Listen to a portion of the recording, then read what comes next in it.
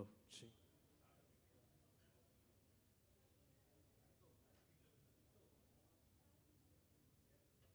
വേദിയിലിരിക്കുന്ന മാന്യ സദസ്സിന് നമസ്കാരം. സ്വാതന്ത്ര്യത്തിൻ്റെ 75-ാം വർഷത്തെ സ്മരണയ്ക്കായി നടത്തിവരുന്ന ആസാദി കാ അമൃത് മഹോത്സവിൻ്റെ ഭാഗമായി കേന്ദ്ര സൂക്ഷ്മ ചെറുകിട ഇടത്തര സംരംഭം മന്ത്രാലയത്തിൻ്റെ കീഴിൽ പ്രവർത്തിക്കുന്ന MSME Development Institute Thrissur നടത്തുന്ന സമ്മിറ്റ് ഓഫ് MSME ചെറുകിട സംരംഭക സംഗമത്തിലേക്ക് ഏവരെയും ഹാർദമായി സ്വാഗതം ചെയ്യുന്നു.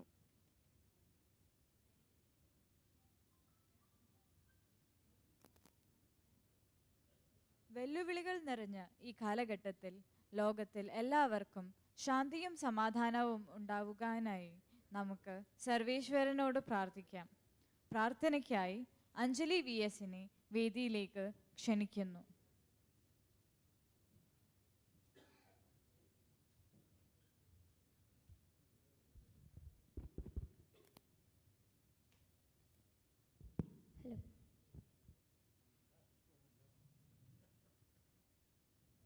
കാരുണ്യം കോലുന്ന സ്നേഹസ്വരൂപാനിൻ കാലിണ കൈവണങ്ങുന്നു ഞങ്ങൾ. വായുവും വെള്ളവും മണ്ണും ആകാശവും തീയും നിന്റെ അനുഗ്രഹങ്ങൾ. പ്രാണനും ബുദ്ധിയും ദേഹവും ശക്തിയും പ്രാണനും നിന്റെയല്ലോ. എന്നും അതിനുള്ള ബുദ്ധിയും ശക്തിയും തന്നരുളിടണേ തമ്പുരാനെ. നല്ലതേ തോന്നാവൂ, നല്ലതേ ചൊല്ലാവൂ, നല്ലതേ ചെയ്യാവൂ നിന്ദയാൽ. എന്നും അതിനുള്ള ബുദ്ധിയും ശക്തിയും തന്നരുളിടണേ തമ്പുരാനെ. എന്തിനും മീതെ മുഴങ്ങട്ടെ ദൈവമേ നിൻ തിരുനാമവും കാരുണ്യവും.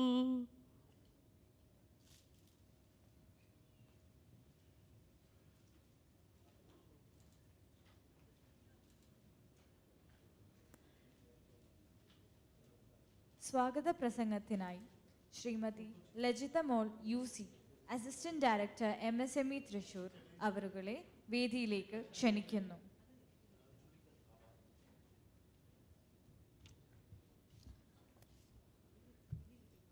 വിശിഷ്ട വ്യക്തികളെ, ബഹുമാന്യരെ, പ്രിയ സംരംഭ സുഹൃത്തുക്കളെ, ഏവർക്കും എൻ്റെ വിനീതമായ നമസ്കാരം. ഇന്ന് ഈ മഹനീയ സദസ്സിൻ്റെ മുൻപിൽ നിൽക്കുമ്പോൾ എനിക്ക് വളരെയധികം സന്തോഷമുണ്ട്. കാരണം നമ്മളെല്ലാവരും കടന്നു പോയിക്കൊണ്ടിരിക്കുന്ന ഒരു കൊറോണ മഹാമാരിക്ക് ശേഷം ഇത്രയും വലിയ ഒരു സദസ്സിൽ സംരംഭ മേഖലയ്ക്ക് ഒരു പുത്തൻ ഉണർവ് നൽകിക്കൊണ്ട്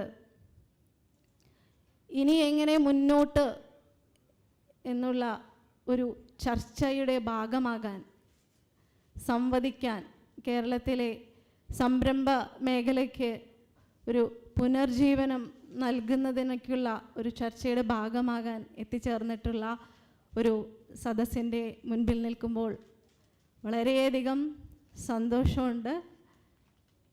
ഈ ഒരു പ്രോഗ്രാം നിങ്ങൾക്കറിയുന്നത് പോലെ നമ്മളുടെ രാജ്യം അതിൻ്റെ 75ാമത് സ്വാതന്ത്ര്യത്തിൻ്റെ വർഷം ആഘോഷിച്ചു കൊണ്ടിരിക്കുമ്പോൾ ആസാദി കാ അമൃത് മഹോത്സവ് എന്ന പേരിൽ കേന്ദ്ര സർക്കാർ ഒട്ടനവധി പരിപാടികൾ നടത്തുന്നുണ്ട്.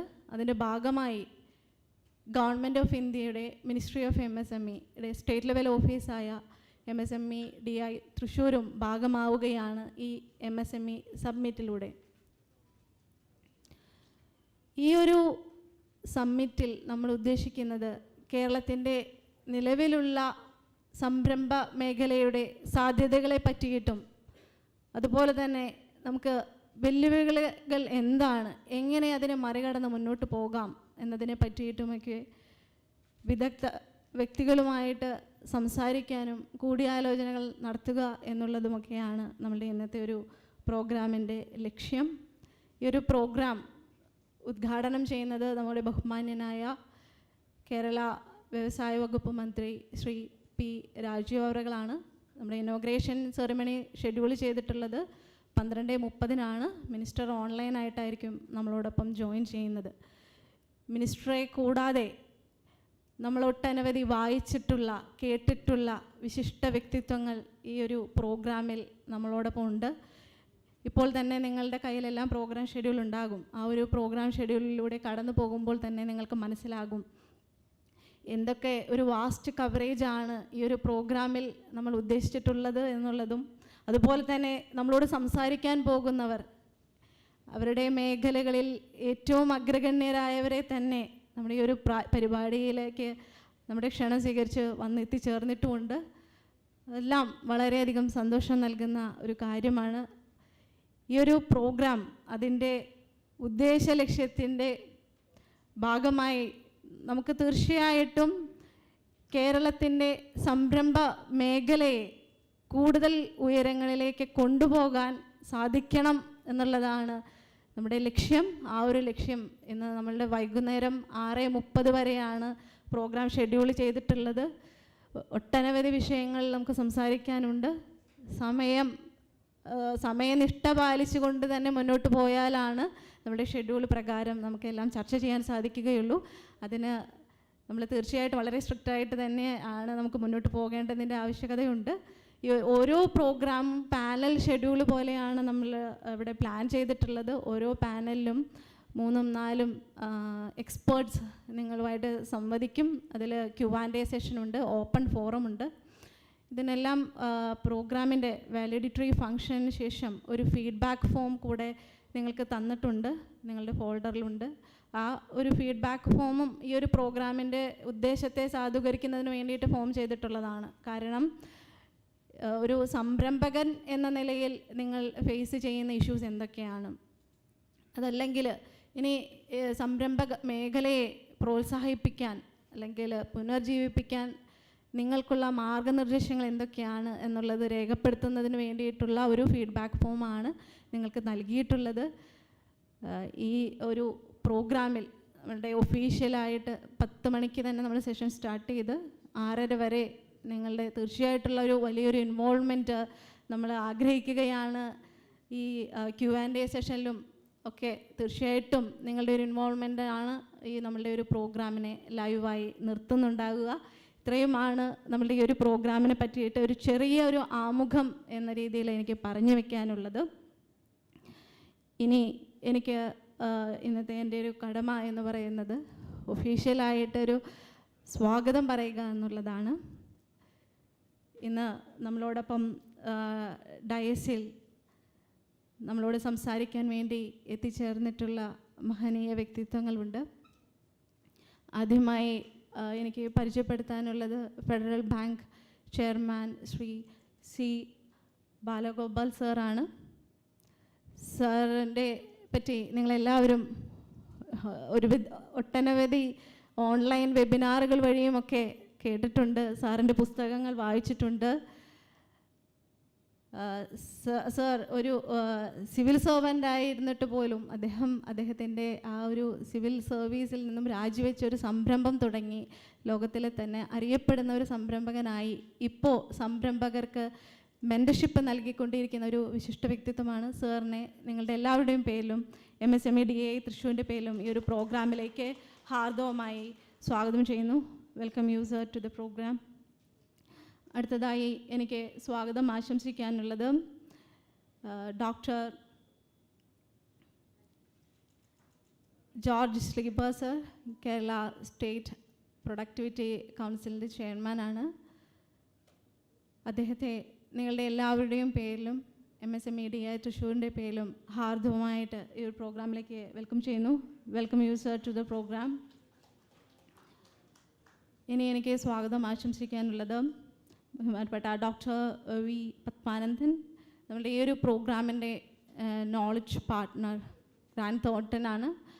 അദ്ദേഹത്തിന് ഈ ഒരു പ്രോഗ്രാം നമുക്ക് ഷെഡ്യൂൾ ചെയ്യുന്നതിനും അതിനും എല്ലാ ഗൈഡൻസും നൽകി കൂടെ നിന്നിട്ടുള്ള സാറിനെ നിങ്ങളുടെ എല്ലാവരുടെയും പേരിലും ഞങ്ങളുടെ ഓഫീസിൻ്റെ പേരിലും ഹാർദവമായി സ്വാഗതം ചെയ്യുന്നു. Welcome sir.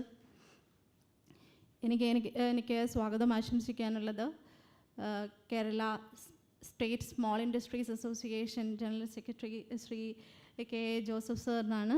അതുകൊണ്ട് ക്ഷണം സ്വീകരിച്ച സമയത്ത് തന്നെ സാർ എത്തിച്ചേർന്നു. സാറിനെ നിങ്ങളുടെ എല്ലാവരുടെയും പേരിലും ഞങ്ങളുടെ ഡിപ്പാർട്ട്മെൻറ്റിൻ്റെ പേരിലും ഹാർദമായിട്ട് സ്വാഗതം ചെയ്യുന്നു. Welcome you sir. ഇനി എനിക്ക് സ്വാഗതം ആശംസിക്കേണ്ടത് ലഘു ഉദ്യോഗ് ഭാരതിയുടെ സെക്രട്ടറി ശ്രീ PS രാജേഷ് സാറിനാണ്. സാർ കൊയർ ബോർഡിൻ്റെ നാഷണൽ ബോർഡ് മെമ്പർ കൂടിയാണ്. സാറിനെയും നിങ്ങളുടെ എല്ലാവരുടെയും പേരിലും ഞങ്ങളുടെ ഓഫീസിൻ്റെ പേരിലും ഹാർദമായി സ്വാഗതം ചെയ്യുന്നു. Welcome you sir. ഇനി ഒരു വ്യക്തി കൂടെയുണ്ട് ഡയസിൽ. നിങ്ങൾക്കെല്ലാവർക്കും സുപരിചിതനായിട്ടുള്ളൊരു വ്യക്തിത്വമാണ് ഞങ്ങളുടെ പ്രിയപ്പെട്ട മേധാവി joint director Shri GS Prakash IADS. സാറാണ് ഈ ഒരു പ്രോഗ്രാമിൻ്റെ ജീവൻ എന്ന് വേണമെങ്കിൽ തന്നെ പറയാം. ഞങ്ങൾക്ക് സാറ് അതിഥിയാണ് എന്നിരുന്നാൽ പോലും ഈ ഒരു പ്രോഗ്രാം ഷെഡ്യൂൾ ചെയ്തതും ഇവിടെ എല്ലാ ഗൈഡൻസും നൽകി ഞങ്ങളുടെ മുന്നോട്ട് നയിച്ചു കൊണ്ടിരിക്കുന്ന ഞങ്ങളുടെ പ്രിയപ്പെട്ട ജോയിൻറ്റ് ഡയറക്ടർ പ്രകാശ് സാറിനെ ഞങ്ങളുടെ എല്ലാവരുടെയും പേരിലും അതുപോലെ ഞങ്ങളുടെ MSME ടീമിൻ്റെ പേരിലും വെൽക്കം ചെയ്യുന്നു. സ്വാഗതം സർ. ഇനി ഒരു സുദീർഘമായിട്ടുള്ള ഒരു വെൽക്കം അഡ്രസ്സിലേക്ക് പോകുന്നില്ല, സമയം പരിമിതമായതുകൊണ്ട്. നമുക്ക് എല്ലാവർക്കും സംസാരിക്കാൻ നമ്മൾ കൊടുത്തിട്ടുള്ളത് 5 മുതൽ 10 വരെ മിനിറ്റുകളാണ്. അതിലേക്ക് എൻ്റെ വെൽക്കം അഡ്രസ്സ് അധികം നീട്ടിക്കൊണ്ടു പോകുന്നില്ല. പക്ഷേ എനിക്ക് ഏറ്റവും പ്രാധാന്യം അർഹിക്കുന്ന വെൽക്കം തരാനുള്ള, സ്വാഗതം ആശംസിക്കാനുള്ളത് എൻ്റെ പ്രിയപ്പെട്ട സംരംഭ സുഹൃത്തുക്കൾക്കാണ്. കാരണം നമ്മുടെ ഈ ഒരു പ്രോഗ്രാമിൻ്റെ അഡ്വർടൈസ്മെൻറ്റ് കൊടുത്ത സമയം മുതൽ നമ്മൾക്ക് ഒട്ടനവധി ആപ്ലിക്കേഷൻസ് വന്നിരുന്നു. പക്ഷേ നമ്മളുടെ സ്പേസ് ലിമിറ്റേഷൻസും മറ്റ് റെസ്ട്രിക്ഷൻസും കാരണം വളരെ കുറച്ച് 250 പേർക്കാണ് നമ്മൾ പാർട്ടിസിപ്പേഷൻ കൊടുത്തിരുന്നത്. അപ്പോൾ അതിൽ കൺഫർമേഷൻ കൊടുത്ത ഇന്ന് ബസ് സ്ട്രൈക്കാണ്. എന്നിരുന്നാൽ പോലും ഇവിടെ എത്തിച്ചേർന്ന സംരംഭ സുഹൃത്തുക്കളെ ഞങ്ങളുടെ ഡിപ്പാർട്ട്മെൻറ്റിൻ്റെ പേരിൽ ഈ ഒരു പ്രോഗ്രാം ലൈവായി കൊണ്ടുപോകാൻ പോകുന്നത് ഇന്നത്തെ പാർട്ടിസിപ്പൻസാണ്. എല്ലാ സംരംഭക സുഹൃത്തുക്കളെയും ഈ ഒരു പ്രോഗ്രാമിലേക്ക് ഹാർദവമായി സ്വാഗതം ചെയ്യുന്നു. അതോടൊപ്പം ഇന്നത്തെ ഈ ഒരു പ്രോഗ്രാമിൽ ജില്ലാ വ്യവസായ കേന്ദ്രത്തിൻ്റെ പ്രതിനിധികൾ, അതോടൊപ്പം തന്നെ ധനകാര്യ സ്ഥാപനങ്ങളുടെ പ്രതിനിധികൾ, വ്യവസായ അസോസിയേഷനുകളുടെ പ്രതിനിധികൾ എന്നിവരെല്ലാം തന്നെ പങ്കെടുക്കുന്നുണ്ട്. അവരെല്ലാവരെയും ഈ ഒരു പ്രോഗ്രാമിലേക്ക് സ്വാഗതം ചെയ്യുന്നു. അതോടൊപ്പം തന്നെ ഗ്രാൻഡ് തോട്ടൻ ടീം, നമുക്ക് ബഹുമാന്യനായ ഹരികിഷോർ സർ എത്തിക്കഴിഞ്ഞിരിക്കുന്നു നമ്മളുടെ വേദിയിലേക്ക്. ഹരികിഷോർ സാറിനെ പറ്റിയിട്ട് നമുക്കൊരു വലിയൊരു ആമുഖമൊന്നും കേരളത്തിൽ നിങ്ങൾക്കാർക്കും ആവശ്യമില്ല. 2008 IAS ബാച്ച് ഉദ്യോഗസ്ഥനായ ഹരികിഷോർ സർ അദ്ദേഹത്തിൻ്റെ മുൻ അസൈൻമെൻറ്റുകളിലും നമുക്കെല്ലാവർക്കും സുപരിചിതനാണ്. ഇന്ന് നമ്മളെല്ലാവരും വളരെ ആകാംക്ഷയോടെ നോക്കിക്കാണുന്ന വ്യവസായ വകുപ്പിൻ്റെ ഡയറക്ടറാണ്. ഞങ്ങളുടെ ഈ ഒരു പ്രോഗ്രാമിൻ്റെ ക്ഷണം സ്വീകരിച്ച സാർ ഇവിടെ വരെ വരുന്നു എന്ന് പറയുന്നത് തന്നെ ഞങ്ങൾക്ക് വളരെയധികം സന്തോഷവും അഭിമാനവും നൽകുന്ന ഒരു മുഹൂർത്തമാണ്. സാറിനെ നിങ്ങളുടെ എല്ലാവരുടെയും പേരിലും ഞങ്ങളുടെ ഡിപ്പാർട്ട്മെൻറ്റിൻ്റെ പേരിലും ഈ ഒരു പ്രോഗ്രാമിലേക്ക് ഹാർദവമായി സ്വാഗതം ചെയ്യുന്നു. Welcome you sir to the programme. ഒരിക്കൽ കൂടി ഈ ഒരു പ്രോഗ്രാമിൻ്റെ പിന്നണിയിൽ പ്രവർത്തിക്കുന്ന ഒട്ടനവധി പേരുണ്ട്. ഞങ്ങളുടെ MSME ടീം, അതുപോലെ തന്നെ അമൃത ആർട്സ് ആൻഡ് സയൻസ് കോളേജിലെ സ്റ്റുഡൻസ്, പിന്നെ ഇവിടെ നമുക്ക് ഈ ഒരു ഹൈബ്രിഡ് പ്രോഗ്രാമിന് വേണ്ടിയിട്ട് സപ്പോർട്ട് നൽകുന്ന ടീം, അവരെല്ലാവരെയും ഒരിക്കൽ കൂടി ഈ ഒരു പ്രോഗ്രാമിലേക്ക് സാദരം സ്വാഗതം ചെയ്തുകൊണ്ട് നമ്മൾ ഇന്ന് ഇവിടെ ഒത്തുകൂടിയിരുന്ന ഈ ഒരു ഉദ്യമം തീർച്ചയായിട്ടും വിജയകരമാകട്ടെ, അതിൻ്റെ ലക്ഷ്യത്തിലേക്ക് എത്തിച്ചേരാൻ നമുക്ക് സാധിക്കട്ടെ എന്ന് ആശംസിച്ചുകൊണ്ട് നിർത്തുന്നു. Thank you once again. Welcome you all and thank U.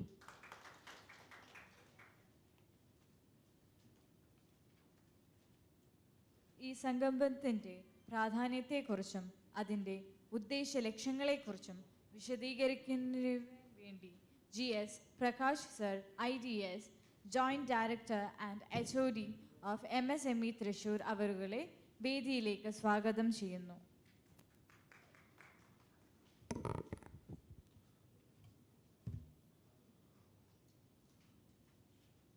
ബഹുമാനപ്പെട്ട Shri Harikishore, IAS Director, Directorate of Industries, Shri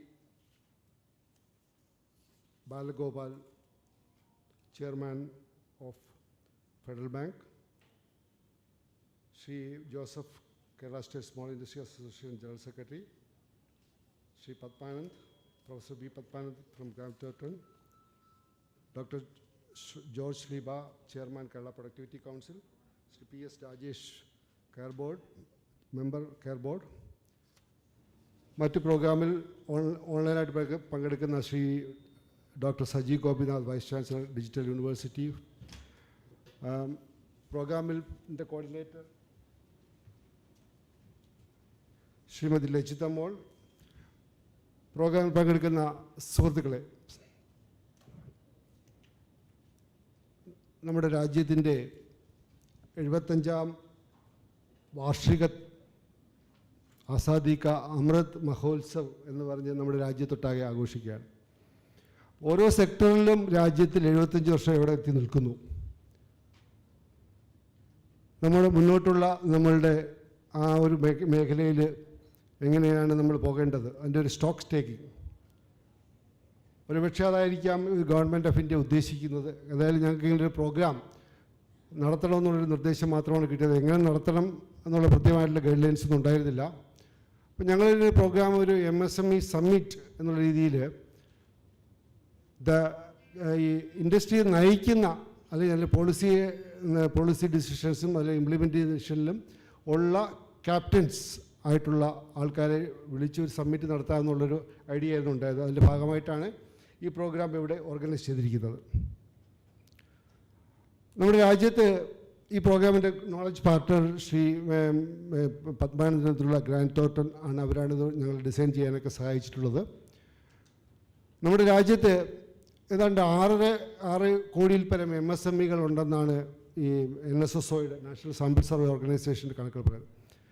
അതിൽ യഥാർത്ഥത്തിൽ അതിൻ്റെ ഒരു കണക്ക് ഫർദറായിട്ട് നമ്മൾ അനലൈസ് ചെയ്യുമ്പം മനസ്സിലാകുന്നത് അതിൽ 30% മാത്രമാണ് മാനുഫാക്ചറിങ്. അല്ലെങ്കിൽ ഈ 6.5 കോടി MSMEകളെന്ന് പറയുന്നത് നോൺ അഗ്രികൾച്ചർ ആക്ടിവിറ്റീസിലുള്ള എല്ലാ സംരംഭങ്ങളെയും എല്ലാ ഉദ്യമങ്ങളെയും കൂടി ചേർത്തിട്ടാണ് ഈ 6.5 കോടി എന്ന് പറയുന്നത്. അപ്പോൾ മാനുഫാക്ചറിങ് എന്ന് പറയുമ്പോൾ 1.9 crore MSMEകളാണുള്ളത്. ബാക്കിയുള്ളതെല്ലാം അതിൽ സർവീസ് ഓർ ട്രേഡ് റിലേറ്റഡ് ആയിട്ടുള്ള ആക്ടിവിറ്റീസ് ചെയ്യുന്ന ആൾക്കാരാണ്. ഇത്രയും MSMEകൾ നമ്മുടെ രാജ്യത്തിൻ്റെ എക്സ്പോർട്ടിലായാലും GDPയിലായാലും കോൺട്രിബ്യൂഷൻ സിഗ്നിഫിക്കൻ്റ് ആണെന്ന് നമ്മളെല്ലാ പ്രോഗ്രാമുകളിലും പറയുന്നതാണ്. ഇന്ന് നമ്മുടെ രാജ്യം 400 ബില്യൺ എക്സ്പോർട്ടിലേക്ക് നിൽക്കുമ്പോൾ MSMEകളാണ് 40% അതിൽ കോൺട്രിബ്യൂട്ട് ചെയ്യുന്നത് പറയുന്നത്. MSMEകളുടെ രാജ്യത്ത് 75 ഇയേഴ്സിലെ കോൺട്രിബ്യൂഷൻ, എംപ്ലോയ്മെൻറ്റിലായാലും മറ്റു സെക്ടറിലായാലും നടത്തിയിട്ടുള്ള കോൺട്രിബ്യൂഷൻ നമ്മുടെ സമൂഹം എത്രത്തോളം അതിനെ വേണ്ട രീതിയിൽ വിശകലനം ചെയ്ത് അതിന് വേണ്ട ഇമ്പോർട്ടൻസ് കൊടുത്തിട്ടുണ്ട് എന്നുള്ളത് വിശകലനം ചെയ്യേണ്ട ഒരു അവസരം കൂടിയാണ് ഈ 75ാം വാർഷികത്തിൻ്റെ ഈ സമയം. നമ്മുടെ സംസ്ഥാനത്തിൻ്റെ ഒരു കാര്യം എടുക്കുകയാണെങ്കിൽ നമുക്കറിയാം, ഒരു ക്യാഷ് ബേസ്ഡ് ആയിട്ടുള്ള എക്കോണമിയിൽ അല്ലെങ്കിൽ ക്യാഷ് ബേസ്ഡ് ആയിട്ടുള്ള ട്രാൻസാക്ഷനിൽ നിന്നപ്പോൾ പെട്ടെന്നുണ്ടായിട്ടുള്ള നോട്ട് ബാൻ തൊട്ടുള്ള GST, അത് കഴിഞ്ഞ് 2 വർഷത്തെ കോൺസിക്യൂട്ടീവ് ആയിട്ടുള്ള ഫ്ലഡ്സ്, അത് കഴിഞ്ഞുണ്ടായിട്ടുള്ള നമ്മുടെ പാൻഡമിക്, 2 വർഷം നിൽക്കുന്ന പാൻഡമിക്, ഇതൊക്കെ തന്നെ നമ്മുടെ MSME സെക്ടറിനെ കാര്യമായി ബാധിച്ചു എന്നുള്ളത് വസ്തുതയാണ്. നമ്മൾ അതിൽ നിന്നും വേറിട്ട് ചിന്തിച്ചിട്ട് കാര്യമില്ല. പക്ഷേ ഒരു കാര്യം നമ്മൾ ഒപ്പം ഓർക്കേണ്ട ഒരു കാര്യം വെച്ചാൽ എവരി റിസഷൻ, നമ്മൾ ലോകത്തിൽ നോക്കിക്കഴിഞ്ഞാൽ എവരി റിസഷൻ കഴിഞ്ഞിട്ട് always there will be A growth. അപ്പോൾ നമ്മൾ ഒരു ഗ്രോത്ത് റൈഡിലേക്കാണോ ഇനി പോകാൻ പോകുന്നത്? അങ്ങനെയാണെങ്കിൽ നമുക്ക് എങ്ങനെയാണ് അതിൻ്റെ ആ ഒരു ഗ്രോത്ത് റൈഡിനെ നമ്മൾ എങ്ങനെ യൂട്ടിലൈസ് ചെയ്യും? നമ്മുടെ ഇൻഡസ്ട്രിയുടെ സ്ട്രെങ്ത് എന്താണ്? MSMEയുടെ സ്ട്രെങ്ത് എന്താണ്? അതിൻ്റെ വീക്ക്നെസ് എന്താണ്? നമ്മുടെ മുന്നിലുള്ള ഓപ്പർച്യൂണിറ്റി എന്താണ്? അപ്പോൾ അതിനെക്കുറിച്ചുള്ളൊരു നമ്മളൊരു ചർച്ച നടത്തി അത് എന്തെങ്കിലുമൊക്കെ നമ്മുടെ ലെവലിൽ ചെയ്യാവുന്ന കാര്യങ്ങളും അതുപോലെ തന്നെ നമുക്ക് നിർദ്ദേശങ്ങളായിട്ട് കൊടുക്കാൻ പറ്റുന്ന കാര്യങ്ങളൊക്കെ കുറിച്ചുള്ള ഒരു അഭിപ്രായ ക്രോഡീകരണം കൂടെയൊക്കെയാണ് ഈ ഒരു പ്രോഗ്രാമിൻ്റെ ഭാഗമായിട്ട് നമ്മൾ ഉദ്ദേശിച്ചിരിക്കുന്നത്. അപ്പോൾ MSMEകൾ കേരളത്തിൽ നമ്മൾ നോക്കിക്കഴിഞ്ഞാൽ MSMEകളുടെ നമുക്കറിയാം, കേരളം എന്ന് പറഞ്ഞു കഴിഞ്ഞാൽ എന്തൊക്കെ പറഞ്ഞു കഴിഞ്ഞാലും നമ്മുടെ കേരളത്തിനെ സംബന്ധിച്ചോളം നമുക്കൊരു എവിടെ പോയി ഒരു സംരംഭം തുടങ്ങുന്നതിനും ഒരു സോഷ്യൽ ഇൻഫ്രാസ്ട്രക്ചർ നമുക്കിവിടെ ആവശ്യം ഉണ്ട്. നമ്മളൊരു സ്കൂളായാലും നമ്മുടെ ഒരു ഹോസ്പിറ്റലായാലും എന്തായാലും നമ്മുടെ അടുത്തുള്ള സമീപ പ്രദേശത്തുള്ളതുകൊണ്ട് തന്നെ നമുക്കൊരു സംരംഭം തുടങ്ങുന്നതിനുള്ള ഒരു സോഷ്യൽ ഇൻഫ്രാസ്ട്രക്ചറും നമ്മുടെ മറ്റുള്ള കാര്യങ്ങളും നമുക്ക് ഒരുപാട് സൗകര്യങ്ങളുണ്ട്. പക്ഷെ അതോടൊപ്പം തന്നെ ഒരു ഇക്കോ സിസ്റ്റം എന്ന് പറഞ്ഞാൽ, ഇപ്പോൾ കഴിഞ്ഞ ദിവസം എൻ്റെ ഓഫീസിൽ ഒരാൾ വന്ന് പറഞ്ഞു അയാൾ 5 കോടി രൂപയുടെ ഇൻവെസ്റ്റ്മെൻറ്റ് ചെയ്യാൻ പുള്ളിക്ക് താല്പര്യമുണ്ട്. അപ്പോൾ അത് മോട്ടോർ സൈക്കിളിൻ്റെ ആക്സസറീസ് ഉണ്ടാക്കുന്ന ഒരു യൂണിറ്റാണ് തുടങ്ങാൻ പോകുന്നത്. തൃശ്ശൂരിൽ അദ്ദേഹത്തിന് കുടുംബപരമായിട്ട് 1 ഏക്കർ സ്ഥലമുണ്ട്, മുളങ്കുന്നത്ത് അവിടുത്ത്. പക്ഷെ അദ്ദേഹം എൻ്റെ ചോദിച്ചു, ഞാനിത് ഇവിടെ തുടങ്ങുന്നതാണോ കോയമ്പത്തൂർ തുടങ്ങുകയാണോ ഒസൂർ തുടങ്ങുന്നതാണോ നല്ലത്? അപ്പോൾ നമ്മൾ അതിൻ്റെ അനലൈസ് ചെയ്യുമ്പോൾ അദ്ദേഹത്തിനെ സംബന്ധിച്ചുള്ള അദ്ദേഹം വൈകാരികമായിട്ട് അദ്ദേഹത്തിന് കേരളത്തിൽ തുടങ്ങണമെന്നാണ് അദ്ദേഹത്തിൻ്റെ ആഗ്രഹമുള്ളത്. പക്ഷെ അതിനുള്ള ആ ഒരു പരിസരം, അതിൻ്റെ ആക്സസറീസിൻ്റെ കോമ്പണൻസ് കിട്ടാനായിട്ടുള്ള സാധ്യതകൾ, അല്ലെങ്കിൽ അതിനുള്ള സബ് അസംബ്ലീസ് കിട്ടാനുള്ള സാധ്യതകൾ, അതൊക്കെ നമ്മൾ അനലൈസ് ചെയ്യുമ്പോൾ ഒരു ബിസിനസ് എന്നുള്ള രീതിയിൽ ഡിസിഷൻ എടുക്കേണ്ടതായിട്ടുള്ള ഒരു സാഹചര്യം വരുമ്പോൾ നമ്മുടെ കേരളത്തിൽ അത്രത്തോളം നമുക്ക് അതിനുള്ള അഡ്വാൻറ്റേജ് ഉണ്ടെന്നുള്ളത് പലപ്പോഴും നമ്മൾ ഒരു സംശയമാണ്.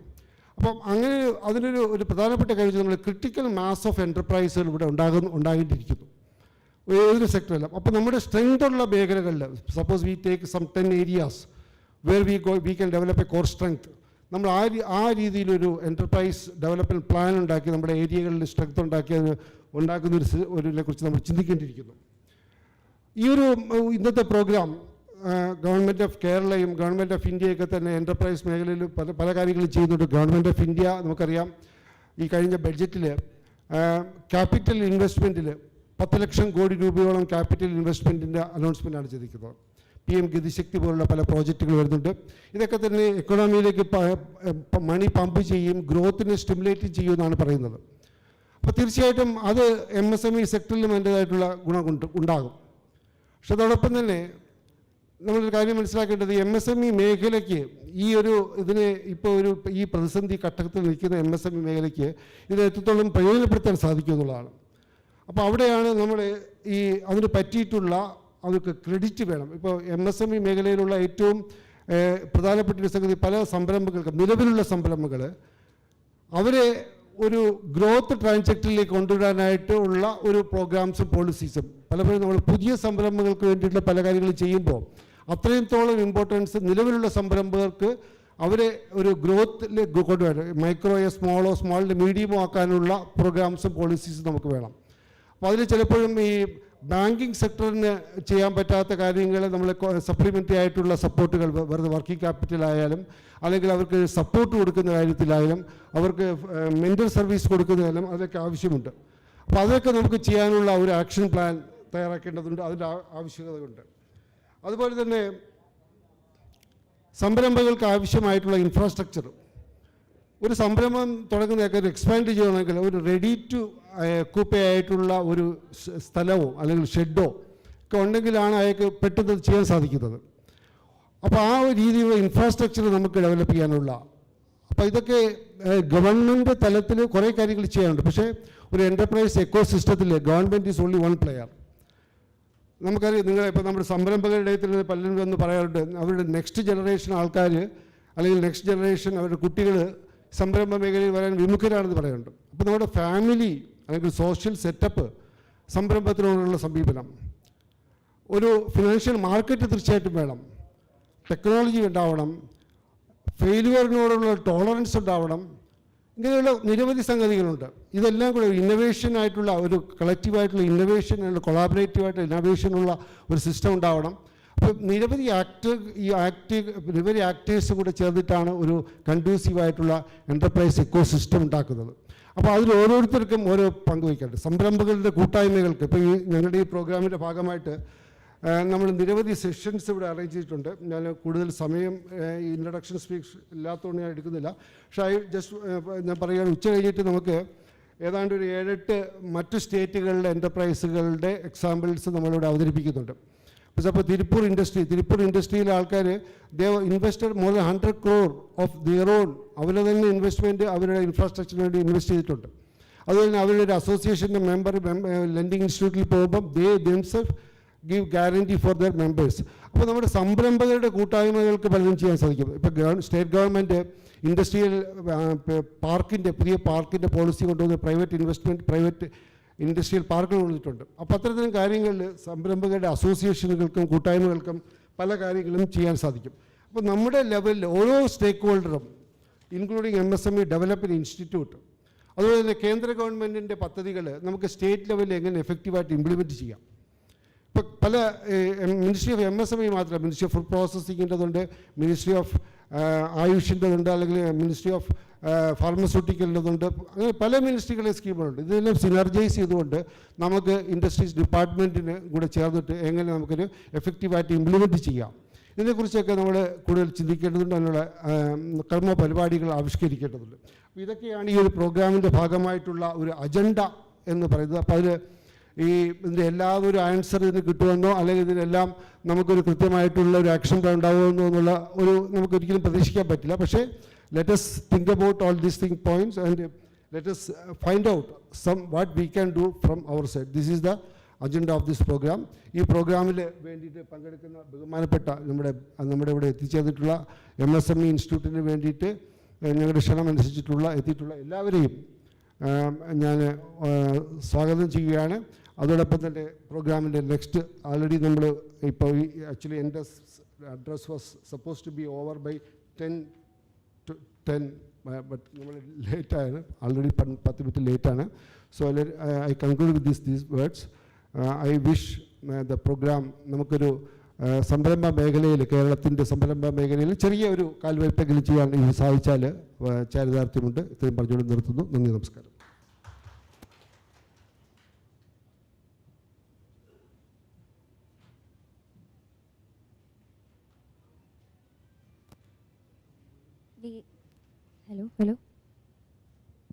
ഹലോ സദസ്സിലിരിക്കുന്ന എല്ലാവരെയും ദയവായി വിളക്ക് തെളിയിക്കുവാനായി ക്ഷണിക്കുന്നു.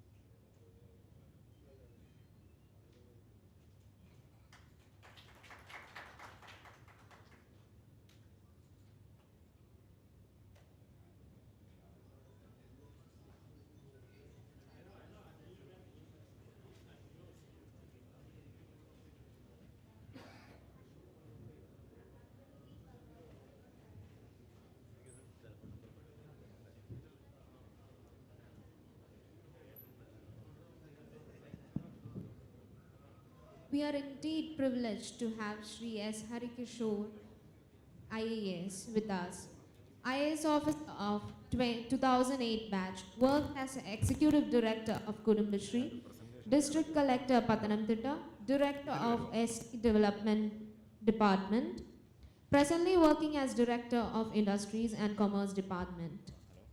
I humbly request Shri Harikishore IAS officer, sir, to address regarding evolving MSME ecosystem in Kerala?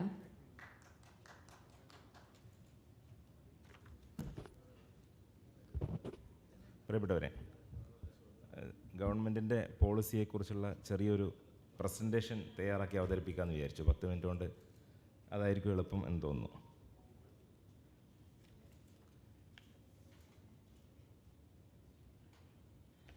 കേരളത്തിൽ കഴിഞ്ഞ 5 വർഷം MSME എല്ലാവർക്കും അറിയാം, മൈക്രോ സ്മോൾ മീഡിയം സംരംഭങ്ങളാണ്. 50 കോടി വരെ മുതൽ മുടക്കുള്ള സംരംഭങ്ങളെ MSME ആയി ഗവൺമെൻറ് പ്രഖ്യാപിച്ചിട്ടുണ്ട്. ഇതിൽ ഉൽപ്പാദന മേഖല വരും, സേവന മേഖല വരും, ട്രേഡിംഗ് വരും, പ്രൊഡക്ഷൻ സർവീസും ട്രേഡിങ്ങും എല്ലാം വരുന്നതാണ് MSME. ഇപ്പം നമ്മളുടെ കയ്യിലുള്ള ഒരു കണക്ക് പ്രകാരം ശ്രീ പ്രകാശ് അദ്ദേഹത്തിൻ്റെ കയ്യിലുള്ള കണക്ക് പറഞ്ഞു, ഇന്ത്യയിൽ 6 കോടി MSME ഉണ്ട് എന്നാണ് അദ്ദേഹം സൂചിപ്പിച്ചത്. ഇവിടെ വ്യവസായ വകുപ്പിൻ്റെ രജിസ്ട്രേഷൻ, വ്യവസായ വകുപ്പിൻ്റെ 2-3 രജിസ്ട്രേഷൻ ഉണ്ട്. കേരളത്തിൽ വ്യവസായ വകുപ്പിൻ്റെ ഒരു രജിസ്ട്രേഷൻ ഉണ്ട്, പിന്നെ ഗവൺമെൻറ് ഓഫ് ഇന്ത്യയിൽ ഒരു ഉദ്യം രജിസ്ട്രേഷൻ ഉണ്ട്, പല പല കണക്കുകളുണ്ടാവും. അപ്പോൾ നമ്മുടെ രജിസ്ട്രേഷൻ പ്രകാരം പുതുതായി കേരളത്തിൽ തുടങ്ങിയ സംരംഭങ്ങളുടെ എണ്ണമാണിത്. എല്ലാ കൊല്ലവും 15,000-ഓളം സംരംഭങ്ങളാണ് കേരളത്തിൽ പുതുതായി തുടങ്ങുന്നത് എന്നാണ് അതിൽ നിന്ന് മനസ്സിലാവുന്നത്. ഇങ്ങനെ നോക്കുമ്പോൾ കേരളത്തിൽ ഒരു വർഷം 15,000 MSME തുടങ്ങുന്നു, ഒരു 80,000-ഓളം പേർക്ക് തൊഴിൽ കിട്ടുന്നു, 1000 കോടി രൂപയുടെ ഇൻവെസ്റ്റ്മെൻറ്റ് വരുന്നു എന്നുള്ള രീതിയിലാണ് കഴിഞ്ഞ 5 വർഷവും MSMEയുടെ വളർച്ച ഇവിടെ ഉണ്ടായിട്ടുള്ളത്. ആകെ 1.5 ലക്ഷം MSME ഉണ്ട് കേരളത്തിൽ എന്നാണ് ഈ കണക്ക് പ്രകാരം നമുക്ക് കിട്ടുന്നത്. ഇതിൽ തന്നെ നമ്മൾ മേഖല തിരിച്ച് നോക്കുകയാണെങ്കിൽ ഏറ്റവും കൂടുതലുള്ളത് സേവന മേഖലയിലാണ്. സീരിയൽ നമ്പർ 4 സർവീസ് ആക്ടിവിറ്റിയാണ് 17,000-ഓളം സംരംഭങ്ങളുള്ളത്. പിന്നെ അഗ്രോ ഫുഡ് ബേസ്ഡ് ഇൻഡസ്ട്രിയാണ് 14,000-ഓളം ഉള്ളത്. മറ്റെല്ലാം ഏകദേശം ജനറൽ എഞ്ചിനീയറിംഗ് ആയാലും ടെക്സ്റ്റൈൽ ആൻഡ് ഗാർമെൻ്റ് ആയാലും 10,000-ഓളം സംരംഭങ്ങളുണ്ട്. ഇങ്ങനെയാണ് കഴിഞ്ഞ 5 വർഷം രൂപീകരിച്ച 67,000-ഓളം സംരംഭങ്ങളുടെ ഒരു കണക്ക് ഇപ്രകാരമുള്ളത്. അതിൻ്റെ ജില്ലാ വൈസ് സ്റ്റാറ്റസും ഉണ്ട്. ജില്ലയിൽ ഏറ്റവും കൂടുതൽ ഉള്ളത് എറണാകുളം ജില്ലയായിരുന്നു. ഇപ്പോൾ മലപ്പുറം, തൃശ്ശൂർ ജില്ലകളിൽ കൂടുതൽ സംരംഭങ്ങൾ ഉണ്ടാകുന്ന രീതിയിലാണ് കാണുന്നത്. ജില്ലാ വൈസ് കണക്ക്, ഓരോ വർഷത്തെ കണക്ക് ഇതിൽ കാണാം. എറണാകുളത്ത് ഏകദേശം 1,500-ഓളം സംരംഭങ്ങൾ എല്ലാ വർഷവും പുതുതായിട്ട് തുടങ്ങാറുണ്ട്. പാലക്കാട് 1,500, 1,800-ഓളം സംരംഭങ്ങൾ തുടങ്ങാറുണ്ട്. ഇത് കേരളത്തിൻ്റെ ഒരു ഓവറോൾ പിക്ചറാണ്. ഇത് ഞാൻ ഇതിലേക്ക് കടക്കുന്നില്ല. ഇൻവെസ്റ്റ്മെൻറ്റും എംപ്ലോയ്മെൻറ്റും നേരത്തെ ഉള്ള പോലെ തന്നെ. മറ്റേ പ്രസൻറ്റേഷൻ അവിടെ വേറൊരു പാർട്ടോടെ ഇല്ല. ഗവൺമെൻറ്റിൻ്റെ നയങ്ങൾ, ഇത് ഫസ്റ്റ് പാർട്ടല്ലേ? 2 പാർട്ടുണ്ടായിരുന്നു. ആണോ? എൻ്റെ വാട്സപ്പിൽ തോന്നോ, അയച്ചു തരണോ?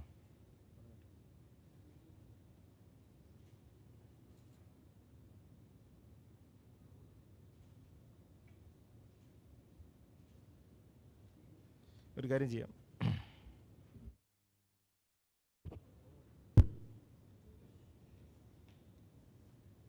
മറ്റേ ഇല്ല.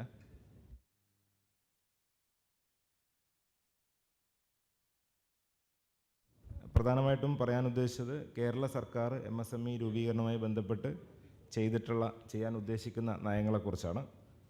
അതിൽ പ്രധാനമായിട്ടും ഗവൺമെൻറ്റിൻ്റെ തലത്തിൽ ചെയ്യുന്നത് കപ്പാസിറ്റി ബിൽഡിംഗ് ആണ്. പുതിയ സംരംഭങ്ങളെ തുടങ്ങാൻ വേണ്ടിയിട്ടുള്ള പരിശീലനം കൊടുക്കുക, പുതിയ സംരംഭങ്ങൾ തുടങ്ങാനുള്ള സ്കിൽ ട്രെയിനിങ്ങും ഓറിയൻറ്റേഷനും കൊടുക്കുക എന്നൊക്കെയുള്ള കാര്യങ്ങളാണ് ഗവൺമെൻറ് ചെയ്യുന്നത്. കേരളത്തിൽ ഇപ്പോൾ അടുത്ത ഒരു വർഷം 1 ലക്ഷം സംരംഭം തുടങ്ങണം എന്നുള്ളൊരു വലിയ പ്രോഗ്രാം ഗവൺമെൻറ് ചെയ്യാൻ ഉദ്ദേശിക്കുന്നു.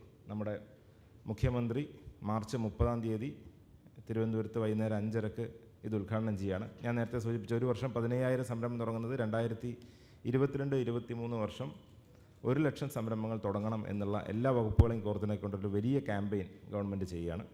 ഇതിൻ്റെ ഭാഗമായിട്ട് കേരളത്തിൽ എല്ലാ പഞ്ചായത്തിലും ഒരു ജനറൽ ഓറിയൻറ്റേഷൻ ട്രെയിനിങ് ഉണ്ടാവും. സംരംഭം തുടങ്ങാൻ ആഗ്രഹിക്കുന്ന ആളുകൾ 50 പേരുടെ ഒരു ബാച്ച് പഞ്ചായത്തിൽ വരികയാണെങ്കിൽ ഈ 50 പേരുടെ ബാച്ചിന് ഒരു ദിവസത്തെ ഒരു ക്യാമ്പ്, ലൈസൻസ് എങ്ങനെ എടുക്കാം, സബ്സിഡി എന്തൊക്കെ കിട്ടും, പിന്നെ സർക്കാരിൽ നിന്നുള്ള മറ്റ് സഹായങ്ങൾ എന്തൊക്കെ കിട്ടും, ബാങ്ക് ലോൺ എങ്ങനെ കിട്ടും, അങ്ങനെ ഒരു 5 വിഷയങ്ങൾ, ഏറ്റവും മികച്ച ഒരു സംരംഭകനുമായിട്ട് സംവദിക്കാനുള്ള ഒരു അവസരം, അങ്ങനെ 5 വിഷയങ്ങളിൽ ഒരു ദിവസത്തെ പരിശീലനം ഓരോ പഞ്ചായത്തിലും കൊടുക്കാനാണ് ഉദ്ദേശിക്കുന്നത്. ഈ ഏപ്രിൽ മാസത്തിൽ അത് ചെയ്യാൻ ഉദ്ദേശിക്കുന്നു.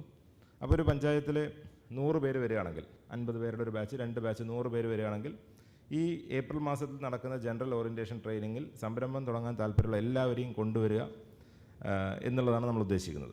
അതിൽ അവർക്കൊരു അഡ്വൈസ് കൂടെ കൊടുക്കും, ഏത് സംരംഭം തുടങ്ങിയാൽ വിജയിക്കാം എന്നുള്ളതിൻ്റെ ഒരു കണക്കൊക്കെ എടുത്തിട്ടുണ്ട്. ഉൽപ്പാദന മാർക്കറ്റിൻ്റെ സ്ട്രെങ്ത്ത്, റോ മെറ്റീരിയൽ അവൈലബിലിറ്റി, അങ്ങനെ പല കാര്യങ്ങൾ നോക്കിയിട്ട് ഏത് സംരംഭം തുടങ്ങണമെന്ന് അവരെ അഡ്വൈസ് ചെയ്യുകയും ചെയ്യും. ഇങ്ങനൊരു പഞ്ചായത്തിൽ 100 പേര് വന്നാൽ അടുത്ത ഘട്ടത്തിൽ ഈ ജനറൽ ഓറിയൻറ്റേഷൻ കേട്ട് കഴിഞ്ഞാൽ ചിലപ്പോൾ അതിലൊരു 20 പേരോ 30 പേരെ മുന്നോട്ട് പോകാൻ താല്പര്യപ്പെട്ടു വരുള്ളൂ. അപ്പോൾ ആ 30 പേർക്ക് വേണ്ടി ഓരോ പഞ്ചായത്തിലും ലോൺ ലൈസൻസ് സബ്സിഡി മേളകൾ മെയ് മാസത്തിൽ നടത്താൻ ഉദ്ദേശിക്കുന്നു. അപ്പോൾ ഏപ്രിൽ ഒരു പൊതുബോധവൽക്കരണം, ജനറൽ ഓറിയൻറ്റേഷൻ, മെയ് മാസത്തിൽ ലോൺ ലൈസൻസ് സബ്സിഡി മേള നടത്തിയിട്ട്, ഇപ്പോൾ നിങ്ങൾക്ക് എല്ലാവർക്കും അറിയാം MSME തുടങ്ങണമെങ്കിൽ പഞ്ചായത്ത് ലൈസൻസ് വേണ്ട, K-Swift എന്ന ലൈസൻസ് എടുത്താൽ മതി. അതാണ് തിയറി എങ്കിലും പലപ്പോഴും പ്രായോഗികമായ ചില ആളുകൾ പഞ്ചായത്ത് ലൈസൻസ് തന്നെ വേണം, കാരണം 3 കൊല്ലം കഴിഞ്ഞാൽ പിന്നെയും ഞങ്ങൾ എടുക്കണ്ടേ എന്ന് പറഞ്ഞ് പഞ്ചായത്ത് ലൈസൻസിലേക്ക് പോകാറുണ്ട്. അപ്പോൾ പഞ്ചായത്തിൽ തന്നെ ഇത്തരത്തിലൊരു മേള നടത്തിക്കൊണ്ട് കൂടുതൽ പ്രായോഗികമായി ആളുകളെ ബോധവൽക്കരിക്കുന്ന തലത്തിലേക്ക് നമ്മൾ ലോൺ ലൈസൻസ് സബ്സിഡി മേളകൾ ചെയ്യാനാണ് ഉദ്ദേശിക്കുന്നത്. അപ്പോൾ ഈ ഒരു ക്യാമ്പയിൻ കിട്ടിയല്ലേ? ശരി. ഈ ഒരു ക്യാമ്പയിനാണ് ഗവൺമെൻറ് പ്രധാനമായിട്ടും അടുത്ത വർഷം ഫോക്കസ് ചെയ്യാൻ ഉദ്ദേശിക്കുന്നത്. ഓക്കെ, ഞാൻ ഈ പ്രസൻറ്റേഷനിലേക്ക് തന്നെ വരാം. പോളിസി അഡോപ്റ്റഡ് ബൈ സ്റ്റേറ്റിൽ പ്രധാനമായിട്ടും ഇത്തരത്തിൽ പരിശീലനം കൊടുക്കാൻ നമ്മൾ ഉദ്ദേശിക്കുന്നു. കഴിഞ്ഞ മാസം ദുബായിൽ വേൾഡ് എക്സ്പോക്ക് പോയപ്പോൾ അവിടെയുള്ള പ്രവാസികൾ ഒരു ആവശ്യം ഉന്നയിച്ചു, പ്രവാസികൾക്ക് വേണ്ടി ഒരു ഓറിയൻറ്റേഷൻ നിർബന്ധമായും കൊടുക്കണം. അപ്പോൾ അതുൾപ്പെടെയുള്ള കാര്യങ്ങൾ ചെയ്യുന്നു.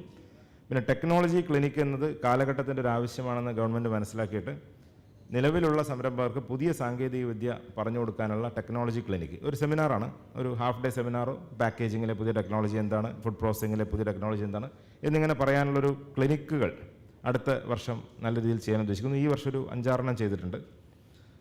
പിന്നെ കുട്ടികൾക്ക് സംരംഭകത്വം പകർന്നു കൊടുക്കാൻ വേണ്ടി എൻ്റർപ്രണർഷിപ്പ് ഡെവലപ്മെൻറ്റ് ക്ലബ്ബുകൾ കോളേജിലേക്ക് ഇപ്പോൾ 850 ക്ലബ്ബ് ഉണ്ട്. കഴിഞ്ഞ 2 വർഷമായിട്ട് ഒരു ആക്ടിവിറ്റി നമുക്ക് ചെയ്യാൻ സാധിച്ചില്ല, കോവിഡ് ആയതുകൊണ്ട്. അപ്പോൾ അടുത്ത വർഷം കുട്ടികളെ ഒരു ലോങ് ടേമിൽ സംരംഭകരാക്കാനുള്ള പ്രവർത്തനം ചെയ്യാൻ ഉദ്ദേശിക്കുന്നു.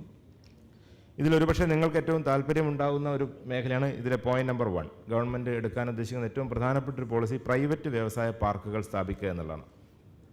നിലവിൽ 180ഓളം വ്യവസായ പാർക്കുകളുണ്ട് ഗവൺമെൻറ്റിലെ വിവിധ ഏജൻസിക്ക്, infra, KSADC, director of industries, എല്ലാവർക്കും കൂടി 150 പാർക്കുണ്ട്. അപ്പോൾ കേരളത്തിൽ അത് മതിയാവില്ല, പുതിയ സംരംഭങ്ങൾ വരണമെങ്കിൽ സ്ഥലം വേണമല്ലോ. അപ്പോൾ പ്രൈവറ്റ് മേഖലയിലെ ആരെങ്കിലും 15 ഏക്കറിൽ താഴെയോ ഈവൻ 15 ഏക്കറിൽ കൂടുതലോ ഒക്കെയുള്ള സ്ഥലവുമായി വരികയാണെങ്കിൽ, ഇപ്പോൾ 10 ഏക്കറാണ് വെച്ചിട്ടുള്ളത്, മിനിമം 10 ഏക്കർ കൊണ്ട് വരണം എന്നുള്ള രീതിയിലാണ്. പോളിസി ആയിട്ടില്ല, ഫൈനൽ സ്റ്റേജിലാണ്. ഇങ്ങനെയാണെങ്കിൽ അവർ ആ സ്ഥലം ഡെവലപ്പ് ചെയ്ത് MSMEകൾക്ക് കൊടുക്കുമെങ്കിൽ ആ ഡെവലപ്മെൻറ്റ് കോസ്റ്റിൻ്റെ ഒരു percentage, may be 30% limiting to 2 crore എന്നുള്ള രീതിയിൽ ഗവൺമെൻറ് സപ്പോർട്ട് ചെയ്യാൻ ഉദ്ദേശിക്കുന്നു. ഈ ഒരു നയം ഏപ്രിൽ മാസത്തിൽ അനൗൺസ് ചെയ്യുമ്പോൾ വലിയൊരു ബൂസ്റ്റ് ആവുമെന്ന് പ്രതീക്ഷിക്കുകയാണ്. പിന്നെ നിലവിലുള്ള വ്യവസായ പാർക്കുകളിലെ ഇൻഫ്രാസ്ട്രക്ചർ കൂട്ടാൻ വേണ്ടിയിട്ട് 250 കോടി രൂപയുടെ സപ്പോർട്ട് നമുക്ക് ലഭിച്ചിട്ടുണ്ട്. അത് പക്ഷേ നിലവിലുള്ള ഗവൺമെൻറ്റിൻ്റെ പാർക്കുകളിലേ ഉള്ളൂ. പിന്നെ മറ്റൊരു പുതിയ പോളിസി എടുക്കുന്നത് മൾട്ടി സ്റ്റോറേഡ് എസ്റ്റേറ്റ് ആണ്. ശ്രീ പ്രകാശ് സൂചിപ്പിച്ചു, വ്യവസായങ്ങൾക്ക് റെഡി ടു ഓക്യുപ്പൈ സ്ഥലങ്ങൾ കിട്ടിയാൽ നന്നായിരുന്നു എന്നുള്ളത്. അപ്പോൾ കേരളത്തിൽ 14 ജില്ലയിലും ഒരു 2 ഏക്കർ സ്ഥലമുണ്ടെങ്കിൽ മൾട്ടി സ്റ്റോറേഡ് എസ്റ്റേറ്റ് കെട്ടാൻ സാധിക്കും. അതിനുള്ള നടപടിയായിട്ട് മുന്നോട്ട് പോകുന്നുണ്ട്.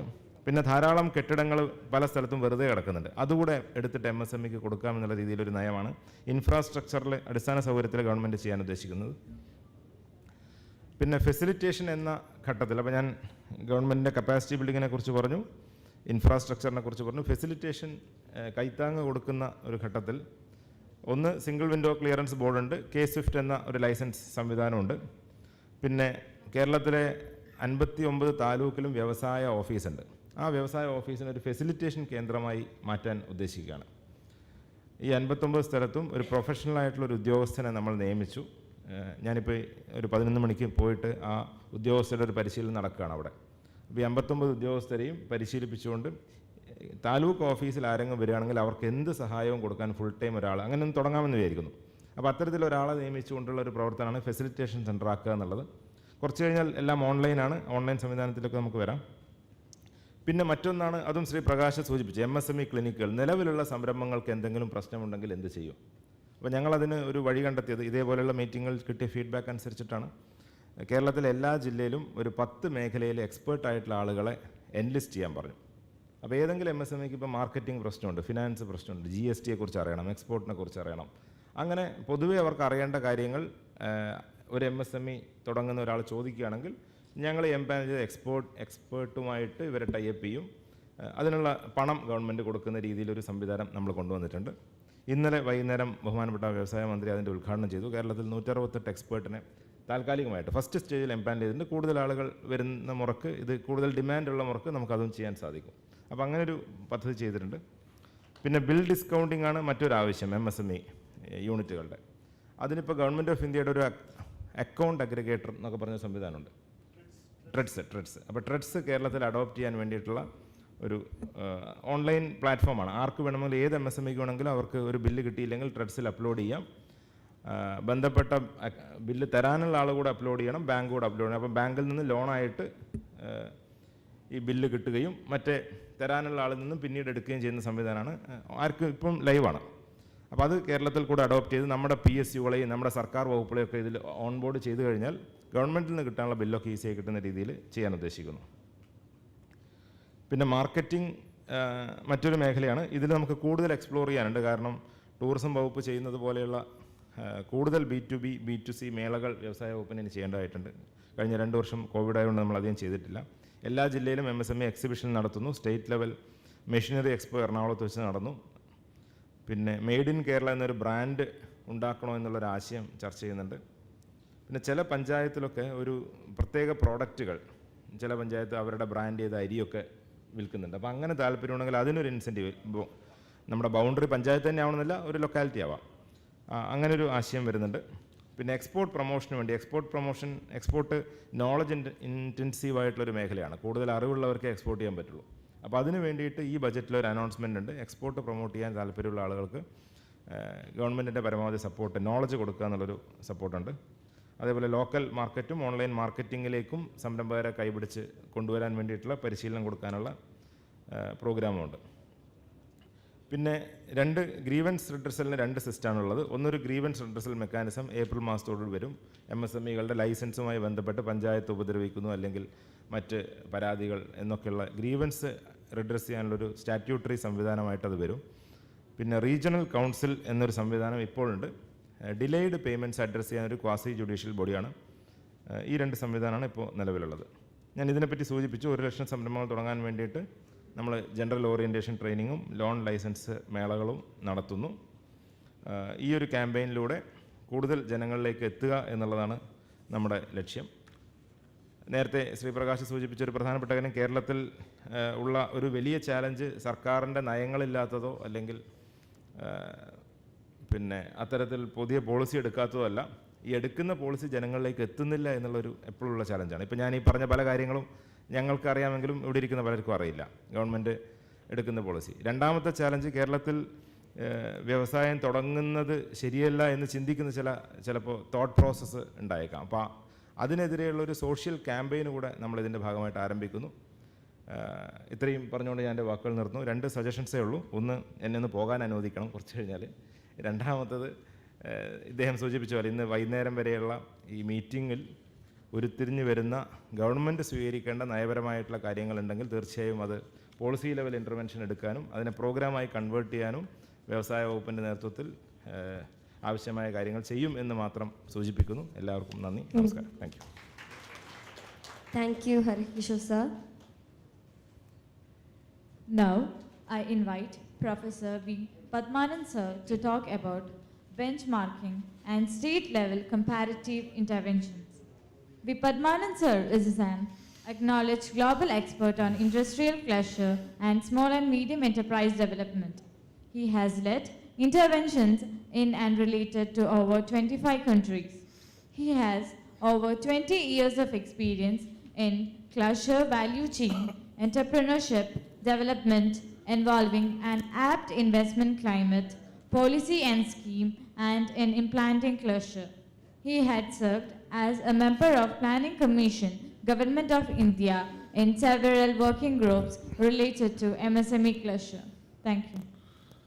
Director Industries, Prakash ji, all other experts and luminaries of the dais and participants.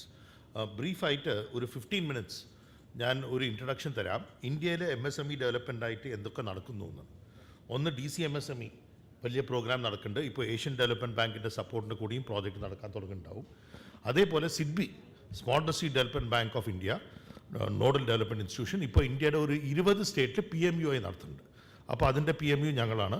ഒരു 20 സ്റ്റേറ്റിൽ ഞങ്ങളുടെ മെമ്പർ ടീം ഇരുന്നിട്ട് കുറേ ഇൻ്റർവെൻഷൻ ചെയ്യുന്നുണ്ട്. എന്തൊക്കെയാണ് ഇൻ്റർവെൻഷൻ മറ്റേ സ്റ്റേറ്റിൽ ചെയ്യണം that Kerala can adopt and learn from?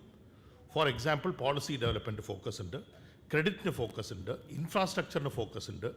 Government of ഇന്ത്യയുടെ സ്കീമുകൾ ഒരു 50 സ്കീമുകളുണ്ട്, കേരളത്തിൽ കേട്ടിട്ടും കൂടില്ല. ആ സ്കീമുകൾ ടൈപ്പ് ചെയ്തിട്ട് കോമൺ ഫെസിലിറ്റി പാർക്സിന് ഡിഫറെൻറ്റ് മിനിസ്ട്രിയുടെ ടൈപ്പ് ചെയ്യുന്നത്.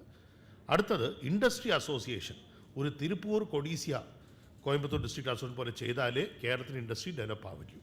ഇങ്ങനെ കുറേ ഒരു 8-10 ഇൻ്റർവെൻഷൻ ഞങ്ങൾ ഐഡൻറ്റിഫൈ ചെയ്തിട്ടുണ്ട്. ഒരു സമ്മറി ആയിട്ട് ഞാനിപ്പോൾ പറയാം. In the whole day we have for discussion deliberation. We will be discussing all that. In fact Dubai എക്സ്പോയിലും എക്സ്പോർട്ട് ചെയ്യാൻ എന്ത് ചെയ്യണമെന്ന് അതും ഞങ്ങൾ ഡിസ്കസ് ചെയ്യും. മുഴുവൻ മിഡിൽ ഈസ്റ്റ് മാർക്കറ്റ് ഞങ്ങളുടെ കൺട്രോളിൽ ആയാലും പുട്ട് ഇറ്റ് വെരി ക്രൂഡ്ലി NRIസും അവർ കൺട്രോൾ ചെയ്താലും ഇൻഡസ്ട്രിയും ഇമ്പോർട്ടും ലുലു ഡൗൺവേർഡ്സ്.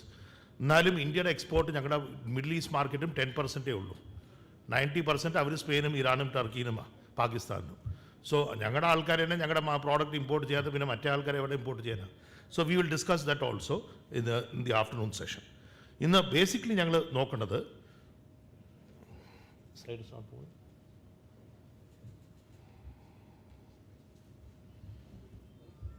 പോളിസി മുഖാന്തരം മറ്റേ സ്റ്റേറ്റുകൾ ഈ SIDBI PMUവും ഏഷ്യൻ ഡെവലപ്മെൻറ്റ് ബാങ്കിൻ്റെ സപ്പോർട്ടോടും എന്തൊക്കെയാണ് ഇൻ്റർവെൻഷൻ ചെയ്യുന്നത്. ഒന്ന്, എല്ലാ സ്റ്റേറ്റിലും 20 സ്റ്റേറ്റിലും ഞങ്ങൾ ഒരു compendium of central and state government scheme പറഞ്ഞ് ഉണ്ടാക്കിയിട്ടുണ്ട്. ഒരു 50-60 സ്കീം ഞാൻ പറഞ്ഞ പോലെ ministry of textiles, food processing, national horticulture board, പിന്നെ ഞങ്ങളുടെ കോമേഴ്സ് ആൻഡ് ഇൻഡസ്ട്രി, പിന്നെ ഞങ്ങളുടെ department of IT and telecom plus DCPC, ഒരു 10 മിനിസ്ട്രികളുടെയും ഒരു 50 സ്കീമുകൾ എല്ലാ ഇപ്പോൾ സ്റ്റേറ്റിൽ ഇപ്പോൾ ഒരു ഡാഷ്ബോർഡ് പോലെ ഉണ്ടാക്കിയിട്ട് കമ്പൻഡിയം ആക്കിയിട്ട് അതിനെ ഞങ്ങൾ ഇപ്പോൾ ഇംപ്ലിമെൻറ്റ് ചെയ്യാൻ സാധിക്കുന്നുണ്ട് through out India.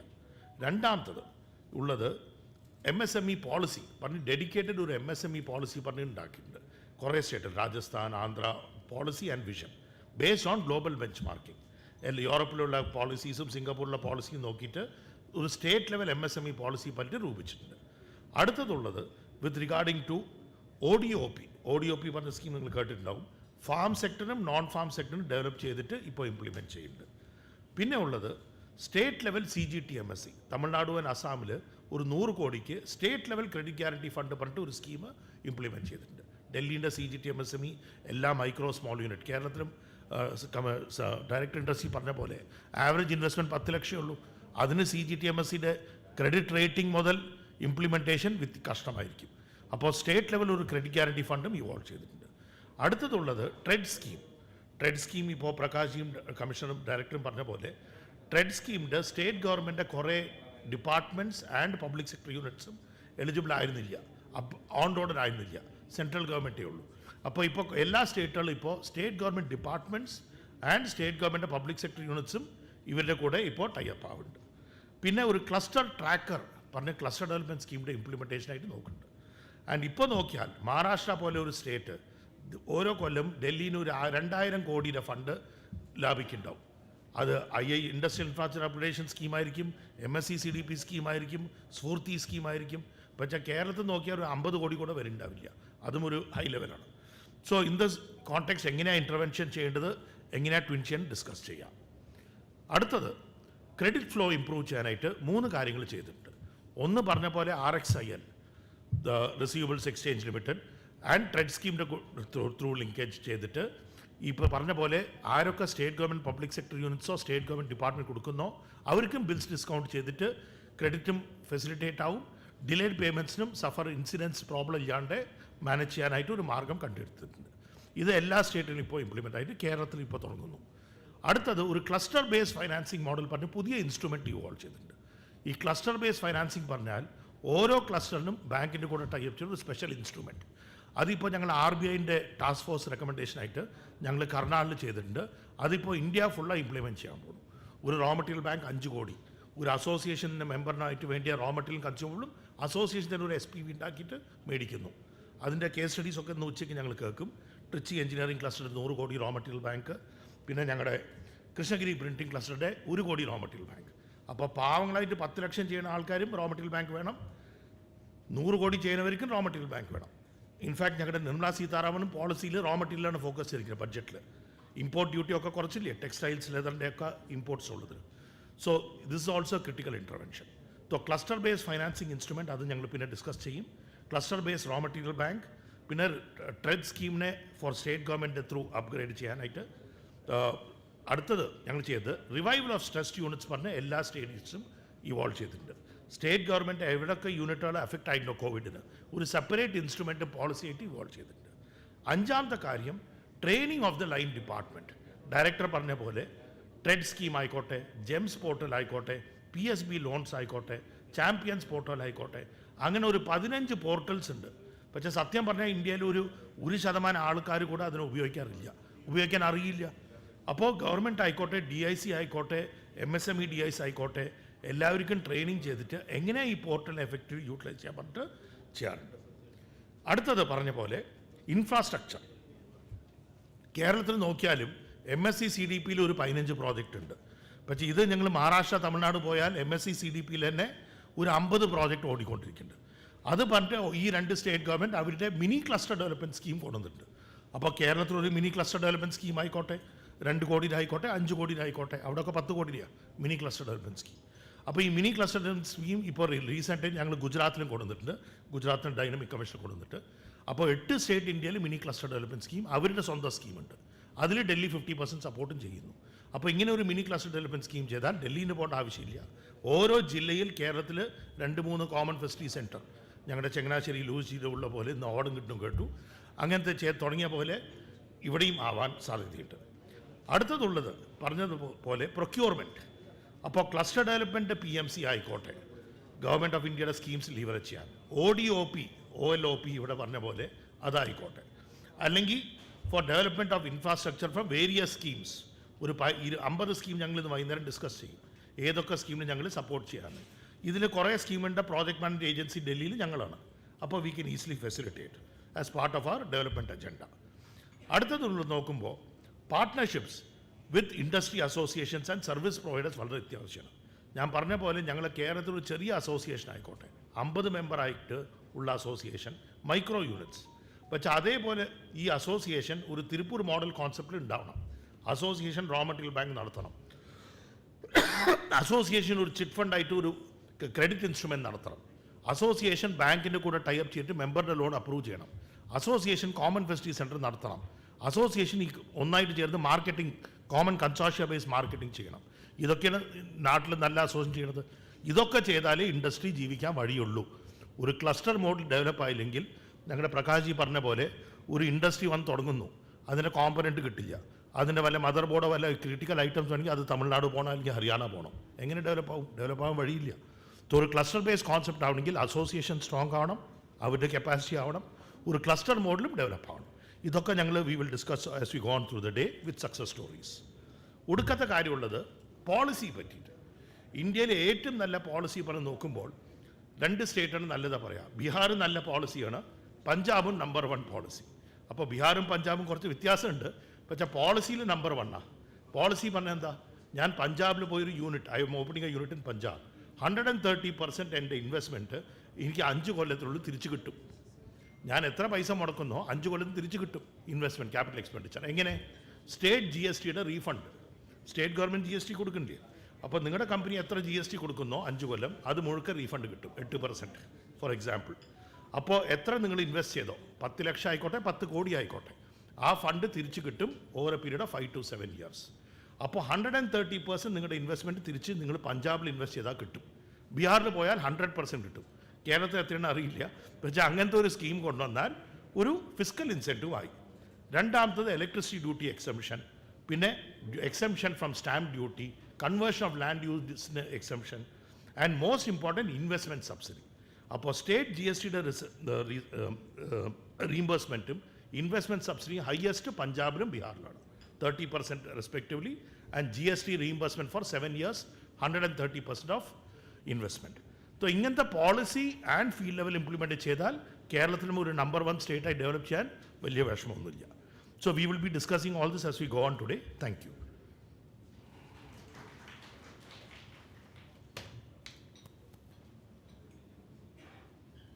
Thank you, Padmanand sir, for your words.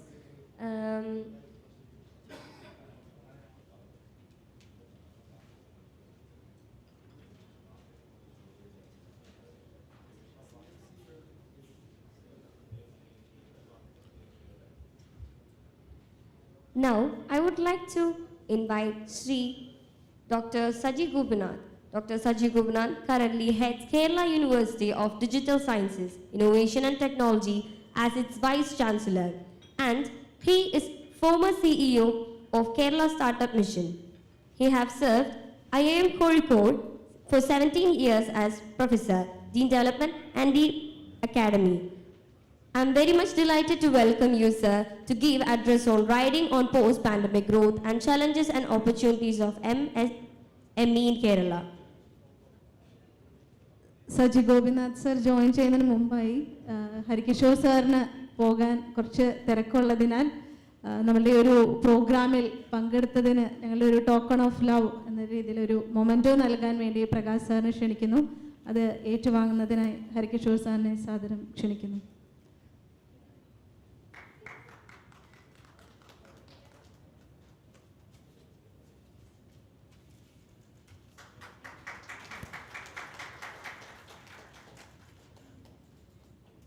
Thank you, sir.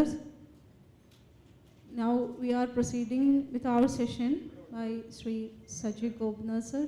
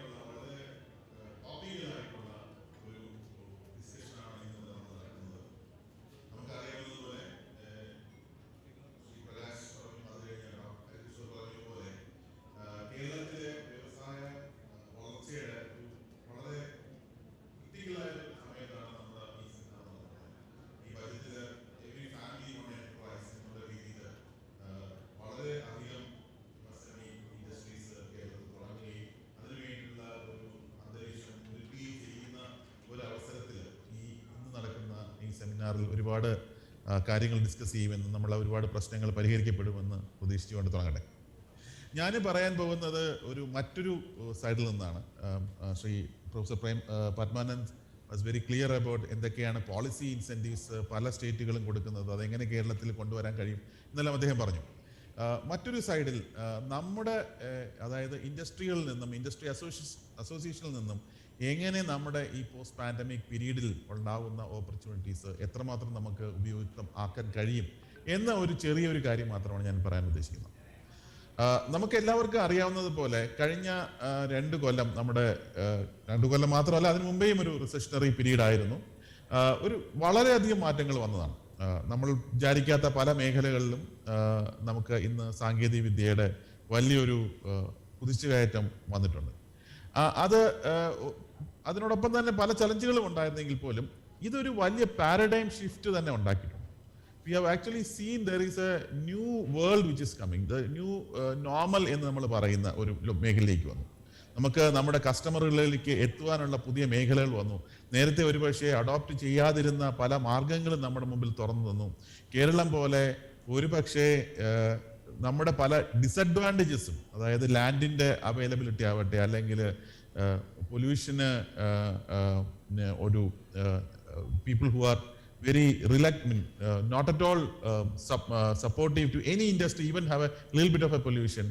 വളരെ സസ്റ്റൈനബിൾ ആയിട്ട് ഇൻഡസ്ട്രികളെ മാത്രം വളർത്തുന്ന ഒരു സമൂഹമുള്ളിടത്ത്, ജനസാന്ദ്രത കൂടിയുള്ള ഉള്ളിടത്ത് വലിയ വലിയ വലിയ വ്യവസായങ്ങൾ, വളരെ ജോഗ്രഫിക്കൽ ഫുട് പ്രിന്റ് വലുതായിട്ടുള്ള വ്യവസായങ്ങൾക്ക് ഒരുപക്ഷെ പരിധിയില്ലാത്ത സ്ഥലങ്ങളിൽ ഇങ്ങനെയുള്ള നമ്മുടെ കൺവെൻഷണൽ ആയിട്ടുള്ള ഡിസഡ്വാൻറ്റേജുകൾ മറ്റുള്ള സംസ്ഥാനങ്ങളുമായിട്ട് കമ്പയർ ചെയ്ത് കഴിഞ്ഞാൽ നമുക്കുണ്ടാകുന്ന കൺവെൻഷണൽ ഡിസഡ്വാൻറ്റേജുകൾ ഒരുപക്ഷെ ഒരു വലിയൊരു പരിധി വരെ മാറ്റുവാൻ അല്ലെങ്കിൽ പുതിയ മേഖലയിലുള്ള വ്യവസായങ്ങൾക്ക് ഒരു വളക്കൂറായ മണ്ണായി കേരളത്തിനെ മാറ്റുവാനുള്ള ഒരു അവസരം കൂടിയാണ് ശരിക്കും പറഞ്ഞാൽ ഈ പോസ്റ്റ് പാൻഡമിക്കിലുണ്ടായ അല്ലെങ്കിൽ പാൻഡമിക് പീരീഡിലുണ്ടായ മാറ്റങ്ങൾ കൊണ്ടുവന്നു എന്നാണ് എനിക്ക് തോന്നുന്നത്.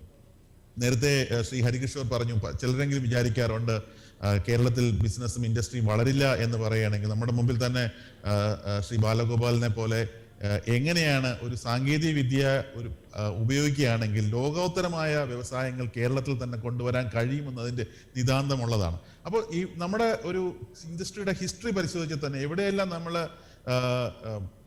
സാങ്കേതികവിദ്യ ഉപയോഗിച്ചിട്ടുണ്ട്, എവിടെയൊക്കെ ഹൈ ടെക്നോളജി ഉപയോഗിച്ചിട്ടുണ്ട്, എവിടെയെല്ലാം നമ്മൾ സാധാരണയിൽ നിന്ന് മാറി ചിന്തിച്ചിട്ടുണ്ട്, അവിടെയെല്ലാം നമുക്ക് വളരെ വലിയൊരു ഗ്രോത്ത് ഉണ്ടായിട്ടുള്ളതായിട്ട് കാണുന്നത് ഒരുപാട് ഉദാഹരണങ്ങൾ നമുക്ക് പറയാം. തീർച്ചയായിട്ടും ശ്രീ ബാലഗോപാൽ അതിനെക്കുറിച്ച് അദ്ദേഹത്തിൻ്റെ സ്പീച്ചിൽ പറയുന്നുണ്ടാവും. പക്ഷെ എനിക്ക് പറയാനുള്ളൊരു കാര്യം, ഇന്ന് വന്ന ഒരു വലിയ മാറ്റം എന്ന് പറയുന്നത് ഈ ലാർജ് ഫോർമാറ്റ് ഇൻഡസ്ട്രീസ് എന്ന് പറയുന്നതിൽ നിന്ന് മാറി കോവിഡ് കാലത്ത് നമ്മളൊരു മാസിൽ നിന്നൊരു സ്പെസിഫിക്കിലേക്ക് ഒരു പേഴ്സണലൈസിലേക്ക് പോയി എന്നതാണ്.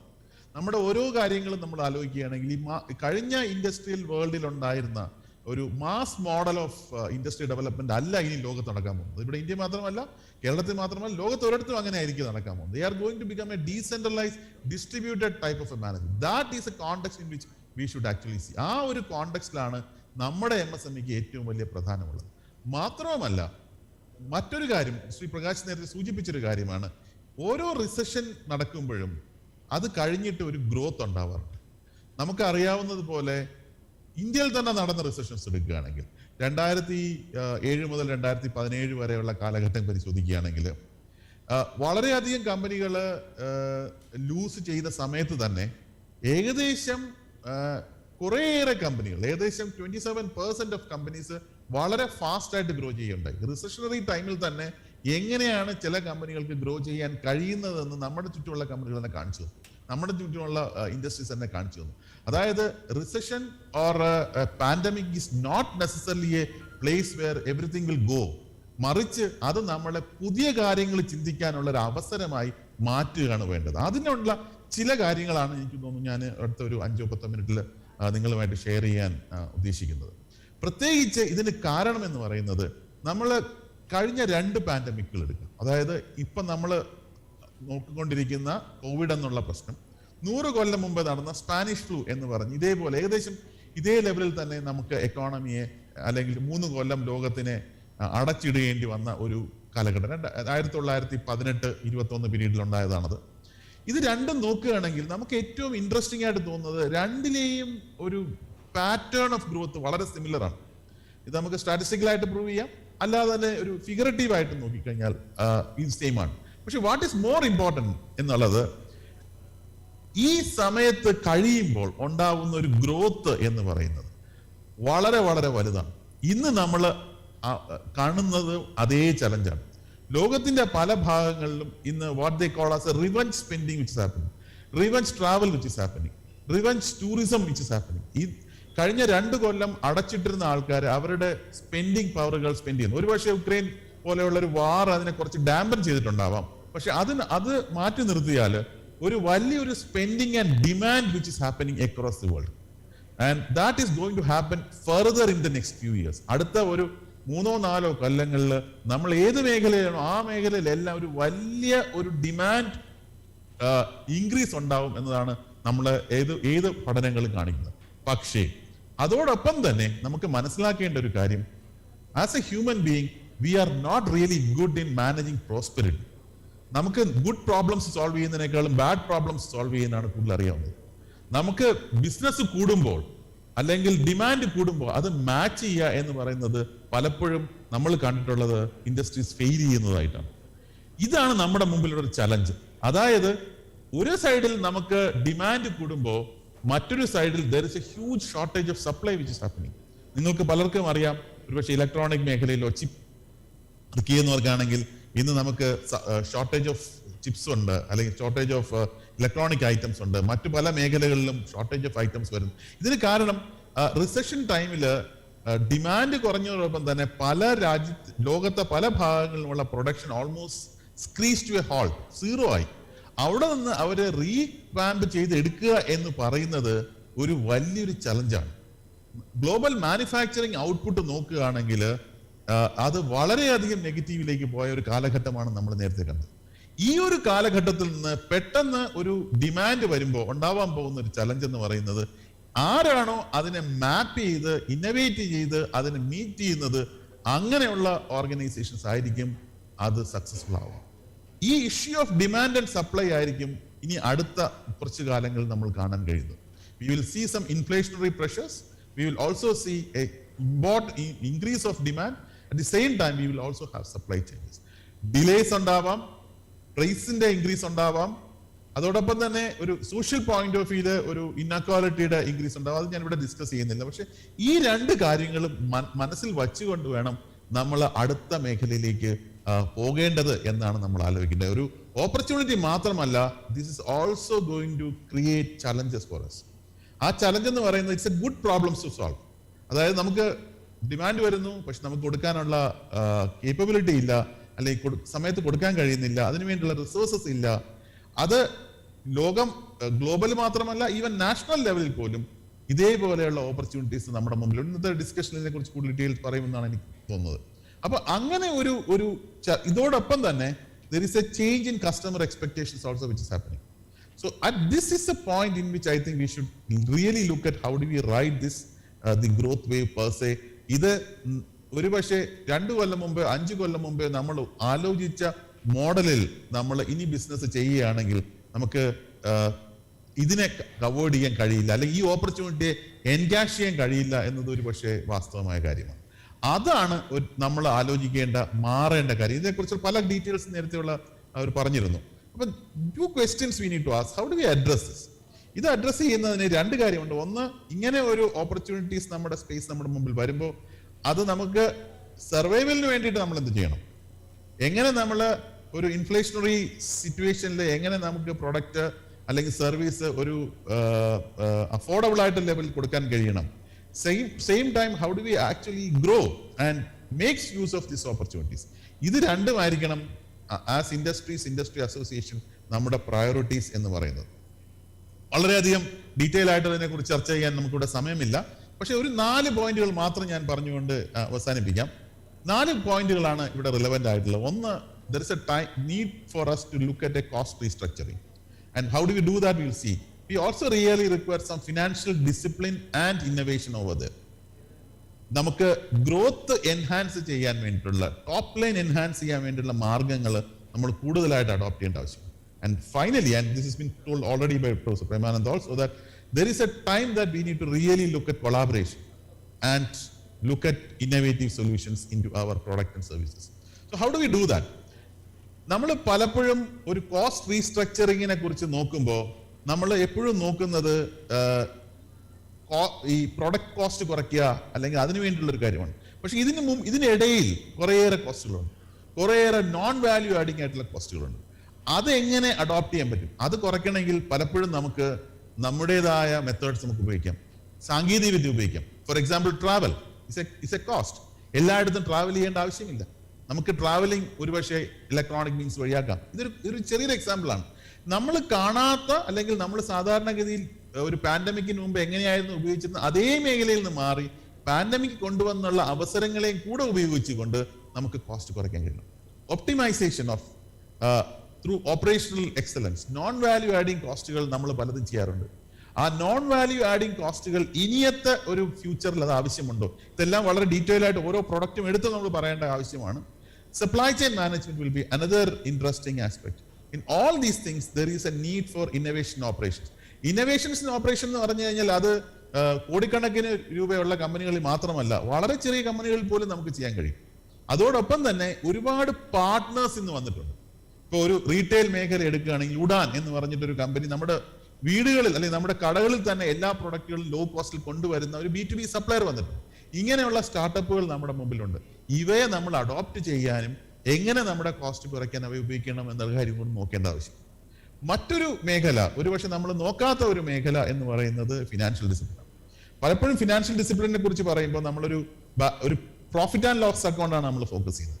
അതിൽ നിന്ന് മാറി we start looking at balance sheet. അവിടെ എങ്ങനെ നമുക്ക് ബാലൻസ് ഷീറ്റിനെ ബെറ്റർ ആക്കാൻ കഴിയും എന്ന കാര്യം ആലോചിക്കണം. പക്ഷെ more important than that is look at new forms of financing. Shri Harikrishna ഒരു വളരെ ഇൻട്രസ്റ്റിംഗ് ആയിട്ട് കാര്യം പറഞ്ഞു. അതായത് കഴിഞ്ഞ 5 കൊല്ലത്തിൽ 67,854 സ്മോൾ സ്കെയിൽ ഇൻഡസ്ട്രീസ് കൂടി 6,510 കോടി രൂപയുടെ ഇൻവെസ്റ്റ്മെന്റ് കേരളത്തിൽ വന്നു എന്ന് പറഞ്ഞു. പക്ഷെ അദ്ദേഹം പറയാത്തൊരു കാര്യം ഞാൻ പറയട്ടെ, 4,000 സ്റ്റാർട്ടപ്പുകളിൽ കൂടി നമുക്ക് ഏകദേശം 4,300 കോടി രൂപയുടെ ഇൻവെസ്റ്റ്മെന്റ് ഇവിടെ വന്നു.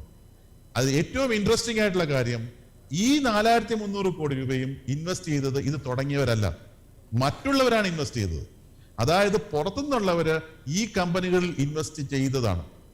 അതായത് SMEയുടെ 1/10 മാത്രമുള്ള സ്റ്റാർട്ടപ്പുകളിൽ ഏകദേശം SMEയിലുള്ള ഇൻവെസ്റ്റ്മെന്റ് വന്നു എന്നത് പറയുന്നത് പുതിയ മോഡൽസ് ഓഫ് ഫിനാൻസിങ് സ്റ്റാർട്ടപ്പുകൾ അഡോപ്റ്റ് ചെയ്തുകൊണ്ടാണ്. നമ്മുടെ മോഡൽ ഓഫ് ഫിനാൻസിങ് ഇപ്പോഴും നമുക്ക് ലോൺ എടുക്കുകയും സർക്കാരിന്റെ സബ്സിഡി കിട്ടുകയും എന്നതിൽ നിന്ന് മാറിയിട്ട് എങ്ങനെ നമുക്ക് ന്യൂ മോഡൽസ് ഓഫ് ഫിനാൻസിങ് എല്ലാവർക്കും ചെയ്യാൻ പറ്റണമെന്നല്ല, ന്യൂ മോഡൽസ് ഓഫ് ഫിനാൻസിങ് ചെയ്യാൻ കഴിയും. How do we bring investors in to it? How do you bring private equities into our investment space? How do we actually go for IPOs? IPO എന്ന് പറയുന്നത് large കമ്പനികൾക്ക് മാത്രമല്ല. there is a SME board available. അത് പക്ഷേ കേരളത്തിലെ 1-2 SMEകൾ പോലും മാത്രമായിരിക്കും ഒരുപക്ഷെ ഉപയോഗിച്ചിട്ടുള്ളത്. അപ്പൊ പുതിയൊരു set of new financial models are available. P2B platforms are available. Working ക്യാപിറ്റലിന് സൊല്യൂഷന് വേണ്ടിയിട്ടുള്ള വേറെ കുറെ പ്ലാറ്റ്ഫോംസ് അവൈലബിൾ ആണ്. ഇതെല്ലാം നമ്മൾ മനസ്സിലാക്കാതെ നമ്മൾ കഴിഞ്ഞ രീതിയിൽ തന്നെ ചിന്തിക്കുകയാണെങ്കിൽ നമുക്ക് ഈ കാണുന്ന ഗ്രോത്ത് വേവ് റൈഡ് ചെയ്യുക എന്ന് പറയുന്നത് വളരെ വിഷമമായിരിക്കും. അപ്പൊ പലപ്പോഴും ആൾക്കാർ പറയുന്നത് ഞങ്ങൾ വളരെ ചെറുതാണ്, ഞങ്ങൾ 10 ലക്ഷം രൂപയുടെ ഇൻവെസ്റ്റ്മെന്റ് ഉള്ള കമ്പനിയാണ്, ഞങ്ങൾക്ക് ഇത് പറ്റില്ല എന്ന് പറയുന്നെങ്കിൽ അവിടെയാണ് ശ്രീ പ്രേമാനന്ദ് പറഞ്ഞതുപോലെയുള്ള ക്ലസ്റ്ററിംഗിന്റെ റിലവൻസ് വരുന്നത്. It is time that we need to start thinking about developing more common infrastructure. നമ്മൾ കോമ്പീറ്റ് ചെയ്യുന്നത് നമ്മുടെ പ്രൊഡക്റ്റിലാണ്, നമ്മൾ കോമ്പീറ്റ് ചെയ്യുന്നത് നമ്മളത് ഉണ്ടാക്കുന്ന പ്രോസസ്സിലാവണമെന്നില്ല. നമ്മൾ പ്രൊഡക്റ്റീവ് കോമ്പീറ്റ് ചെയ്യുക, use common infrastructure, concept of sharing and collaboration is actually the in thing over here.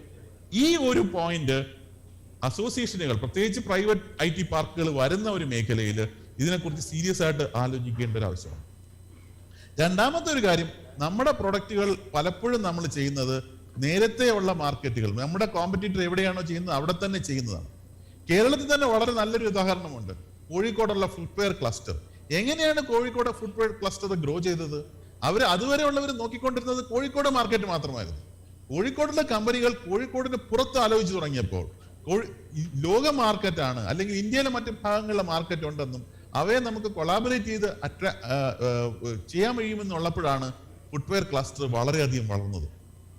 വളരെ ചെറിയ നിലയിലിരുന്ന പല കമ്പനികളും അതിന്റെ 100 ഇരട്ടിയൊക്കെ വളർന്നത് ഈ സമയത്താണ്. അപ്പൊ അങ്ങനെ ഒരു വളർച്ചയുടെ ഒരു ഓപ്പർച്യൂണിറ്റി നമ്മുടെ മുമ്പിൽ ഉണ്ടെന്നും നമുക്ക് ആ വളർച്ചയ്ക്ക് നമുക്ക് ഒറ്റയ്ക്ക് ചെയ്യാൻ കഴിയില്ലെങ്കിൽ നമുക്ക് ഒരുമിച്ച് ചെയ്യാൻ കഴിയണമെന്നും എന്നുള്ള ഒരു കൺസെപ്റ്റ് എനിക്ക് SMEകൾ കൊണ്ടുവരേണ്ടത് ആവശ്യമാണ്. അങ്ങനെയുള്ള ബ്ലൂ ഓഷ്യൻസ് നമുക്കിവിടെ ചെയ്യാൻ കഴിയും. Last point is to do this, how do we do this through innovations. അവിടെയാണ് ടെക്നോളജിയുടെ ഒരു റിലവൻസ് വരുന്നത്. നമുക്ക് അറിയാവുന്ന പോലെ നമ്മൾ ഇന്നും കരുതുന്ന സാങ്കേതിക വിദ്യ എന്ന് പറയുന്നത് 100 കൊല്ലം മുമ്പുള്ള സാങ്കേതിക വിദ്യകളാണ്. അതായത് ഇൻഡസ്ട്രി വേൾഡിന്റെ സാങ്കേതിക വിദ്യകളാണ്. അതിൽ നിന്ന് മാറി ഡിജിറ്റൽ വേൾഡിന്റെ സാങ്കേതിക വിദ്യകൾ നമ്മുടെ മേഖലയിലേക്ക് നമുക്ക് കൊണ്ടുവരാൻ കഴിയണം.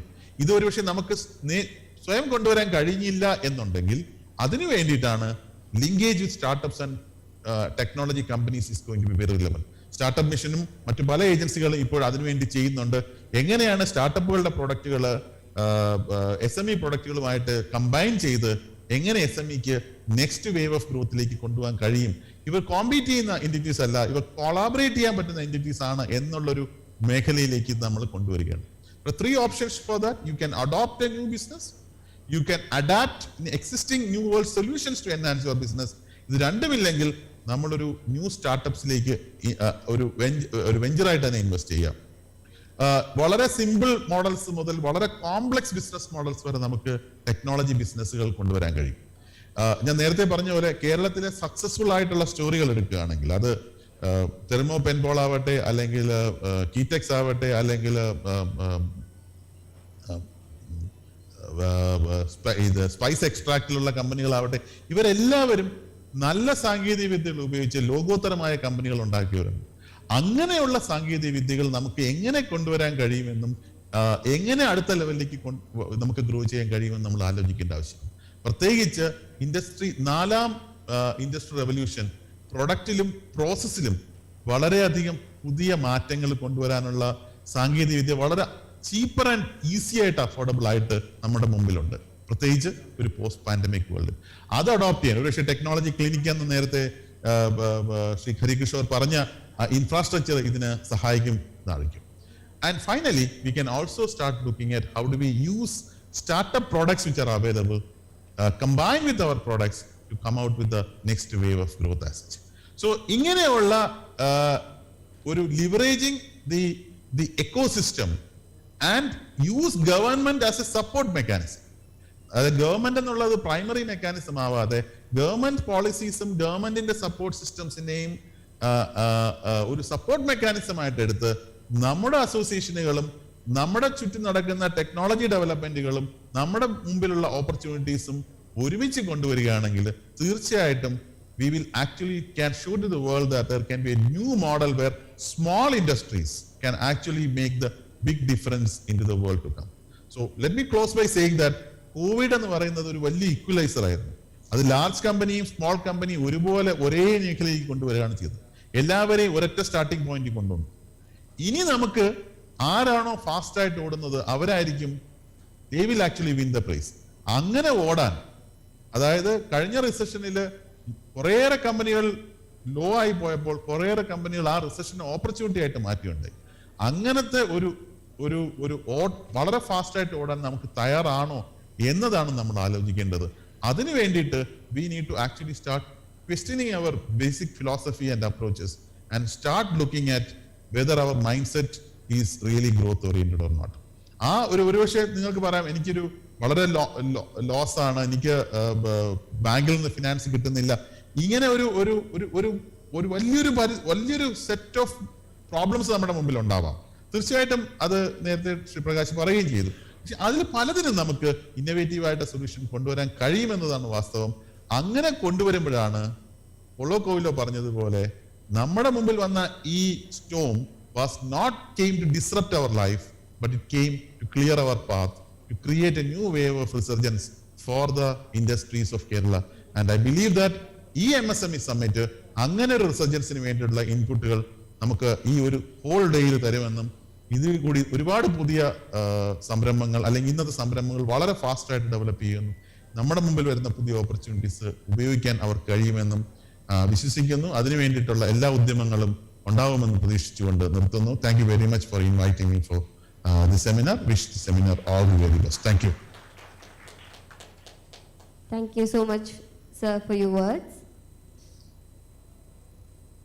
Now, I invite Shri G.S. Prakash Sir, IEDS Joint Director and Head of Office MSME, for addressing about policies and programs of Ministry of MSME and effective implementation at state level.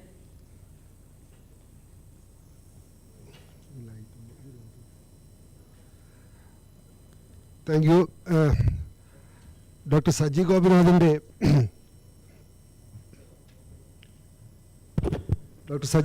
ഗോപിനാഥിൻ്റെ session really നമ്മുടെ ഈ ഒരു തീമിൻ്റെ real spirit ഉൾക്കൊള്ളുന്ന ഒരു സെഷനായിരുന്നു.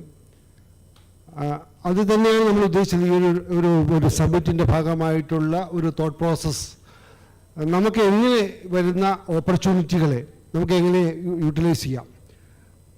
നമ്മുടെ എനിക്ക് കഴിഞ്ഞ് സംസാരിക്കാനുള്ള Balagopal sir വർഷങ്ങൾക്ക് മുമ്പ് സിവിൽ സർവീസ് വിട്ടിട്ട് ഒരു പ്രോഡക്റ്റ്, അന്നൊരു പ്രോഡക്റ്റ് എന്ന് പറഞ്ഞു കഴിഞ്ഞാൽ അത് that is not it's a niche. ഒരു ബ്ലഡ് ബാഗ് എന്ന് പറഞ്ഞാൽ അന്ന് എത്ര ഹോസ്പിറ്റലിൽ വേണ്ട വളരെ കുറച്ച് ഡിമാൻഡ്. പക്ഷേ ആ പ്രോഡക്റ്റിൽ അദ്ദേഹം അതിൻ്റെ കോമ്പിറ്റൻസി ഡെവലപ്പ് ചെയ്ത് has become A leader in that one. അത് കഴിഞ്ഞിട്ട് അദ്ദേഹം അത് ഒരു ഇൻ്റർനാഷണൽ മൾട്ടിനാഷണൽ ലെവലിലേക്ക് പോയി അതിനെ വിട്ടിട്ട് അദ്ദേഹം ഈ has come to some other ലെവലിലേക്ക് വന്നു. മിസ്റ്റർ ജയകുമാർ ഇരിപ്പുണ്ട് നമ്മുടെ എൻ്റെ മുന്നിൽ, സൗപർണിക. ഒരു കേരളത്തിലൊരു പ്രോഡക്റ്റിന് ഒരു നാഷണൽ ലെവലിൽ ലീഡറാവാൻ പറ്റിയ, ഇൻ്റർനാഷണൽ ലീഡറാവാൻ പറ്റിയ പ്രോഡക്റ്റ് അദ്ദേഹത്തിൻ്റെ കയ്യിലുണ്ട്. Mister Louis national MSME award winner കൂടെയാണ്. അദ്ദേഹത്തിൻ്റെ റബ്ബർ പ്രോഡക്ട്സ്, സാധാരണ മാറ്റ് ഉണ്ടാക്കുന്നതിന് പകരം അദ്ദേഹം ഉണ്ടാക്കുന്ന മാറ്റുകൾ എന്ന് പറഞ്ഞു കഴിഞ്ഞാൽ ഓസ്ട്രേലിയയുടെ പിന്നെ ഡയറി ഡെവലപ്മെൻറ്റ് ബോർഡുകാർ നിർദ്ദേശിച്ച പ്രകാരമുള്ള പിന്നെ അവിടുത്തെ ഡയറി ബോഡികൾക്ക് വേണ്ടിയിട്ടുള്ള സ്പെഷ്യൽ മാറ്റുകളാണ് ഉദ്ദേശിക്കുന്നത്. അപ്പോൾ ഇതുപോലുള്ള നിഷ് പ്രോഡക്റ്റുകൾ നമുക്ക് ഉണ്ടാക്കാനും മാർക്കറ്റിൽ പോകാനും സാധിച്ചാലാണ് ശരിക്കും പറഞ്ഞാൽ നമുക്ക് വിജയിക്കാൻ സാധിക്കുന്നത്. ഇവിടെ സജി ഗോപിനാഥ് ഒരു കാര്യം പറയുകയുണ്ടായി. നമ്മുടെ ഇപ്പോൾ എന്നെ ഈ പ്രോഗ്രാമിൽ ഇരിക്കുമ്പോൾ തന്നെ ഒരു എൻ്റർപ്രണർ വിളിക്കുകയുണ്ടായി, സ്വാദിൻ്റെ ഫുഡിൻ്റെ അനിൽകുമാർ. അപ്പോൾ അദ്ദേഹം പറയുന്നത് അദ്ദേഹത്തിൻ്റെ പ്രോഡക്റ്റ് വാൾമാർട്ടിൽ സ്റ്റോറിൽ പ്ലേസ് ചെയ്ത കാര്യമൊക്കെ അദ്ദേഹം സന്തോഷപൂർവ്വം പറയുകയുണ്ടായി. അപ്പോൾ അദ്ദേഹം പറഞ്ഞു, എനിക്ക് മിഡിൽ ഈസ്റ്റിലും അവിടെയൊക്കെ ശരിക്കും മാർക്കറ്റ്, ഇപ്പോൾ കോവിഡ് കഴിഞ്ഞിട്ട് ആ റിസഷനിലായിരുന്നു, പക്ഷേ ഇപ്പം മാർക്കറ്റുണ്ട്. എനിക്കൊരു 50 കോടി രൂപ, up to 100 crore ഈ വാണ്ടഡ് മാർക്കറ്റ് ക്രെഡിറ്റ്. ഈ ക്രെഡിറ്റ് കിട്ടുന്നതിന് നമുക്ക് എന്ത് ചെയ്യാൻ പറ്റും? അപ്പോൾ സാധാരണ ഒരു ബാങ്കിലേക്ക് പോകുമ്പോൾ അദ്ദേഹത്തിൻ്റെ വർക്കിംഗ് ക്യാപിറ്റൽ സൈക്കിളും മറ്റു കാര്യമൊക്കെ നോക്കുമ്പം ഒരു ലിമിറ്റഡ് ഫണ്ടേ കിട്ടുള്ളൂ. How we can give such fund? അപ്പോൾ അവിടെയാണ് നമ്മൾ ഈ SME എക്സ്ചേഞ്ച് പോലുള്ള SME എക്സ്ചേഞ്ചിൽ നമുക്കറിയാം, നമ്മുടെ ഏതാണ്ട് 200ഓളം കമ്പനികൾ SME എക്സ്ചേഞ്ചിൽ ലിസ്റ്റ് ചെയ്തിട്ടുണ്ട്. പക്ഷെ നമ്മുടെ കേരളത്തിൽ നിന്നുള്ള ഒരു യൂണിറ്റ് പോലും ഉള്ളതായിട്ട് തോന്നുന്നില്ല. അപ്പോൾ അത്തരത്തിലുള്ള ഓപ്ഷൻസ്, ഡിഫറെൻറ്റ് രീതിയിലുള്ള തിങ്കിങ് നമുക്ക് എങ്ങനെ യൂട്ടിലൈസ് ചെയ്യാൻ പറ്റും എന്നുള്ളത് കൂടെ നമ്മൾ ഈ ഒരു അവസരത്തിൽ ചിന്തിക്കേണ്ടത്. ഈ പ്രോഗ്രാമിൽ ഞാൻ നേരത്തെ പറഞ്ഞതുപോലെ ഈ പ്രോഗ്രാമിൻ്റെ ബേസിക് ആയിട്ടുള്ള ഒരു കോൺസെപ്റ്റ് അല്ലെങ്കിൽ ഗവൺമെൻറ് പറഞ്ഞിരിക്കുന്നത് ഒരു പബ്ലിസിറ്റി കൂടിയാണ്. ഗവൺമെൻറ് ഓഫ് ഇന്ത്യയുടെ പ്രോഗ്രാംസ് ആൻഡ് പോളിസിയുടെ പബ്ലിസിറ്റി കൂടെ ഉദ്ദേശിക്കുന്നതുകൊണ്ട് ഈ ഒരു സെഷൻ ഇതിൻ്റെ ഒരു ഭാഗമായതുകൊണ്ട് ഞാൻ ജസ്റ്റ് ഓവറോളത് ഓടിച്ചു പോയാണ്. ഞാനതിൻ്റെ അധികം സമയം ഇതിനകത്ത് എടുക്കില്ല. MSMEയുടെ സ്റ്റാറ്റിസ്റ്റിക്സ് നമ്മൾ സാധാരണയിൽ പറയുന്നതാണ്, ഇതെല്ലാവർക്കും അറിയാവുന്നതാണ്, അതുകൊണ്ട് അതിലേക്ക് പോകുന്നില്ല. സെൻട്രൽ ഗവൺമെൻറ് ലീവിൽ MSME മിനിസ്ട്രിയുടെ കീഴിൽ നമുക്ക് MSME മിനിസ്ട്രി ഉണ്ട്. കയർ ബോർഡ് MSMEയുടെ കീഴിലുള്ള ശ്രീ രാജേഷിൻ്റെ മെമ്പറാണ് ഇവിടുത്തെ. നാഷണൽ NSIC ഉണ്ട്, KVEC ഉണ്ട്, സിഡ്ബിയും സ്മോൾ ഇൻഡസ്ട്രീസ് ഡെവലപ്മെൻറ്റ് ബാങ്ക് എന്ന് പറഞ്ഞതും ശരിക്കും MSME മിനിസ്ട്രിയുടെ ഒരു സ്റ്റേക്ക് ഹോൾഡർ സ്ഥാപനമാണ്. സ്റ്റേറ്റ് ലെവലിൽ നമുക്ക് ബേസിക്കലി സംരംഭം അല്ലെങ്കിൽ വ്യവസായം എന്ന് പറഞ്ഞാൽ സംസ്ഥാന ഗവൺമെൻറ്റിൻ്റെതാണ്, സബ്ജക്റ്റാണ് ശരിക്കും. സംസ്ഥാന ഗവൺമെൻറ്റാണ് വ്യവസായവൽക്കരണത്തിനുള്ള പ്രോഗ്രാംസും പോളിസീസും നടപ്പാക്കുന്നത്. കേന്ദ്ര ഗവൺമെൻറ്റിന് ഒരു സപ്ലിമെൻ്ററി റോൾ മാത്രമേ ഉള്ളൂ. അതായത് അതിന് വേണ്ടിയിട്ടുള്ള ഒരു സപ്പോർട്ടിങ്. ഇപ്പോൾ ഉദാഹരണം പറയുകയാണെങ്കിൽ MSMEകളെ സംബന്ധിച്ചിടത്തോളം MSMEകളുടെ രജിസ്ട്രേഷനൊക്കെ നേരത്തെ ജില്ലാ വ്യവസായ വകുപ്പിൽ ഓൺലൈൻ വന്നിട്ടുണ്ട്. പക്ഷേ അതിൻ്റെ എല്ലാ ലൈസൻസുകളും എല്ലാ ക്ലിയറൻസും കൊടുക്കുന്നത് സ്റ്റേറ്റ് ഗവൺമെൻറ്റാണ്. പക്ഷേ MSMEകളുടെ ഡെഫിനിഷൻ എന്താണെന്നുള്ള പോളിസികൾ ഡിസൈഡ് ചെയ്ത് മാത്രമാണ് ഗവൺമെൻറ് ഓഫ് ഇന്ത്യ തലത്തിൽ ചെയ്തത്. അപ്പം ഇംപ്ലിമെൻറ്റേഷൻ ലെവൽ വരുമ്പോൾ സ്റ്റേറ്റ് ഗവൺമെൻറ് ആണ് ആൾമോസ്റ്റ് 90% കാര്യങ്ങൾ ചെയ്തത്. ഇപ്പോൾ സെൻട്രൽ ആക്ട് ആയാലും പൊല്യൂഷൻ കൺട്രോൾ ആക്ട് ആയാൽ പോലും അത് ഇംപ്ലിമെൻറ്റ് ചെയ്യുന്നത് സ്റ്റേറ്റ് പൊല്യൂഷൻ കൺട്രോൾ ബോർഡുകളാണ്. സെൻട്രൽ കോസ്റ്റൽ റെഗുലേഷൻ ആക്ട് ആയാൽ പോലും അത് ഇംപ്ലിമെൻറ്റ് ചെയ്യുന്നത് സ്റ്റേറ്റ് ലെവൽ ഏജൻസികളാണ്. അപ്പം അതുകൊണ്ട് തന്നെ സ്റ്റേറ്റ് ലെവലിലാണ് ഈ ഈസ് ഓഫ് ഡൂയിങ് ബിസിനസിൻ്റെ ഭാഗമായിട്ടുള്ള കാര്യങ്ങൾ ചെയ്യുന്നതും ചെയ്യേണ്ടതും. MSME ഡെവലപ്മെൻറ്റ് ഇൻസ്റ്റിറ്റ്യൂട്ട് തൃശ്ശൂരാണ് ഈ മിനിസ്ട്രി ഓഫ് MSMEയുടെ കേരളത്തിലെ ഓഫീസ്.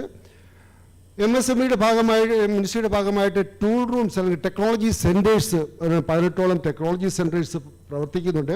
ഈ ടെക്നോളജി സെൻറ്ററുകൾ എന്ന് പറഞ്ഞാൽ ഒരു കോമൺ ഫെസിലിറ്റി സെൻറ്ററും ഒരു ട്രെയിനിങ് സെൻറ്റർ പോലെയാണ്.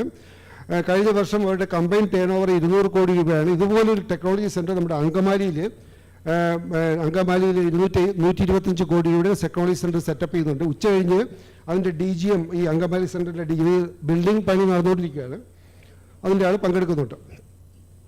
പോളിസി ഫ്രെയിംവർക്ക് നിങ്ങൾക്കറിയാം, ആത്മനിർഭർ പാക്കേജിൻ്റെ ഭാഗമായിട്ട് ഗവൺമെൻറ് ഓഫ് ഇന്ത്യ അടുത്ത കാലത്താണ് ഈ MSMEയുടെ ഡെഫിനിഷൻ ചേഞ്ച് വന്നത്. 250 കോടി രൂപയിലുള്ള ടേൺ ഓവർ ഉള്ള സംരംഭങ്ങൾ. നേരത്തെ നമുക്ക് നേരത്തെയുള്ള പോളിസിയുടെ ഡിഫറൻസ് എന്താണെന്ന് ചോദിച്ചാൽ, നേരത്തെ ടേൺ ഓവർ ലിമിറ്റ് ഉണ്ടായിരുന്നില്ല. Now there is a limit in turnover. ഇൻവെസ്റ്റ്മെൻറ്റിനെ സംബന്ധിച്ചോളം അപ്പർ ലിമിറ്റ് വന്നിട്ടുണ്ട്, 50 കോടി വരെ വന്നിട്ടുണ്ട്. പക്ഷേ ടേൺ ഓവറിൽ there is a limit. 250 crore വരെ ലിമിറ്റ് ഉള്ളവർക്ക് മാത്രമേ MSME ആവാൻ പറ്റുള്ളൂ. അതിൽ എക്സ്പോർട്ട് ടേൺ ഓവർ എക്സംപ്റ്റഡ് ആണ്. MSMEയുടെ രജിസ്ട്രേഷൻ ഒരു ഓൺലൈൻ പോർട്ടലുണ്ട്. That is a free of cost, there is no registration fee. ഈ രജിസ്ട്രേഷൻ്റെ ഒരു ബേസ് ഇയർ ആയിട്ട് എടുക്കുന്നത്, അതായത് പിന്നെ നമ്മുടെ ടേൺ ഓവറും നമ്മുടെ ഇൻവെസ്റ്റ്മെൻറ്റിൻ്റെയൊക്കെ ടേൺ ഓവറിൻ്റെ ഒരു ബേസ് ഇയർ ആയിട്ട് എടുക്കുന്നത് ഈ 2020-21 വെച്ചിട്ടാണ് ഈ 2020-21 രജിസ്റ്റർ ചെയ്യുന്ന യൂണിറ്റുകൾക്ക് 18-19 ടേൺ ഓവറും ഇൻവെസ്റ്റ്മെൻറ്റിൻ്റെ ബേസ് ഇയർ വെച്ചിട്ടാണ് ഇപ്പോൾ ചെയ്തുകൊണ്ടിരിക്കുന്നത്. This is the pattern going on. Government of ഇന്ത്യയുടെ എല്ലാ പോളിസികളും പ്രോഗ്രാമുകളും അവൈൽ ചെയ്യാനായിട്ട് ഈ രജിസ്ട്രേഷൻ ആവശ്യമുണ്ട്. ട്രേഡേഴ്സിന് ഈ അടുത്ത കാലത്ത് MSME ട്രേഡേഴ്സിന് MSME രജിസ്ട്രേഷൻ കൊണ്ടുവന്നിട്ടുണ്ട്. പക്ഷേ ഇവിടെ ട്രേഡേഴ്സിന് ഒരു കാര്യം മാത്രമേ അവൈൽ ചെയ്യാൻ പറ്റൂ. ദേ ആർ ഈ ഒരു ഫെസിലിറ്റി യൂസ് ചെയ്തുകൊണ്ട് അവർക്ക് പ്രയോറിറ്റി സെക്ടർ ലെൻഡിങ്ങിൽ ഉള്ള ഒരു ആനുകൂല്യം മാത്രമാണ് കിട്ടുന്നത്. മറ്റ് ഒരു ആനുകൂല്യവും അവർക്ക് കിട്ടുന്നില്ല MSME ആയിട്ട്. മൊത്തം MSMEകളുടെ ഉദ്യം രജിസ്ട്രേഷൻ ഇന്ത്യയിൽ ഒട്ടാകെ ഏതാണ്ട് 76 ലക്ഷം കഴിഞ്ഞു. കേരളത്തിലെ ഫിഗർ എടുത്തു കഴിഞ്ഞാൽ ഇതുകൊണ്ട് 1,87,000 യൂണിറ്റുകൾ MSME രജിസ്റ്റർ ചെയ്തിട്ടുണ്ട്. അതിൽ നിങ്ങൾ നോക്കിക്കഴിഞ്ഞാൽ 1,76,000 യൂണിറ്റുകൾ മൈക്രോ യൂണിറ്റുകളാണ്. മീഡിയം സ്കെയിലിൽ 828 യൂണിറ്റുകൾ മാത്രമാണുള്ളത്. അതുപോലെ തന്നെ മാനുഫാക്ചറിങ്ങിൽ ഇപ്പോൾ 1,87,000 യൂണിറ്റുകളിൽ 61,000 യൂണിറ്റുകളാണ് manufacturing. That means 1/3 of the units are manufacturing, 2/3 of the units are either service or may be trading സെക്ടറിലുള്ളതായിരിക്കും. അപ്പോൾ കേരളത്തിലെ മാനുഫാക്ചറിങ് സെക്ടർ ടോട്ടൽ MSMEകളുടെ 1/3 എന്നുള്ള ഫിഗറിലേക്ക് നമുക്ക് വരാൻ പറ്റും. നേരത്തെ പറഞ്ഞത് 94% മൈക്രോ ലെവൽ എൻ്റർപ്രൈസുകളാണ്. Less than 1%, almost 1% or less than 1% ആണ് മീഡിയം സെക്ടറിലുള്ള 5% സ്മോൾ സ്കെയിൽ. ഈ ഉദ്യം രജിസ്ട്രേഷൻ്റെ കണക്ക് നോക്കുമ്പോൾ ടോപ്പ് 4 ഡിസ്ട്രിക്റ്റ് എറണാകുളം, തിരുവനന്തപുരം, തൃശ്ശൂർ, കോഴിക്കോട് ആണ്, പാലക്കാട്, മലപ്പുറം ആ റീജിയനിലാണ് പോകുന്നത്. ഏറ്റവും കൂടുതൽ എറണാകുളത്താണ്, സെക്കൻഡ് ട്രിവാൻഡ്രത്തും തൃശ്ശൂരും അങ്ങനെയാണ് പോകുന്നത് ടോട്ടൽ രജിസ്ട്രേഷൻ. സെക്ടർ വൈസ് നോക്കുകയാണെങ്കിൽ മാനുഫാക്ചറിങ് ഓഫ് ഫുഡ് പ്രോഡക്ട്സ് ആണ് ഏറ്റവും കൂടുതൽ ഉള്ളത്. അത് കഴിഞ്ഞിട്ട് മറ്റുള്ള ടെക്സ്റ്റൈൽസ്, കൺസ്ട്രക്ഷൻ ബിൽഡിങ്സ്, സ്പെഷ്യലൈസ്ഡ് ഇതൊന്നും NIC കോഡ് നമുക്കറിയാം, നാഷണൽ ഇൻഡസ്ട്രിയൽ ക്ലാസിഫിക്കേഷൻ കോഡ് വെച്ചാണ് രജിസ്ട്രേഷൻ. അപ്പോൾ ആ പർട്ടിക്കുലർ കോഡിൻ്റെ പേരാണ് ഇവിടെ പറയുന്നത്. അതിൽ തന്നെ ഡിഫറെൻറ്റ് എൻ്റർപ്രൈസുകളുണ്ടാകും. പക്ഷേ ഈ കോഡ് വെച്ച് നോക്കുമ്പോൾ ഇതാണ് ഏറ്റവും കൂടുതൽ ടോപ്പ് 15 എൻ്റർപ്രൈസുകൾ എന്ന് പറഞ്ഞാൽ ഈ കാറ്റഗറിയിൽ വരുന്ന എൻ്റർപ്രൈസുകളാണ്. സർവീസ് സെക്ടറിൽ വരുമ്പോൾ ഈ ട്രാൻസ്പോർട്ട് സർവീസുകളാണ് ഏറ്റവും കൂടുതലുള്ളത്. സെക്കൻഡ് വന്നിട്ട് other personal services, food and beverage services, അങ്ങനെ ട്രാവൽ സർവീസസ്, അങ്ങനെയുള്ള സെക്ടറുകളാണ് ഏറ്റവും കൂടുതലായിട്ട് വന്നിട്ടുള്ള സർവീസ് സെക്ടറുകൾ. Public procurement policy government of ഇന്ത്യയുടെ എൻറ്റിറ്റീസ് വാങ്ങിക്കുമ്പോൾ 25% വാങ്ങുന്ന പോളിസിയാണുള്ളത്. അതിൽ SC STക്ക് വേണ്ടിയിട്ടുള്ള ഒരു 3%, 4%, വിമൻ എൻ്റർപ്രൈസിനുള്ള 3% മാറ്റിവെച്ചിട്ടുണ്ട്.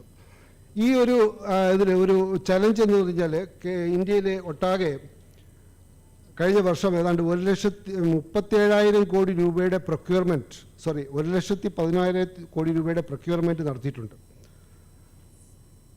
1,13,000 കോടിയുടെ പ്രൊക്യൂർമെൻറ്റ് നടത്തിയിട്ടുണ്ട്.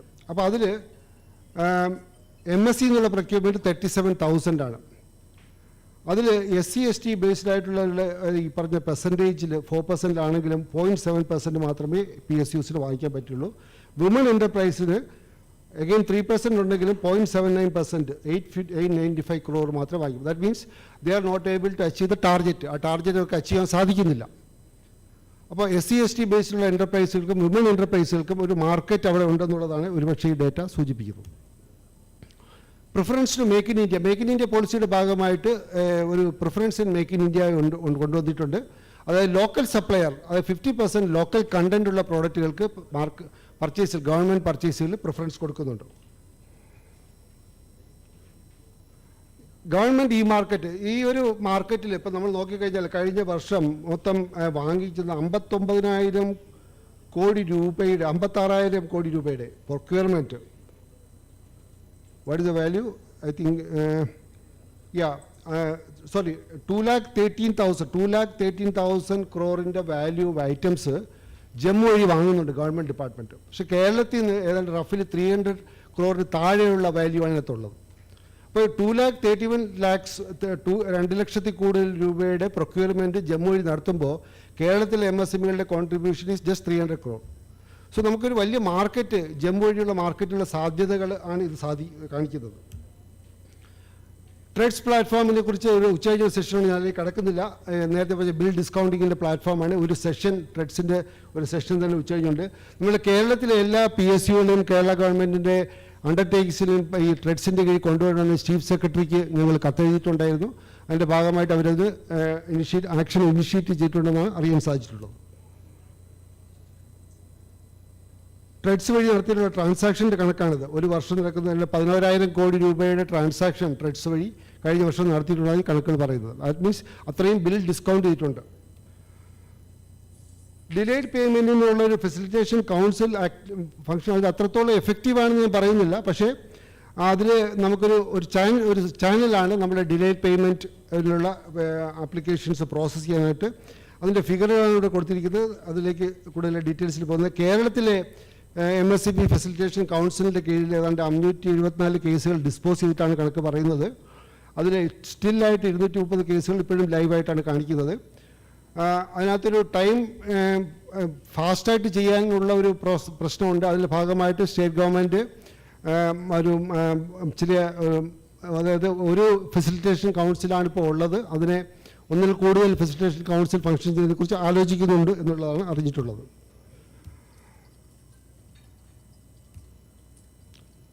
ഈ മാർക്കറ്റിങ്ങിൻ്റെ ഭാഗമായിട്ട് കേരളത്തിലെ എക്സിബിഷനിൽ പങ്കെടുക്കുന്ന ആൾക്കാർക്ക് നമ്മൾ റീഇംബേഴ്സ്മെൻറ്റ് ചെയ്യാറുണ്ട്. കഴിഞ്ഞ വർഷം ഏതാണ്ട് 3 എക്സിബിഷനിലായിട്ട് കേരളത്തിലെ എക്സിബിഷനുകളിൽ പങ്കെടുത്ത MSCകൾക്ക് അവരുടെ സ്റ്റാൾ റെൻറ്റും മറ്റ് ചാർജുകളും റീഇംബേഴ്സ്മെൻറ്റ് ചെയ്തിട്ടുണ്ട്.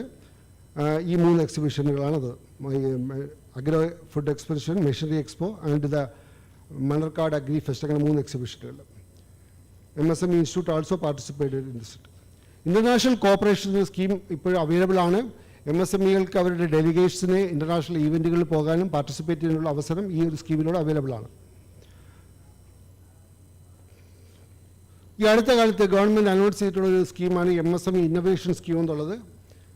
അതിൽ ഇൻക്യുബേഷൻ, അതായത് പുതിയ ഐഡിയാസ് ഉള്ളവർക്ക് അവർക്ക് ഐഡിയയ്ക്ക് 15 ലക്ഷം രൂപ വരെ അസിസ്റ്റൻസ് കൊടുക്കുന്നുണ്ട്. പുതിയ ഡിസൈൻസ് കൊണ്ടുവരാനായിട്ട് 40 lakhs വരെയുള്ള അസിസ്റ്റൻസ് കൊടുക്കുന്നുണ്ട്.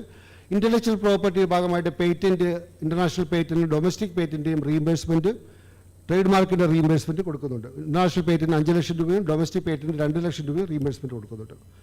MSME ഹാക്കത്തോൺ എന്ന് പറഞ്ഞിട്ട് പുതിയ ഐഡിയാസ് ഉള്ള ആൾക്കാർക്ക് ഈ ഐഡിയാസ് ഇവിടെ കൊണ്ടുവന്നിട്ട് ഈ സ്കീമിലൂടെ അവൈൽ ചെയ്യാം. ഈ ഹാക്കത്തോൺ ഇപ്പോഴും ലൈവാണ്. But today is the last date. PMEGPയുടെ ഞാൻ അതിലേക്ക് കടക്കുന്നില്ല, സമയക്കുറവ് കൊണ്ട് ഞാൻ കടക്കുന്നില്ല. അതിനെക്കുറിച്ച് കൊളാറ്ററൽ ഫ്രീ ലോണിൻ്റെ CGTMSEയുടെ നമുക്കറിയാം ഗവൺമെൻറ് ഓഫ് ഇന്ത്യയുടെ നടപ്പാക്കുന്ന ഒരു സ്കീമാണ്. ഇതിൽ 38,000 crore rupees-ൻ്റെയാണ് കഴിഞ്ഞ വർഷം ക്രെഡിറ്റ് കവറേജ് കൊടുത്തത്. ഈ കഴിഞ്ഞ ബഡ്ജറ്റിൽ 2 ലക്ഷം കോടി രൂപയുടെ അഡീഷണൽ ക്രെഡിറ്റിനുള്ള ഫെസിലിറ്റി കൊടുക്കുമെന്ന് ധനകാര്യ മന്ത്രി അനൗൺസ് ചെയ്തിട്ടുണ്ട്. CGTMSE സ്കീം റീവാമ്പ് ചെയ്യുമെന്ന് അറിയിച്ചിട്ടുണ്ട്. കേരളത്തിൽ CGTMSEയുടെ ഫിഗറുകൾ I think it is available here.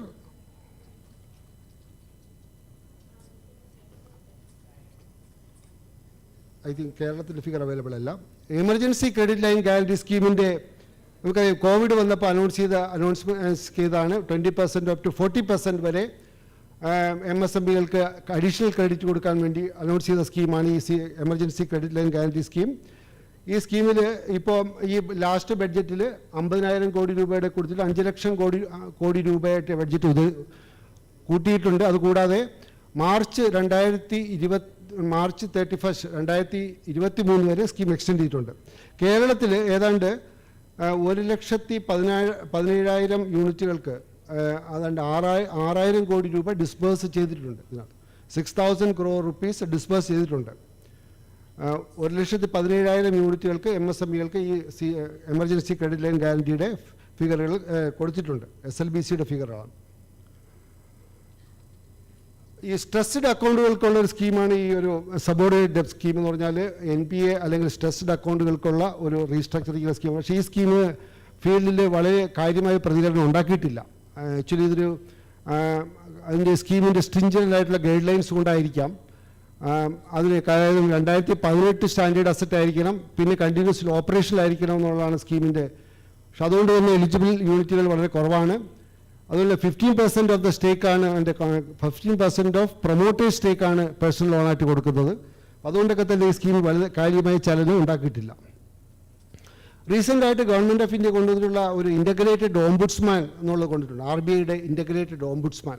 അതായത് സിംഗിൾ പോയിന്റിൽ നമ്മളുടെ ഫിനാൻഷ്യൽ ബാങ്കുകൾ NBFC സംബന്ധമായിട്ടുള്ള ഗ്രീവൻസുകളെല്ലാം കൊണ്ടുവരാനുള്ള ഒരു സിംഗിൾ ഓംബുഡ്സ്മാൻ ആ ഒരു സൈറ്റുണ്ട്, അവിടെ കൊടുത്താൽ നമുക്ക് ചെയ്യാൻ പറ്റുന്നതാണ്. അക്കൗണ്ട് അഗ്രഗേറ്റർ, സാധാരണയിൽ MSMEകൾക്ക് ഒരു ലോൺ എടുക്കണമെങ്കിൽ, പ്രത്യേകിച്ച് MSMEകൾക്ക് അവർക്കൊരു ലോണുമായിട്ട് പോകുമ്പോൾ ഒരുപാട് ഡോക്യുമെൻറ്റ്സ് വേണം. ഈ അക്കൗണ്ട് അഗ്രഗേറ്റേഴ്സ് ഒരു പരിധിവരെ ഒരു സഹായിക്കുന്ന ഒരു കാര്യമാണ്. Account aggregators different financial statements collect ചെയ്തിട്ട് ഒരു പർട്ടിക്കുലർ ആളുടെ ഇൻഫർമേഷൻ ബോറോവർക്ക് അല്ലെങ്കിൽ ക്രെഡിറ്റ് സപ്ലൈ ചെയ്യുന്ന ആൾക്ക് കൊടുക്കുന്ന ഒരു സ്കീമാണ് അക്കൗണ്ട് അഗ്രഗേറ്റർ. ഇതിന് RBIയുടെ അപ്രൂവ്ഡ് ആയിട്ടുള്ള NBFCs ഉണ്ട്. അപ്പോൾ നമ്മുടെ കൺസെൻറ്റോടുകൂടി അത് ചെയ്യാനുള്ള സാധ്യതയുണ്ട്. This is the network of the account aggregation network. MSMEകൾക്ക് കാര്യമായിട്ടുള്ളൊരു പ്രയോജനം ചെയ്യുന്ന ഒരു സംഗതിയാണ് അക്കൗണ്ട് അഗ്രഗേറ്റർ എന്നാണ് കരുതുന്നത്. കാരണം ഒരു ക്യാഷ് ബേസ്ഡ് ലെൻഡിങ്ങിലേക്ക് പോകുന്ന ഒരു കാഴ്ചയാണ് നമ്മളിപ്പോൾ കാണുന്നത്. ആ ക്യാഷ് ബേസ്ഡ് ലെൻഡിലേക്ക്, ക്യാഷ് ഫ്ലോ ബേസ്ഡ് ലെൻഡിങ്ങിലേക്ക് പോകുമ്പോൾ ഈ അഗ്രഗേറ്റേഴ്സ് കാര്യമായിട്ട് ചെയ്യാൻ സാധിക്കും. നേരത്തെ പറഞ്ഞ ഇൻഫ്രാസ്ട്രക്ചർ ഡെവലപ്മെൻറ്റിൽ MSC CDP ക്ലസ്റ്റർ ഡെവലപ്മെൻറ്റിൻ്റെ ഒരു വളരെ ഗവൺമെൻറ് ഓഫ് ഇന്ത്യ നടപ്പാക്കുന്ന ഒരു പ്രധാനപ്പെട്ട സ്കീമാണ്. ഒരു കൂട്ടം എൻ്റർപ്രൈസുകൾ ഒരുമിച്ച് വന്നു കഴിഞ്ഞാൽ കോമൺ ഇൻഫ്രാസ്ട്രക്ചർ ക്രിയേറ്റ് ചെയ്യാൻ വേണ്ടിയിട്ട്, അതിന് വേണ്ടിയിട്ട് കോമൺ ഫെസിലിറ്റികൾ സെറ്റപ്പ് ചെയ്യാൻ 20 കോടി രൂപയുടെ പ്രോജക്റ്റുകൾക്ക് 70% ഓഫ് ഗവൺമെൻറ് ഓഫ് ഇന്ത്യയുടെ ഗ്രാൻറ്റ് കൊടുക്കുന്നുണ്ട്. ഇൻഫ്രാസ്ട്രക്ചർ ഡെവലപ്പ് ചെയ്യാൻ വേണ്ടിയിട്ട് പാർക്കുകൾക്ക് അതിന് 60% ഗ്രാൻറ്റ് കൊടുക്കുന്നുണ്ട്. കേരളത്തിൽ ഇതുവരെ ഏതാണ്ട് 28 പ്രോജക്റ്റുകളിലായിട്ട് ഗവൺമെൻറ് ഓഫ് ഇന്ത്യയുടെ ഗ്രാൻറ്റ് സബ്സിഡി 126 കോടി രൂപ 21 കോടി രൂപ കൊടുത്തിട്ടുണ്ട്. കേരളത്തിൽ നടപ്പാക്കിയ ക്ലസ്റ്ററുകൾ 11 ക്ലസ്റ്ററുകളിൽ നമ്മൾ CFCകൾ കമ്മീഷൻ ചെയ്തിട്ടുണ്ട്.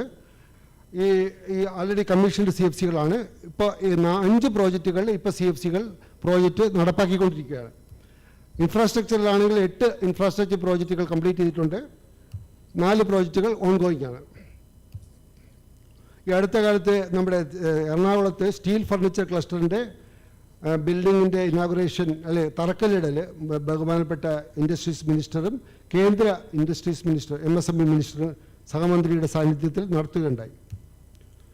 ഈ കോമൺ ഫെസിലിറ്റി സെൻറ്റർ ചങ്ങനാശ്ശേരിയാണ്. Common facility centre Perumbavoor plywood ക്ലസ്റ്ററിൻ്റെ common facility സെൻ്ററാണ്.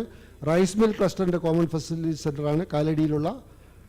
General engineering cluster മലപ്പുറത്തിൻ്റെ CFC ആണ്. വുഡ് ഫർണിച്ചർ ക്ലസ്റ്റർ തളിപ്പറമ്പ് കണ്ണൂരിൻ്റെ CFC ആണിത്.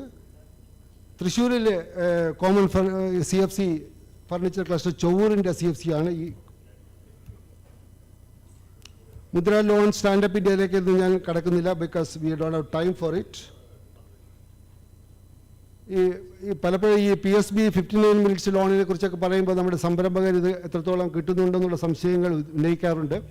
പക്ഷേ ഫിഗറുകൾ സൂചിപ്പിക്കുന്നതൊക്കെ ഏതാണ്ട് 2,38,000 നമ്പർ ലോണുകൾ ഇൻവോൾവിങ് 80,000 crore സാങ്ഷൻഡ് ആയിട്ടാണ് കാണിക്കുന്നത്. കേരളത്തിലും SLBCയുടെ കണക്കുകളിനകത്തുണ്ട്. ഈ 59 മിനിറ്റ്സ് ലോൺസിൻ്റെ PSB ലോൺസ് ഇൻ 59 മിനിറ്റ്സ് കൊടുത്ത കണക്കുകളുണ്ട്. MSME ഡെവലപ്മെൻറ്റ് ഇൻസ്റ്റിറ്റ്യൂട്ട് ഫീൽഡ് ലെവലിൽ കുറേ കഴിഞ്ഞ കാലത്ത് പ്രത്യേകിച്ച് കോവിഡിൻ്റെ സമയത്ത് ഞങ്ങൾ കുറേ വെബിനാറുകൾ, അതുപോലെ ഞങ്ങൾ ശരിക്കും പറഞ്ഞാൽ MSME ഡെവലപ്മെൻറ്റ് ഇൻസ്റ്റിറ്റ്യൂട്ട് ചെറിയൊരു ഓഫീസാണ്. 8 ഓഫീസർമാർ മാത്രമുള്ളൊരു ചെറിയൊരു ഓഫീസാണ്. പക്ഷേ എന്നിരുന്നാലും ഞങ്ങളുടെ കഴിവിൻ്റെ അനുസരിച്ചുള്ള കാര്യങ്ങൾ ചെയ്യാൻ ശ്രമിക്കുന്നുണ്ട്. പൂർണ്ണമായിട്ടും ചെയ്യാൻ സാധിക്കുമെന്ന് പറയുന്നില്ല, പക്ഷേ എന്നിരുന്നാലും അതിനുള്ള ശ്രമം നടത്തുന്നുണ്ട്. MSME ഡെവലപ്മെൻറ്റ് ഇൻസ്റ്റിറ്റ്യൂട്ട് ഈ വർഷം പ്രധാനമായിട്ട് നടത്താക്കിയിട്ടുള്ള field level activities 25 entrepreneurship awareness programmes നടത്തുകയുണ്ടായി. അതിൽ നമ്മുടെ ഇൻഡസ്ട്രീസ് മിനിസ്റ്ററാണ് സ്റ്റേറ്റ് ലെവൽ ഇനാഗുറേറ്റ് ചെയ്തത്. ഈ എല്ലാ ജില്ലകളിലും അറ്റ്ലീസ്റ്റ് ഒരു പ്രോഗ്രാമെങ്കിലും ഞങ്ങൾ നടത്തുകയുണ്ടായി. ഫിസിക്കലായിട്ടുള്ള പ്രോഗ്രാം, എൻ്റർപ്രണർഷിപ്പ് അവയർനെസ് പ്രോഗ്രാം, അത് പുതുതായിട്ട് സംരംഭങ്ങൾ തുടങ്ങുന്നു. ഇതൊക്കെ പല സ്ഥലങ്ങളിൽ നടത്തിയ പ്രോഗ്രാമുകളാണ്. ആ പ്രോഗ്രാമുകളിലൊക്കെ തന്നെ നല്ല രീതിയിലുള്ള പാർട്ടിസിപ്പേഷൻ ഉണ്ടായിട്ടുണ്ട്. 100-ൽ കൂടുതൽ ആൾക്കാർ മിക്കവാറും എല്ലാ പ്രോഗ്രാമിലും പങ്കെടുത്തിട്ടുണ്ട്. സ്കിൽ ഡെവലപ്മെൻറ്റ് പ്രോഗ്രാമുകളും നടത്തിയിട്ടുണ്ട്. അതുപോലെ തന്നെ കോളേജുകളിൽ അല്ലെങ്കിൽ സ്റ്റുഡൻസ് ഇടയിൽ എൻ്റർപ്രണർഷിപ്പ് കൊടുക്കുന്നതിന് വേണ്ടിയിട്ടുള്ള നാഷണൽ എൻ്റർപ്രണർഷിപ്പ് അവയർനെസ് പ്രോഗ്രാംസ് നടത്തുകയുണ്ടായി. വെബിനാറുകൾ MSME ഡെവലപ്മെൻറ്റ് ഇൻസ്റ്റിറ്റ്യൂട്ട് ഈ ഒരു കോവിഡ് സമയത്ത് ഏതാണ്ട് 100ഓളം വെബിനാറുകൾ നടത്തുകയുണ്ടായി. ഞങ്ങൾ ഓരോ ലേറ്റസ്റ്റ് ആയിട്ടുള്ള ഇപ്പോൾ 1 person കമ്പനി, അല്ലെങ്കിൽ ഓക്സിജൻ ടെക്നോളജിയെക്കുറിച്ച് വന്നപ്പോൾ, അല്ലെങ്കിൽ സോളാർ റൂഫ് SBIയും വേൾഡ് ബാങ്ക് എന്നുള്ള സോളാർ റൂഫ് സോളാർ സിസ്റ്റം ഉണ്ടാക്കുന്നതിനെക്കുറിച്ചുള്ള പ്രോഗ്രാം ആയാലും റീസ്ട്രക്ചറിങ് ഓഫ് MSME ലോൺസുകളായാലും GST MSME ആയാലും അങ്ങനെയുള്ള ബെസ്റ്റ് പ്രാക്ടീസസ് ഫോർ MSME ഇങ്ങനെ റിലവൻ്റ് ആയിട്ടുള്ള ടോപ്പിക്സുകളിൽ വെബിനാറുകൾ നടത്തിയിട്ടുണ്ട്. ഏതാണ്ട് 100ഓളം വെബിനാർ. ലൈക്ക് സിംഗിൾ യൂസ് പ്ലാസ്റ്റിക്കിൻ്റെ ബാൻ വന്നിട്ടുണ്ട്. അപ്പോൾ അതിന് സംബന്ധമായിട്ടുള്ള ആൾട്ടർനേറ്റീവ് ടെക്നോളജി എന്താണ് അതിനെക്കുറിച്ചുള്ള വെബിനാറുകൾ നടത്തിയിട്ടുണ്ട്. വേസ്റ്റ് മാനേജ്മെൻറ്റിനുള്ള പ്രോഗ്രാംസ്, അതുപോലെയുള്ള നിരവധി programmes, best practices for the MSMEs.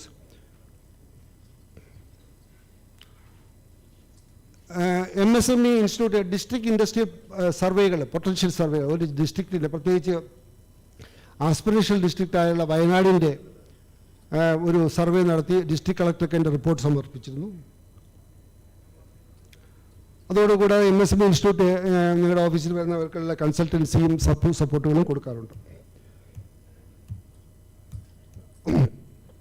ഈ കഴിഞ്ഞ ബഡ്ജറ്റിൽ അനൗൺസ് ചെയ്തിട്ടുള്ള പ്രധാനപ്പെട്ട CGT MSc ECGLC ഞാൻ പറയുകയുണ്ടായി. റാമ്പ് എന്ന് പറഞ്ഞൊരു സ്കീം അനൗൺസ് ചെയ്തിട്ടുണ്ട്. അതായത് raising and accelerating MSME performance 6000 crore രൂപയുടെ ബഡ്ജറ്റായിട്ട്. ഇത് സംസ്ഥാന ഗവൺമെൻറ്റിൻ്റെ ഇൻഫ്രാസ്ട്രക്ചർ, DIC പോലുള്ള ഇൻഫ്രാസ്ട്രക്ചർ മറ്റ് സംസ്ഥാന ഗവൺമെൻറ് സ്ഥാപനങ്ങളെ ശക്തിപ്പെടുത്താനും അസോസിയേഷനുകളെ ശക്തിപ്പെടുത്താനും കൂടെയുള്ള ഒരു സ്കീമാണ് ഈ റാമ്പ്. അതുപോലെ ഇൻ്റർലിങ്കിങ് ഓഫ്, അതായത് MSME റിലേറ്റഡ് ആയിട്ടുള്ള കുറേ പോർട്ടലുകളുണ്ട്. ഇപ്പോൾ ഉദ്യം രജിസ്ട്രേഷൻ ഒരു പോർട്ടലുണ്ട്, ശ്രം എന്നൊരു പോർട്ടലുണ്ട്. ശ്രം എന്ന് പറഞ്ഞാൽ അൺഓർഗനൈസ്ഡ് സെക്ടറിലുള്ള വർക്കേഴ്സിൻ്റെ പോർട്ടലാണ്. നാഷണൽ കരിയർ സർവീസിനുള്ള പോർട്ടലുണ്ട്, അതായത് കരിയർ റിലേറ്റഡ് ആയിട്ടുള്ള പോർട്ടലാണ്. അസീം എന്നൊരു പോർട്ടലുണ്ട്. അസീം പോർട്ടൽ എന്ന് പറഞ്ഞാൽ സ്കിൽഡ് വർക്കേഴ്സിൻ്റെ ഒരു പോർട്ടലാണ്. ഇപ്പോൾ ഈ പോർട്ടലിലൊക്കെ ഇൻ്റർലിങ്ക് ചെയ്യുന്ന ഒരു പ്രോജക്റ്റ് അനൗൺസ് ചെയ്തിട്ടുണ്ട്. അതുപോലെ തന്നെ ഓവറോളായിട്ട് MSME ഗവൺമെൻറ് ഓഫ് ഇന്ത്യയുടെ ഒരു നേരത്തെ പറഞ്ഞ പോലെ ക്യാപിറ്റൽ ഇൻവെസ്റ്റ്മെൻറ്റ് 10 കോടി രൂപയുടെ ഇൻവെസ്റ്റ്മെൻറ്റ്, 10 ലക്ഷം കോടി രൂപയുടെ ഇൻവെസ്റ്റ്മെൻറ്റ് വരുന്നെന്ന് പറയുന്നത് തീർച്ചയായിട്ടും MSME സെക്ടറിന് വഹിക്കും. അതിൽ സ്റ്റാർട്ടപ്പുകൾക്ക് കഴിഞ്ഞ നമ്മുടെ സജി ഗോപിനാഥ് പറയുകയുണ്ടായി, 2021 ഏതാണ്ട് 90ഓളം 46 സ്റ്റാർട്ടപ്പുകൾ യൂണിക്കോൺസായി. യൂണിക്കോൺസ് എന്ന് പറഞ്ഞാൽ 1 കോടി വാല്യൂഷൻ വന്നു. അത് 3 ലക്ഷം കോടി രൂപയുടെ ഇൻവെസ്റ്റ്മെൻറ്റ് അവർക്ക് കിട്ടായി. 3 ലക്ഷം കോടി ഇൻവെസ്റ്റ്മെൻറ്റ് പറഞ്ഞാൽ നമ്മുടെ ബാങ്കിങ് സെക്ടറിലുള്ള ഇൻവെസ്റ്റ്മെൻ്റ് അല്ല, വേറെ മറ്റ് ആൾട്ടർനേറ്റീവ് VC ആയാലും പ്രൈവറ്റ് ഇക്വിറ്റി ആയാലും. അപ്പോൾ അതുപോലുള്ള ഇൻവെസ്റ്റ്മെൻറ്റുകളൊക്കെ വരുന്നുണ്ട്. അപ്പോൾ അതിനു വേണ്ടിയിട്ട് സ്റ്റാർട്ടപ്പുകൾക്കുള്ള ടാക്സ് ഇൻസെൻറ്റീവ്സ് ഒക്കെ കഴിഞ്ഞ ബഡ്ജറ്റിൽ 1 വർഷം കൂടെ പ്രൊഡക്ഷൻ ലിങ്ക്ഡ് ഇൻസെൻറ്റീവ്സ് PLI എന്ന് പറഞ്ഞത് 14 സെക്ടറിൽ അനൗൺസ് ചെയ്തിട്ടുണ്ട്. ഇത് മാനുഫാക്ചറിങ് സെക്ടറിന് വേണ്ടിയിട്ടുള്ള ഒരു വളരെ വലിയൊരു ഇനിഷ്യേറ്റീവാണ്. ഈസ് ഓഫ് ഡൂയിങ് ബിസിനസിൻ്റെ ഭാഗമായിട്ട് 25,000 കംപ്ലയൻസുകൾ റിമൂവ് ചെയ്തിട്ടുണ്ട്. 1486 യൂണിയൻ ലോസ് റിപ്പീൽ ചെയ്തിട്ടുണ്ട്. 1 nation 1 registration four land registration. Voluntary winding up of companies, 6 മാസം കൊണ്ട് കമ്പനികൾ വൈറ്റം ചെയ്യാനുള്ള ഒരു പ്രൊസീജിയർ കൊണ്ടുവരുന്നുണ്ട്. Completely paperless online processing system. അതുപോലെ ഷുവർട്ടി ബോണ്ട് സബ്സ്റ്റിറ്റ്യൂട്ട് ബാങ്ക് ഗ്യാരണ്ടിക്ക് പകരമായിട്ട് ഷുവർട്ടി ലോൺ, പ്രത്യേകിച്ച് കോൺട്രാക്ടേഴ്സിനും സപ്ലയേഴ്സിനും ഒക്കെ സഹായിക്കുന്ന ഒരു ഇനിഷ്യേറ്റീവാണ്. ടെക്നോളജി ഭാഗമായിട്ട് 5G ടെക്നോളജി വരുന്നുണ്ട്, ഡിജിറ്റൽ റുപ്പി വരുന്നുണ്ട്, promotion of sunrise sectors, drones, semi conductor, space sector, green technology, clean mobility, ഇതൊക്കെയാണ് സർക്കുലർ ആൻഡ് കാർബൺ ന്യൂട്രൽ. നമുക്കറിയാം 2080 നമ്മൾ നെറ്റ് കാർബൺ എമിഷൻ 0 ആക്കണമെന്നുള്ള കമ്മിറ്റ്മെൻ്റ് ഉണ്ട്. അപ്പോൾ ഈ ഒരു കോൺസെപ്റ്റാണ് ഗവൺമെൻറ് വർക്ക് ചെയ്യുന്നത്. അപ്പോൾ ഇതാണ് ഓവറാൾ ഗവൺമെൻറ് ഓഫ് ഇന്ത്യയുടെ ഒരു ഓവറാൾ അപ്രോച്ച്. MSME മിനിസ്ട്രി ഒരു ഗ്രീവൻസ് മെക്കാനിസവും ഓപ്പറേറ്റ് ചെയ്തിട്ടുണ്ട്. ഇത്രയും പറഞ്ഞുകൊണ്ട് നിർത്തുകയാണ് ഞാൻ. I taken more time, sorry for it. Thank you very much. Thank you, sir. Now I welcome Sri C. Balagopal Chandrasekhar, Chairman of the Federal Bank Limited. He joined the IAS in 1977. In 1983, he resigned to promote a venture to make high-tech biomedical devices. He grew the venture into the largest maker of blood bank systems in the world. In 2012, he sold the company to a leading Japanese maker of medical products and turned to investing in startups, mentoring entrepreneurs, writing, travel. He set up and runs Anaha Trust with his wife Vinita. I welcome you, sir, to give the keynote address.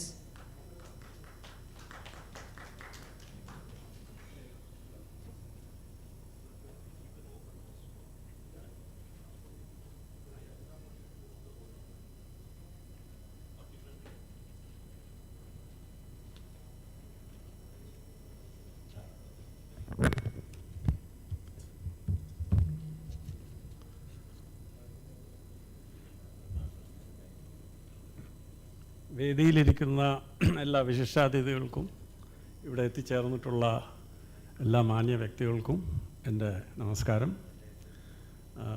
ഞാൻ സമയത്തിൻ്റെ ഈ പരിമിതി കൊണ്ട് ഞാൻ നേരെ എൻ്റെ സബ്ജക്റ്റിലേക്ക് കടക്കാം. ഞാനിവിടെ നിൽക്കുന്നത് നോട്ട് ആസ് ഫെഡറൽ ബാങ്കിൻ്റെ ചെയർമാൻ എന്നുള്ള നിലയ്ക്കല്ല, പക്ഷേ ഒരു മുൻ സംരംഭകൻ 31ാമത്തെ വയസ്സിൽ IAS നിന്ന് രാജിവെച്ച് സ്വന്തമായിട്ട് ഒരു ടെക്നോളജി ശ്രീ ചിത്ര തിരുനാൾ ഇൻസ്റ്റിറ്റ്യൂട്ടിൽ നിന്ന് ആർക്കും മനസ്സിലാകാത്ത ഒരു ടെക്നോളജി എടുത്ത് ബാങ്കുകളും KSIDCയും KFCക്കും സംശയം തോന്നിയ അവർക്ക് ആർക്കും ഒരു ഇൻട്രസ്റ്റ് ഇല്ലായിരുന്നു. ഞാൻ തന്നെ ചിലപ്പോൾ ആലോചിച്ച് പോയി ഞാൻ എന്താ ചെയ്തത്, എന്ത് ബുദ്ധിമോശം കൊണ്ടാണ് ഇങ്ങനെ നല്ലൊരു ജോലി നിന്ന് ഇങ്ങനെ ഇറങ്ങിയത്. അപ്പോൾ ഇതെല്ലാം പോരെങ്കിൽ ഒരു വ്യവസായം തുടങ്ങാനായിട്ട് തിരഞ്ഞെടുത്ത സ്ഥലമോ തിരുവനന്തപുരം ജില്ല. നമുക്കെല്ലാവർക്കും അറിയാവുന്ന ഇന്ത്യയിലെ ഏറ്റവും ഇൻഡസ്ട്രിയലൈസ്ഡ് ആയിട്ടുള്ള ജില്ല തിരുവനന്തപുരം ജില്ലയിലാണ് ഞാൻ തീരുമാനിച്ചത് ഈ വ്യവസായം സെറ്റപ്പ് ചെയ്യാൻ. അപ്പോൾ എല്ലാ വിധത്തിൽ നോക്കിയാൽ ഇത്രയും എന്താ പറയണ്ട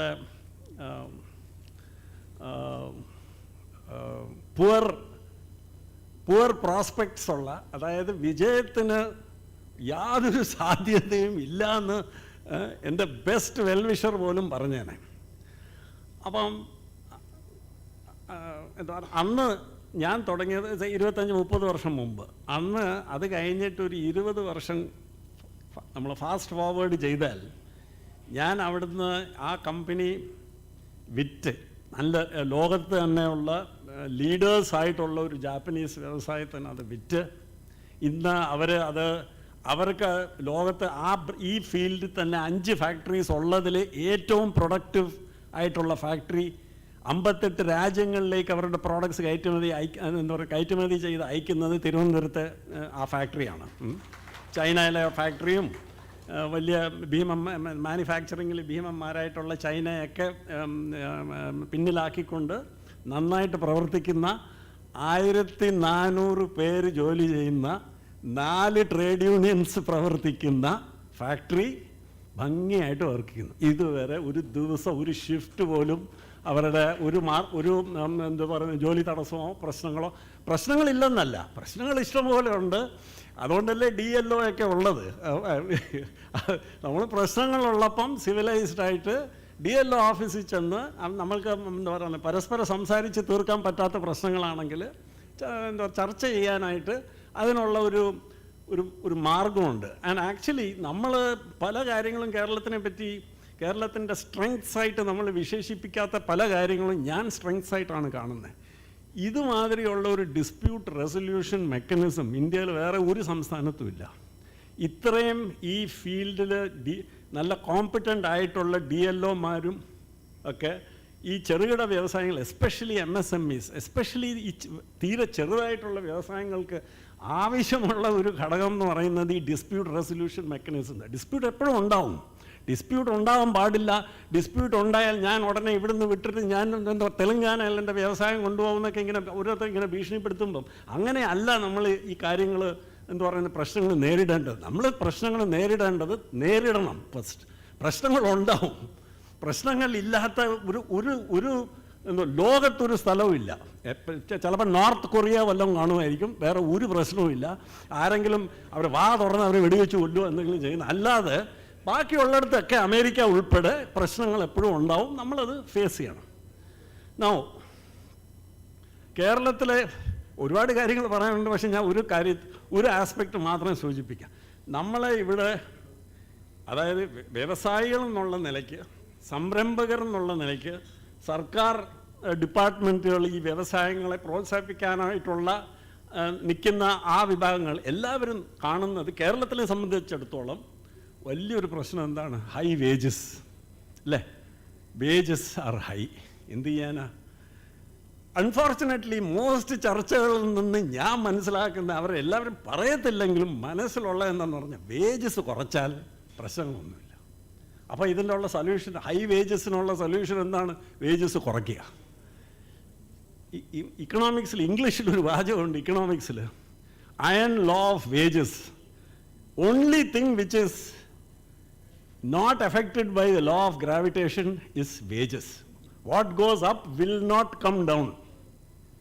Wages will never come down. They have never come down anywhere in the world. അപ്പോൾ നമ്മൾ ആ ഡയറക്ഷനിലോട്ട് ചിന്തിക്കുന്നത്, it is better that we stop thinking about that. And then what do we do?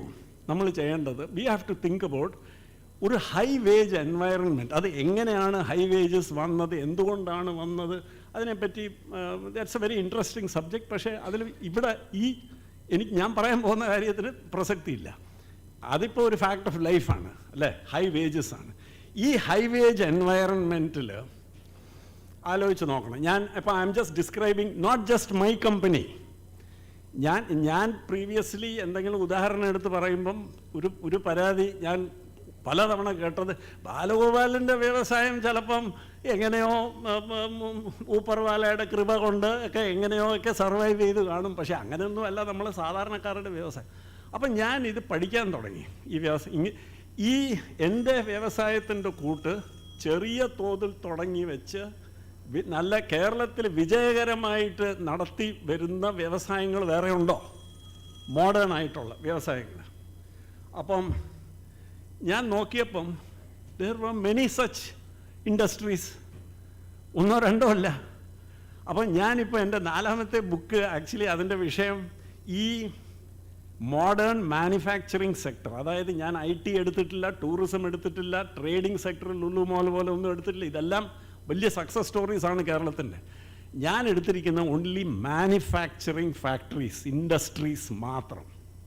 അതിൽ 50 എണ്ണത്തിനെ ഞാൻ തിരഞ്ഞെടുത്ത് I am doing A detail study. 50 എണ്ണം. Each of them is A leader in there field in either India or internationally. എല്ലാവരും സ്ഥിതി ചെയ്യുന്ന കേരളത്തിലാണ്. പല വ്യവസായങ്ങളും ഞാൻ പല വേദികളിലും അവരുടെ പേരുകൾ പറയുമ്പോൾ പലരും കേട്ടിട്ട് പോലും ഇല്ല. They have not even heard of these companies' names. And some of these companies വലിയ കമ്പനീസ് ആയിട്ട് വളർന്നിരിക്കുക. ഇപ്പം MSMEയുടെ ഡെഫിനിഷൻ മാറിക്കൊണ്ടിരിക്കുകയല്ലേ. അതിലുള്ള ചില പ്രോബ്ലംസ് ഉണ്ട്. ഇപ്പം എൻ്റെ ഞാൻ തുടങ്ങി വെച്ച വ്യവസായം ഇന്ന് അതിൻ്റെ വിറ്റ് വരവ് ചിലപ്പോൾ ഒരു 400+ crores ആയിരിക്കും, 1500 പേര് ജോലി ചെയ്യുന്നത്. But it will B classified as an MSME today. ഞാൻ ഈ വ്യവസായം തുടങ്ങുമ്പോൾ അന്ന് investment limit was 1.5 crores and turn over was 5 crores and all. Today 50 crores investment limit and 200 crores without counting export. അപ്പം എക്സ്പോർട്ട് കൗണ്ട് ചെയ്യാതെ 200-250 crores കൂടെ എടുത്താൽ my company is an MSME. അപ്പം what I M saying is ഈ 50 കമ്പനീസും കൂടെ ഞാനത് പഠിക്കുമ്പം all of them are successful. All of them pay best in class wages. അവർ ഈ ന്യായമായിട്ടുള്ള വേജസ് എന്താ പറയുക നൽകുന്നു എന്ന് മാത്രമല്ല, they are paying best in class wages. എല്ലാ ബെനിഫിറ്റ്സും കൊടുക്കുന്നു വർക്കേഴ്സ് ആൻഡ് എംപ്ലോയീസിനും. പിന്നെ they are all got very good record for paying all the statutory dues. എല്ലാം കൃത്യമായിട്ട് അടയ്ക്കുന്നുണ്ട്. ഞാൻ കമ്പനി നടത്തുമ്പം പല പാരിതോഷങ്ങളും പല അവാർഡ്സും താമ്രപത്രങ്ങളും ഒക്കെ കിട്ടിയിട്ടുണ്ട്. നമുക്കെല്ലാവർക്കും കിട്ടുമല്ലോ, ഓരോ എക്സ്പോർട്ട് അവാർഡ്, മറ്റേ അവാർഡ്, ഈ അവാർഡ് എന്ന് പറഞ്ഞു. പക്ഷേ എനിക്ക് ഏറ്റവും വാല്യുബിളായിട്ട് ഞാൻ എൻ്റെ മുറിയിൽ വെച്ചിരുന്ന ഒരു താമ്രപത്രം മാത്രം, മറ്റതെല്ലാം കോൺഫറൻസ് റൂമിൽ വെച്ചേക്കുമായിരുന്നു. എൻ്റെ റൂമിൽ വെച്ചിരുന്ന എന്തായിരുന്നു, അന്ന് GSTക്കൊക്കെ മുമ്പ് സെൻട്രൽ എക്സൈസ് ഡിപ്പാർട്ട്മെൻറ്റ് ഞങ്ങൾക്ക് തന്ന ഒരു ചെറിയൊരു ഫംഗ്ഷനിൽ ഞങ്ങൾക്ക് തന്ന ഒരു ചെറിയൊരു താമ്രപത്രം. എന്തായിരുന്നു, സത്യസന്ധമായിട്ട് എല്ലാ വർഷവും സെൻട്രൽ എക്സൈസ് ഡ്യൂട്ടി അടച്ചതിന് ഒരു അംഗീകാരമായിട്ട് സെൻട്രൽ എക്സൈസ് കമ്മീഷണർ തന്ന ഒരു ചെറിയ താമ്രപത്രം. അപ്പം ഞാൻ പറഞ്ഞു വരുന്നത്, ഇത് നമ്മളെ ഈ ചിന്തയിൽ ചില കാര്യം we have to change some ways of thinking. അല്ലെങ്കിൽ ഇത് പല കാര്യങ്ങളും നമ്മൾ വിരോധാഭാസങ്ങളായിട്ട് കാണും. ഒരു കാലഘട്ടം ഉണ്ടായിരുന്നു ഇന്ത്യയിൽ, ഒരുപാട് നൂലാമാലകളും ഇതുമൊക്കെ വെച്ചിട്ട് എനിക്കറിഞ്ഞൂടെ എത്ര വർഷങ്ങൾക്ക് മുമ്പ്, പക്ഷേ അങ്ങനെ ഒരു കാലഘട്ടം ഉണ്ടായിരുന്നു. ഈ റൂൾസിൻ്റെ നൂലാമാലകൾക്കിടയിൽ ഒരു വ്യവസായം നടത്തിക്കൊണ്ട് വരണമെങ്കിൽ ഒന്നിൽ റൂൾസ് ലംഘിച്ചുകൊണ്ടോ ടാക്സ് അടയ്ക്കാതെ എല്ലാം നമ്മളെ റെക്കോർഡ്സിൽ ഡിസ്ക്ലോസ് ചെയ്യാതെ വർക്കേഴ്സിന് ന്യായമായിട്ടുള്ള വേതനം നൽകാതെ ഇങ്ങനെയൊക്കെ ചെയ്താൽ, ഇങ്ങനെയൊക്കെ ഒരു വ്യവസായം നടത്തിയാൽ മാത്രമേ ലാഭം ഉണ്ടാക്കാൻ പറ്റുള്ളൂ എന്നുള്ളൊരു ഒരു ഫീലിംഗ്, ഒരു അപ്രോച്ച് ഉണ്ടായിരുന്നു. ഞാൻ പഠിക്കുന്ന ഈ വ്യവസായങ്ങളെല്ലാം ഞാൻ അവരുടെ സംരംഭകരായിട്ടൊക്കെ സംസാരിക്കുമ്പോൾ അവർ അഭിമാനം കൊള്ളുന്ന കാര്യങ്ങൾ എന്താണ്? My workers are the best paid in the industry. My workers dormitory എന്ന് പറഞ്ഞാൽ ഒരു പ്രൈവറ്റ് കോളേജിന് പോലും അതുപോലത്തെ ഹോസ്റ്റൽ കാണത്തില്ല. ഇതൊക്കെയാണ് അവർക്ക്. സോ ഇൻ അതർ വേർഡ്സ്, എല്ലാ സ്റ്റാറ്റ്യൂട്ടറി ഡ്യൂസ് അടച്ചിട്ടും, എല്ലാ ടാക്സസ് കൃത്യമായിട്ട് പേ ചെയ്തും, എല്ലാ ബെനിഫിറ്റ്സ് സകല എംപ്ലോയീസിന് കൊടുത്തിട്ടും നല്ല ലാഭം ഉണ്ടാക്കാൻ പറ്റും. ആൻഡ് ഉണ്ടാക്കുന്ന കമ്പനീസ് ഉണ്ട് എന്നാണ്. That means there is a complete paradigm shift which has happened. അപ്പം ഞാൻ പറഞ്ഞു വരുന്നത്, ഈ ഹൈ വേജ് എൻവയറൺമെൻറ്റിൽ we need a different way of thinking. And adine, the different way of thinking will come only if we have high value addition industries. Appo high value addition comes from high technology, modern manufacturing methods. Appo nammal ingane ee modern manufacturing methods ഉപയോഗിച്ചാൽ മാത്രമേ നമുക്ക് രക്ഷയുള്ളൂ എന്നുള്ളത് not only in Kerala, all over. പക്ഷേ പ്രത്യേകിച്ചും കേരളത്തിൽ നമ്മളിങ്ങനെ ഈ സഫിഷ്യൻറ്റ് വാല്യൂ അഡിഷൻ ഉണ്ടെങ്കിൽ മാത്രമേ നമുക്ക് സർവൈവ് ചെയ്യാൻ പറ്റുള്ളൂ എന്നുള്ളൊരു അവസ്ഥ നമ്മൾ we have come to that situation. അപ്പം what we have to therefore see is, ഇപ്പം കേരളത്തിൽ ഇപ്പം എന്താ പറയുക, എൻ്റെ പഠിത്തം, ഞാൻ I will stop with that. എൻ്റെ പഠനം what it teaches me is that ഈ കഴിഞ്ഞ 30 വർഷം what has been happening in Kerala, and അതും പലരും നോട്ടീസ് ചെയ്തിട്ടില്ല, ഗവൺമെൻറ് നോട്ടീസ് ചെയ്തിട്ടില്ല, ഈ വ്യവസായ മേഖലയിൽ തന്നെ ഇത് അത്ര ആൾക്കാർ ശ്രദ്ധിച്ചിട്ടില്ല. What has been happening is a change.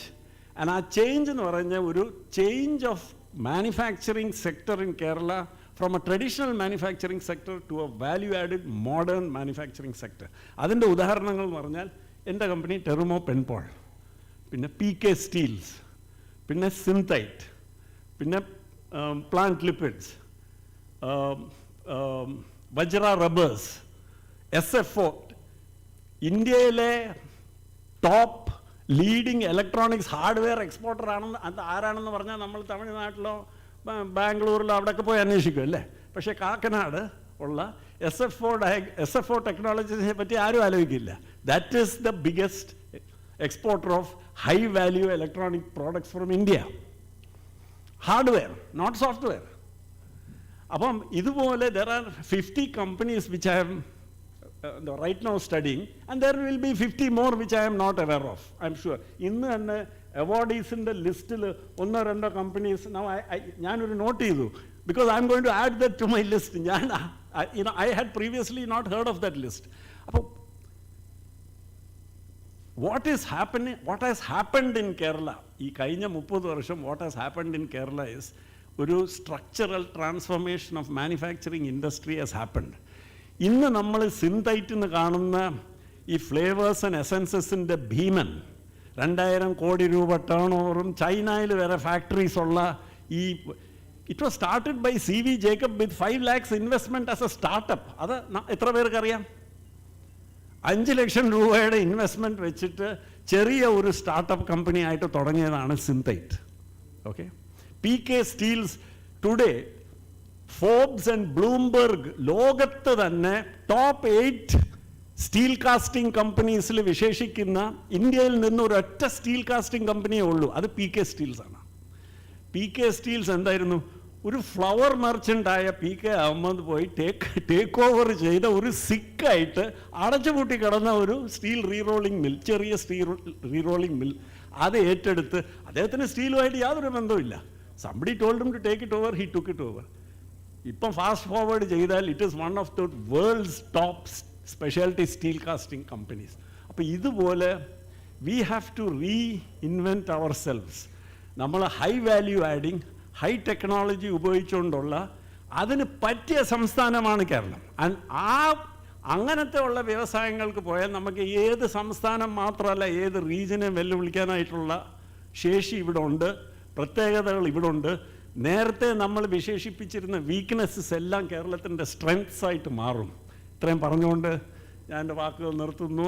ഈ വർക്ക്ഷോപ്പിന് വളരെ സക്സസ്ഫുൾ ആവട്ടെ, പുതിയ പുതിയ ഐഡിയാസ് എല്ലാവർക്കും പകരട്ടെ എന്ന് ആശംസിച്ചുകൊണ്ട് നിർത്തുന്നു. നന്ദി, നമസ്കാരം. Thank you, sir. Now, I invite our guest of honor to address the audience. Sri George Sleepan, our honor of the guest, Chairman of Kerala State Productivity Council and the Director of K. Chittipalli Foundation.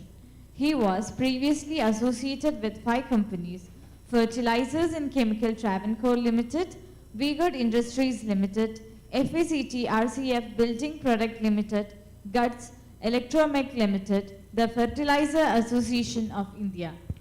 Once again, I welcome you, sir. പ്രിയ സുഹൃത്തുക്കളെ, വളരെ വിശദമായി MSMEയുടെ ചാലഞ്ചസും ഓപ്പർച്യൂണിറ്റീസും എല്ലാം discuss ചെയ്യുന്ന ഈ സദസ്സിൽ ഭാഗമാകാൻ കഴിഞ്ഞതിലുള്ള സന്തോഷം ആദ്യമായി പങ്കുവയ്ക്കട്ടെ. ഇതിൻ്റെ ഭാരവാഹികളോടും പ്രത്യേകിച്ച് Shri GS Prakash, joint director, മറ്റ് ഭാരവാഹികളുടെ നന്ദിയും ഈ അവസരത്തിൽ പ്രകാശിപ്പിക്കുകയാണ്. ഈ കഴിഞ്ഞ 2-3 സെഷനുകളായി ധാരാളം കാര്യങ്ങൾ, ധാരാളം സപ്പോർട്ട് കാര്യങ്ങൾ ഒരു MSMEക്ക് കൊടുക്കാൻ അവൈലബിൾ ആയിട്ടുള്ള ഓർഗനൈസേഷണൽ സപ്പോർട്ട്സ് എന്തൊക്കെയാണ്, ബിസിനസ് സപ്പോർട്ട്സ് എന്തൊക്കെയാണ് എന്നുള്ള കാര്യങ്ങളെ പറ്റിയാണ് ഇവിടെ ഡിസ്കഷൻ നടത്തിയത്.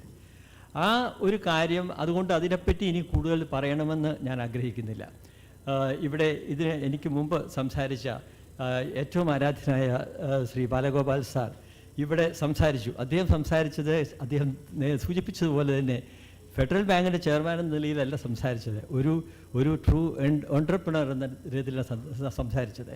തൻ്റെ സ്ഥാപനത്തെ എങ്ങനെ വിജയത്തിലേക്ക് അദ്ദേഹം കൈപിടിച്ചുയർത്തി, മറ്റാർക്ക് എല്ലാവർക്കും അതിശയം തോന്നിക്കുന്ന രീതിയിൽ ആ സ്ഥാപനത്തെ എങ്ങനെ വളർത്തി വലുതാക്കി ഇന്നും ആ വലുതായി തന്നെ ആ സ്ഥാപനം നിലനിൽക്കുന്നു. അപ്പം നമ്മളെ സംബന്ധിച്ചിടത്തോളം ഇവിടെ സന്നിഹിതരായിരിക്കുന്ന ഓരോരുത്തരെ സംബന്ധിച്ചിടത്തോളം എനിക്ക് പറയാനുള്ളതും അതുതന്നെയാണ്. നമ്മളെല്ലാം ഇവിടെ കൂടിയിരിക്കുന്നതെല്ലാം ഒരു ഒറ്റ ഉദ്ദേശത്തിന് വേണ്ടി മാത്രമാണ്. നമുക്കെല്ലാം ഒരു ഇൻസ്റ്റിറ്റ്യൂഷൻ, ഒരു സ്ഥാപനമുണ്ട്. നമുക്ക് വിജയിക്കണം.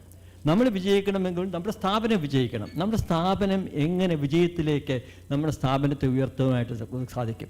ഈ അവസരത്തിൽ ഞാൻ ഗവൺമെൻറ് സപ്പോർട്ടൊക്കെ ഒരു ഭാഗത്ത് നിൽക്കട്ടെ, അത് കിട്ടുന്നു, അതൊരു കൈത്താങ്ങാണ് ആയിട്ട് മാത്രം നമ്മൾ കണക്കാക്കുക. ഒരിക്കലും ഒരു ഗവൺമെൻറ് സപ്പോർട്ട് കൊണ്ട് മാത്രം ഒരു സ്ഥാപനം നിലനിൽക്കുന്നതായിട്ട് നമുക്ക് ചരിത്രമില്ല. പണ്ടൊക്കെ പബ്ലിക് സെക്ടേഴ്സ് ഉണ്ടായിരുന്നു, സബ്സിഡിയിൽ നിലനിൽക്കുന്ന പബ്ലിക് സെക്ടേഴ്സ് ഉണ്ടായിരുന്നു, സബ്സിഡി സ്കീമൊക്കെ ഉള്ളപ്പം.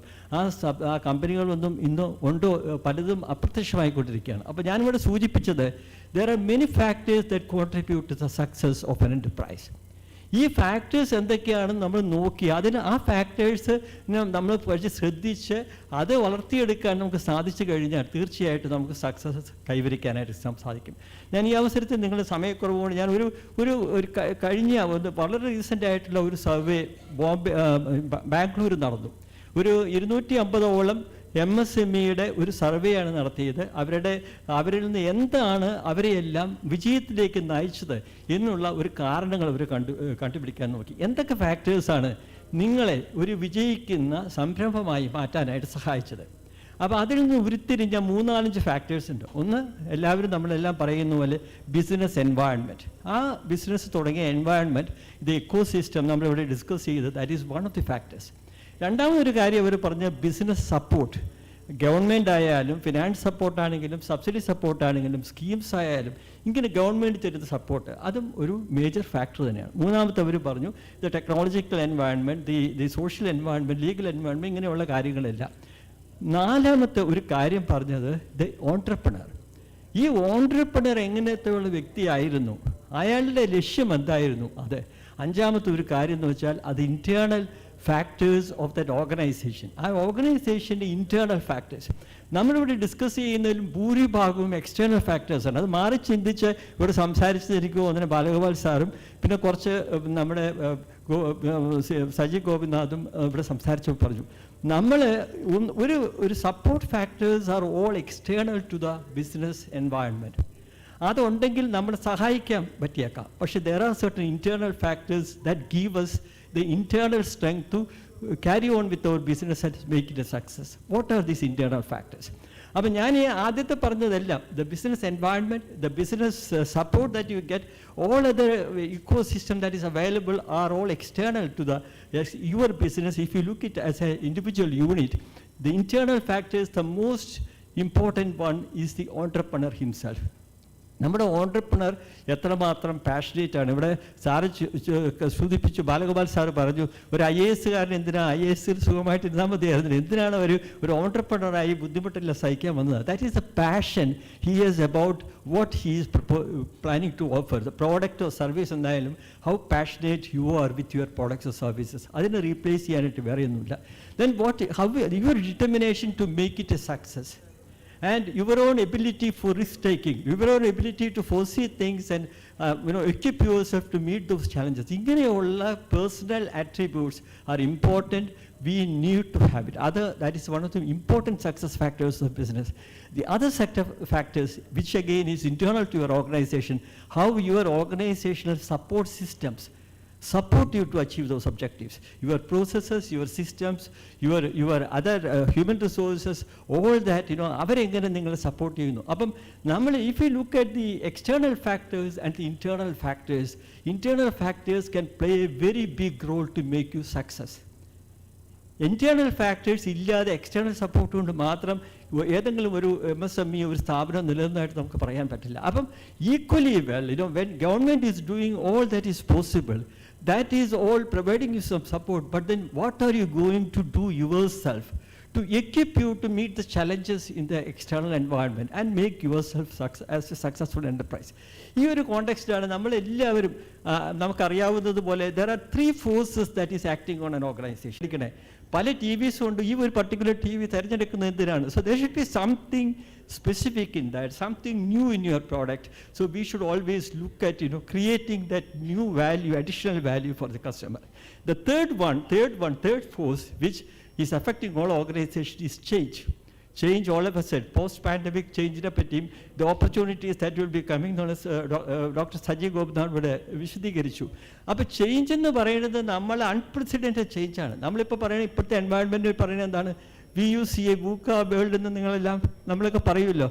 Volatile, uncertain, complex and ambiguous. ഇങ്ങനെയുള്ളൊരു വേൾഡിൽ നമ്മൾ ജീവിക്കുകയാണ്. ആൻഡ് നമുക്ക് ജീവിക്കണം, നമുക്ക് വിജയിക്കണം എന്നുണ്ടെങ്കിൽ V should be aware of what is happening around and we should equip ourselves to meet those challenges.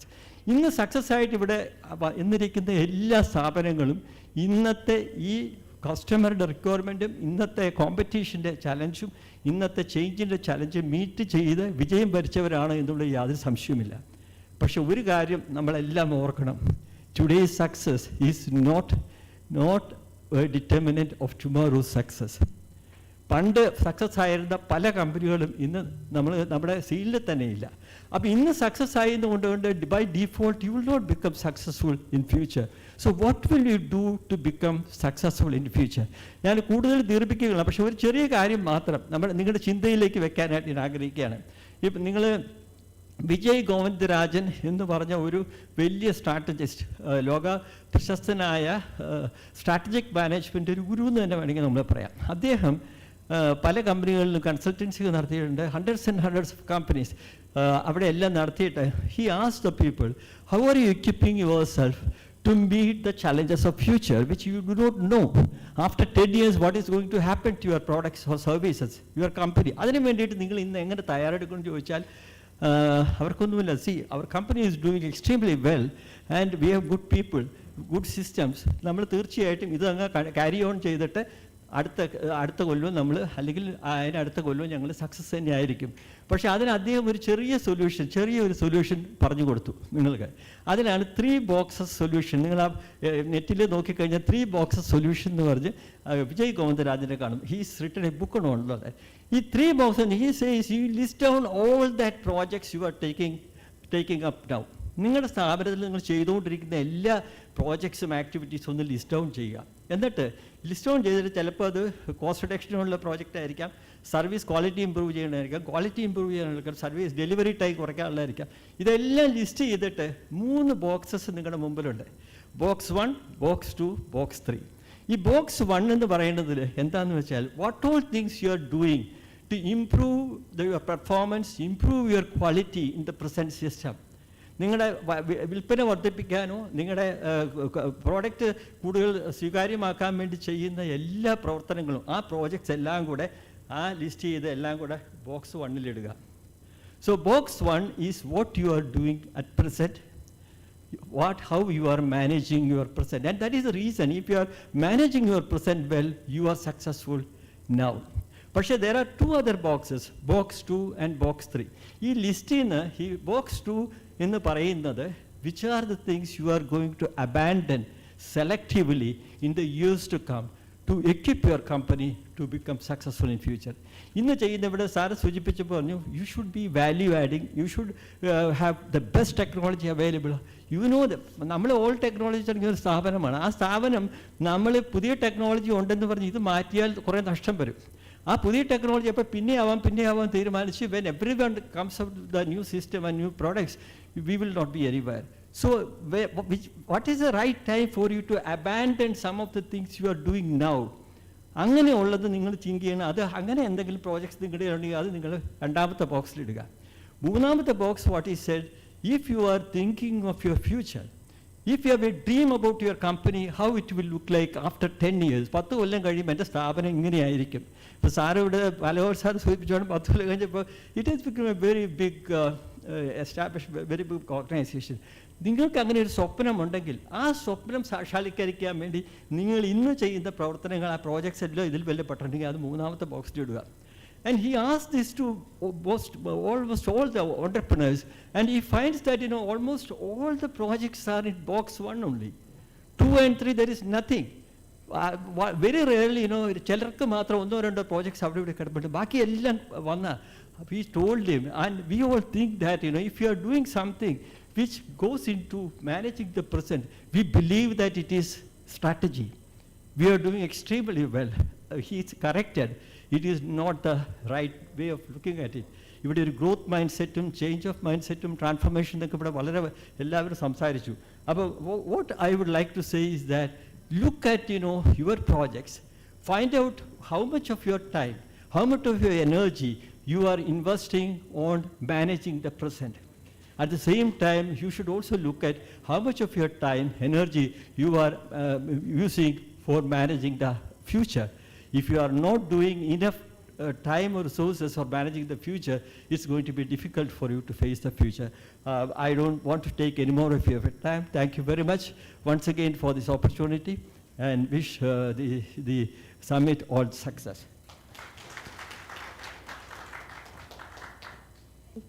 Thank you, sir. Now, I would like to invite Sri K.A. Joseph, General Secretary, Kerala State Small Industry Association, to address the audience.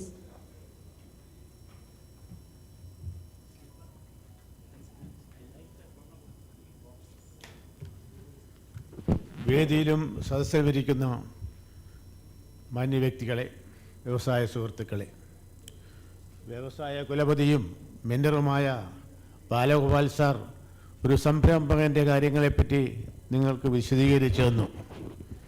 Kerala സംസ്ഥാന ചെറുകിട വ്യവസായ അസോസിയേഷനെ പ്രതിനിധീകരിക്കുന്ന ഞാൻ കേരളത്തിലെ ഇന്നത്തെ വ്യവസായികളുടെ ചെറിയ കാര്യങ്ങൾ കൂടി പറയാതെ ഈ സെഷനിൽ പറയാതിരുന്നാൽ അത് വലിയൊരു അപരാധമായിരിക്കുമെന്ന് എനിക്കറിയാം.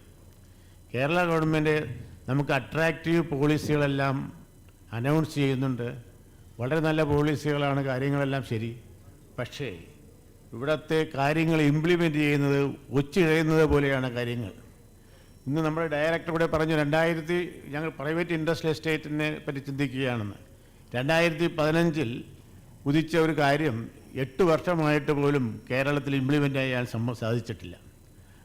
ഇവിടുത്തെ എക്സിസ്റ്റിംഗ് വ്യവസായികൾ, നിലവിലുള്ള ചെറുകിട വ്യവസായികളോ വലിയ വ്യവസായികളായാലും അവരെന്തൊക്കെ പറഞ്ഞാലുമാണ് അവരെ വ്യവസായികളുടെ അംബാസഡർമാർ. 1969 ഉണ്ടാക്കിയ ഒരു ലാൻഡിൻ്റെ നിയമം ഇതുവരെ നടപ്പിലാക്കാൻ ഒരു ഗവൺമെൻറ്റിനും കഴിഞ്ഞിട്ടില്ല എന്നുള്ളൊരു പരിതാപാവസ്ഥ പറയാതിരിക്കാൻ നിവൃത്തിയില്ല. ഈ പ്രൈവറ്റ് ഇൻഡസ്ട്രിയൽ എസ്റ്റേറ്റ് വന്നു കഴിഞ്ഞാൽ നമുക്കിവിടെ വളരെയധികം വ്യവസായങ്ങൾ വളരുമെന്നതിന് യാതൊരു വിധത്തിലുള്ള സംശയവുമില്ല. സജി ഗോപിനാഥ് സാർ പറഞ്ഞതുപോലെ നമ്മൾ ടെക്നോളജി ഡെവലപ്പ് ചെയ്യാതെ ഹൈ വാല്യൂ പ്രോഡക്ട്സ് കൊണ്ടുവരാതെ ഇനി കേരളത്തിലെ വ്യവസായങ്ങൾ നിലനിൽക്കുവാൻ ബുദ്ധിമുട്ടാണ്. കാരണം ബാലഗോപാൽ സാർ പറഞ്ഞതുപോലെ നല്ല ശമ്പളം കൊടുത്തെങ്കിൽ മാത്രമേ നമ്മുടെ തൊഴിലാളികളെ ഇവിടെ നിലനിർത്താൻ പറ്റുള്ളൂ, പ്രത്യേകിച്ച് കേരളീയരായവരെ. സെൻട്രൽ ലോസ് എല്ലാം ഇംപ്ലിമെൻ്റ് ചെയ്യുന്നതിന് നമ്മുടെ ഇവിടുത്തെ ഉദ്യോഗസ്ഥന്മാരെല്ലാം ഭയങ്കര ജാഗ്രതരാണ്. പക്ഷേ വ്യവസായികളുടെ ഒരു പ്രശ്നങ്ങൾ ഇടപെടുമ്പോൾ ഭയങ്കര ബുദ്ധിമുട്ട് കാണിക്കുന്ന ഒരു സന്ദർഭമാണ് ഇവിടെ ഉണ്ടാകുന്നത്. പിന്നെ അടുത്തതായിട്ട് എനിക്ക് സെൻട്രൽ ഗവൺമെൻറ്റിൻ്റെ ചില കാര്യങ്ങൾ പറയാനാണ്. MSMEയുടെ ശ്രദ്ധയിൽപ്പെടുത്തുന്നത് CGMSE സ്കീമിൽ ലോൺ കൊടുക്കുന്നുണ്ട്. 2 കോടി രൂപ വരെ ലോൺ ജാമ്യമില്ലാതെ ലോൺ കൊടുക്കുന്നുണ്ട്. പക്ഷേ അതിനുപയോഗിക്കുന്ന ഇൻട്രസ്റ്റ് റേറ്റ് എക്സോർബിറ്റൻ്റ് ആണെന്ന് പറയാതിരിക്കാൻ നിവൃത്തിയില്ല. 14% വരെയാണ് ആൾക്കാരുടെ ഈടാക്കുന്നത്. ഈ പ്രളയവും ഈ കോവിഡും കൊണ്ട് കഷ്ടപ്പെടുന്ന ഈ കേരള സമൂഹത്തിലെ വ്യവസായികൾക്ക് ഇത്രയും വലിയൊരു ഇൻട്രസ്റ്റ് താങ്ങുവാനുള്ള യാതൊരു വിധത്തിലുള്ള സന്ദർഭങ്ങളുമില്ല. അതുകൂടാതെ ഇന്നത്തെ ബാങ്കുകൾ, അത് സെൻട്രൽ ഗവൺമെൻറ് പ്രത്യേകം ശ്രദ്ധ വലിക്കുന്നതാണ്, വ്യവസായികളിൽ കാണിക്കുന്ന അനീതി. NPA ആയിക്കഴിഞ്ഞ 90ാമത്തെ ദിവസം ആ വ്യവസായം ഓപ്ഷനിടുകയാണ്. പിന്നെ ബാങ്കിൻ്റെ കാല് പിടിക്കുക നടക്കേണ്ട ഒരു അവസ്ഥ കേരളത്തിലെ വ്യവസായികൾക്ക് വരുന്നുണ്ട്. അപ്രതീക്ഷിതമായ കാര്യങ്ങൾക്ക് ഈ നോൺ പെർഫോമിംഗ് അസറ്റ് ആക്കുന്നത് 3 മാസം എന്നുള്ളത് 1 കൊല്ലമാക്കിയെങ്കിലും കുറയ്ക്കണമെന്ന് ഞങ്ങൾ നിരന്തരം നിവേദനങ്ങൾ നൽകിയിട്ടുണ്ട്. അതിന് ഞങ്ങൾ എല്ലാവിധ സപ്പോർട്ടും MSME കേരള ഘടകത്തിൻ്റെ ഭാഗത്തുനിന്ന് ഉദ്ദേശിക്കുകയാണ്. പിന്നെ അതുതന്നെ വിൽ ബി ഡിസ്കൗണ്ടിങ് അട്രാക്റ്റീവ് സ്കീമായിരിക്കും എന്നൊക്കെ പറയുന്നുണ്ട്. കേരളത്തിൽ ഏത് പൊതുമേഖലാ സ്ഥാപനം, കേരള ഗവൺമെൻറ് ഏത് പൊതുമേഖലാ സ്ഥാപനം ലാഭത്തിൽ പ്രയോഗിക്കുന്നത്? വളരെ തുച്ഛമായ സ്ഥാപനങ്ങളേ ഉള്ളൂ. ബിൽ ഡിസ്കൗണ്ടിങ് സ്കീം വന്നാൽ തന്നെ ബാങ്കുകളൊക്കെ പൈസ ബിൽ ഡിസ്കൗണ്ടിങ് പൈസ കൊടുക്കുന്നുണ്ടെങ്കിൽ അവർക്ക് തിരിച്ചും പൈസ കിട്ടണം ഈ പൊതുമേഖലാ സ്ഥാപനങ്ങളിൽ നിന്ന്. അങ്ങനെ പൊതുമേഖലാ സ്ഥാപനങ്ങൾ കൊടുക്കുമെന്ന് ഞങ്ങൾക്ക് യാതൊരു വിധത്തിലുള്ള അഷുറൻസുമില്ല. അതുപോലെ തന്നെ ഈ ഡിലേഡ് പേയ്മെൻറ്റിനുള്ള ഒരു സ്കീമുണ്ട്, MSME ഫെസിലിറ്റേഷൻ കൗൺസിലുണ്ട്. അത് കേരളത്തിൽ കൂടുന്നത് വളരെ റെയറായിട്ട് കൂടുന്നുള്ളൂ. ഡയറക്ടർ ഇവിടെ ഇല്ലായിരുന്നത് ഞങ്ങൾക്ക് ഒരു വലിയ നഷ്ടമായി പോയി. നമുക്ക് വളരെയധികം കാര്യങ്ങൾ കേരളത്തിൽ ഇനിയും ഇംപ്ലിമെൻ്റ് ചെയ്യാനുണ്ട്. കേരളത്തിൽ വ്യവസായം വളരണമെന്നുണ്ടെങ്കിൽ പല കാര്യങ്ങളും ഗവൺമെൻറ്റിൻ്റെ ഭാഗത്തുനിന്നും സെൻട്രൽ ഗവൺമെൻറ്റിൻ്റെ ഭാഗത്തുനിന്നും നടത്താനുണ്ട്. ഇതിനുള്ള എല്ലാവിധത്തിലുള്ള ആശംസകൾ നേർന്നുകൊണ്ട് ഈ സമ്മേളനത്തിന് എല്ലാവിധ ആശംസകൾ നേർന്നുകൊണ്ട് ഞാൻ എൻ്റെ വാക്കുകൾ അവസാനിപ്പിക്കുന്നു. നന്ദി, നമസ്കാരം. Thank you, sir. Next, I would like to invite Sri P.S. Rajesh, Board Member, Choir Board and State Secretary, Lagu Udyoga Bharati, to address the audience.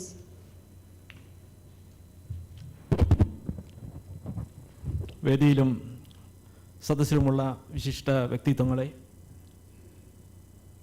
ഇന്നിവിടെ നടന്നുകൊണ്ടിരിക്കുന്ന ഈ MSME സമ്മിറ്റ്, അത് പേര് കൊടുത്ത പോലെ തന്നെ നമുക്ക് മനസ്സിലാകും, growth engine of the nation. ഈ ഗ്രോത്ത് എൻജിൻ എന്ന് പറയുന്നത് നമ്മളിൽപ്പെട്ട ഓരോ സംരംഭകരുമാണ്. നമ്മളാണ് ശരിക്കു പറഞ്ഞാൽ രാജ്യത്തിൻ്റെ നെടുന്തൂണായി പ്രവർത്തിക്കുന്നത്.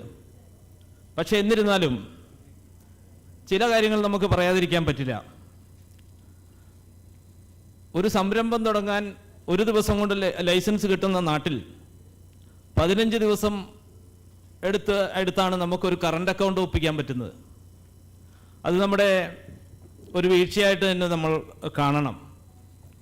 സ്വാതന്ത്ര്യത്തിൻ്റെ 75ാം വാർഷികം ആഘോഷിക്കുന്ന ഈ ആസാദി കാ അമൃത് മഹോത്സവ് ഈ സമയത്ത് നമ്മുടെ MSME സംരംഭങ്ങൾക്ക് നല്ല രീതിയിലുള്ള സപ്പോർട്ട് ഗവൺമെൻറ്റിൻ്റെ ഭാഗത്തു നിന്ന് ഉണ്ടാകണമെന്നും, നമ്മൾ നേരിട്ടുകൊണ്ടിരിക്കുന്ന ചില പ്രശ്നങ്ങളുണ്ട്. ഏത് മേഖലയിൽ ചെന്നാൽ ഇൻസ്പെക്ടർ രാജ്, ഫാക്ടറി ഇൻസ്പെക്ടർ, അതുപോലെ ഫുഡ് ഇൻസ്പെക്ടർ, ഈ പോസ്റ്റുകളെല്ലാം റീഡെസിഗ്നേറ്റ് ചെയ്യേണ്ട കാലം അതിക്രമിച്ചിരിക്കുന്നു. കഴിഞ്ഞ ഒരു മീറ്റിങ്ങിൽ, ഡൽഹിയിൽ വെച്ചിട്ടുണ്ടായിരുന്നൊരു മീറ്റിങ്ങിൽ ഇതിനെക്കുറിച്ച് സംസാരിക്കുകയും നമ്മുടെ ചില സ്റ്റേറ്റുകളിൽ അതിനുവേണ്ട നടപടികൾ കൈക്കൊണ്ടുകൊണ്ട് ഫാക്ടറി ഫെസിലിറ്റേറ്റർ എന്നും ഫുഡ് ഫെസിലിറ്റേറ്റർ എന്നുള്ള റീഡെസിഗ്നേഷൻ ചെയ്യാനുള്ള ചില പ്രാരംഭ പ്രവർത്തനങ്ങൾ ഗവൺമെൻറ് ആരംഭിച്ചു കഴിഞ്ഞു. ഇതെല്ലാം നമുക്ക് ആത്മവിശ്വാസം തരുന്ന ഒന്നാണ് ഈ പേര് തന്നെ. അതുപോലെ തന്നെ കഴിഞ്ഞ സെൻട്രൽ ഗവൺമെൻറ് ബഡ്ജറ്റിൽ MSME സെക്ടറിൽ നിന്ന് കൂടുതൽ പ്രൊക്യൂർമെൻറ്റ് നടത്താനുള്ള തീരുമാനം വളരെ സ്വാഗതാർഹമാണ്. അത് നമുക്ക് MSME സെക്ടറിലുള്ള സംരംഭങ്ങൾക്ക് വലിയ ഊർജം നൽകുന്ന ഒന്നാണ് എന്ന് ഞാൻ മനസ്സിലാക്കുന്നു. ഇന്ന് നടത്തുന്ന, ഞാൻ അധികം നീട്ടുന്നില്ല, ഇന്നിവിടെ നടക്കുന്ന ഈ സമ്മിറ്റിന് ലഘു ഉദ്യോഗ ഭാരതിയുടെയും കയർ ബോർഡിൻ്റെയും എല്ലാവിധ ആശംസകളും നേർന്നുകൊണ്ട് എൻ്റെ വാക്കുകൾ ഉപസംഹരിക്കുന്നു. നന്ദി, നമസ്കാരം.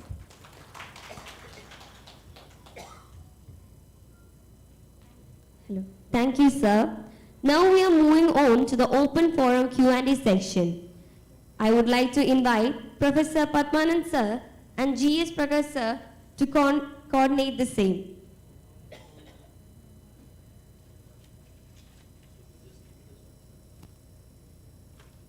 ഓപ്പൺ ഫോറാണ്.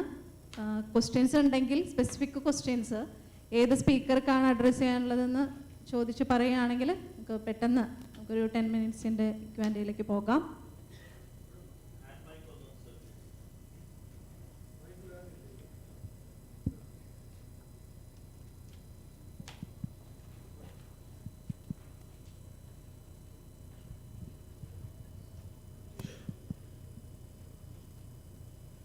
ഇന്ന് പേര് കൂടെ പറഞ്ഞ് ആരാണ് ആൻസർ ചെയ്തത്? എൻ്റെ പേര് മനു ഫ്രാൻസിസ് എന്നാണ്.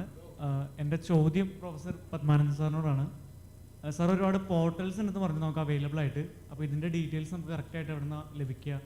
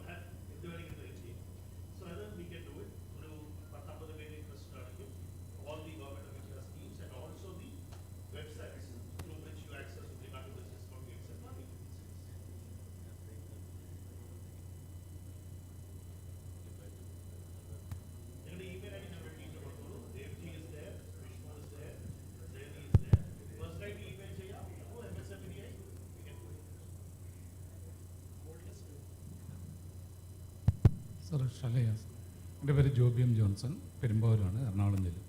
സാർ നമ്മളുടെ ഈ ഇൻക്യുബേറ്ററുടെ ഇതിൽ ഈ ഇപ്പോൾ എക്സാമ്പിൾ ഇപ്പോൾ എൻ്റെ അഗ്രികൾച്ചർ ഇതിന് ഓണ്ടർപ്രണർഷിപ്പാണ്. അപ്പം നമ്മളുടെ ഈ RKVY റാഫ്താർ പോലുള്ളതിൽ നാഷണൽ ലെവലിൽ സെലക്ട് ആയിട്ടുള്ളത് അവർ എവിടെയെങ്കിലും നല്ല രീതിയിൽ ആറാണ്ടി ചെയ്യുന്നവർക്ക് എങ്ങനെയാണ് നമ്മളുടെ ഈ MSME എന്നുള്ളൊരു സപ്പോർട്ട് എന്ത് സ്കീമാണുള്ളത്? നെക്സ്റ്റ് വൺ, നമ്മളുടെ ഇവിടെ ഇപ്പോൾ ഈ FPC ഫാർമർ പ്രൊഡ്യൂസർ കമ്പനീസ് ഉണ്ട്. ഈ ഫാർമർ പ്രൊഡ്യൂസർ കമ്പനീസിൽ തീർച്ചയായിട്ടും അവർക്ക് MSME, അവർക്ക് ഹൈ വാല്യൂ അഡീഷൻ പ്രോസസ് സെൻറ്ററിങ്സ് വേണം. അത് എങ്ങനെ MSMEയുമായിട്ട് കണക്ട് ചെയ്യാൻ പറ്റും? പിന്നെ നമുക്ക് ഈ ഇന്നോവേഷൻസ് ഉണ്ട്, ഐഡിയാസ് ഉണ്ട്, നമ്മൾ നാഷണൽ വിന്നറാണ്, but we don't have money. Then how we can grow? എല്ലാവരും ഇവിടെ ഗ്രോ ചെയ്യുന്നതിനെ കുറിച്ച് പറഞ്ഞു, ഇന്നോവേഷൻസിനെ കുറിച്ച് പറഞ്ഞു, ടെക്നോളജി അഡോപ്ഷൻസിനെ കുറിച്ച് പറഞ്ഞു, പക്ഷേ ആരും ഫണ്ടിങ്ങിനെ കുറിച്ച് പറഞ്ഞില്ല. അത് കേൾക്കാൻ വളരെ ആഗ്രഹമുണ്ട്. Thank you.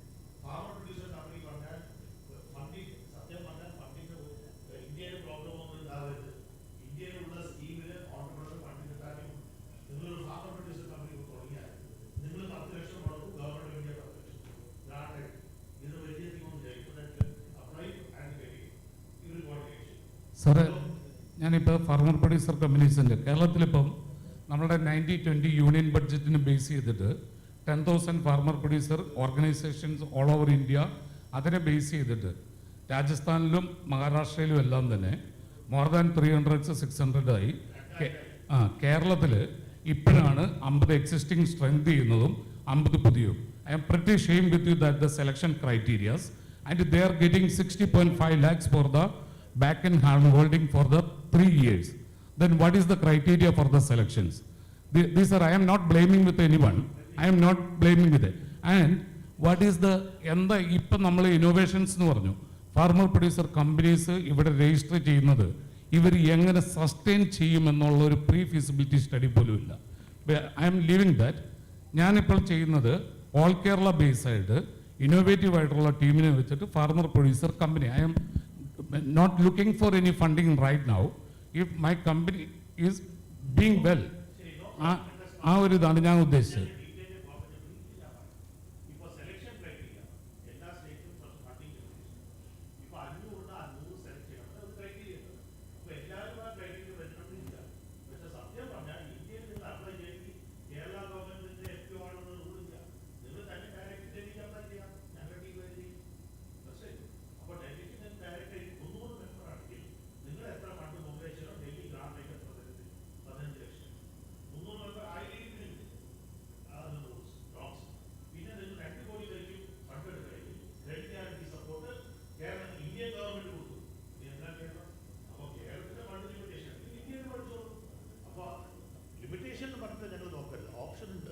അതുമാത്രമല്ല, ഒരു ഫാർമർ പ്രൊഡ്യൂസർ കമ്പനി സപ്പോർട്ട് ചെയ്യണമെങ്കിൽ Kerala government for example ceiling ആയാൽ നിങ്ങൾ ഡൽഹിയിൽ സെലക്ട് ആവാം. ഡൽഹിയിൽ ഓരോ കൊല്ലം കേരളത്തിൽ തന്നെ ഒരു 300-200 സെലക്ട് ആവുന്നുണ്ട്. ഡൽഹിൻ്റെ നിങ്ങൾ FPO ആയിക്കോളൂ. അപ്പോൾ അങ്ങനെ എക്സ്ക്യൂസ് പറയാൻ ഞാൻ സജസ്റ്റ് ചെയ്യുന്നത് ഇൻഫർമേഷൻ ഗ്യാപ്പ്. അപ്പോൾ ഞങ്ങളുടെ ടീമിൻ്റെ കൂടെ ഡിസ്കസ് ചെയ്തിട്ട് വെക്കണം. ഈ ഫാർമർ പ്രൊഡ്യൂസർ FPOs എന്ന് പറഞ്ഞാൽ ബേസിക്കലി അഗ്രികൾച്ചർ ആക്ടിവിറ്റി ആണെങ്കിൽ MSMEയുടെ പരിധിയിൽ വരുന്നില്ല. MSME ആയിട്ട് അഗ്രികൾച്ചർ ചെയ്യുന്ന പ്രൈമറി പ്രോസസ് അഗ്രികൾച്ചർ ചെയ്യുന്ന ആൾക്ക് MSME ആവാൻ പറ്റില്ല. ഫാർമർ പ്രൊഡ്യൂസിങ് കമ്പനീസിന് MSME ആവാൻ പറ്റില്ല. അവർക്ക് വാല്യൂ അഡീഷൻ ചെയ്യുമ്പോഴാണ്, പ്രോസസ്സിങ് ചെയ്യുമ്പോൾ മാത്രമേ അവർക്ക് MSMEയിലേക്ക് വരാൻ പറ്റൂ. അഗ്രികൾച്ചർ എന്ന് പറഞ്ഞ ആക്ടിവിറ്റി MSMEയിലേക്ക് വരുന്നതല്ല. അപ്പോൾ MSMEയുടെ സ്കീമുകളൊന്നും FPOസിന് അപ്ലിക്കബിൾ അല്ല. FPOസിന് MSME രജിസ്റ്റർ ചെയ്യാനും പറ്റില്ല. പക്ഷേ അവർ എന്തെങ്കിലും വാല്യൂ അഡീഷൻ ചെയ്യാൻ പറ്റും, ചെയ്യാൻ പറ്റും. ഇൻക്യുബേഷൻ്റെ പറയുകയാണെങ്കിൽ ഇൻക്യുബേഷൻ സ്കീമിൽ മിനിസ്ട്രി ഓഫ് MSMEയുടെ ഒരു ഇൻക്യുബേഷൻ സ്കീം ഇപ്പോൾ ഓപ്പൺ ആണ്. ഞാൻ ഇന്ന് പറഞ്ഞത് ഹക്കത്തോൺ ഇപ്പോൾ ഇന്ന് 24 ഇതുകൊണ്ട് ആ ചലഞ്ചിലേക്ക് ആ ഇത് കൊടുത്തു കഴിഞ്ഞാൽ ആ ലിങ്ക് വേണമെങ്കിൽ ഇന്ന് തന്നെ തരാം.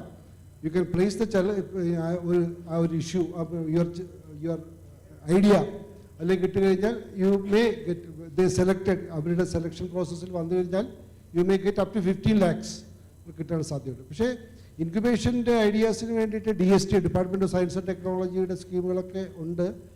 1-to-1 ഡിസ്കസ് ചെയ്തിട്ട് കൂടുതൽ ഡീറ്റെയിൽസ് തരാം. ഓക്കെ, കൂടുതൽ ഡീറ്റെയിൽസ് നേരിട്ട് വരുമ്പോൾ സംസാരിക്കാം.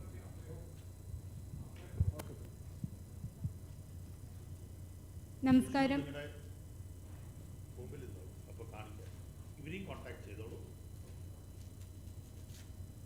എന്തെങ്കിലും ക്വസ്റ്റ്യൻസ് ഉണ്ടെങ്കിൽ പെട്ടെന്ന് ചോദിക്കാം. നമ്മുടെ മന്ത്രി 12:30 ജോയിൻ ചെയ്യുമെന്ന് പറഞ്ഞിട്ടുണ്ട്. അപ്പോൾ നമുക്ക് എനിക്കൊരു ക്വസ്റ്റ്യൻ ചോദിക്കാനുണ്ട്. ബാലഗോപാൽ സാറിനോടാണ് ചോദിക്കാനുള്ളത്. ഞാൻ വ്യവസായ വകുപ്പിലെ ഒരു ഉദ്യോഗസ്ഥയാണ്. അപ്പോൾ സാറ് പറയുണ്ടായി എല്ലാ ടാക്സുകളും കൃത്യമായി അടച്ചുകൊണ്ട് സ്ഥാപനം വളരെ പ്രോഫിറ്റിലായിട്ട് മുന്നോട്ട് കൊണ്ടുപോകുന്നതിനും അതുപോലെ തന്നെ വളരെയധികം നല്ല രീതിയിലുള്ള വളർച്ച കൈവരിക്കുന്നതിനും സാധിച്ചു എന്നുള്ളത്. പലപ്പോഴും തന്നെ നമ്മുടെ സംരംഭകർ ഏറ്റവും പ്രയാസമായിട്ട് പറയുന്നത് ടാക്സ് റേറ്റിലുള്ള വ്യത്യാസങ്ങളും അതിലുള്ള ഉയർച്ചകളും വളരെയധികം പ്രയാസങ്ങൾ ഉണ്ടാക്കുന്നു എന്നാണ്. പക്ഷേ ഈ അവസ്ഥ നിലനിൽക്കുമ്പോഴും സാറിനെ പോലുള്ള ഒരു വ്യവസായിക്ക് കേരളം പോലെയുള്ള ഒരു സംസ്ഥാനത്ത് വളരെയധികം വിജയം കൈവരിക്കുന്നതിന് സാധിച്ചു എന്ന് ഞാൻ മനസ്സിലാക്കുന്നു.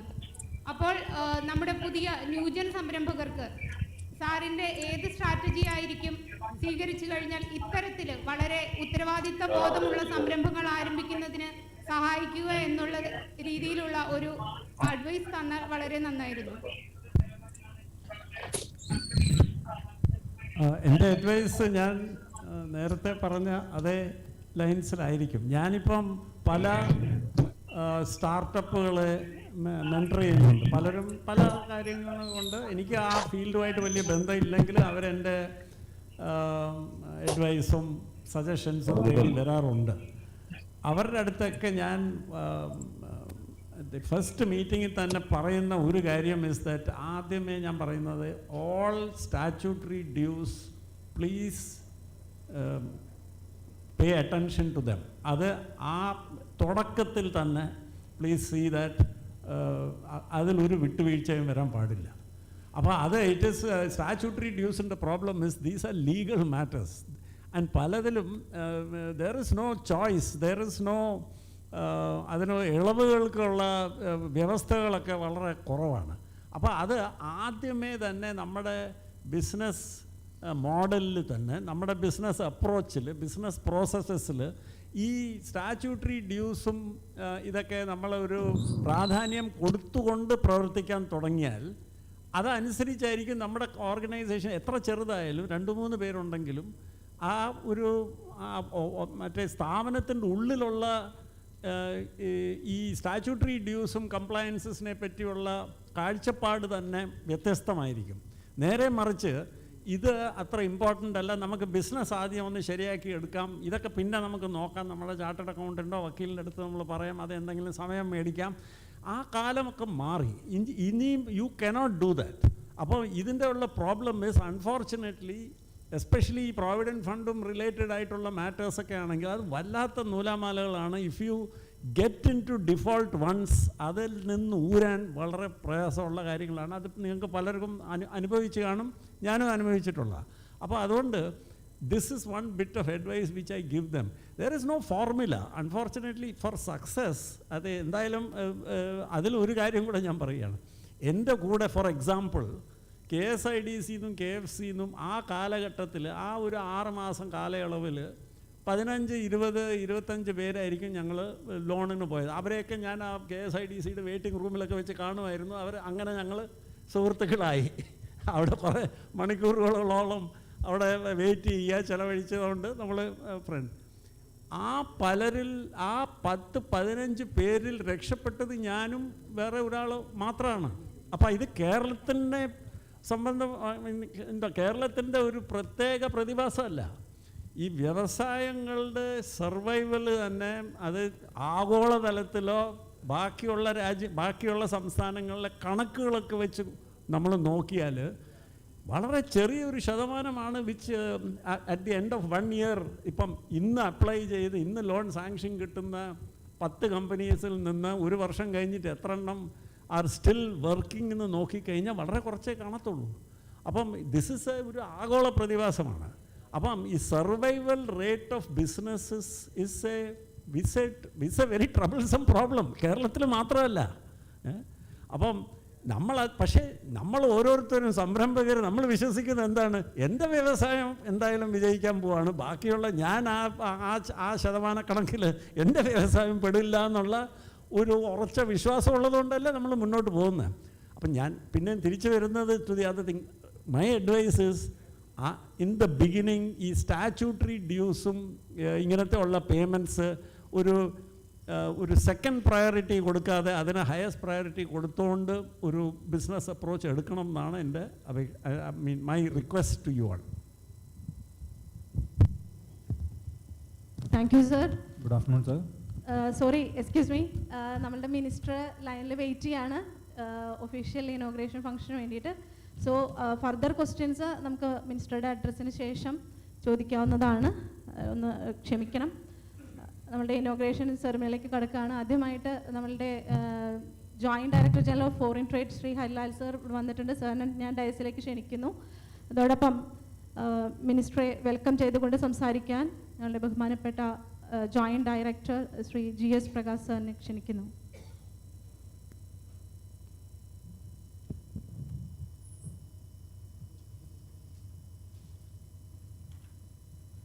ബഹുമാനപ്പെട്ട കേരളത്തിൻ്റെ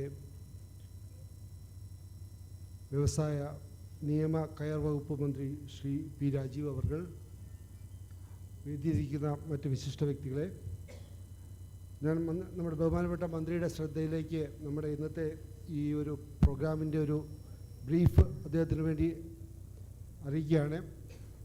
സർ, നമ്മളിവിടെ രാവിലെ MSME സമ്മിറ്റ് എന്നുള്ള ഈ പ്രോഗ്രാം രാവിലെ 10 മണിക്ക് തുടങ്ങിയിരുന്നു. ശ്രീ ഹരികിഷോർ ഡയറക്ടർ അതിൻ്റെ പങ്കെടുത്തിരുന്നു. അതുകൂടാതെ Shri doctor Saji Gopinath, Shri Balagopal, chairman Federal bank, Shri George Seeba, chairman Kerala productivity council, Shri K Joseph, general secretary KSSIA, Shri Rajesh, member care board, ഇവരുടെ അഡ്രസ്സുകളാണ് കഴിഞ്ഞിരിക്കുന്നത്. ഫസ്റ്റ് സെഷനിൽ ഞങ്ങൾ MSMEs in Kerala opportunities and challenges and way forward എന്നുള്ളൊരു സെഷനാണ് ഇവിടെ നടന്നുകൊണ്ടിരിക്കുന്നത്. ഇതിൻ്റെ ഭാഗമായിട്ടാണ് ഇപ്പോൾ ഈ MSME സമ്മിറ്റിൻ്റെ ഭാഗമായിട്ടുള്ള ഇനാഗുറൽ ഫംഗ്ഷനാണ് ഇപ്പോൾ നടക്കാൻ പോകുന്നത്. ഇത് കഴിഞ്ഞിട്ട് ഞങ്ങൾ ഇവിടെ നാഷണൽ ആൻഡ് സ്റ്റേറ്റ് അവാർഡ് വിന്നേഴ്സായിട്ടുള്ള സംരംഭകരെ ആദരിക്കുന്നൊരു ചടങ്ങുണ്ട്. അങ്ങയുടെ ബഹുമാനപ്പെട്ട മന്ത്രിയുടെ ഇനാഗുറൽ സ്പീച്ചിന് ശേഷം അതിൽ നമ്മൾ KJ Louis high range rubber product, Shrimati Biji Soni, Shrimati KP Beena, Shri MM Jayakumar Souparnika thermistors, Shri KP Beena Sumix kids, MM Abdul Jabbar Vajra plastics, Shrimati Jolly Eapen Jolly foods, ഇത്രയും പേരെയാണ് നമ്മൾ കഴിഞ്ഞ 3 വർഷത്തെ നാഷണൽ ആൻഡ് സ്റ്റേറ്റ് അവാർഡ് വിന്നേഴ്സായിട്ട് ആദരിക്കുന്നത്. അത് കഴിഞ്ഞിട്ട് ഉച്ചകഴിഞ്ഞിട്ട് എക്സ്പോർട്ടിൻ്റെ MSMEകളുടെ ഓപ്പർച്യൂണിറ്റിയെ പറ്റിയിട്ട് joint director general foreign trade Shri ഹരിലാലും, അതുപോലെ കൊച്ചിൻ എക്സ്പോർട്ട് പ്രൊമോഷൻ സോണിൻ്റെ ഡെവലപ്മെൻറ്റ് കമ്മീഷണറും പങ്കെടുക്കുന്നുണ്ട്. ക്രെഡിറ്റ് ടു MSME എന്നുള്ള സെക്ഷനുണ്ട്. അവിടെ വിവിധ ഫിനാൻഷ്യൽ സെക്ടറിലുള്ള എക്സ്പേർട്സുകളും സിഡ്ബി പോലുള്ള ഏജൻസികളിൽ നിന്നുള്ള ആൾക്കാരുടെ സെഷൻസ് ഉണ്ട്. ഇൻഡസ്ട്രി ഇൻസ്റ്റിറ്റ്യൂട്ട് റിലേഷനെ കുറിച്ചുള്ള, അതായത് MSMEകൾക്ക് അക്കാഡമിയിൽ എങ്ങനെ ടെക്നോളജി കൊടുക്കുക എന്നുള്ള സെഷനുണ്ട്. അതിൽ IIT Palakkad, Abdul Kalam technical university, Amrita Vishwavidyapeetham, അതുപോലെ തന്നെ ടെക്നോളജി സെൻറ്റർ, മിനിസ്ട്രി ഓഫ് MSMEയുടെ എക്സ്പേർട്ടുകൾ ഇൻട്രാക്ട് ചെയ്യുന്നുണ്ട്. സർ, ഉച്ച കഴിഞ്ഞിട്ട് we are got another session wherein we bring നമ്മുടെ കേരളത്തിന് പുറത്തുള്ള, പ്രത്യേകിച്ച് കൊഡീസിയ, അതുപോലെ തന്നെ dal mill cluster Nagpur, printing cluster Krishnagiri, ട്രിച്ചിയിൽ എഞ്ചിനീയറിംഗ് ക്ലസ്റ്റർ, ഇതിനുള്ള പ്രതിനിധികൾ നമ്മുടെ സംസ്ഥാനത്തിലെ വ്യവസായികളുമായിട്ട് സംവദിക്കാനുള്ളൊരു അവസരം ഓൺലൈനായിട്ട് അറേഞ്ച് ചെയ്യുന്നുണ്ട്. പ്രോഗ്രാമിൻ്റെ ഭാഗമായിട്ട് വ്യവസായ അസോസിയേഷനുകളുടെ സെഷനും ഉണ്ട്. അത് കഴിഞ്ഞിട്ട് കൺക്ലൂഡിംഗ് സെഷൻ നമ്മുടെ ശ്രീ KSIDCയുടെ MD Shri MG Rajamanickam conclude ചെയ്യാം എന്നുള്ള സെഷനിൽ പങ്കെടുക്കാമെന്ന് അറിയിച്ചിട്ടുണ്ട്. ഇതാണ് ഇന്നത്തെ സെഷൻ. സർ, കേരളത്തിലെ MSMEകളുടെ ഓപ്പർച്യൂണിറ്റീസ് എന്താണ്, അവർ ചലഞ്ചസ് എന്താണ്, ഒരു വേ ഫോർവേഡ് എന്താണ്, ഇതിനെക്കുറിച്ചുള്ള ഒരു ഡിസ്കഷനും അതിന് നമുക്ക് എന്തൊക്കെയാണ് വിവിധ സ്റ്റേക്ക് ഹോൾഡേഴ്സിൻ്റെ, ഗവൺമെൻറ് തലത്തിൽ, അസോസിയേഷൻ്റെ തലത്തിൽ, ഫിനാൻഷ്യൽ ഇൻസ്റ്റിറ്റ്യൂഷൻ്റെ തലങ്ങളിൽ എന്തൊക്കെ ചെയ്യാൻ സാധിക്കും എന്നുള്ള ഒരു ചർച്ചയും ഒരു വേ ഫോർവേഡുമാണ് ഈ ഒരു പ്രോഗ്രാമിൻ്റെ ഭാഗമായിട്ട് ഉദ്ദേശിച്ചിരിക്കുന്നത്. ആ പ്രോഗ്രാമിലൂടെ നടന്നുകൊണ്ടിരിക്കുന്നത്. അപ്പോൾ നമ്മുടെ കേരളത്തിൻ്റെ വ്യവസായ വകുപ്പ് മന്ത്രി ശ്രീ P രാജീവ് അവർ ജോയിൻ ചെയ്തിട്ടുണ്ട്. നമുക്കറിയാം നമ്മുടെ കേരളത്തിൻ്റെ, പ്രത്യേകിച്ച് കഴിഞ്ഞ ഒരു പുതിയ ഗവൺമെൻറ്റിന് ശേഷം ബഹുമാനപ്പെട്ട മന്ത്രിയുടെ നിരവധി ഇടപെടലുകളുടെ ഭാഗമായിട്ട് വ്യവസായ മേഖലയിൽ വളരെയധികം മാറ്റങ്ങൾ കൊണ്ടുവരാൻ സാധിച്ചിട്ടുണ്ട്. ഗ്രീവൻസ് റിട്രസൽ ഫോറം ആയാലും, അതല്ലെങ്കിൽ പഴയ പല നിയമങ്ങളും പുതുക്കി നിൽക്കുന്നതിനെക്കുറിച്ച് കാര്യങ്ങളായാലും, പല കാര്യങ്ങളിലും അദ്ദേഹത്തിൻ്റെ നമ്മുടെ ഇൻഡസ്ട്രീസ് ഡിപ്പാർട്ട്മെൻറ്റിൻ്റെ പുതിയ പല കാൽവയ്പ്പുകളും ഉണ്ടായിട്ടുണ്ട്. നമ്മുടെ ബഹുമാനപ്പെട്ട മന്ത്രി MSME ഡെവലപ്മെൻറ്റ് ഇൻസ്റ്റിറ്റ്യൂട്ടിൻ്റെ ഏത് പ്രോഗ്രാമിൽ ഞങ്ങൾ ക്ഷണിച്ചാലും ഞങ്ങളായിട്ട് വളരെയധികം ഞങ്ങൾക്ക് എല്ലാ സപ്പോർട്ടും തരുന്നുണ്ട്. We are very happy. അദ്ദേഹത്തിൻ്റെ ഇവിടെ ഇന്നത്തെ പ്രോഗ്രാമിലെ പ്രസൻസ് നമുക്ക് വളരെയധികം ഊർജവും നമുക്ക് വളരെയധികം സന്തോഷവും നൽകുന്നതാണ്. കൂടുതൽ സമയം ഞാൻ എടുക്കുന്നില്ല. ബഹുമാനപ്പെട്ട മന്ത്രിയെ നമ്മുടെ എല്ലാവരുടെയും പേരിൽ, ഈ കൂടെ കൂടിയിരിക്കുന്ന എല്ലാവരുടെയും പേരിൽ ഞാൻ ആദരപൂർവ്വം ഈ പ്രോഗ്രാമിലേക്ക് ക്ഷണിക്കുകയാണ്. Thank U. ഇനാഗുറൽ അഡ്രസ്സിന് വേണ്ടിയിട്ട് ബഹുമാനപ്പെട്ട മന്ത്രി ക്ഷണിക്കുക.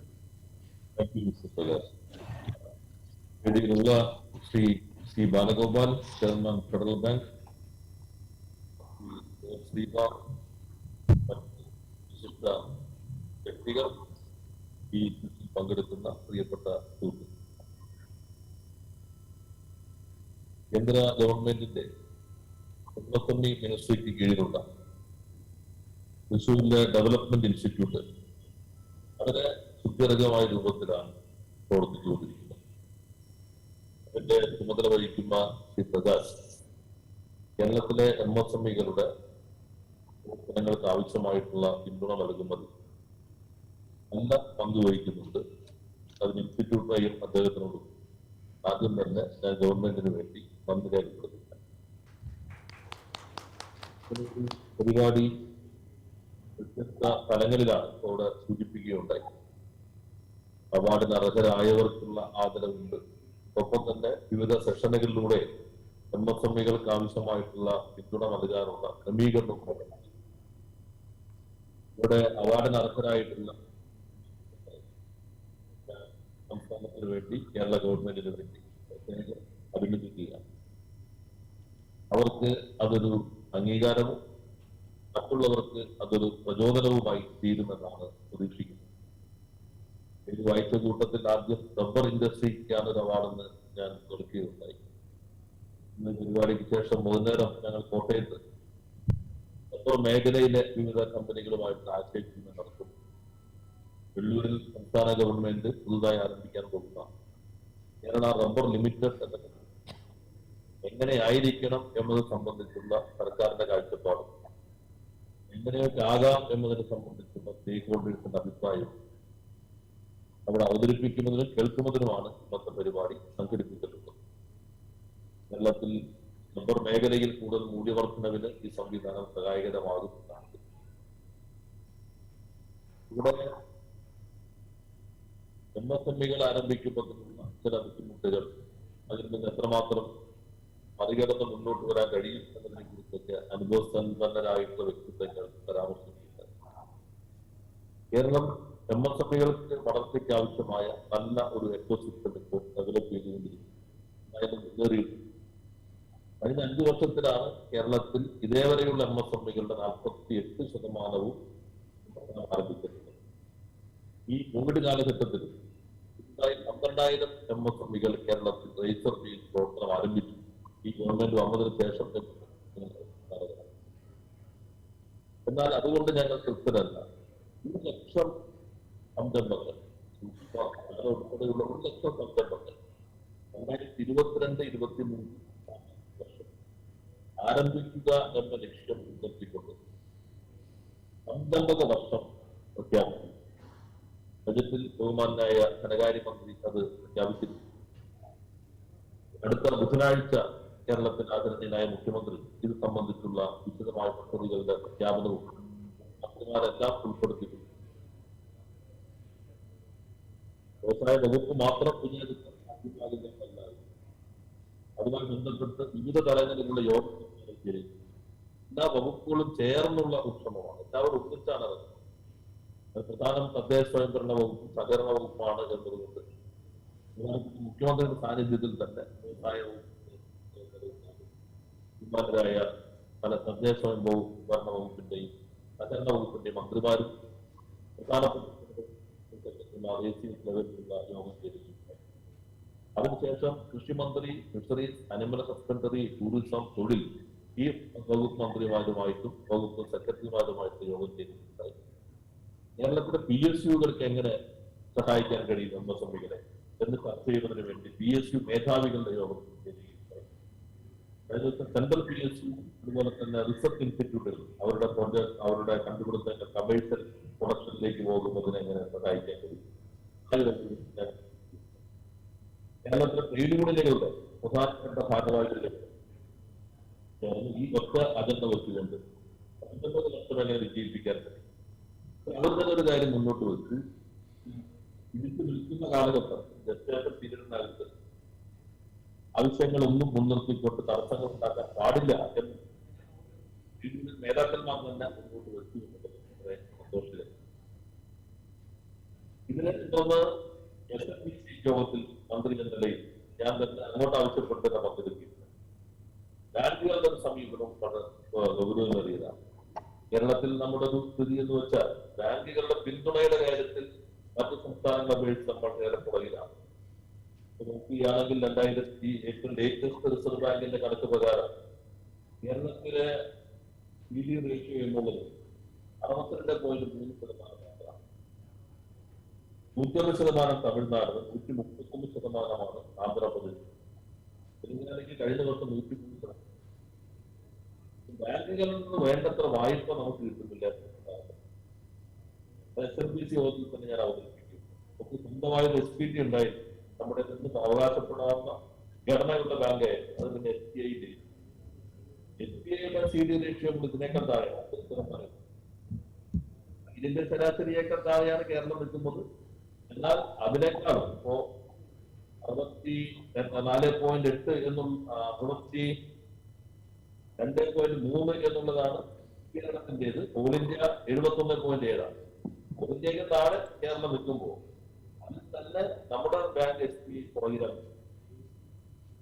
കേരളത്തിന്റെ സ്വന്തം ബാങ്കുകൾ നമ്മൾ അവകാശപ്പെട്ടുകൊണ്ടിരിക്കുന്ന സ്വകാര്യ ബാങ്കുകളുടെ സ്ഥിതി അതിനേക്കാളും ഗൗരവമേറിയ പരിശോധനയ്ക്ക് വിധേയമാക്കേണ്ടതാണ്. ആഫ്രിക്കൻ സിറിയൻ ബാങ്ക് അവരുടെ CD റേറ്റ് കേവലം 35% മാത്രം. കേരളത്തിൽ നിന്ന് 100 രൂപ ഡെപ്പോസിറ്റ് കിട്ടുമ്പോൾ ഇവിടെ 35. അതോടൊപ്പം തന്നെ ഫെഡറൽ ബാങ്ക് പറയാതിരിക്കാൻ വയ്യ, 41.59% അവരുടെ CD റേഷ്യോ. ഇത് പ്രവാസി അക്കൗണ്ടൊക്കെയാണ് ക്രെഡിറ്റ് അകത്ത് വരുന്നു എന്നുള്ള വാദങ്ങളൊക്കെ പറയാമെങ്കിൽ പോലും അത് മലയാളികൾ തന്നെ നൽകുന്ന അക്കൗണ്ട് കൂടി ഉൾപ്പെടുന്നതാണ്. അതോടൊപ്പം സൗത്ത് ഇന്ത്യൻ ബാങ്ക് 52%. കേരളത്തിൽ പ്രവർത്തിച്ചുകൊണ്ട് മലയാളികൾ അഭിമാനമായി കാണുന്ന ഇത്തരം ബാങ്കുകൾ വ്യവസായത്തെ പ്രോത്സാഹിപ്പിക്കാൻ കഴിയുന്ന രൂപത്തിൽ ഇവിടെ വായ്പ നൽകുന്നില്ല എന്നൊരു യാഥാർത്ഥ്യം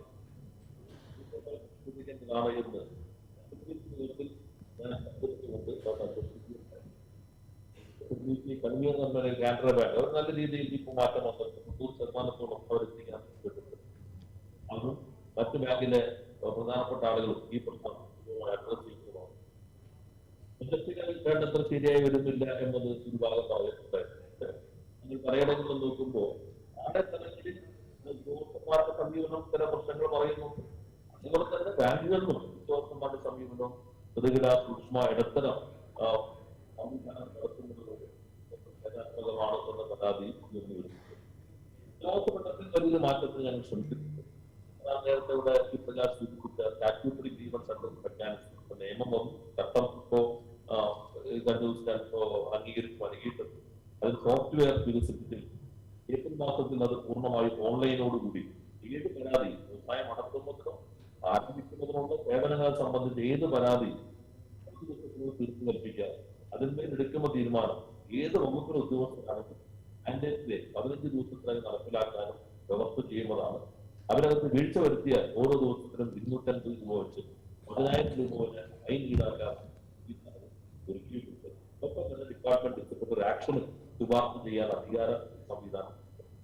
ഇത് കൂടാതെ 50 കോടി രൂപ വരെയുള്ള MSME 50 കോടിയാണല്ലോ, 50 കോടി രൂപ വരെയുള്ള ഏത് സ്ഥാപനവും റെഡ് കാറ്റഗറി കൺട്രോൾ ബോർഡിന്റെ റെഡ് കാറ്റഗറിയിൽ പെടുന്നില്ല എങ്കിൽ 3 വർഷത്തേക്ക് ഒരു ലൈസൻസും ഇല്ലാതെ പ്രവർത്തിക്കാൻ അനുമതി സാധിക്കുന്നുണ്ട്.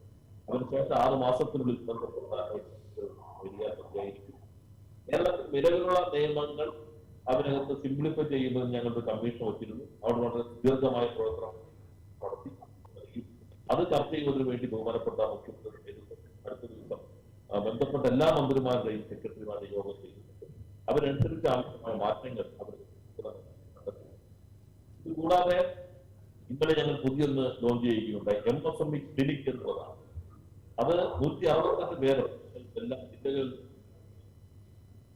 ടെക്നോളജി, ഫിനാൻസ്, മാനേജ്മെന്റ്, മാർക്കറ്റിംഗ്, ഇതിന് ഏത് മേഖലയിലും ഒരു പ്രശ്നം, ഒരു പ്രോബ്ലം ഐഡന്റിഫൈ ചെയ്ത് കഴിഞ്ഞാൽ ഈ ക്ലിനിക്കിനെ സമീപിക്കാൻ ഫ്രീ ഓഫ് കോസ്റ്റിൽ അവരതിന് പരിഹാരം നിർദ്ദേശിക്കും. റെനുവേഷൻ ആദ്യഘട്ടത്തിൽ ഗവൺമെന്റ് തന്നെ നൽകാമെന്നാണ് കരുതുന്നത്. അങ്ങനെ എല്ലായിടത്തും ടെക്നോളജി ക്ലിനിക്കുകൾ വന്നിരിക്കുക. 4 ഓഫീസുകളെല്ലാം ഫെസിലിറ്റേഷൻ സെന്ററിലാക്കുക. അവിടെയുള്ള ഉദ്യോഗസ്ഥന്മാർക്കെല്ലാം ടാർഗറ്റ് നിശ്ചയിച്ചിട്ടുണ്ട്. 1 ലക്ഷം സംരംഭങ്ങളുടെ മുതൽ ജില്ലകൾക്ക് ടാർഗറ്റ് നിശ്ചയിക്കും. ഒപ്പം തന്നെ താലൂക്കിൽ ഒരാളെ MBA-കാരനെ റിക്രൂട്ട് ചെയ്ത് അവന്റെ ഫെസിലിറ്റേഷൻ നേതൃത്വം നൽകാൻ 1 വർഷത്തേക്കുള്ള എല്ലാ പഞ്ചായത്തിലും ഇത് MBA-കാരനെ ഇന്ത്യനായി നിയമിക്കുന്ന 1150 വരുന്ന ആളുകൾ പഞ്ചായത്തിലും മുനിസിപ്പാലിറ്റി അങ്ങോട്ട് അവർ തേടി വന്ന് സ്വന്തം നഗരം കണ്ടെത്തണം. ഒരു മാസം 12 സംരംഭമെങ്കിലും ഇവർ വഴി ആരംഭിക്കാൻ ടാർഗറ്റ് വളരെ വിപുലമായ പദ്ധതിയാണ് ആലോചിച്ചിട്ടുള്ളത്. സെൻട്രൽ പി എസ് സിയും സ്റ്റേറ്റ് പി എസ് സിയും അവർക്ക് ആവശ്യമായിട്ടുള്ള അസംസ്കൃത വസ്തുക്കളാകാം, അല്ലെങ്കിൽ പ്രൊഡക്റ്റിന്റെ വാല്യൂ അഡീഷൻ ആകാം, അത്തരം കാര്യങ്ങൾ എത്രമാത്രം MSMEകൾ ആവശ്യമാണ്. റിസർച്ച് ഇൻസ്റ്റിറ്റ്യൂട്ടുകൾ ഏതെല്ലാം അവരുടെ കണ്ടുപിടുത്തങ്ങൾ കമേഴ്ഷ്യലായി MSMEകൾക്ക് ഉപയോഗിക്കാൻ കഴിയും എന്നത് സംബന്ധിച്ച് വളരെ വിപുലമായ ലിസ്റ്റ് നൽകിയിട്ടുണ്ട്. അവരെല്ലാം ഉൾപ്പെടുത്തിക്കൊണ്ട് ഒരു സ്ഥാപനത്തിൽ നിന്നും ഒരാൾ ഉൾപ്പെടുത്തിക്കൊണ്ട് ഒരു നെറ്റ്വർക്ക് സംവിധാനം ഈ റിസർച്ച് ഇൻസ്റ്റിറ്റ്യൂട്ടുകളും PPSയും തമ്മിൽ ഉണ്ടാക്കിയിട്ടുണ്ട്. അതുപോലെ PSUവിലും ഇതേപോലെ ഒരു മോഡൽ ഓഫ് ചുമതലപ്പെടുത്തി നെറ്റ്വർക്ക് സംവിധാനം ഉണ്ടാക്കിയിട്ടുണ്ട്. ഇത് കൂടാതെ ഈ ബജറ്റിൽ ബഹുമാനായ ധനകാര്യമന്ത്രി ഈ സംരംഭക വർഷത്തിന് വേണ്ടി ഇറക്കിയിട്ടുണ്ട്. കേന്ദ്ര ഗവൺമെന്റിന്റെ പദ്ധതി പ്രകാരമുള്ള സംവിധാനങ്ങൾ പ്രത്യേകമായിട്ടുള്ള ഒരു ലോൺ സംവിധാനം wills of enterprises small scale and medium entrepreneur സെക്ടറിന് വേണ്ടി ഒരു scheme discount the bills for simple condition and reduce interest rate അതിന് 1000 crore 1000 കോടി രൂപ അതിനു വേണ്ടി KMC മാറ്റിവെച്ചിട്ടുണ്ട്.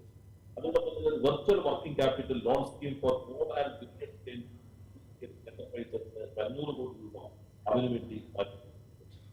ഇതുകൂടാതെ 3% ഇൻട്രസ്റ്റ് സബ്വെർഷൻ ഒരു സ്പെഷ്യൽ സ്കീം അതിനു വേണ്ടി 6 കോടി രൂപ മാറ്റിവെച്ചിട്ടുണ്ട്. അങ്ങനെ പൊതുവെ നല്ല രീതിയിലുള്ള ഒരു സംവിധാനം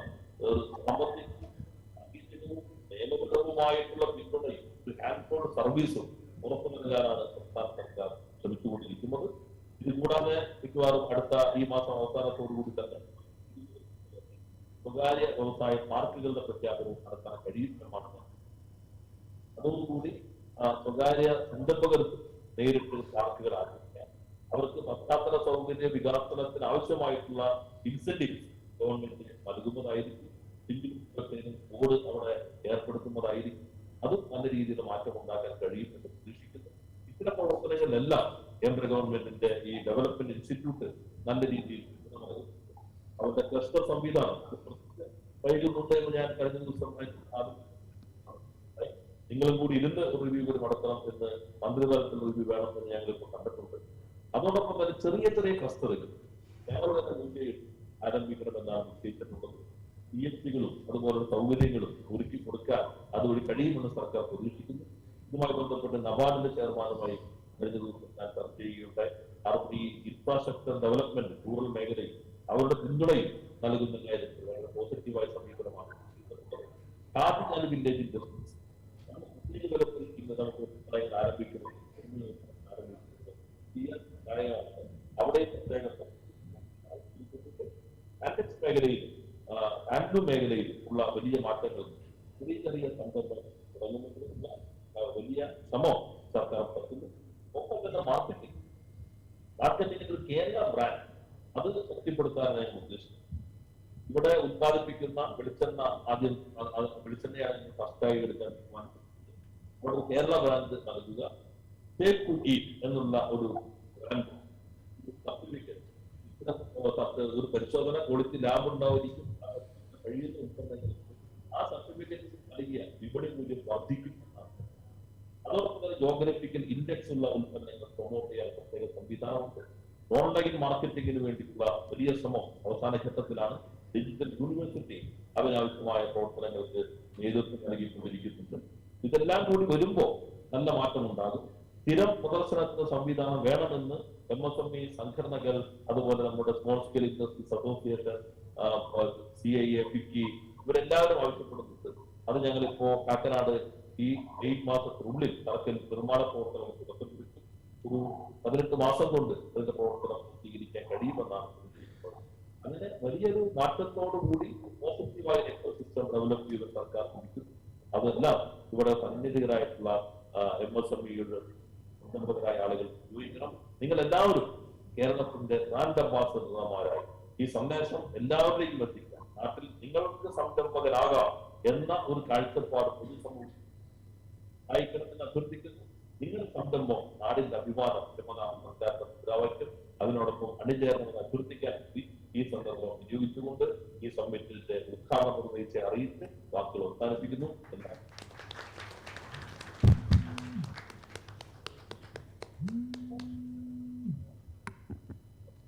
thank you so much sir. ഇത്രയും തിരക്കുകൾക്കിടയിലും ഈ ഒരു പരിപാടി ഉദ്ഘാടനം ചെയ്തുകൊണ്ട് ഈ ഒരു പരിപാടിയിൽ പങ്കെടുക്കുന്ന സംരംഭകർക്ക് ഒരു പുത്തൻ ഉണർവ് നൽകിക്കൊണ്ട് സാറിൻ്റെ ഒരു അഡ്രസ്സ്, അതായത് ഇനി ഇവരാണ് കേരളത്തിൻ്റെ ബ്രാൻഡ് അംബാസിഡർമാർ ആകാനുള്ളത്, ആ ഒരു ഉന്മേഷം പകർന്നു നൽകിയതിന് ഇവിടെ കൂടിയിരിക്കുന്ന എല്ലാ സംരംഭകരുടെ പേരിലും MSME DI തൃശ്ശൂരിൻ്റെ പേരിലും സാറിന് നന്ദി പറയുന്നു. Thanks a lot sir for joining with us. Thank you sir. As you know, നമ്മളിവിടെ ഒരു honouring of national and state award വിന്നേഴ്സിനെ ഓണർ ചെയ്യുന്നൊരു ചടങ്ങ് സംഘടിപ്പിച്ചിട്ടുണ്ട്. സാറിന് സമയമുണ്ടെങ്കിൽ ആ ഒരു ചടങ്ങ് കഴിയുന്നത് വരെ ഞങ്ങളോടൊപ്പം ഉണ്ടാകണം എന്ന് അഭ്യർത്ഥിക്കുകയാണ്.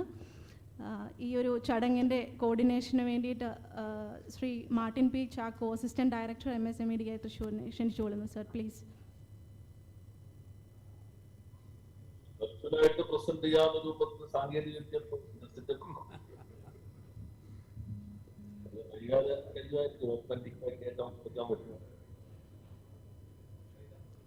Okay, sir.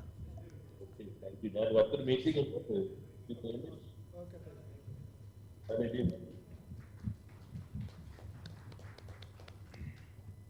എല്ലാവർക്കും നമസ്കാരം. Very good afternoon to you all. ഏറ്റവും സന്തോഷകരമായ ഒരു ചടങ്ങിലേക്ക് നമ്മൾ പ്രവേശിക്കുകയാണ്. കേരളത്തിലെ കേന്ദ്ര സർക്കാരും സ്റ്റേറ്റ് ഗവൺമെൻറ്റും ആദരിച്ച ഏകദേശം 6 ഓൺട്രപ്രണേഴ്സിനെ, അവാർഡ് ലഭിച്ച ഓൺട്രപ്രണേഴ്സിനെ ആദരിക്കുക എന്നുള്ള വളരെ സവിശേഷമായ ഒരു ചടങ്ങിലേക്ക് നമ്മൾ പ്രവേശിക്കുകയാണ്. കഴിഞ്ഞ 2014, 15, 16 വർഷങ്ങളിലായിട്ട് സ്റ്റേറ്റ് ഗവൺമെൻറ്റും കേന്ദ്ര ഗവൺമെൻറ്റും MSME സെക്ടറിലെ ഓൺട്രപ്രണേഴ്സിന് കൊടുത്ത അവാർഡ്, അവരെയാണ് നമ്മൾ ഈ ഗണത്തിൽപ്പെടുത്തിയിരിക്കുന്നത്. ഞാൻ ഓരോരുത്തരെയായിട്ട് പേര് വിളിക്കാം. ആദ്യം നാഷണൽ അവാർഡ്, അതിനുശേഷം സ്റ്റേറ്റ് അവാർഡ്. നാഷണൽ അവാർഡ് 2015 ലഭിച്ച ശ്രീ KJ ലൂയിസ്, അദ്ദേഹത്തിനെ പറ്റി 2 വാക്ക്. അദ്ദേഹം he is A managing director of high range rubbers and Koya products private limited, ചങ്ങനാശ്ശേരിയിൽ, കോട്ടയത്തുള്ള ചങ്ങനാശ്ശേരിയിൽ പ്രവർത്തിക്കുന്നു. അദ്ദേഹം 1978 അദ്ദേഹം ഈ സ്ഥാപനം ആരംഭിക്കുന്നത്.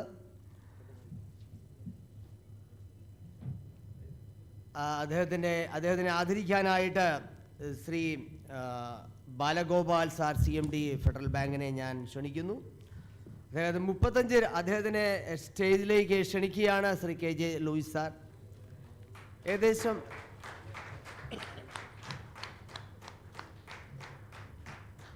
ഏകദേശം 35 കൺട്രികളിലേക്ക് അദ്ദേഹം എക്സ്പോർട്ട് ചെയ്യുന്നുണ്ട്. 45-ലേറെ കോടി രൂപയുടെ ടേൺ ഓവർ ഉള്ളൊരു കമ്പനിയായി ഇന്ന് വളർന്നിരിക്കുകയാണ്. 110 ആളുകൾക്ക് അദ്ദേഹം ജോലി കൊടുക്കുന്നു. Let's give a big clap.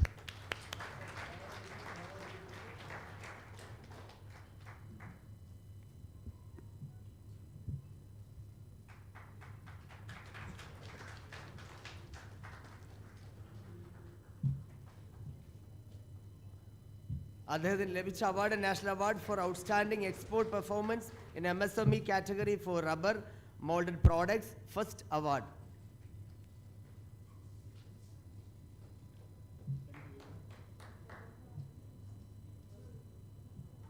Thank you very much sir. അടുത്തതായിട്ട് നാഷണൽ അവാർഡ് 2016 ലഭിച്ച ശ്രീമതി ബിജി സോണി അവരുകളെ വേദിയിലേക്ക് ക്ഷണിക്കുകയാണ്. ബിജി സോണി അവരുകൾ അവർ ഐറത്ത് ബിസിനസ് കോർപ്പറേഷൻ്റെ പ്രൊപ്രൈറ്ററാണ്. അവരെ അവാർഡ് നൽകി ആദരിക്കുന്നതിനായി Shri Harilal John director general of foreign ട്രേഡിനെ ക്ഷണിച്ചുകൊള്ളുന്നു. 2009 ആരംഭിച്ച കമ്പനിയാണ്.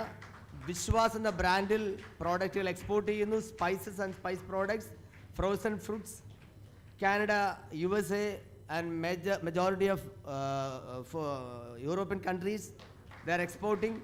35 കോടിയോളം രൂപയുടെ ടേൺ ഓവർ നിലനിൽക്കുകയും 300-ലേറെ പേരെ ജോലി ഉള്ള ഒരു സ്ഥാപനം റൺ ചെയ്യുന്നു. Thank you very much. അടുത്തതായിട്ട് സ്റ്റേറ്റ് അവാർഡ് 2015 14-15 കാലഘട്ടത്തിൽ സ്റ്റേറ്റ് അവാർഡ് ലഭിച്ച ശ്രീ MM അബ്ദുൽ ജബ്ബാർ, അദ്ദേഹത്തെ ആദരിക്കാനായി ശ്രീ ഡോക്ടർ ജോർജ് സ്ലീബ സാറിനെ ക്ഷണിച്ചുകൊള്ളുന്നു. അദ്ദേഹത്തിൻ്റെ വജ്ര പ്ലാസ്റ്റിക്സ് എന്ന യൂണിറ്റിൻ്റെ മാനേജിംഗ് പാർട്ണറാണ്. ഐസറാണ് അദ്ദേഹത്തിൻ്റെ ബ്രാൻഡ് നെയിം. PVC പൈപ്സുകളാണ് പ്രധാനപ്പെട്ട പ്രോഡക്റ്റുകൾ. ഏകദേശം 109 കോടിയോളം രൂപയുടെ ടേൺ ഓവർ ഉള്ളൊരു കമ്പനിയായി ഇപ്പം മാറിയിരിക്കുകയാണ്. 338 പേർ അദ്ദേഹത്തിൻ്റെ സ്ഥാപനത്തിൽ ജോലിയെടുക്കുന്നു. MSME state level award for best entrepreneur for 2014-15 in the general category.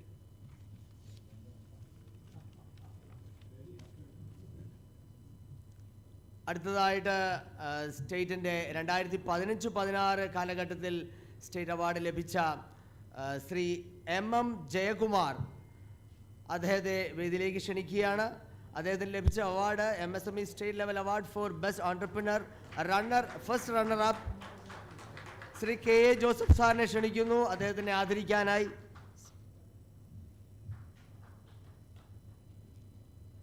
അദ്ദേഹത്തിൻ്റെ unit Sauparnika thermistor and hybrid private limited.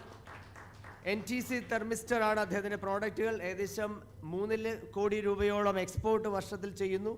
Argentina, Luxembourg, China, Brazil, Germany എന്നീ കൺട്രികളിലേക്ക് എക്സ്പോർട്ട് ചെയ്യുന്നു. ഏകദേശം 10 കോടി രൂപയുടെ ടേൺ ഓവർ ഇപ്പോൾ കമ്പനിക്കുണ്ട്. 120 പേരോളം അദ്ദേഹത്തിൻ്റെ യൂണിറ്റിൽ വർക്ക് ചെയ്യുന്നു.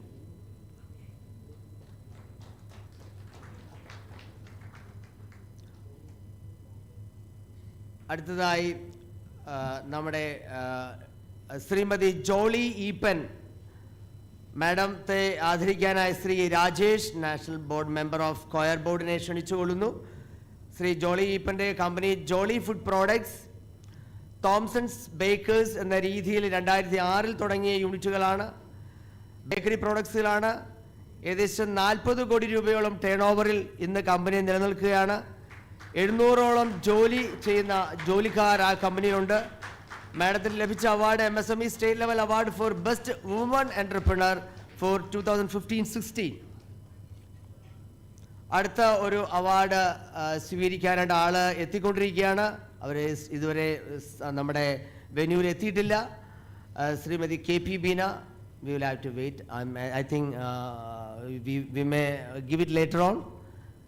ഇതോടുകൂടി ഈ അവാർഡ് ദാന ചടങ്ങുകൾ താൽക്കാലികമായിട്ട് നിർത്തിവെച്ചു.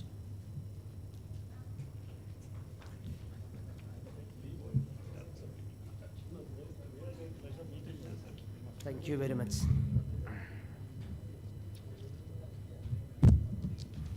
Thank you സേഴ്സ്. അടുത്തതായി നമ്മളുടെ വിശിഷ്ട വ്യക്തികളെ ഈ ഒരു ചടങ്ങിലേക്ക് ഞങ്ങളുടെ ക്ഷണം സ്വീകരിച്ച് എത്തിച്ചേർന്ന വിശിഷ്ട വ്യക്തികൾക്ക് ഒരു ടോക്കൺ ഓഫ് ലവ് ഞങ്ങളുടെ ഭാഗത്ത് നിന്നും MSME DI തൃശ്ശൂരിൻ്റെ ഭാഗത്ത് നിന്നും ഒരു ടോക്കൺ ഓഫ് ലവ് അത് നൽകാനായി പ്രകാശ് സാറിനെ ക്ഷണിക്കുന്നു. ആദ്യമായി തന്നെ ഒരു മൊമെൻറ്റോ ഏറ്റുവാങ്ങാൻ ബഹുമാനപ്പെട്ട ശ്രീ C ബാലഗോപാൽ സാറിനെ സാദരം ക്ഷണിക്കുന്നു.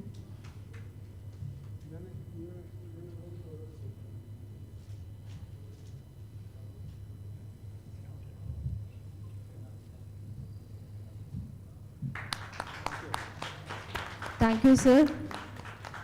അടുത്തതായി ഒരു മൊമെൻറ്റോ ഏറ്റുവാങ്ങാൻ ബഹുമാനപ്പെട്ട ശ്രീ ജോർജ് സ്ലീബ സാറിനെ ക്ഷണിക്കുന്നു. അടുത്തതായി ഞങ്ങളുടെ ഒരു ചെറിയ ടോക്കൺ ഓഫ് ലവ് ഏറ്റുവാങ്ങാൻ ബഹുമാനപ്പെട്ട ശ്രീ KM ഹലാൽ ITS സാറിനെ ക്ഷണിക്കുന്നു. ഇനി Shri KA Joseph sir please to accept our memento.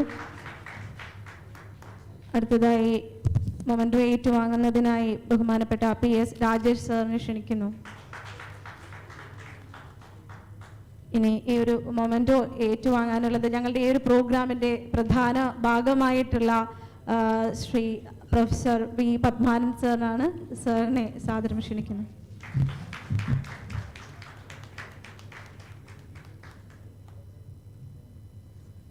Thank you സേഴ്സ്. അതുപോലെ തന്നെ ഒരിക്കൽ കൂടി അവാർഡ് വിന്നേഴ്സിന് അഭിനന്ദനങ്ങൾ അറിയിക്കുന്നു. നമുക്ക് ഒരു മൂന്നോ നാലോ ക്വസ്റ്റ്യൻസ് പെൻഡിങ് ഉണ്ട്. ക്വിക്കായിട്ട് നമുക്ക് ചോദിക്കാം. അത് കഴിഞ്ഞിട്ട് നമുക്ക് ലഞ്ച് ബ്രേക്കിന് പോയിട്ട് വേണം നമുക്ക് ഇമ്മീഡിയറ്റ് അടുത്ത സെഷൻസ് തുടങ്ങാൻ. സോ ക്വസ്റ്റ്യൻസ് ബ്രീഫായിട്ട് പെട്ടെന്ന് തന്നെ ചോദിക്കുക please. Good afternoon, sirs. My name is Girish. I represent a company called Foot Pro Solutions. We are in the manufacture of orthopedic and diabetic footwear. We are there in the market since 2013. So my question is, does it come under that beneficiary scheme for that pharma companies? അല്ല, food ഇന്ന് ഉച്ചയ്ക്ക് ഞങ്ങളൊരു session വെച്ചിട്ടുണ്ട്. അതിൽ ministry of food പ്രോസസ്സിങ്ങും ministry of agriculture, national horticulture board സ്കീംസിനെ പറ്റി പറയും. അതിൽ എലിജിബിളാണ്. ഫാമർ പ്രൊഡ്യൂസർ ഓർഗനൈസേഷൻ്റെ ഇല്ല. ഇന്ന് ഉച്ചയ്ക്കുടെ സെഷൻ ഒരു 2:30 ഞങ്ങൾ ഡീറ്റെയിൽഡായി പറയുന്നുണ്ടാവും. അപ്പോൾ താങ്ക് യു.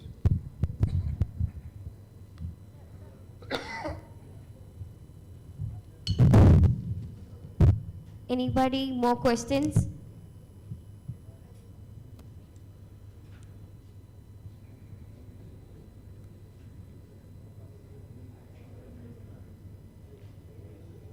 നമസ്കാരം, ഞാൻ Shafeeq, managing director, west Malabar plywood cluster. എനിക്ക് ഈ MSME സബ്മിറ്റിൽ നമ്മളുടെ വ്യവസായികളുടെ ഒരു പൊതു ആവശ്യം, അതായത് നമ്മളുടെ ഈ വ്യവസായം, ഈ ഇൻഷുറൻസ് കമ്പനികൾ, നമ്മൾ ഒരു വ്യവസായി ഇൻഷുറൻസ് എടുക്കുന്നത് നമ്മൾക്ക് എന്തെങ്കിലും ഒരു അപകടം സംഭവിച്ചു കഴിയുമ്പോൾ അതിൽ നിന്ന് നമുക്ക് എന്തെങ്കിലും ഒരു സഹായം ഇൻഷുറൻസ് കമ്പനികളുടെ ഭാഗത്തു നിന്ന് ലഭിക്കാൻ വേണ്ടിയിട്ടാണ്. എന്നാൽ most of the insurance companies വളരെയധികം ഒരു കോപ്പറേറ്റീവ് അല്ല, അല്ലെങ്കിൽ എന്തെങ്കിലും അപകടം സംഭവിച്ചു കഴിയുമ്പോൾ ഇത് എങ്ങനെ കൊടുക്കാണ്ടിരിക്കും എന്നതിനെ പറ്റി ഉള്ള ഒരു ആലോചനയിലാണ്.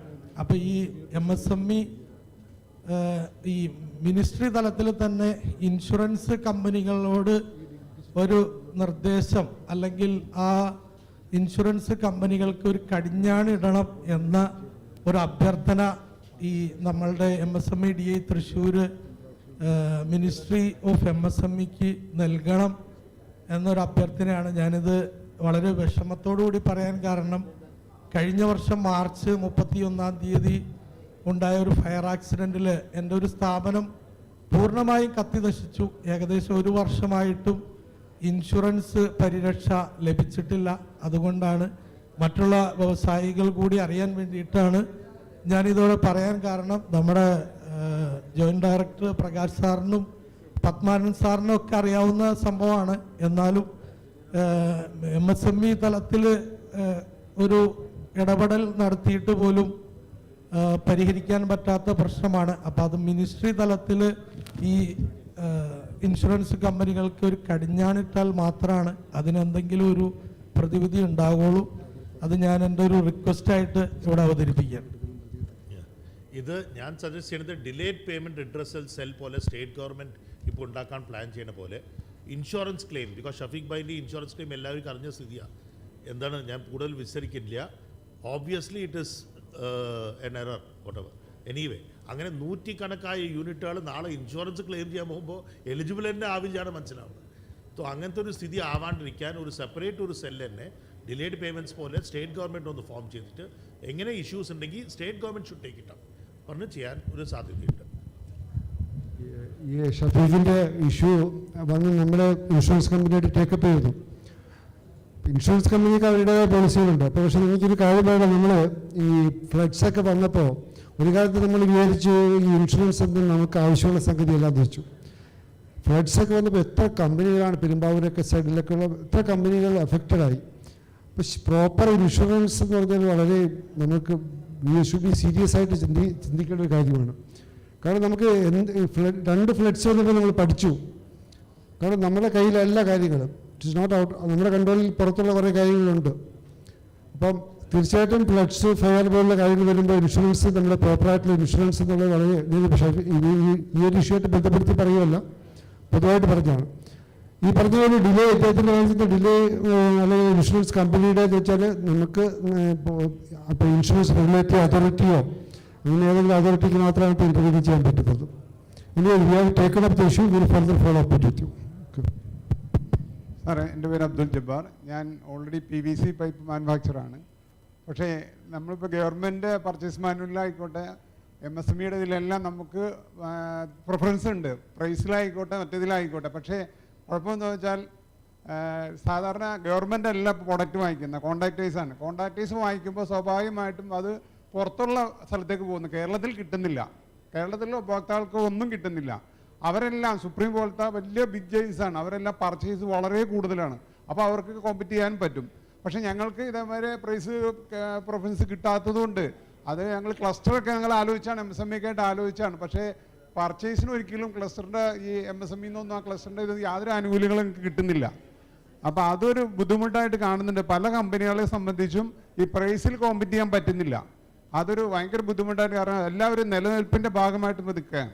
അതിനൊരു മറുപടി നമുക്ക് ചെയ്യാൻ പറ്റുന്നൊരു കാര്യം വെച്ചാൽ ഈ കൺസോർഷ്യ മാർക്കറ്റിംഗ് എന്നുള്ള ഇപ്പോൾ ക്ലസ്റ്റർ അടിസ്ഥാനത്തിൽ ഇപ്പോൾ ടെൻഡറിൽ നമ്മൾ പങ്കെടുക്കുമ്പോൾ പല സ്ഥലങ്ങളിലും ചെയ്യുന്നത് ചെറിയ ചെറിയ യൂണിറ്റുകൾക്ക് ഒരു വലിയ ടെൻഡറിൽ പങ്കെടുക്കാൻ പറ്റില്ല.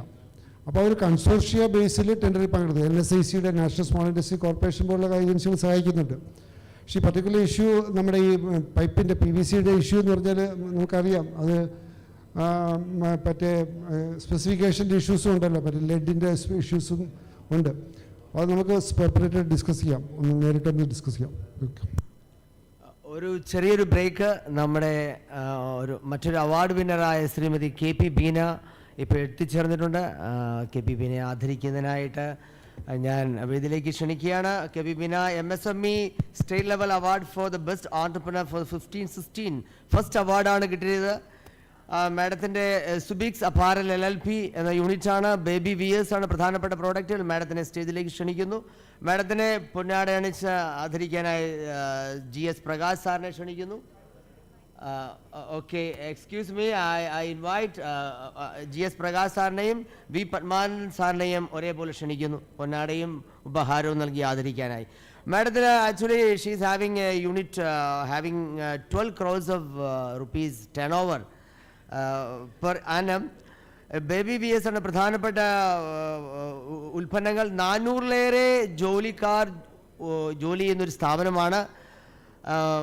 മാഡം ഇപ്പോൾ വരുന്നത് കോയമ്പത്തൂരിൽ നിന്നാണ്, അതാണ് കുറച്ച് ഡിലേ ആയത്. എല്ലാവരും ഒരു big clap please.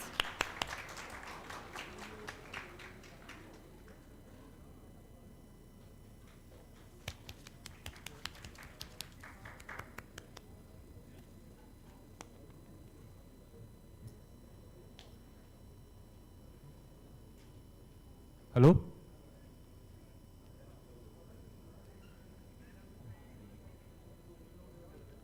Hello. Sir, I have a question. So my name is Simon and I do manufacturing of frozen fish and I sell it on wholesale and retail basis.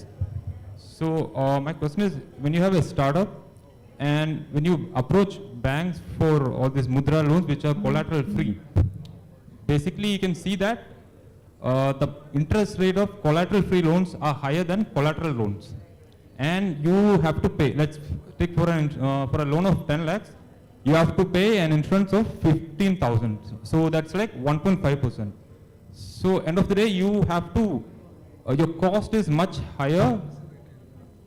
Yeah, so your cost is much higher than regular loans, and you can see that for interest-free loans, collateral free loans, cost gets to get higher. So ഈ ക്രെഡിറ്റിൻ്റെ ഒരു session ഉച്ചകഴിഞ്ഞിട്ടുണ്ട്.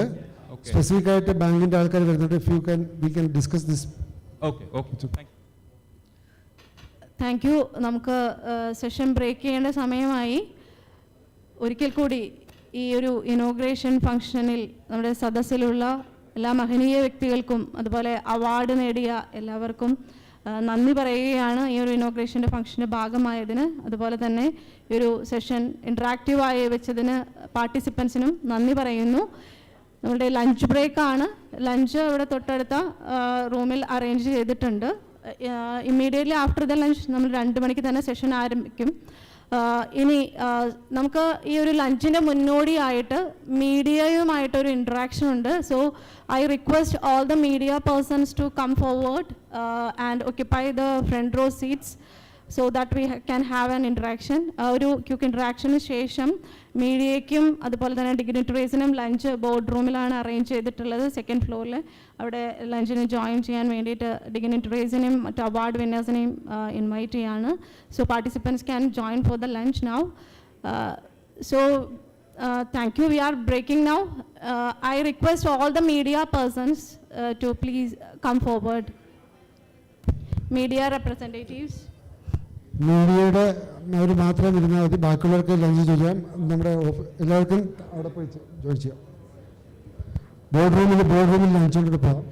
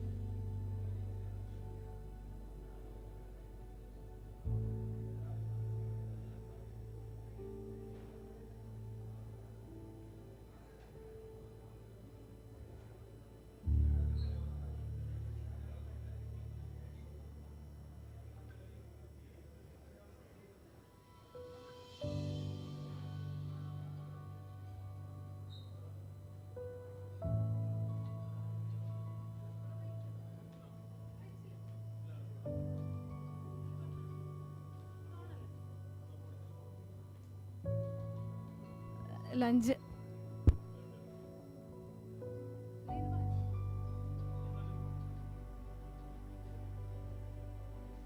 നമുക്ക് ഇവിടെ ഒരു ജെമ്മിൻ്റെ help desk, അതുപോലെ ട്രെഡ്സിൻ്റെ help desk ഉണ്ട്, ഉദ്യം രജിസ്ട്രേഷൻ്റെയും help desk ഉണ്ട്.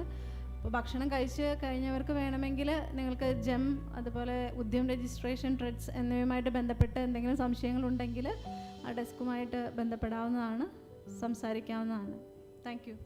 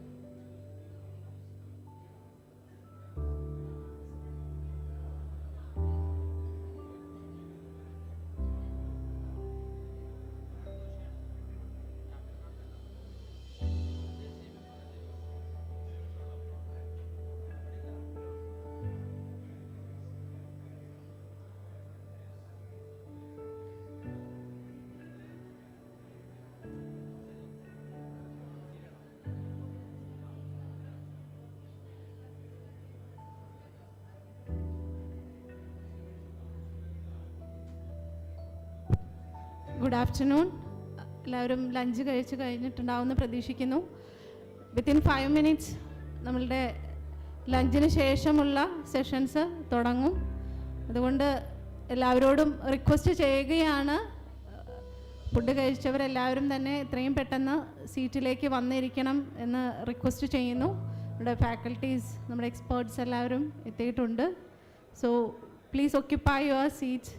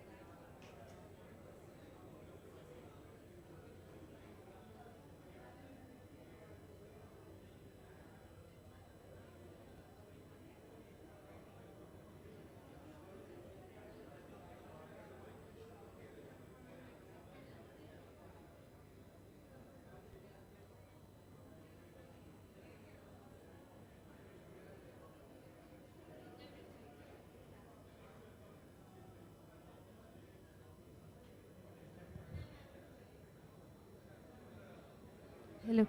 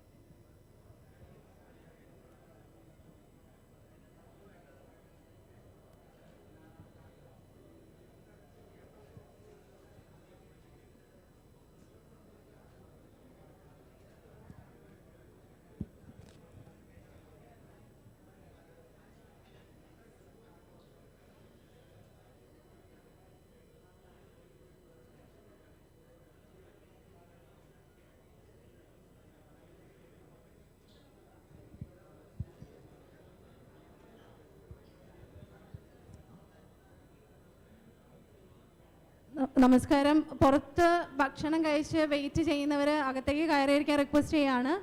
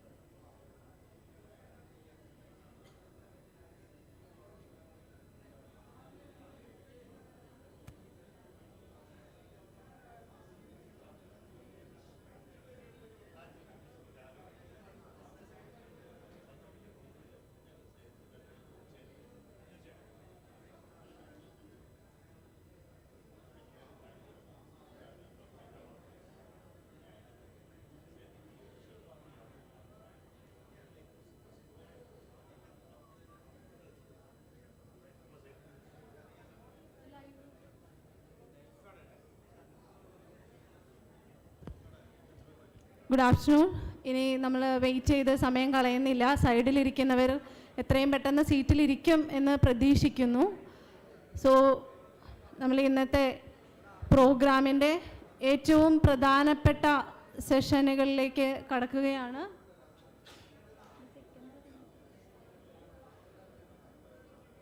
നമുക്ക് രാവിലെ കേരളത്തിലെ MSME ഇക്കോസിസ്റ്റത്തിനെ പറ്റിയിട്ടും ഇനിയുള്ള സാധ്യതകളെ പറ്റിയുമൊക്കെ നമ്മൾ ചർച്ച ചെയ്തു. ഇന്ന് കുറേ അവാർഡീസിനെ ഓണർ ചെയ്യുന്നത് നിങ്ങൾ കണ്ടു. അതിൽ പലരും എക്സ്പോർട്ട് എന്ന് പറയുന്ന ആ ഒരു മേഖലയിലേക്ക് കടന്നു വന്നിട്ടുള്ളവരാണ്. അതുപോലെ തന്നെ നമ്മളുടെ ഡാറ്റയൊക്കെ പ്രസൻറ്റ് ചെയ്യുന്ന സമയത്ത് ഏറ്റവും അധികം പറയുന്നതാണ് MSMEകളുടെ എക്സ്പോർട്ടിലുള്ള ഇന്ത്യയുടെ ടോട്ടൽ എക്സ്പോർട്ടിൽ MSME സെക്ടറിൻ്റെ കോൺട്രിബ്യൂഷൻ എത്ര ശതമാനമാണ് എന്നെല്ലാം നമ്മൾ കാണുന്നതാണ്. ഇപ്പോൾ റീസെൻ്റായിട്ടും പ്രധാനമന്ത്രി പറഞ്ഞ ഒരു ഇതിൽ MSME സെക്ടറിൻ്റെ കോൺട്രിബ്യൂഷനെ പറ്റിയിട്ട് എടുത്ത് പറഞ്ഞിട്ടുണ്ട്. പക്ഷേ ഏറ്റവും അധികം ആൾക്കാർ എക്സ്പോർട്ടിലേക്ക് കടന്നു വരാനുള്ള അതിൻ്റെ സാധ്യതകൾ മനസ്സിലാക്കി മുന്നോട്ട് വരാൻ ഒരു ചെറിയൊരു മടി കാണിക്കുന്ന ഒരു സെക്ടറാണ് MSME സെക്ടർ. അപ്പോൾ ഇന്ന് ഈ ഉച്ചയ്ക്ക് ശേഷമുള്ള ആദ്യത്തെ സെഷനിൽ നമ്മൾ സംസാരിക്കുന്നത് emerging export scenario potential four MSMEs എന്ന് പറയുന്ന ഒരു ടോപ്പിക്കിലാണ് നമ്മൾ ഡിസ്കസ് ചെയ്യാൻ പോകുന്നത്.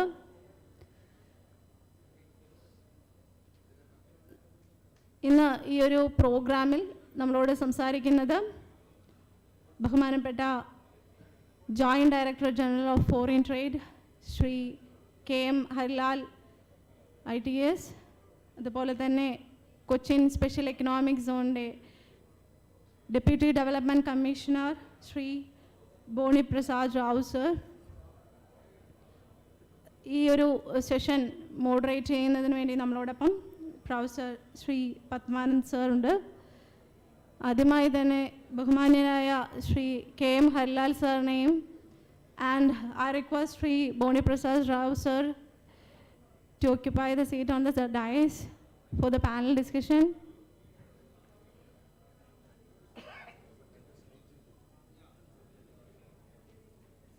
Thank you, sirs.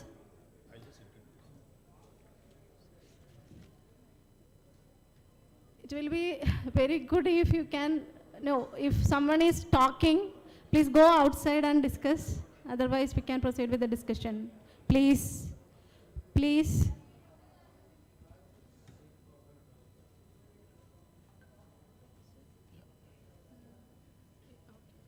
Yeah, I'll just give an introduction. Yeah, expert panelists സംസാരിക്കാൻ മുമ്പേ ഒരു ബേസിക് ഇൻട്രഡക്ഷൻ ഞങ്ങളൊന്ന് തരാം. സോ ഇൻഫാക്ട് ഇന്ത്യയുടെ അഗ്രി എക്സ്പോർട്ട് പോളിസി പറഞ്ഞിപ്പോൾ ഉണ്ടാക്കിയിട്ട് അഗ്രികൾച്ചർ എക്സ്പോർട്ട് പോളിസി അതിന് ഗവൺമെൻറ് ഓഫ് ഇന്ത്യയുടെ കുറേ സ്കീമും പബ്ലിക് പ്രൈവറ്റ് പാർട്ണർഷിപ്പ് മോഡും ഉണ്ട്. അതല്ലാണ്ട് ഞങ്ങളുടെ എക്സ്പോർട്ട് ഇമ്പോർട്ട് മുഖാന്തരം ബഡ്ജറ്റിൽ MSME സെക്ടറിനും ജനറൽ ഇൻഡസ്ട്രി സെക്ടറിനും നിർമ്മലാ സീതാരാമൻജി എന്ത് ചെയ്തു പറഞ്ഞാൽ duty free import to make India more competitive in certain sectors. Textiles ആയിക്കോട്ടെ, ലെതർ പ്രോഡക്റ്റ് ആയിക്കോട്ടെ, അവരുടെ ഇൻപുട്സ്, അവരുടെ കൺസ്യൂമബിൾ ഐറ്റം, ബട്ടൺ സിപ്പർ, അതൊക്കെ ഡ്യൂട്ടി ഫ്രീ ആക്കിയിട്ടുണ്ട് to make India more competitive. ഞങ്ങളുടെ തിരുപ്പൂർ ക്ലസ്റ്ററും ലെതർ ക്ലസ്റ്ററും ഒക്കെ കോമ്പറ്റീവ് ആക്കാൻ. അതല്ലാണ്ട് അഗ്രികൾച്ചർ നാഷണൽ ഹോർട്ടിക്കൾച്ചർ ബോർഡ് ഞങ്ങൾ പ്രോജക്റ്റ് മാനേജ്മെൻറ്റ് ഏജൻസിയാണ്. അപ്പോൾ ഒരു 10,000 കോടിയുടെ horticulture development programme, cluster development programme export oriented ഞങ്ങൾ ഇന്ത്യ മുഴുക്കെ മാനേജ് ചെയ്യുന്നുണ്ട്. ഈ സ്കീം മുഖാന്തരം ഞങ്ങളിപ്പോൾ സ്റ്റാൻഡേർഡായി ഗവൺമെൻറ് ഓഫ് ഇന്ത്യ പറഞ്ഞു, നിങ്ങൾ ഒരു സ്റ്റഡി ചെയ്തോളൂ. എക്സ്പോർട്ടിൽ ഞങ്ങളുടെ അഗ്രികൾച്ചർ എക്സ്പോർട്ട് 30-40% ഞങ്ങളുടെ അഗ്രികൾച്ചറാണ്. അഗ്രികൾച്ചർ എക്സ്പോർട്ട് എന്തേ ഡെവലപ്പ് ആവാത്തത്? ഇന്ത്യ ഫോർ എക്സാമ്പിൾ നമ്പർ 1 ആണ്. Number 1 with regard to banana, number 1 with regard to mango, number 1 with regard to onion. പക്ഷേ വേൾഡ് ട്രേഡ് നോക്കുമ്പോൾ ഞങ്ങൾ 2% ഉണ്ടാവില്ല വേൾഡ് ട്രേഡിൻ്റെ മാർക്കറ്റിൽ. അത് എന്താ ഞങ്ങളുടെ എക്സ്പോർട്ട് കോമ്പറ്റീറ്റീവ്സ് ആവാത്തത് പറഞ്ഞിട്ട് ചെയ്യാനായിട്ട് ഒരു കൺട്രി ഞങ്ങൾ സ്റ്റഡി ചെയ്തു, ഗൾഫ് മാർക്കറ്റിനെ സ്റ്റഡി ചെയ്തു. അപ്പോൾ ഞങ്ങളുടെ ലൂലു ഗ്രൂപ്പ് കുറേ ഗ്രൂപ്പുകളുടെ കൂടെ ഇൻട്രാക്ഷൻ ചെയ്തു. ഒരു 10-20 ബയേഴ്സ് ഒക്കെ NRIs Malappuram is controlling most of the middle east anyway at least the trading sector. So അതിന് ഞങ്ങൾ ഇൻട്രാക്ട് ചെയ്തപ്പോൾ എന്ത് കണ്ടു വെച്ചാൽ, for example this is the figure we get. Total ഒരു $4 billion ഞങ്ങളുടെ UAE തന്നെ, ദുബായും ജബലലി ഫ്രീ ട്രേഡ് ഏരിയ തന്നെ ഇമ്പോർട്ട് ചെയ്യുന്നു. ഈ $4-5 billion of fruit and vegetable horticulture commodities ഒരു എക്സാമ്പിളായിട്ട്. പക്ഷേ അതിൻ്റെ ഒരു 20% കൂടെ ഇന്ത്യയുടെ ഇല്ല. and largely for onion and certain commodities only. അപ്പോൾ 80% ഡിമാൻഡ് ഉള്ളത് വേറെ കൺട്രീസിനാണ് വരുന്നത്. എവിടെ നിന്ന് വരുന്നു? ഇറാനിന് വരുന്നു, ടർക്കിയിൽ നിന്ന് വരുന്നു, സ്പെയിനിന് വരുന്നു, അമേരിക്കയിൽ ആപ്പിൾസ് വരുന്നു. അപ്പോൾ എല്ലാവരും കൂടെ കൺസൾട്ട് ചെയ്തപ്പോൾ ഇതൊക്കെയാണ് ഞങ്ങൾ കാണുന്നത്. ബനാന പറഞ്ഞാൽ ഫിലിപ്പീൻസ് പോലെ ചെറിയ നാട്, കൊച്ചിയുടെ സൈസേ ഉള്ളൂ. ഫിലിപ്പീൻ ചെറിയ നാടാണ് വേൾഡ് ട്രേഡിന് 30% കൺട്രോൾ ചെയ്യുന്നത്. Ecuador small country in Latin America. Similarly onion നോക്കുമ്പോൾ ഇറാൻ, ഈജിപ്റ്റ്. മാംഗോ നോക്കുമ്പോൾ ഇന്ത്യ അല്ല, സൗദി അറേബ്യ ആൻഡ് കുവൈത്താണ് മേജർ സോഴ്സസ്. ഗ്രേപ്സ് നോക്കുമ്പോൾ South Africa, Australia. Orange South Africa, Egypt, Spain. ഓരോ കൺട്രീസാണ് ലീഡിങ് ചെയ്യണം. ഇന്ത്യ എവിടെയും പിക്ചറിലാവണില്ല. അപ്പോൾ ഇവരുടെ കൂടെ എന്നെ സ്റ്റഡി ചെയ്തിട്ട് ഞങ്ങൾ ചോദിച്ചു, ഇപ്പോൾ ഇന്ത്യൻ എക്സ്പോർട്ട് ഞങ്ങൾ നിങ്ങളുടെ കൺട്രിക്ക് ഗൾഫ് മാർക്കറ്റെങ്കിലും ഞങ്ങൾ പിക്കപ്പ് ചെയ്യണം. അപ്പോൾ ഒരു സ്റ്റേക്ക് ഹോൾഡർ ഫോറം ഒക്കെ രൂപിച്ചിട്ടുണ്ട്. സെക്രട്ടറി അഗ്രികൾച്ചർ ഗവൺമെൻറ് ഓഫ് ഇന്ത്യയും ഇങ്ങനെ ഒരു സ്റ്റേക്ക് ഹോൾഡർ ഫോറം, സ്റ്റീവാർഡ്ഷിപ്പ് കൗൺസിലിൻ്റെ പറയും, ബയ്യർമാരും ഞങ്ങളുടെ സപ്ലയർമാരും എല്ലാവരും ചേർത്ത് ഒരു കൗൺസിലിനാക്കിയിട്ട് ഇന്ത്യയുടെ എക്സ്പോർട്ടിനെ ഇൻക്രീസ് ചെയ്യാൻ ഫോർ അഗ്രി പ്രോഡക്ട്സ് അത് ചെയ്യാൻ. ഈ സ്റ്റീവാർഡ്ഷിപ്പ് കൗൺസിലിൻ്റെ ഉദ്ദേശം എന്താണ് ആൻഡ് എന്തിനാണ് ഇങ്ങനത്തെ സ്റ്റീവാർഡ്ഷിപ്പ് കൗൺസിൽ വേണ്ടത്? ഇന്ത്യയുടെ ടോട്ടൽ എക്സ്പോർട്ട് $400 billion ആയിരിക്കും. അതിൽ അഗ്രി എക്സ്പോർട്ട് 300 ബില്യണേ ഉള്ളൂ, 30 ബില്യണേ ഉള്ളൂ. 30 ബില്യൺ പറഞ്ഞത് ഇന്ത്യയുടെ അഗ്രികൾച്ചറിൻ്റെ ഒരു 10% കൂടെ ആവണില്ല, 10 to 15% ആവണില്ല. അത് എൻഹാൻസ് ചെയ്തിട്ട് ഞങ്ങൾ വേൾഡ് മാർക്കറ്റ് ലീഡർ ആവാൻ എന്ത് ചെയ്യണം? അപ്പോൾ ബയ്യർമാരുടെ കൂടെ ഇൻട്രാക്ട് ചെയ്യുമ്പോൾ ബയ്യർ എന്ത് പറഞ്ഞു? ഡിഫറെൻറ്റ്, ഞാൻ ടു ദ പോയിന്റ് വരാം, so that we don't waste time. Buyer പറയുന്നത് ഞങ്ങൾ 3-4 സാധനം നോക്കും. ടൊമാറ്റോ ആണെങ്കിൽ ടൊമാറ്റോയുടെ ഈ കളർ വേണം. പിന്നെ ടൊമാറ്റോ ഇത്ര ബ്രിക്സ് പറഞ്ഞാൽ അവരുടെ കണ്ടൻറ്റ് ഉള്ളത്. പിന്നെ ടൊമാറ്റോയുടെ വെറൈറ്റി, പിന്നെ ടൊമാറ്റോയുടെ സൈസ് ആൻഡ് ഷേപ്പ്. പഴം പറഞ്ഞ് നോക്കുമ്പോൾ ഞങ്ങൾ ചോദിച്ചു, നിങ്ങളെന്താ കേരളത്തിന് നേന്ത്രം പഴമെങ്കിലും മേടിച്ചൂടെ? അതിലെങ്കിലും ഞങ്ങൾക്ക് കമ്പാരിറ്റീവായിട്ട് കാണിച്ചു. ഇല്ല, നേന്ത്രപ്പഴം ഞങ്ങൾ ശ്രീലങ്കേനെ മേടിക്കില്ല. ചക്ക മേടിച്ചൂടെ കേരളത്തിന്? ഇല്ല, ചക്ക ഞങ്ങളുടെ കേരളത്തിലെ ചക്ക അത്ര നല്ലതല്ല, ഞങ്ങളത് മലേഷ്യൻ ചക്ക, ഹണി പോലെ ഉണ്ടാവും ടേസ്റ്റ്. അപ്പോൾ അതുപോലെ ഞങ്ങൾ മേടിക്കുന്നു. അപ്പോൾ ഞങ്ങൾ എന്താ മനസ്സിലാക്കിയത്? അവർ പോലെ ബയ്യർ പേശിയെ പോലെ പ്രോഡക്റ്റ് ഉണ്ടാക്കി കൊടുത്താൽ ആ വെറൈറ്റി, ആ സൈസ്, ആ ഷേപ്പ്, ആ കളറ് ആൻഡ് സൈസ് വളരെ ഇമ്പോർട്ടൻ്റാണ്. ബനാന തന്നെ ചോദിക്കുമ്പോൾ അവർ പറഞ്ഞു, ഞങ്ങൾ ബനാന അതിനെ കട്ട് ചെയ്തിട്ട് പിന്നെ പാക്ക് ചെയ്തിട്ട് വിൽക്കും റീറ്റെയിലിൽ, ഹോൾസെയിൽ ടേബിൾ വെറൈറ്റി ആണെങ്കിൽ. അപ്പോൾ ടേബിൾ വെറൈറ്റി ആണെങ്കിൽ നിങ്ങളുടെ ബനാന ഷേപ്പ് ശരിയാവണില്ല. ഒരേ ഷേപ്പ് സൈസ് വന്നാൽ ഞങ്ങളുടെ മെഷീനിലിട്ടിട്ട് ഞങ്ങൾ പെട്ടെന്ന് ചെയ്യാം. പക്ഷേ ബാക്കിയുള്ള കൺട്രീസ് ഞങ്ങൾക്ക് വേണ്ട സ്റ്റാൻഡേർഡ് സൈസും ഷേപ്പ് അയക്കുന്നു. സോ സ്റ്റാൻഡേർഡൈസ്ഡ് പ്രോഡക്റ്റ് വേണം. അപ്പോൾ ഞങ്ങളുടെ ചക്ക മുതൽ ഞങ്ങളുടെ മാങ്ങ മുതൽ എന്തായി ചില്ലി മുതൽ ചെയ്യണമെങ്കിൽ ബിഗർ വേ ബയ്യറുടെ കൂടെ ഡിസ്കസ് ചെയ്തിട്ട് അവരുടെ മുഖാന്തരം വെറൈറ്റീസ് ഉണ്ടാക്കിയിട്ട് അവർ മുഖാന്തരം കളറും ഷേപ്പും സ്മെല്ലും പാക്കേജിങ്ങും അവർ മുഖാന്തരം പാക്കിങ് ചെയ്താൽ ദുബായ് മുതൽ എല്ലാവരും ഞങ്ങളുടെ പ്രോഡക്റ്റ് പോകും. അത്രയേ ഉള്ളൂ, സിമ്പിൾ. കോസ്റ്റും പ്രോബ്ലം ഇല്ല.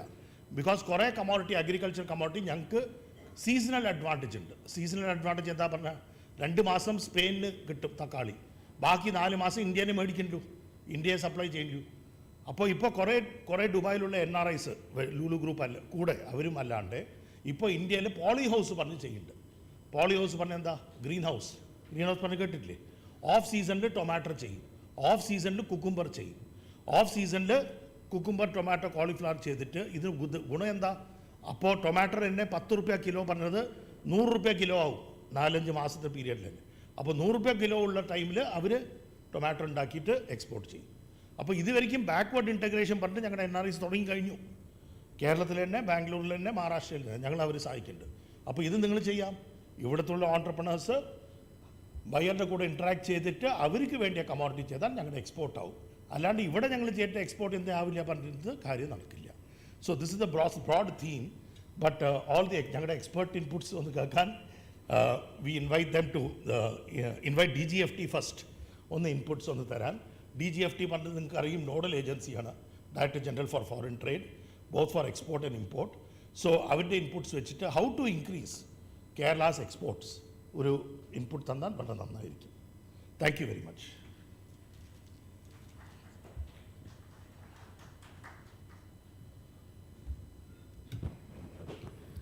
Respected dignitaries in the dais, ഇവിടെ കൂടിയിരിക്കുന്ന എല്ലാവിധ സംരംഭകർക്കും നമസ്കാരം. ഇന്നലെ പ്രധാനമന്ത്രിയുടെ ഒരു ട്വീറ്റ് നമ്മളെല്ലാവരും കണ്ടതാണ്. അതായത് ഇന്ത്യയുടെ ചരിത്രത്തിൽ ആദ്യമായിട്ട് നമ്മൾ $400 ബില്യൺ എന്ന് പറയുന്ന ഒരു എക്സ്പോർട്ട് ടാർഗറ്റ് നമ്മൾ അച്ചീവ് ചെയ്തു. അതായത് കഴിഞ്ഞ കുറേ വർഷങ്ങളായിട്ട് നമ്മളുടെ എക്സ്പോർട്ട് ഫിഗർ എന്ന് പറയുന്നത് $300, $310, $320 ബില്യൺ ഇങ്ങനെ കുടുങ്ങിക്കിടക്കുകയായിരുന്നു. 2011 മുതൽ ഞാൻ കേൾക്കാൻ തുടങ്ങിയതാണ് 300 ബില്യൺ എന്ന്. ഇത്തവണ കഴിഞ്ഞ സെപ്റ്റംബറിൽ പ്രധാനമന്ത്രി രാജ്യത്തിനോട് സംവദിച്ചിരുന്നു. അദ്ദേഹം പറഞ്ഞിട്ടുണ്ട് ഇത്തവണത്തെ വർഷം നമുക്ക് $400 ബില്യൺ ആവണം എന്നുള്ളൊരു ടാർഗറ്റ് രാജ്യത്തിന് അദ്ദേഹം സമർപ്പിച്ചിരുന്നു. അത് മാർച്ച് 31-ാം തീയതിക്കുള്ളിലായിരുന്നു ചെയ്യേണ്ടിയിരുന്നത്. പക്ഷേ നമ്മളൊരു 10 ദിവസം അഡ്വാൻസ് ആയിട്ട്, അതായത് മാർച്ച് 21-ാം തീയതി തന്നെ നമ്മൾ $400 ബില്യൺ എന്ന് പറയുന്ന ടാർഗറ്റ് അച്ചീവ് ചെയ്തു. അപ്പോൾ ഏകദേശം 37% ഗ്രോത്താണ് കഴിഞ്ഞ ഒരു വർഷത്തിൻ്റെ ഉള്ളിൽ നമുക്ക് വന്നിട്ടുണ്ടായിരുന്നത്. അതിൽ ഒരു 107 കോടി രൂപ ഏറ്റവും കൂടുതൽ ഇൻക്രീസ് വന്നിരിക്കുന്നത് എഞ്ചിനീയറിംഗ് പ്രൊഡക്ട്സിനാണ്. ഏകദേശം $107 ബില്യൺ എഞ്ചിനീയറിംഗ് പ്രൊഡക്ട്സാണ് നമ്മൾ കഴിഞ്ഞ പ്രാവശ്യം എക്സ്പോർട്ട് ചെയ്തത്. ഇതിൻ്റെ ഒരു പാരഡോക്സ് എന്ന് പറയുന്നത് കഴിഞ്ഞ 2020 ജനുവരി മുതൽ നമ്മൾ എക്സ്പോർട്ടിൻ്റെ ഇൻസെൻറ്റീവ്സും സബ്സിഡികളെല്ലാം പൂർണ്ണമായും തന്നെ വിഡ്രോ ചെയ്തിട്ടുണ്ടായിരുന്നു. അപ്പോൾ നമ്മൾ വിഡ്രോ ചെയ്തിരുന്ന സമയത്ത് ഇവിടെയുള്ള പരാതി എന്തായിരുന്നു എന്ന് വെച്ച് കഴിഞ്ഞ് കഴിഞ്ഞാൽ എക്സ്പോർട്ടൊക്കെ അവസാനിപ്പിക്കും, എക്സ്പോർട്ടൊന്നും ചെയ്യാൻ സാധിക്കില്ല, എക്സ്പോർട്ട് ഫിഗറൊക്കെ താഴത്തേക്ക് പോകുമെന്നൊക്കെ പറയുന്നു. അപ്പോൾ നമ്മൾ എല്ലാവിധ സബ്സിഡിയും വിഡ്രോ ചെയ്തിട്ടുള്ള സമയത്താണ് നമ്മൾ ഒരു 37% ഗ്രോത്ത് വന്നിട്ട് നമുക്ക് ആ ടാർഗറ്റ് അച്ചീവ് ചെയ്യാൻ പറ്റിയത്. ഒരു പാരഡോക്സ് ആണ്. എന്ന് വെച്ച് കഴിഞ്ഞ് കഴിഞ്ഞാൽ എക്സ്പോർട്ട് സബ്സിഡി കൊണ്ട് നമ്മളെ എക്സ്പോർട്ട് കൂടുന്നില്ല എന്നുള്ളതിൻ്റെ ഒരു ചെറിയൊരു ഉദാഹരണമാണ്. അത് വേണമെങ്കിൽ വാദത്തിന് വേണ്ടിയിട്ട് നമുക്ക് ആർഗ്യൂ ചെയ്യാം. പക്ഷേ എന്ന് കഴിഞ്ഞ് കഴിഞ്ഞാലും നമ്മൾ സബ്സിഡി വിഡ്രോ ചെയ്തപ്പോഴാണ് നമ്മൾ ഏറ്റവും കൂടുതൽ എക്സ്പോർട്ട് ഫിഗേഴ്സ് നമ്മൾ കൂടുതലായി വന്നത്.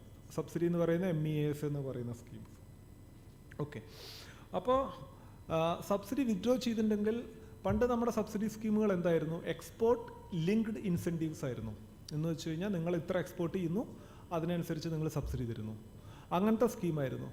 ആ സ്കീം മാറ്റിയിട്ട് ഗവൺമെൻറ് ഇപ്പോൾ കൊണ്ടുവന്നിരിക്കുന്ന പുതിയൊരു സ്കീമാണ് പ്രൊഡക്ഷൻ ലിങ്ക്ഡ് ഇൻസെൻറ്റീവ്, PLI എന്ന് പറയും. അപ്പോൾ ഈ ഹോളിലിരിക്കുന്ന എത്ര പേര് അതിനെപ്പറ്റി അറിഞ്ഞിട്ടുണ്ട് എന്ന് എനിക്കറിയുന്നില്ല. പക്ഷേ ഈ PLI സ്കീമാണ് ഇന്ന് ഗവൺമെൻറ്റിൻ്റെ ഒരു മാജിക് വെപ്പൺ എന്ന് പറയുന്ന അവരുടെ ഈ എക്സ്പോർട്ട് കൂടാനും എക്സ്പോർട്ടിൻ്റെ അല്ലെങ്കിൽ മാനുഫാക്ചറിങ് ആക്ടിവിറ്റി ഇത്രയും ബൂസ്റ്റ് ചെയ്യാനും വേണ്ടിയിട്ട് ഗവൺമെൻറ്റിൻ്റെ ഒരു മാജിക് ബുള്ളറ്റ് എന്ന് പറയുന്നത് ഈ PLI സ്കീമാണ്. അപ്പോൾ ഈ PLI സ്കീം വഴിയാണ്, അത് ഞാൻ 2 വാക്ക് അതിനെപ്പറ്റി സംസാരിക്കാം, എന്നാലേ നിങ്ങൾക്ക് ആ എക്സ്പോർട്ടുമായിട്ട് അത് കണക്ട് ചെയ്യാൻ പറ്റും. PLI സ്കീം എന്ന് പറയുന്ന ഒരു 13 സെക്ടറുകളിൽ ഗവൺമെൻറ് സബ്സിഡി കൊടുക്കുന്നുണ്ട്. അതിനെ ചാമ്പ്യൻ സെക്ടർ എന്ന് പറയും. എന്ന് വെച്ച് കഴിഞ്ഞ് കഴിഞ്ഞാൽ ചില സൺറൈസ് ഇൻഡസ്ട്രീസ്, സൺറൈസ് സെക്ടേഴ്സ്, അതായത് ഭാവിയിൽ അടുത്ത 10-20 വർഷത്തിൻ്റെ ഉള്ളിൽ വളരെ ഉയർന്നു വരാൻ സാധ്യതയുള്ള പൊട്ടൻഷ്യലുള്ള ചില സെക്ടേഴ്സിന് ഗവൺമെൻറ് ആ സെക്ടേഴ്സിൽ മാനുഫാക്ചറിങ് ആക്ടിവിറ്റി നടത്താൻ ആഗ്രഹമുള്ള ഇൻവെസ്റ്റ് ചെയ്യുന്നവർക്ക് വേണ്ടി ഗവൺമെൻറ് ഒരു പർട്ടിക്കുലർ ടാർഗറ്റ് കൊടുക്കുന്നു. ആ ടാർഗറ്റ് അച്ചീവ് ചെയ്യുകയാണെങ്കിൽ നിങ്ങൾക്ക് ആ സബ്സിഡി ലഭിക്കുന്നു. അപ്പോൾ ഈ PLI സ്കീമിൽ ചില ചാമ്പ്യൻ സെക്ടേഴ്സും ഉണ്ട്, അതേപോലെ ചാമ്പ്യൻ പ്ലേയേഴ്സും ഉണ്ട്. എന്ന് വെച്ച് കഴിഞ്ഞ് കഴിഞ്ഞാൽ കുറച്ച് പ്ലേയേഴ്സിനെ ഐഡൻറ്റിഫൈ ചെയ്തിട്ടാണ് ഇവർ ഈ സബ്സിഡി ചെയ്യുന്നത്. അപ്പോൾ ഏതൊക്കെ സെക്ടറുകളുണ്ട്? സോളാർ മൊഡ്യൂൾസ് ഉണ്ടാക്കുന്നത്, അതുപോലെ മൊബൈൽ ഫോൺ ഉണ്ടാക്കുന്നത്, അതുപോലെ കെമിക്കൽ ഇൻഡസ്ട്രിയിലെ സ്പെഷ്യൽ കെമിക്കൽസ്, സ്പെഷ്യൽ സ്റ്റീലുകൾ, ചില ഫാർമ പ്രൊഡക്റ്റുകൾ, API എന്ന് വെച്ച് കഴിഞ്ഞാൽ ബൾക്ക് ഡ്രഗ്സ്, അങ്ങനെയുള്ള ചില 10-13 സെക്ടേഴ്സാണ് അവർ സെലക്ട് ചെയ്തിരിക്കുന്നത്. അപ്പോൾ ഈ PLI സ്കീമിൻ്റെ ഒരു ഡ്രോബാക്ക് എന്ന് പറയുന്നത്, ഇത് നിങ്ങളുടെ സെക്ടർ, അതായത് MSME സെക്ടറിൽ അത് ഡയറക്റ്റ്ലി അതിൻ്റെ ഒരു ബെനിഫിഷ്യറീസ് അല്ല എന്നുള്ളതാണ്. അതായത് ഞാൻ പറഞ്ഞല്ലോ, ചില ചാമ്പ്യൻ പ്ലേയേഴ്സിനാണ് ഇത് കൊടുക്കുന്നത്. അപ്പോൾ ഒരു 500 കോടിയും 1000 കോടിയും രൂപയൊക്കെ ഇൻവെസ്റ്റ് ചെയ്യാൻ പറ്റുന്ന ആൾക്കാർക്ക്, ഒരു വർഷം 600-700 കോടി രൂപയുടെ പ്രൊഡക്ഷൻ ഉണ്ടാക്കാൻ സാധിക്കുന്ന ആൾക്കാർക്ക്, അവർക്കാണ് ഇതിൻ്റെ സബ്സിഡിയുടെ സ്കീമിൻ്റെ ഈ ബെനിഫിറ്റ് കിട്ടുന്നത്. അപ്പോൾ നമ്മൾ പെട്ടെന്ന് വിചാരിക്കും നിങ്ങളൊരു ബെനിഫിഷ്യറി അല്ല, നമ്മൾ അതിനെക്കൊണ്ട് കാര്യമില്ല എന്ന് വിചാരിക്കും. പക്ഷേ അതിൻ്റെ വേറൊരു തലം നോക്കണം. എന്ന് വെച്ച് കഴിഞ്ഞാൽ നമ്മുടെ ഇന്ത്യയിലത്തെ ഒരു ഇൻവെസ്റ്റ്മെൻറ്റിൽ ഒരു മഹാഭൂരിപക്ഷം, നല്ലൊരു ശതമാനം വരുന്നത് ഈ PLI സ്കീമിൻ്റെ കീഴിലാണ് വരുന്നത്. ഈ സ്കീമിൽ ഇൻവെസ്റ്റ് ചെയ്യുന്ന അല്ലെങ്കിൽ ഇത്രയും വലിയ ബിഗ് പ്ലെയേഴ്സ് വരുമ്പോൾ ഒരുപാട് അതുമായിട്ട് ബന്ധപ്പെട്ട ഒരുപാട് MSME സെക്ടേഴ്സിനും ഇതിൻ്റെ ഗുണം കിട്ടുന്നതാണ്. ഉദാഹരണത്തിന് മാരുതി സുസുക്കി 10,000 കോടി രൂപയുടെ ഇലക്ട്രിക് വെഹിക്കിൾസിൻ്റെ ഇലക്ട്രിക് ബാറ്ററി ഉണ്ടാക്കാനുള്ള ഒരു യൂണിറ്റ് തുടങ്ങുന്നു ഗുജറാത്തിൽ PLI സ്കീമിൽ. അപ്പോൾ അതിന് വേണ്ടിയിട്ടുള്ള suppliers, vendors, component makers, service suppliers, ഇതൊക്കെ ആർക്കാണ് കിട്ടുന്നത്? നിങ്ങളെപ്പോലുള്ള MSME സെക്ടേഴ്സിന് തന്നെയാണ് കിട്ടുന്നത്. അപ്പോൾ ഈ PLI സ്കീം വഴി ഡയറക്റ്റായിട്ട് നിങ്ങൾക്ക് കിട്ടുന്നില്ലെങ്കിലും ഇൻഡയറക്റ്റായിട്ട് നിങ്ങളതിൻ്റെ ബെനിഫിഷ്യറീസ് ആകുന്നു. അതേപോലെ തന്നെ അതിൻ്റെ ഇത്രയും വലിയ ബിഗ് പ്ലെയേഴ്സ് വരുമ്പോൾ എന്താണ്, നിങ്ങളുടെ നിങ്ങൾക്ക് കുറേയും കൂടി ക്വാളിറ്റി കോൺഷ്യസ്നെസ് ആവുന്നു, നിങ്ങൾ കുറേയും കൂടി കോസ്റ്റ് കോമ്പറ്റീറ്റീവ്സ് ആവുന്നു, കോമ്പറ്റീറ്റീവ്നെസ് ആവുന്നു. അപ്പോൾ നിങ്ങളുടെ മൊത്തം ഇൻഡസ്ട്രിയിലെ സ്റ്റാൻഡേർഡ് തന്നെ ഈ വലിയ ഗ്രൂപ്പ്, ഈ വലിയ പ്ലെയേഴ്സുമായി ബന്ധപ്പെടുന്ന കാരണം നിങ്ങൾ തന്നെ സ്വയം നിങ്ങളുടെ സ്റ്റാൻഡേർഡും നിങ്ങളുടെ പ്രൊഡക്റ്റിൻ്റെ ക്വാളിറ്റിയും ബാക്കിയുള്ളതൊക്കെ ഇമ്പ്രൂവ് ചെയ്യുന്നു. ഇതുവഴി ഒബ്വിയസ്ലി നിങ്ങളുടെ എക്സ്പോർട്ട് മാർക്കറ്റ് പിടിച്ചെടുക്കാനും, ഇപ്പോൾ നിങ്ങൾ മാരുതിക്ക് ഇന്ന് ഒരു കോമ്പണൻറ്റ് സപ്ലൈ ചെയ്യുകയാണെങ്കിൽ നിങ്ങളുടെ ക്വാളിറ്റി എത്രമാത്രം അഷ്വേർഡ് ആണ് എന്നുണ്ടെങ്കിൽ തീർച്ചയായും നിങ്ങൾക്ക് ഫോറിൻ കൺട്രിയിലേക്കും എക്സ്പോർട്ട് ചെയ്യാനുള്ള അവസരം ഉണ്ടാകുന്നു. പക്ഷേ അത് കാരണം കൊണ്ട് നിങ്ങൾക്കും ഈ പറയുന്ന PLA സ്കീമിൻ്റെ ഒരു വലിയൊരു ബെനിഫിഷ്യറി എക്കോസിസ്റ്റത്തിൽ നിങ്ങൾക്കൊരു ഭാഗമാവാനുള്ള ഒരു അവസരം കിട്ടുന്നു. അപ്പോൾ ഞാൻ പറഞ്ഞു വരുന്നത് എന്താണെന്ന് വെച്ച് കഴിഞ്ഞാൽ, ഈ എക്സ്പോർട്ട് ഇൻസെൻറ്റീവ്സ് എന്ന് പറയുന്ന ഒരു പോളിസി ഫ്രെയിംവർക്കിൽ നിന്ന് നമ്മൾ പ്രൊഡക്ഷൻ ലിങ്ക്ഡ് ഇൻസെൻറ്റീവ്സ് എന്നൊരു വേറൊരു പോളിസി ഫ്രെയിംവർക്കിലേക്ക് നമ്മുടെ രാജ്യം പതുക്കെ മാറിക്കഴിഞ്ഞു. ഓക്കെ, ഇനി ഇവിടെ ഇരിക്കുന്ന നിങ്ങൾക്ക് ഒരു ദുഃഖകരമായിട്ടുള്ള വാർത്ത, അല്ലെങ്കിൽ അത്രയും സന്തോഷകരമല്ലാത്ത വാർത്ത എന്താണെന്ന് വെച്ച് കഴിഞ്ഞാൽ, ഏകദേശം 300ഓളം കമ്പനികൾക്കും 300ഓളം യൂണിറ്റുകൾക്കുമാണ് ഈ PLA ആയിട്ട് ബന്ധപ്പെട്ടുള്ള ബെനിഫിറ്റ് കിട്ടുന്നത് എന്നാണ് ഒരു റിപ്പോർട്ടിൽ നമുക്ക് മനസ്സിലാക്കി കഴിഞ്ഞത്. അപ്പോൾ ഇതിൻ്റെ ബെനിഫിഷ്യറീസായിട്ട് നിർഭാഗ്യവശാൽ നമ്മുടെ കേരളത്തിൽ ഒന്നുമില്ല. ആ PLA എന്ന് പറയുന്ന ഇൻവെസ്റ്റ്മെൻറ്റ് സ്കീമിൽ കേരളത്തിലെ ഒരു യൂണിറ്റിന് പോലും, ഒരു കമ്പനിക്ക് പോലും ബെനിഫിഷ്യറി ആവാൻ സാധിച്ചിട്ടില്ല. അതേസമയത്ത് തമിഴ്നാട്ടിലും കർണാടകത്തിലുമുള്ള ഇൻഡസ്ട്രിയലി പ്രോസ്പിറസ് ആയിട്ടുള്ള സംസ്ഥാനങ്ങളിൽ ഈ PLA സ്കീം വഴി ആയിരക്കണക്കിന് കോടി രൂപയുടെ ഇൻവെസ്റ്റ്മെൻറ്റ് വരുന്നു അല്ലെങ്കിൽ വരാൻ പോകുന്നു. അപ്പോൾ നമ്മുടെ ഗവൺമെൻറ്, കേരള ഗവൺമെൻറ് ചെയ്യേണ്ടത് എന്താണെന്ന് വെച്ച് കഴിഞ്ഞാൽ, ഈ PLA സ്കീമുമായിട്ട് ബന്ധപ്പെട്ട് നമുക്ക് എങ്ങനെ കൂടുതൽ ഇൻവെസ്റ്റ്മെൻറ്റ് ഇവിടെ വരുത്താൻ സാധിക്കും ആ പർട്ടിക്കുലർ സെക്ടേഴ്സിൽ, അത് നമുക്ക് ഇതുവരെ സാധിച്ചിട്ടില്ല. പക്ഷേ എന്ന് കഴിഞ്ഞാൽ നമ്മുടെ കർണാടകത്തിലും തമിഴ്നാട്ടിലും ഒരുപാട് ഇൻഡസ്ട്രീസ് വരുമ്പോൾ ഒബ്വിയസ്ലി നമ്മുടെ സ്റ്റേറ്റിലെ MSME സെക്ടേഴ്സിനും അതിൻ്റെ ബെനിഫിറ്റ് കിട്ടേണ്ടതാണ്. പിന്നെ ഒരു കാര്യം കൂടി പറഞ്ഞ് നമുക്ക് എൻ്റെ ഈ കാര്യം ഞാൻ അവസാനിപ്പിക്കാം. കേരളത്തിൽ ഏകദേശം 1000ഓളം എക്സ്പോർട്ടേഴ്സ് ഉണ്ട് എന്നാണ് ഞങ്ങളുടെ ഡാറ്റാബേസ് കണക്കാക്കുന്നത്. അതായത് കഴിഞ്ഞ 5 വർഷമായിട്ട് എക്സ്പോർട്ട് ചെയ്തിട്ടുള്ള DGFTയിൽ നിന്ന് പല ബെനിഫിറ്റ് എടുത്ത ആൾക്കാരുടെ ഡാറ്റാബേസ് നമ്മൾ തീരുമാനിക്കുമ്പോൾ ഒരു 5 വർഷത്തിൻ്റെ ഉള്ളിൽ ഏകദേശം 1000ഓളം എക്സ്പോർട്ടേഴ്സ് നമ്മൾ കണ്ടെത്തിയിട്ടുണ്ട്. അപ്പോൾ ഈ 1000-ൽ 1-2 പേരൊഴികെ ബാക്കിയുള്ള എല്ലാവരും MSME സെക്ടേഴ്സിൽ നിന്ന് തന്നെയാണ്. ഏറ്റവും കൂടുതൽ നമ്മൾ എക്സ്പോർട്ടേഴ്സ് നടക്കുന്നത് മറൈൻ സെക്ടറിലാണ്. ഏകദേശം ഈ വർഷം ഏകദേശം $1 ബില്യൺ അടുത്ത് തന്നെ മറൈൻ സെക്ടറിലെ എക്സ്പോർട്ട് വരുന്നുണ്ട് എന്നാണ് നമുക്ക് കണക്കാക്കിയിരിക്കുന്നത്. കാരണം അതിൻ്റെ ഡാറ്റ നമുക്ക് ഇതുവരെ കിട്ടിയിട്ടില്ല. പക്ഷേ കഴിഞ്ഞ ഒക്ടോബർ വരെയുള്ള ഡാറ്റ പ്രകാരം $500 ബില്യൺ ആയിട്ടുണ്ട്. അത് ഒന്ന് എക്സ്ട്രാപ്പുലേറ്റ് ചെയ്യുമ്പോൾ നമുക്ക് 1000 ബില്യൺ അല്ലെങ്കിൽ $1 ബില്യൺ ആവും. അതേപോലെ സ്പൈസ് പ്രൊഡക്റ്റിലും നമുക്ക് ഏകദേശം 30% ഗ്രോത്ത് വന്നിട്ടുണ്ട്. ടെക്സ്റ്റൈലിലും വന്നിട്ടുണ്ട്. ടെക്സ്റ്റൈലിലാണ് ഏറ്റവും കൂടുതൽ ഗ്രോത്ത് വന്നിരിക്കുന്നത്. അതിൻ്റെ കാരണം എന്താണെന്ന് വെച്ച് കഴിഞ്ഞാൽ കൂടുതൽ ഇൻവെസ്റ്റ്മെൻറ്റ് വന്നതായിരിക്കാം ഒരുപക്ഷെ കാരണം. അതുപോലെ കോഫിയിലും നമ്മൾ വളരെയധികം എക്സ്പോർട്ട് ഈ കഴിഞ്ഞ 6 വർഷത്തെ കഴിഞ്ഞ ഈ 2021-22 വന്നിട്ടുണ്ട്. അപ്പോൾ എല്ലാം കൂടി നോക്കുമ്പോൾ കേരളത്തിൽ ഇത്തവണ ഏകദേശം കഴിഞ്ഞ വർഷം ഏകദേശം $4 ബില്യൻ്റെ അടുത്തായിരുന്നു. സ്റ്റേറ്റ് ലെവൽ ഡാറ്റ നമുക്ക് അവൈലബിൾ അല്ല. പക്ഷേ നമുക്ക് കിട്ടുന്ന ഡാറ്റ അനുസരിച്ച് എക്സ്ട്രാപ്പുലേറ്റ് ചെയ്യുമ്പോൾ ഏകദേശം ഈ വർഷം ഒരു 4.5 ബില്യൺ അല്ലെങ്കിൽ 4.5 ബില്യൺ 5 ബില്യൻ്റെ അടുത്ത് നമുക്ക് എത്തുന്നുണ്ട് എന്നാണ് കണക്ക്. അപ്പോൾ തീർച്ചയായും അടുത്ത വർഷം $400 ബില്യൺ എന്നുള്ളത് ഒരു അംബീഷ്യസ് ടാർഗറ്റ്. ഈ 400-ൽ നിന്നൊരു അംബീഷ്യസ് ടാർഗറ്റായിട്ട് ഒരു 450-500 ബില്യൺ എത്തുമെന്നാണ് നമ്മുടെ ഗവൺമെൻറ്റിൻ്റെ പ്രതീക്ഷ. കാരണം ഈ PLA സ്കീമിൻ്റെ ബെനിഫിറ്റ് അടുത്ത 3-4 വർഷത്തിൻ്റെ ഉള്ളിലാണ് വരാൻ പോകുന്നത്. നിങ്ങൾക്കറിയാം, ആപ്പിൾ എന്ന് പറയുന്ന മൊബൈൽ ഫോൺ, ആപ്പിൾ എന്ന് പറയുന്ന അത് 10,000 കോടി രൂപയുടെ എക്സ്പോർട്ടാണ് ഈ വർഷം നടത്തിയിരിക്കുന്നത്. ഒരു 5-6 വർഷം മുമ്പ് നമ്മളെല്ലാ പ്രൊഡക്റ്റും, ആപ്പിളിൻ്റെ എല്ലാ പ്രൊഡക്റ്റും നമ്മൾ ചൈനയിൽ നിന്ന് ഇമ്പോർട്ട് ചെയ്യായിരുന്നു. ഈ PLA സ്കീം വന്ന കാരണം ആപ്പിൾ ഉണ്ടാക്കുന്ന 3-4 കമ്പനികൾ അതിൻ്റെ ബെനിഫിഷ്യറീസാണ് ആപ്പിൾ പ്രൊഡക്റ്റ് ഉണ്ടാക്കുന്നത്. അപ്പോൾ ആപ്പിളിൻ്റെ പ്രൊഡക്റ്റ് നമ്മൾ ഇത്തവണ 10,000 കോടി രൂപയാണ് ഇന്ത്യയിൽ നിന്ന് ഇത്തവണ എക്സ്പോർട്ട് ചെയ്തിരിക്കുന്നത്. അപ്പോൾ ഞാൻ പറയാൻ കാരണം എന്താണെന്ന് വെച്ച് കഴിഞ്ഞാൽ, ഈ PLA എന്ന് പറയുന്ന ഒരൊറ്റ സ്കീം വെച്ച് തന്നെ നമ്മുടെ എക്സ്പോർട്ട് അടുത്ത 4-5 വർഷത്തിൻ്റെ ഉള്ളിൽ വളരെയധികം വർദ്ധിക്കും. ഒരു 2030 ആകുമ്പോൾ $1 ട്രില്യൺ ഗുഡ്സ് എക്സ്പോർട്ട് നമുക്ക് സാധിക്കുമെന്നാണ് നമ്മൾ വിശ്വസിക്കുന്നത്. ബാക്കിയുള്ള കാര്യങ്ങൾ നമ്മൾ പാനൽ ഡിസ്കഷനിലൂടെ ചർച്ച ചെയ്യാം.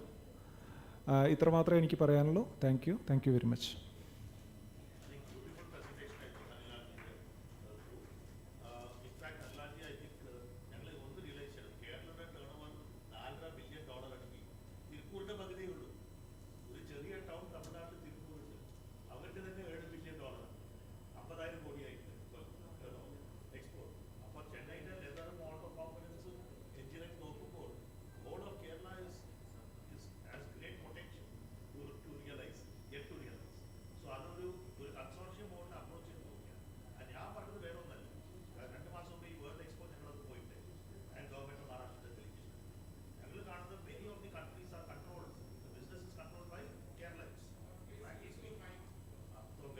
Where Keralites are controlling the industry at least, we should penetrate.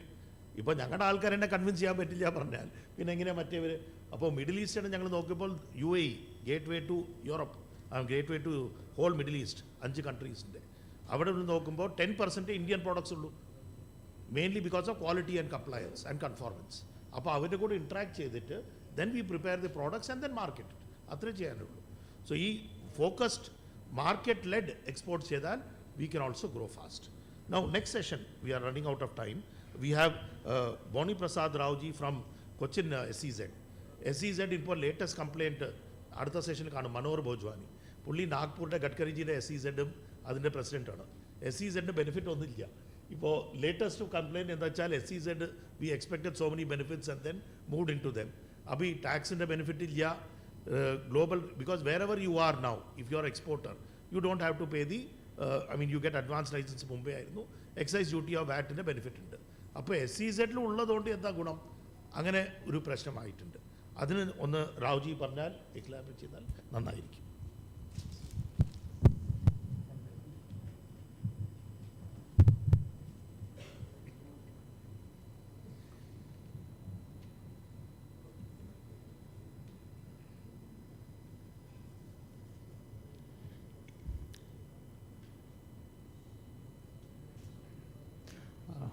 Respected dignitaries on the dais, ladies and gentlemen, good afternoon all of you. I would like to give you a small brief about that Cochin Special Economic Zone and EOEs of Kerala. So Cochin Special Economic Zone, it is headed by the Development Commissioner. He is the responsible for all license matters with respect to Kerala, Karnataka, Lakshadweep and Mahe for various facilitations, licensing and extra. And also he is the responsible for infrastructure development of Cochin Special Economic Zone.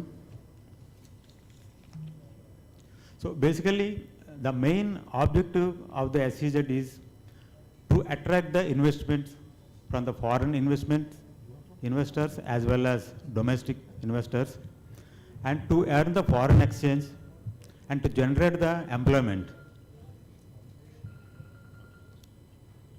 Cochin Special Economic Zone, if you go the background of the Cochin Special Economic Zone, it was created in the year of 1984, and now it is spread across the area of 103 acres.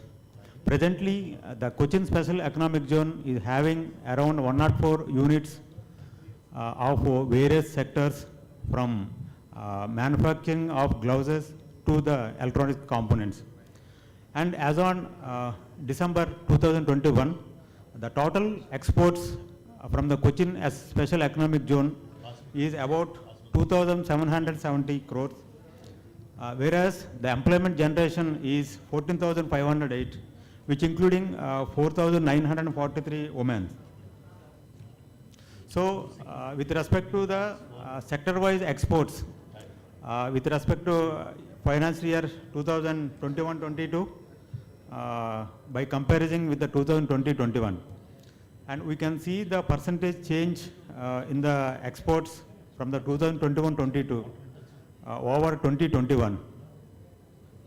So in fact, there are directives from the Ministry of Commerce to achieve the growth rate of exports 30%. But we are all aware about the pandemic situations during the year 2020-21, and due to the pandemic situations, many units have stopped their operations due to the lack of manpower and infrastructure facilities, availability of the raw material.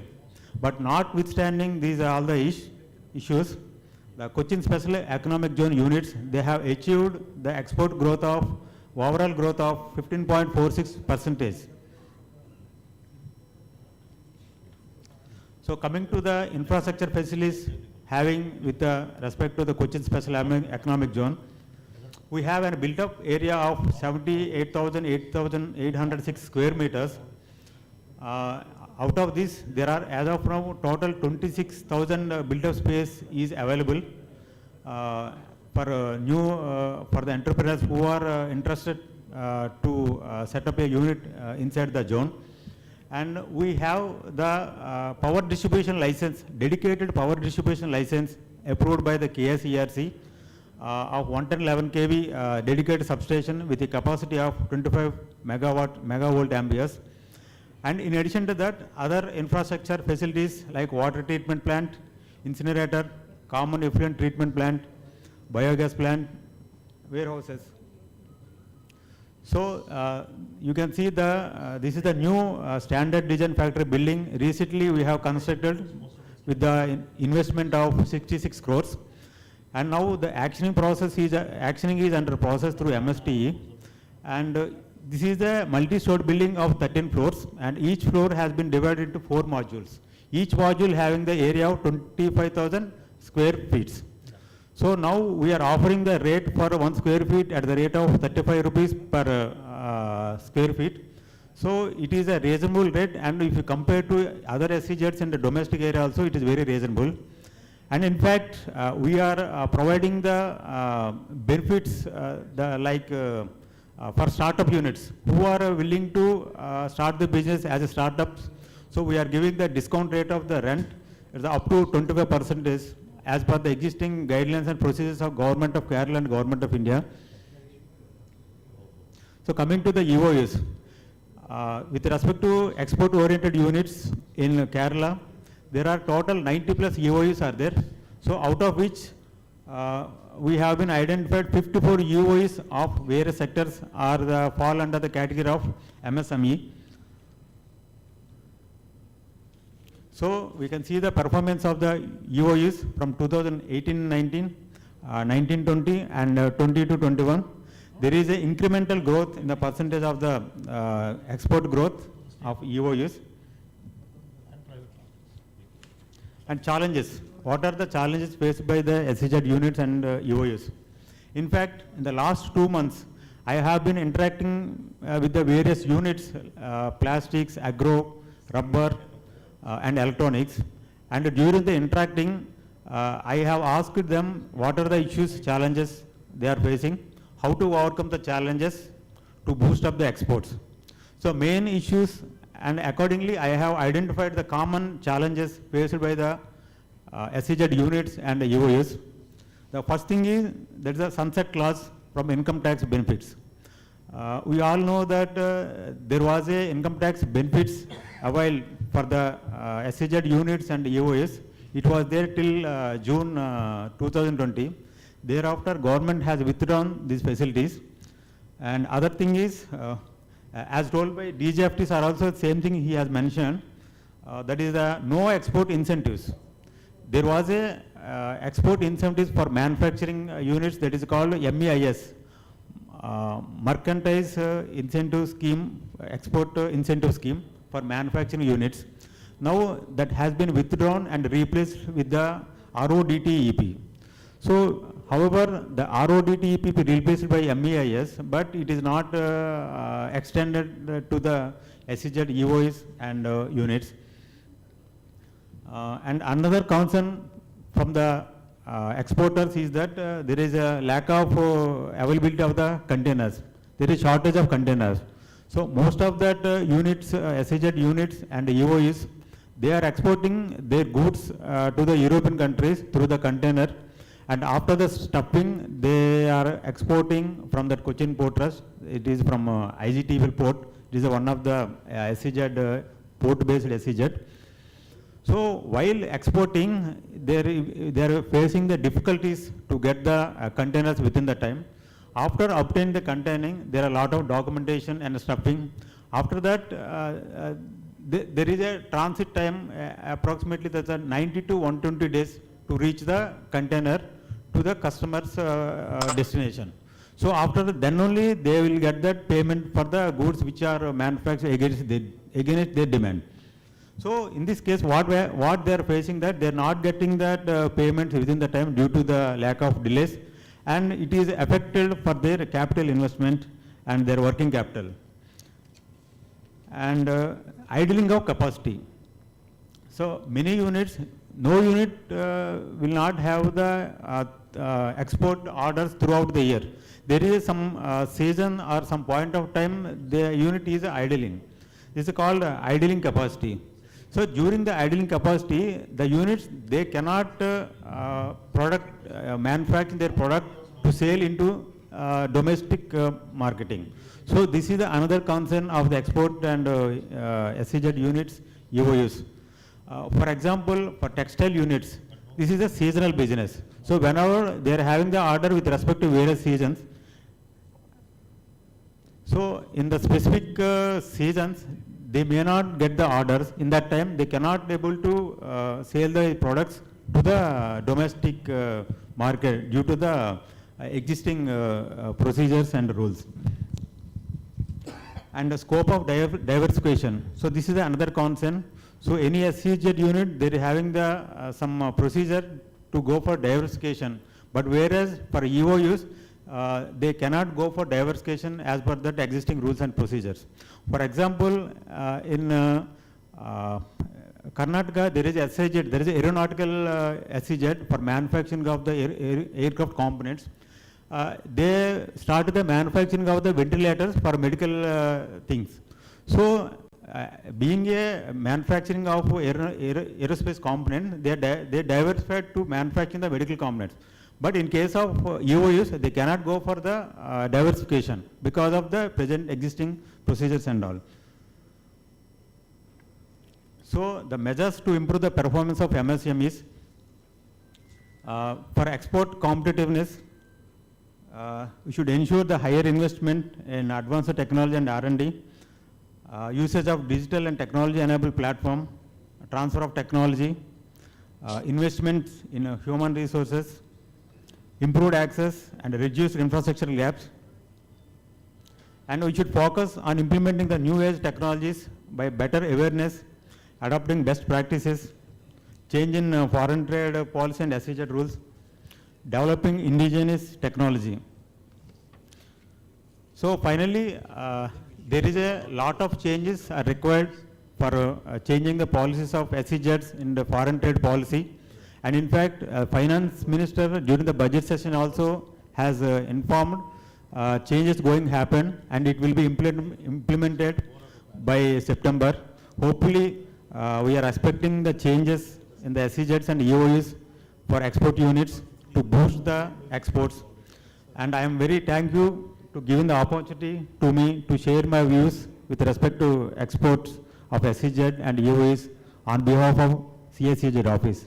Thank you very much. Thank you, Ravji. Time, we are already exceeded by 15 minutes, and we have several more sessions to go. 2 questions we can keep for open. 2 questions from the audience. Anybody? 2 questions from the audience. 1 or 2 questions. Let us not move on to the next session because time we have already overshot. Any questions? Anybody? Export questions are in here.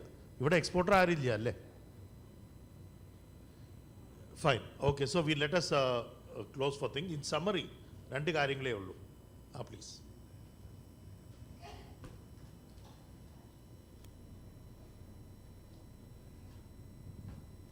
കേരളത്തിൻ്റെ നികുതിപ്പണം ചോരുന്നത് നമ്മൾ രാവിലെ പല്ല് തേക്കുന്നത് മുതൽ 1-ാം ഘട്ടം പല്ല് തേക്കുമ്പോൾ 2-ാം ഘട്ടം കുളിക്കുന്ന സോപ്പ് 3-ാം ഘട്ടം ഇടുന്ന വസ്ത്രം സാറ് പറഞ്ഞു നമുക്ക് ഇവിടുത്തെ കരിമ്പിൻ്റെ ചണ്ടിയും വാഴപ്പിണ്ടിയും കൊണ്ട് തുണി നിർമ്മാണ യൂണിറ്റ് കേരളത്തിൽ ആരംഭിച്ചാൽ MSME പണം തരുമെങ്കിൽ ആ പ്രൊജക്റ്റ് വെക്കാൻ ഞങ്ങൾ തയ്യാറാണ്. മനസ്സിലാവണം. അന്നേരം നമ്മുടെ പണം ചോർന്നു പോകുന്നത് കൊണ്ട് തന്നെയാണ് നമ്മളെ എല്ലാവരും എന്ത് ചോദിച്ചു, മലയാളീനെ എല്ലാവരും വാങ്ങാൻ പഠിപ്പിച്ചു. നമ്മുടെ പണം ചോർന്നു പോവാണ്. ഇവിടുന്ന് കഷ്ടപ്പെട്ട് ഗൾഫിൽ പോയിട്ടും അല്ലെങ്കിൽ റബ്ബർ വ്യവസായത്തിലൂടെ കിട്ടുന്ന പണമെല്ലാം കാർഷിക മേഖലയിൽ നിന്ന് നൂന്ന് പോകുന്നു. ഇവിടെ മീൻ മാർക്കറ്റ് തഴച്ചു വളർന്നിട്ടുണ്ട്. ഗുജറാത്തിൽ നിന്നും കർണാടകയിൽ നിന്നും വളരെ മോശം മീൻ വന്ന് മലയാളി നിന്ന് പോയാൽ നമ്മുടെ പണം പോകും. അതുകൊണ്ട് ഇവിടെ ഒരു മീൻ വ്യവസായം വന്നാൽ ലുലു ഗ്രൂപ്പ് വാങ്ങാൻ തയ്യാറാണെന്ന് പറയുന്നത് കേട്ടിട്ടുള്ളത്. 1000 കോടി ഇൻവെസ്റ്റ്മെൻറ്റ് ചെയ്യാൻ തയ്യാറാണ്. ഇവിടുത്തെ മലയാളി ഓരോ വാർഡിലും ഓരോ മീൻകുളത്തിൽ നിന്ന് മീൻ പിടിച്ചാൽ നമ്മുടെ പ്രശ്നം പരിഹരിക്കാവുന്നേ ഉള്ളൂ. അതുകൊണ്ട് പണം ഗവൺമെൻറ്റിൻ്റെ പക്കൽ എത്തുന്നത് ഇനി വരാൻ പോകുന്ന 1 ലക്ഷം സംരംഭങ്ങളിലൂടെ അത് കേരളം നികത്തുമെന്നാണ് എനിക്ക് പറയാനുള്ളത്. സാറിൻ്റെ അഭിപ്രായം കേൾക്കാനും താല്പര്യമുണ്ട്. അപ്പോൾ ഒരു കാര്യം ഞങ്ങൾക്ക് പറയാനുള്ളൂ, ഞാൻ പറഞ്ഞ പോലെ ലുലു ഗ്രൂപ്പ് മേടിക്കുമെന്നല്ല. ദുബായിലെ ലുലു ഗ്രൂപ്പ് പോലെ ഒരു 25 ഗ്രൂപ്പുകളുണ്ട്, ഒക്കെ മലയാളീസാണ്. അത് മൊത്തമായിട്ട് മേടിക്കണത് തന്നെ 20,000 കോടിയാണ് വെറും ഹോർട്ടിക്കൾച്ചർ പ്രൊഡ്യൂസ്. അതിൽ 10% ഞങ്ങളുടെ ഇന്ത്യയുടെ ഉള്ളൂ. കേരളത്തിൽ അതിൽ 1% കൂടില്ല. എന്തേ? കേരളത്തിലുള്ള പ്രോഡക്ട്സ് അവർക്ക് വേണ്ടിയ പോലെ ഉണ്ടാക്കണില്ലാണ്. പക്ഷേ കേരളത്തിലും സക്സസ് സ്റ്റോറീസ് ഉണ്ട്. അവർ കറക്റ്റായിട്ട് ചക്കയും മാങ്ങിയും അവരുടെ വെറൈറ്റി, അവരുടെ ഗ്രേഡ്, അവരുടെ കളർ, അവരുടെ ഷേപ്പായി ചെയ്തു. അപ്പോൾ ഞങ്ങൾ ബിസിനസ്സായി നോക്കണം. ബിസിനസ് ഇത് സർക്കാർ ചെയ്യുമ്പോൾ ഞങ്ങൾ ഇതിൻ്റെ കാര്യമില്ല. ഞങ്ങൾ ബയ്യർമാർ നോക്കിയിട്ട് നല്ല പ്രോജക്റ്റ് ചെയ്താൽ ഞങ്ങൾ വളരും. ഇപ്പോൾ ലുലു മേടിക്കുന്നത് ഒക്കെ മഹാരാഷ്ട്രയാണ്. എന്തേ മഹാരാഷ്ട്ര മേടിക്കുന്നത് കേരളം മേടിക്കാത്തത്? കേരളത്തിൽ കറക്റ്റായിട്ട് അവർ നല്ല ഗ്രൂപ്പുകൾ ഒരു അഗ്രിഗേറ്റഡ് വോള്യൂമായിട്ട് സപ്ലൈ ചെയ്യാൻ പറ്റില്ല. ഇപ്പോൾ അവർ കേരളത്തിന് ബന്ധം ഡൈവേഴ്സിഫൈ ചെയ്യാൻ റെഡിയാകും. അപ്പോൾ ഈ ഓപ്പർച്യൂണിറ്റി ഞങ്ങൾ എക്സ്പ്ലോയിറ്റ് ചെയ്യേണ്ടത് ഞങ്ങളുടെ ഉത്തരവാദമാണ്, അല്ലാണ്ട് ഗവൺമെൻറ് പറഞ്ഞിട്ടില്ല. രണ്ടാമത്തത്, ഗവൺമെൻറ് എല്ലാത്തിനും സപ്പോർട്ട് തരുന്നുണ്ട്. സപ്പോർട്ട് ഞങ്ങൾ നേടണം. പക്ഷേ ബിസിനസ് ചെയ്യേണ്ട കാര്യം ഗവൺമെൻറ് ബിസിനസ് ചെയ്യുന്നു വിചാരിക്കരുത്. ഗവൺമെൻറ് സപ്പോർട്ട് തരുന്നത്, ബിസിനസ് ചെയ്യുന്നത് ഞങ്ങൾ ചെയ്യണം. അതാണ് ഞങ്ങളുടെ മെയിൻ ഒരു സ്ട്രാറ്റജി ആയിരിക്കുന്നത്. ആൻഡ് SEZ പോളിസി ഞാൻ പറഞ്ഞ പോലെ SEZ ഒരു ക്രിറ്റിസിസം ഉണ്ടായിരുന്നത് ഇപ്പോൾ വെർച്വൽ SEZ ആണ്. വെർച്വൽ SEZ പറഞ്ഞാൽ നിങ്ങൾ എവിടെ വേണമെങ്കിൽ എക്സ്പോർട്ട് ചെയ്തോളൂ, നിങ്ങൾക്ക് GST ബെനിഫിറ്റ് കിട്ടും, ബാക്കി ഇൻസെൻറ്റീവ് കിട്ടും. So why should you be within SEZ for the ബെനിഫിറ്റാണ് ചിലവർ ചോദിക്കുന്നത്. പക്ഷേ SEZ ബില്ല് ഡെവലപ്പ് ചെയ്യാനാണോ ഉദ്ദേശിച്ചത്? So that is a question. But Raoji പറഞ്ഞ പോലെ several recommendations are made both for export oriented units and also for SEZ units. So export policy government ഇപ്പോൾ aggressive ആണ്. ചൈനയുടെ മാർക്കറ്റ് ഇപ്പോൾ ഒക്കെ ഇന്ത്യക്കാണ് വരുന്നത്. കുറേ കമോഡിറ്റി ഞാൻ പറഞ്ഞ പോലെ തിരുപ്പൂർ പോലെ അണ്ടർവെയർ പണിയാൻ ഉണ്ടാക്കുന്ന തിരുപ്പൂരാണ്. ഇപ്പോൾ ടീഷർട്ട് തന്നെ 50,000 കോടി അവർ ഇക്കൊല്ലം ചെയ്തിട്ടുണ്ട്. കഴിഞ്ഞ 3 കൊല്ലത്തിൽ ഇരട്ടിയായി. ബാക്കി എല്ലാവരും പകുതി ആയാലും 3 ഇരട്ടി തിരുപ്പൂരായി. അപ്പോൾ തിരുപ്പൂരിൽ എന്താ ഞങ്ങളുടെ ഇന്ത്യൻസ് തന്നെ ജോലി ചെയ്യണം. ചെറിയ ഒരു ടൗൺ, അവർ 3 ഇരട്ടി അവർ ടേൺ ഓവർ ഇൻക്രീസ് ചെയ്യാൻ എക്സ്പോർട്ട് ചെയ്യാൻ പറ്റും. ചൈനയുടെ ഭയം മാർക്കറ്റൊക്കെ അവർ പിടിച്ചു. സോ ഞങ്ങളത് ചെയ്യാനേ ഉള്ളൂ. സോ പൊട്ടൻഷ്യലി ഇപ്പോൾ ഞങ്ങൾക്കുണ്ട്, ഇതിനെ എക്സ്പ്ലോയിറ്റ് ചെയ്യാനുള്ള ഞങ്ങളുടെ ഉത്തരവാദം. Thank you all, Raoji and Harilalji, beautiful, thanks. Hello, sir, one more question. Sure, one. See, the thing is, this IEC code is going to be deactivated, the messages are coming up. Are you aware of it, and how to, because for the pandemic thing, we were not able to export much, but now it is being revived actually. So what should we do for that? DGFT ഒരു പുതിയ IT പ്ലാറ്റ്ഫോമിലേക്ക് കഴിഞ്ഞ വർഷം entry ചെയ്തിരുന്നു 2020 മുതൽ, even 2020 December മുതൽ. അപ്പോൾ അതിലെന്താ സംഭവിച്ചതെന്ന് വെച്ച് കഴിഞ്ഞാൽ പണ്ടത്തെ ഡാറ്റാബേസൊക്കെ നമ്മൾ അത് എന്താ പറയുക ക്ലീനപ്പ് ചെയ്യണം. ഓക്കെ, അപ്പോൾ പല ആ പണ്ടത്തെ ഡാറ്റാബേസിൽ പണ്ട് നമ്മൾ മാനുവലായിട്ട് എൻട്രി ചെയ്തിട്ടുണ്ടായിരുന്നു. അതിൽ ഒരുപാട് തെറ്റുകളുണ്ട്. ചിലപ്പോൾ എൻട്രി കോളം ഫില്ല് ചെയ്തിട്ടില്ല, പല മാറ്റങ്ങൾ വന്നിട്ടുണ്ട്, അതൊക്കെ ചെയ്തിട്ടുണ്ടായിരുന്നു. അപ്പോൾ നമ്മൾ ഈ പുതിയ പ്ലാറ്റ്ഫോമിൽ വന്നപ്പോൾ എല്ലാം കൂടി നമ്മളത് ക്ലീനപ്പ് എക്സസൈസ് നടത്തണം. അപ്പോൾ 2021 ഏപ്രിലിൽ ഞങ്ങളൊരു മെസ്സേജ് ഇറക്കിയിട്ടുണ്ടായിരുന്നു, ഒരു ട്രേഡ് നോട്ടീസ് ഇറക്കിയിട്ടുണ്ടായിരുന്നു. 21 ജൂൺ 30 മറ്റോ എല്ലാവരും അവനവൻ്റെ IEC അപ്ഡേറ്റ് ചെയ്യണമെന്ന് പറഞ്ഞിട്ട്. ആ അപ്ഡേറ്റ് ചെയ്യാത്തവർക്ക് നമ്മൾ IEC ഡീആക്ടിവേറ്റ് ചെയ്യുമെന്നും പറയുന്നുണ്ടായിരുന്നു. അപ്പോൾ നമ്മൾ കുറേ വെയിറ്റ് ചെയ്തു. അത് കഴിഞ്ഞ് സെപ്റ്റംബർ ഒക്ടോബർ ആകുമ്പോഴേക്കും ഒരു വലിയൊരു ഭാഗത്തുള്ള IEC ഡീആക്ടിവേറ്റ് ചെയ്തു. പിന്നെ ഡിസംബർ ആകുമ്പോൾ വേറെ കുറേ IEC നമ്മൾ ഡീആക്ടിവേറ്റ് ചെയ്തു. അപ്പോൾ നിങ്ങൾ IEC അപ്ഡേറ്റ് ചെയ്തിട്ടില്ല എന്നുണ്ടെങ്കിൽ നിങ്ങളുടെ IEC ഡീആക്ടിവേറ്റഡ് ആവും. അത് നിങ്ങൾ നിങ്ങളുടെ DGFTയുടെ പോർട്ടലിൽ പോയിട്ട് ലോഗിൻ ചെയ്ത് നിങ്ങളുടെ ഡാറ്റയൊക്കെ കറക്റ്റാണ് അത് ഫില്ല് ചെയ്യുക. നിങ്ങളുടെ പാൻ നമ്പറും പാനിൻ്റെ ഡീറ്റെയിൽസും നിങ്ങളുടെ കമ്പനിയുടെ ഡീറ്റെയിൽസും മാച്ച് ആവുന്നുണ്ടോ നോക്കുക. അതൊക്കെ ചെയ്ത് കഴിഞ്ഞ് കഴിഞ്ഞാൽ നിങ്ങളുടെ IEC ഡീആക്ടിവേറ്റ് ആവില്ല. അതല്ലാന്ന് വെച്ച് കഴിഞ്ഞാൽ ആവും. പിന്നെ അത് കഴിഞ്ഞ് നിങ്ങൾ വീണ്ടും ക്ലീനപ്പ് ചെയ്ത് കഴിഞ്ഞാൽ അത് തിരിച്ച് ആക്ടിവേറ്റ് ആവുകയും ചെയ്യും.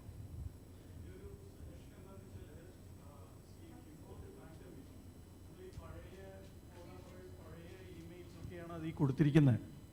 അപ്പോൾ അതുകൊണ്ട് എന്താണെന്ന് വെച്ചാൽ കറക്റ്റായിട്ടുള്ള what you call the notice is not coming to our present thing. Okay, like you said, നിങ്ങളുടെ ഒരു ഇൻഡിവിജ്വൽ കേസിൽ എന്തെങ്കിലും ഇഷ്യൂ വരികയാണെങ്കിൽ ഞങ്ങളുടെ ഓഫീസായിട്ട് ബന്ധപ്പെട്ടാൽ മതി. ഷുവർ. അല്ലല്ല, എൻ്റെ ഒരു ഇൻഡിവിജ്വൽ അല്ല, actually I M representing others also. Okay, അപ്പോൾ എൻ്റെ ഒരു റിക്വസ്റ്റ് എന്താണെന്ന് വെച്ചാൽ if you can put up an add or something on DGFT part in the local newspapers that this is going to be deactivated, because we are all tiny micro units, mind you, not billions, trillions onnu njangal cheyyunnilla. We are doing just lakhs, maybe a crore or something like that, but we do our business, and for that we need that IEC code, allada pattathilla.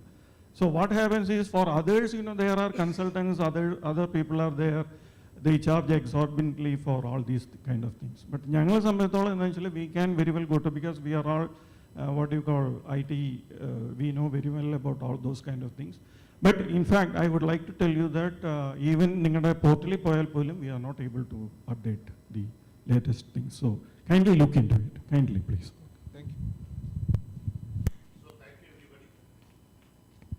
Thank you Azadi. Thank you sir.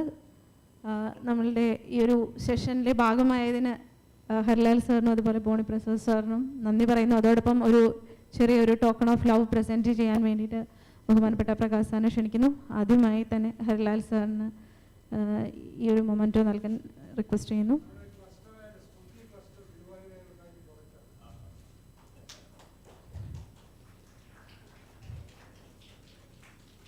അടുത്തതായി ബോണി പ്രസാദ് സാറിന് ഒരു memento നൽകാൻ ക്ഷണിക്കുന്നു. Thank you sir, thank you for your time. So we are concluding the session on export scenario, and we'll be moving forward to the next session. Let me invite Sri Vishesh Agarwal, Assistant Director, MSME Thrissur, to coordinate the session on credit to MSMEs. Thank you, Madam Lajita Mol. This is one of the most awaited sessions of this summit because it's about credit, and we are already running around half an hour late. So, നമ്മൾ സമയം കളയാതെ ആദ്യത്തെ തന്നെ നമ്മുടെ സെഷനിലേക്ക് പോകാം. അതിനു മുമ്പ് ആദ്യത്തെ സെഷൻ ഓൺലൈനായിട്ടായിരിക്കും. നമ്മുടെ കൂടെ Shri Sethu Madhavan UK, who is the Chief Managing Director of Centurion FinTech, അദ്ദേഹം ഓൺലൈനായിട്ട് നമ്മളോടൊപ്പം ചേർന്നിട്ടുണ്ട്. സാറിനെ ഞാൻ ഈ സെഷനിലേക്ക് വെൽക്കം ചെയ്യുന്നു. അതോടൊപ്പം ഒരു കാര്യം നിങ്ങളോട് എല്ലാവരോടും പറയാനുണ്ട്. ഈ ഫൈനാൻസ് എന്ന് പറയുന്നത് പല ഡിപ്പാർട്ട്മെൻറ്റ്സും, കാരണം ബിസിനസ്സിൻ്റെ കോർ ഫൈനാൻസ് ആണ് തുടക്കത്തിൽ, അത് കഴിഞ്ഞിട്ട് എത്തിക്സിലേക്ക് മാറും. പക്ഷേ തുടക്കത്തിൽ ഫൈനാൻസ് ഇല്ലാതെ ഒരു ബിസിനസ്സിനും മുമ്പോട്ട് പോകാൻ പറ്റില്ല. അപ്പോൾ അതിന് പല ഡിപ്പാർട്ട്മെൻറ്റ്സും ഫൈനാൻസിന് പല സ്കീംസും കൊണ്ടുവന്നിട്ടുണ്ട്. പലപ്പോഴും സംഭവിക്കുന്നത് വെച്ചാൽ സംരംഭകർക്ക് അതിനെപ്പറ്റിയുള്ള ഒരു അറിവില്ല. അപ്പോൾ ഞങ്ങളുടെ ഓഫീസ്, ഞങ്ങളുടെ ജോയിൻറ്റ് ഡയറക്ടറിൻ്റെ നേതൃത്വത്തിൽ ഒരു ഹാൻഡ് ബുക്ക് ക്രിയേറ്റ് ചെയ്തിട്ടുണ്ട്. ആ ഹാൻഡ് ബുക്ക് ഞങ്ങളുടെ വെബ്സൈറ്റിൽ ഞങ്ങൾ വരുന്ന ഒരാഴ്ചയ്ക്കുള്ളിൽ അപ്ലോഡ് ചെയ്യുന്നതായിരിക്കും. അപ്പോൾ നിങ്ങൾ തീർച്ചയായിട്ടും MSME Development Institute Thrissur എന്ന് പറഞ്ഞ വെബ്സൈറ്റ് വിസിറ്റ് ചെയ്യുക. ഏകദേശം 20 സ്ഥാപനങ്ങളുടെ ഫൈനാൻഷ്യൽ സ്കീംസ് അതിനകത്ത് നമ്മൾ ഉൾപ്പെടുത്തിയിട്ടുണ്ട്. അപ്പോൾ നിങ്ങൾക്ക് എല്ലാവർക്കും അത് പ്രയോജനകരമായിരിക്കും. അപ്പോൾ now let's get to the core of this particular summit, that is the sessions. And the first session, taking the first session, I respectfully invite Shri Sedu Madhavan sir, who is the CMD of Centurion FinTech. Sir, you can join this session. Thank you very much. Sir, it's Vishesh, you need to help me with the enable the share screen. Sir, your mic is mute. No, yeah, now it's audible, sir. Now it's audible. Yeah, kindly permit me to share the screen. He knows. He has only 2 slides. എനിക്ക് 2 സ്ലൈഡേ ഉള്ളൂ, ഒന്ന് enable ചെയ്ത് തരണം. Sir, it is enabled. Okay, thank you.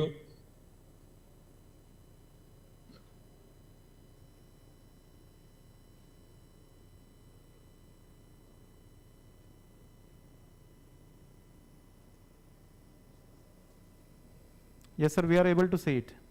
Okay. First of all, thank you very much, Prakash sir, Vishesh, Lejitamol, all of you. 10 മിനിറ്റും 2 സ്ലൈഡും. അതുകൊണ്ട് ഞാൻ നേരെ let me get on to the topic. Sources of credit, opportunities and challenges. 2 രീതിയിലാണ് നമുക്ക് credit വേണ്ടത്. ഒന്ന്, ബാങ്കുകാർ എപ്പോഴും പറയുന്ന ഒരു ഭാഷയാണ് ലോങ് ടേം സോഴ്സ്. ആൻഡ് ഇതിന് മെയിൻ ലോങ് ടേം സോഴ്സ് എന്ന് പറയുന്നത് ഇക്വിറ്റി തന്നെയാണ്. ഈ ഇക്വിറ്റിക്ക് പല കമ്പോണൻസ് ഉണ്ട്. ഒരു സ്റ്റാർട്ടപ്പ് എന്നുള്ള രീതിയിൽ I heard somebody is mentioning that we are just in two lakhs not in two billions. എല്ലാവരും തുടങ്ങുമ്പോൾ ലാക്സിലും തൗസൻഡ്സിലും ഒക്കെ ആയിരിക്കും. ആദ്യം വരേണ്ട ക്യാപിറ്റലിന്റെ ഭാഷയാണ് ബൂട്ട് സ്ട്രാപ്പ്. ബൂട്ട് സ്ട്രാപ്പ് എന്ന് പറഞ്ഞാൽ ഒന്നുമില്ല, പൊട്ടിയ ചെരുപ്പിന്റെ ആണെങ്കിലും വള്ളി കെട്ടിയിട്ടിട്ട് let us keep walking. Make the resources available from your side to the extent possible. Cut out on all, let us say, frills and start using your own funds. Next level is when we move to the colleagues, friends and relatives. Ivide, you should be careful that the people from whom you borrow as equity, they should be told it is equity, they should be told there is a waiting period and they should be convinced of your project. ചിലപ്പോൾ നമ്മൾ പറയില്ലേ, ഈ പരിചയക്കാരുടെ ഇന്ന് മേടിക്കണത് നല്ല രീതിയിലല്ല വരുന്നതെങ്കിൽ it can create a challenge also. Once you do that, next is actually, I have come across a lot of people who come and say, we need a complementary fellow who will actually help. എനിക്ക് finance അറിയാം, അല്ലെങ്കിൽ എനിക്ക് technology അറിയാം, എനിക്ക് marketing അറിയില്ല. എനിക്ക് marketing അറിയാം, പക്ഷെ I do not know anything about the technology. So once you have started, don't start all these things in the beginning. Once you start the project and you are convinced that these are areas which are creating or giving you challenges, find out the areas where you need complementing people. Believe me, we have come across n number of situations where there are people to invest, they need projects. There are projects, they need people to invest. There are marketing fellows capable of selling anything and everything, but their challenge is either money or technology. So complementary promoters is very important. Next stage il മാത്രമാണ് നമ്മൾ larger ഭാഷയിൽ പറയുന്ന private equity. അത് തുടങ്ങാം micro VCs. VC എന്ന് പറഞ്ഞാൽ venture capital, I M sure. Micro VCs normally ഒരു less than 2 crores ആണ് അവർ ഇൻവെസ്റ്റ് ചെയ്യുക. അതിപ്പോ നമ്മളെ Chennai angels, Bangalore angels, Hyderabad angels, these are all small funds.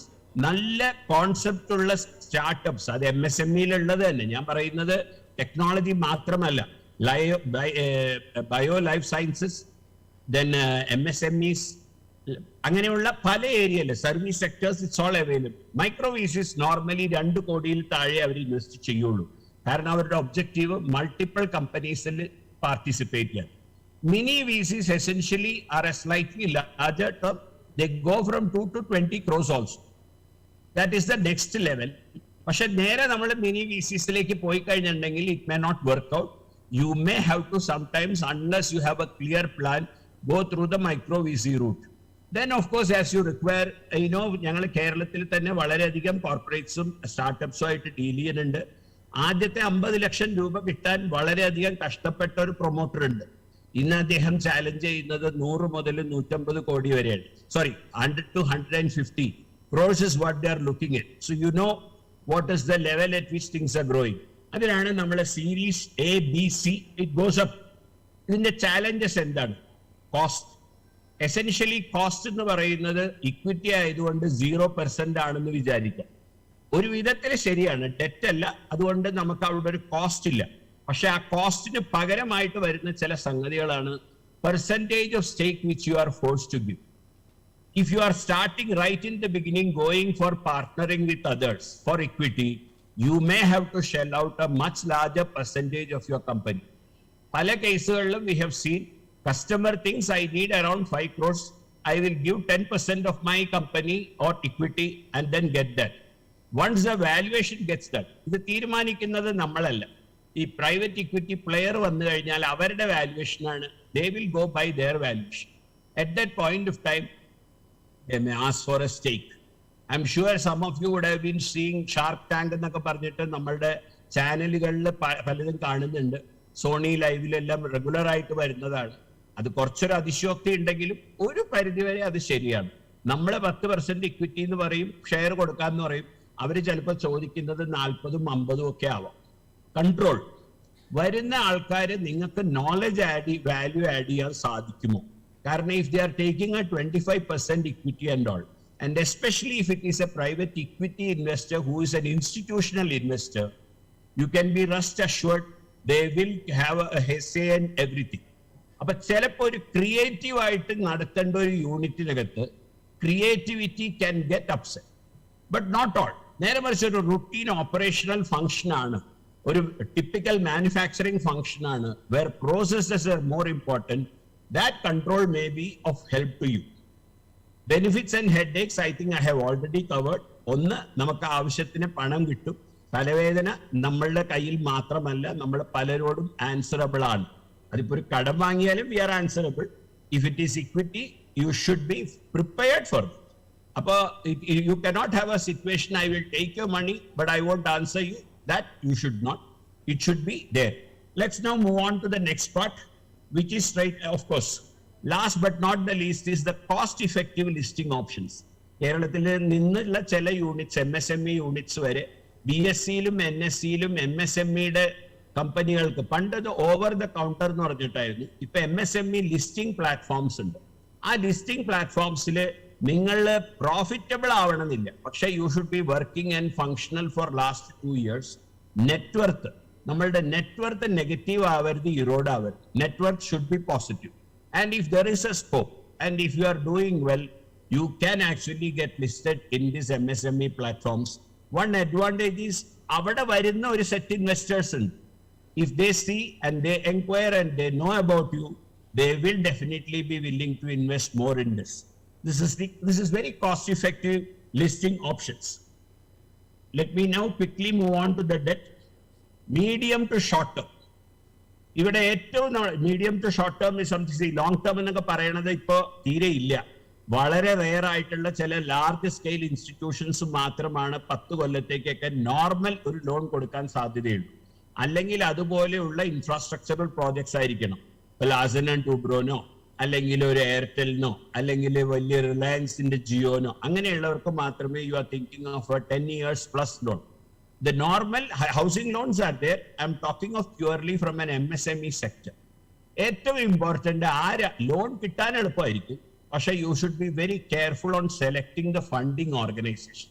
ആരുടെ കയ്യിൽ നിന്നാണ് ലോൺ എടുക്കുന്നത്, എന്തൊക്കെയാണ് അതിൽ നമ്മൾ നോക്കേണ്ടത്? പ്രധാനമായിട്ട് കോസ്റ്റ്.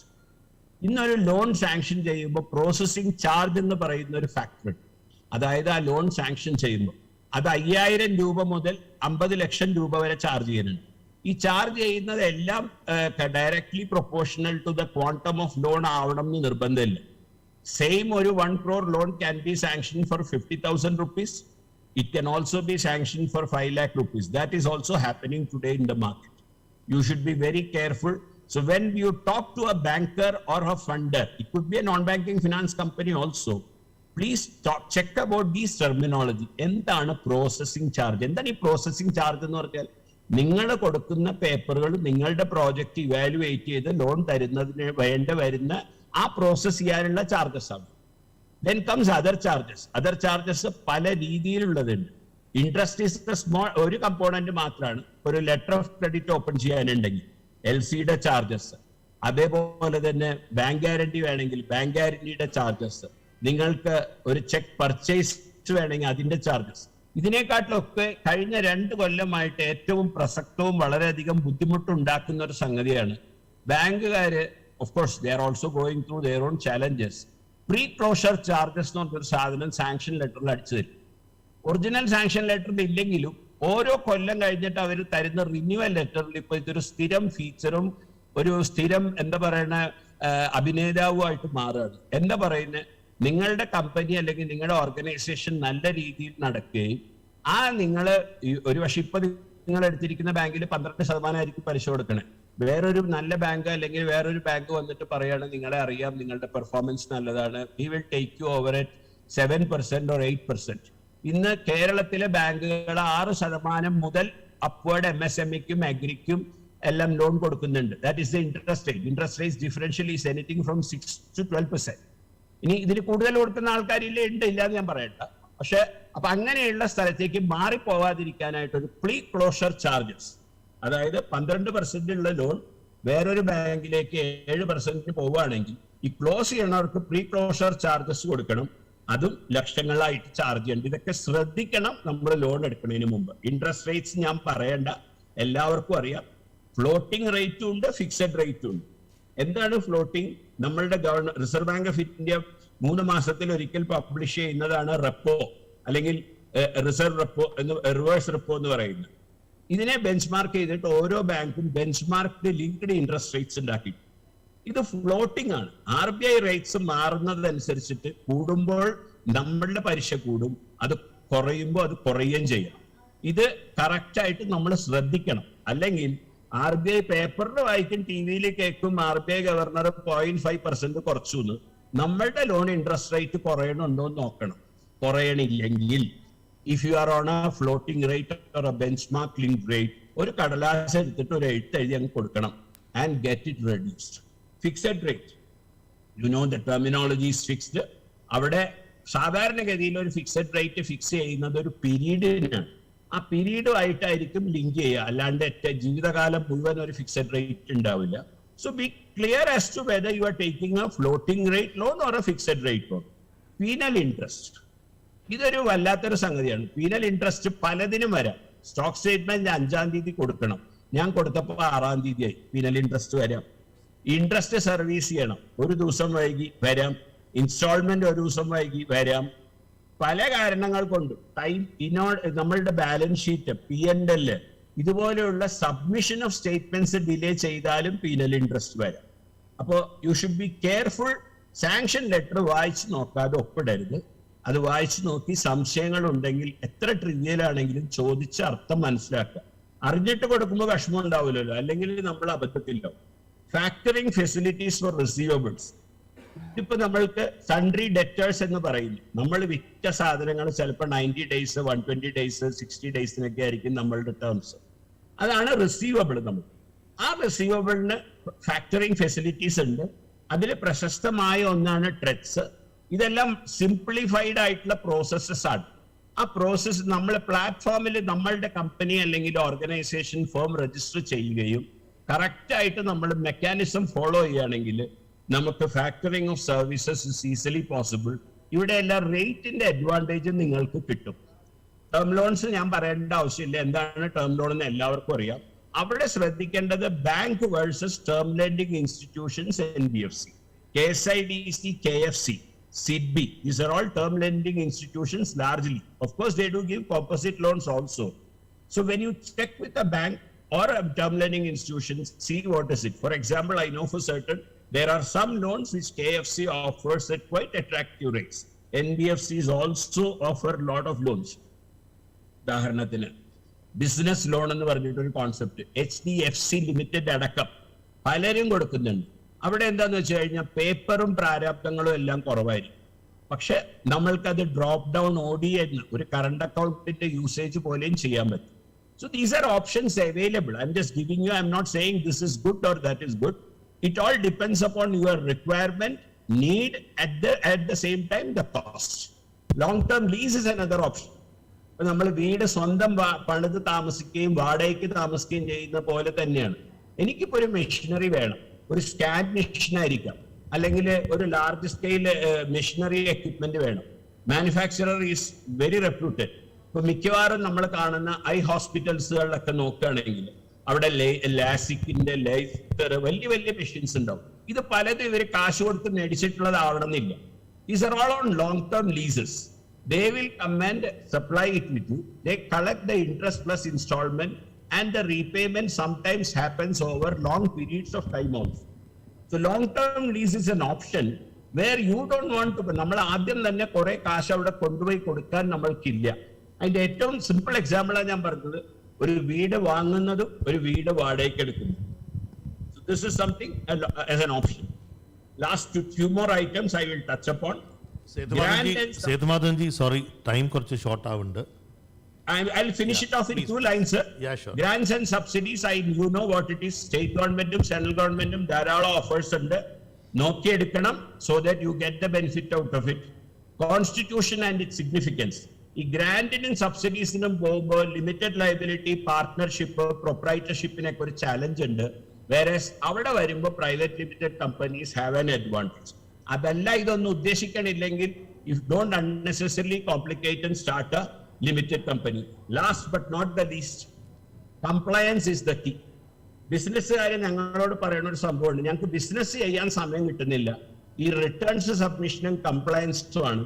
പക്ഷെ compliance become very important. I would suggest today a lot of offerings or opportunities are available where you can actually outsource compliance also.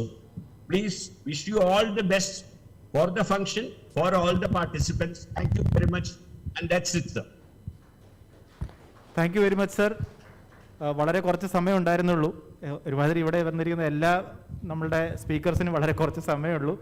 Sir ശരിക്കും സാറിന് നോളജ് വെച്ച് ഒരു ഫുൾ ദിവസം സംസാരിച്ചാലും സാറ് നല്ല രീതിയിൽ നമുക്ക് പുതിയ പുതിയ കാര്യങ്ങൾ പറഞ്ഞു തരാൻ നമുക്കറിയാം. ബട്ട് ഈ 10 മിനിറ്റിൽ സാറ് വളരെ നല്ല രീതിയിൽ ചുരുക്കി ഒരു ഓൾട്ടർനേറ്റ് ഫൈനാൻസിങ് ഒരു പാറ്റേണിനെ പറ്റി സാർ പറഞ്ഞു തന്നു. Thank you very much sir on behalf of our office and thank you sir. Next നമ്മുടെ സെഷൻ, ഇന്നത്തെ നെക്സ്റ്റ് സെഷൻ എടുക്കുന്നത് ശ്രീ കൗശലേന്ദ്ര ആണ്. അദ്ദേഹം he's manager SIDBI. He will be taking the session on the recent initiatives by SIDBI, Small Industries Development Bank of India. Welcome you, sir.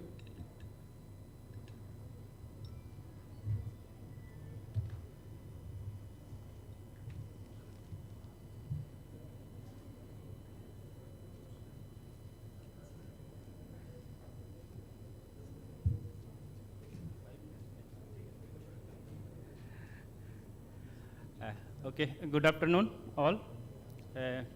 I am Koshlendra Kumar, working as manager here, SIDBI Kochi branch office.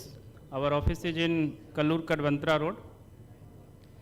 So I am going to discuss the recent initiatives from the banker sides, from the SIDBI sides for the MSME. So as a SIDBI, you all are aware, it's a principal financial institution for development of MSME. The main objective is promotion, financing and development of MSME and to coordinate the function of institutions for serving the MSME. And we have adopted the approach that is called the integrated credit plus approach. That's the theme of Sabka Saath Sabka Vikas. So this is our main objectives and mandate. So coming to the statistics points of view, from the MSME sectors, that MSME sectors called the backbone of the Indian economy. And since this, from these sectors, the GDP contribution is almost 30% coming from these sectors, and employment wise. Yeah. The time korchu short ayadonde. Okay. So SIDBI, our intervention is through the two approach, through direct intervention and indirect intervention. So from the direct interventions, we are providing the term loan, working capitals, and top-up loan, machinery loan, rooftop loan, and a small vendors loan, and the privileged customers schemes. So for terms loan, we are giving for expansion of the projects, for creation of new units, and the other scheme is working capitals, where you can get the working capitals at very concessional rate. Other scheme is top-up loan. If you are existing customer of SIDBI, you can get the concessional loan at within 24 to 48 hours.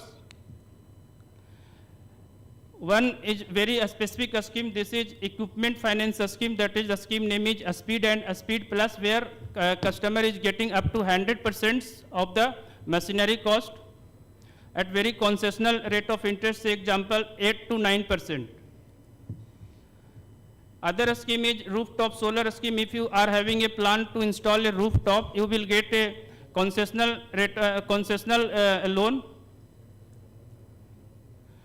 See, earlier retail trader and wholesale trader were not the part of the MSME. Now it is coming under the preview under the MSME. So for that we have developed a scheme that's called the retail loan scheme for trade finance.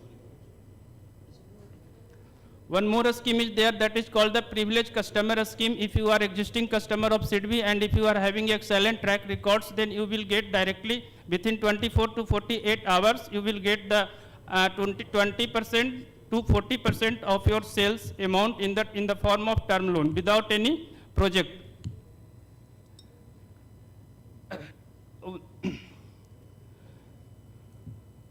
One more scheme that is called the credit guarantee CGTMSE scheme. In this scheme, if you have any projects and if you want to avail any term loan without collateral, so under this scheme you can get up to 2 CR from any financial institutions or bank.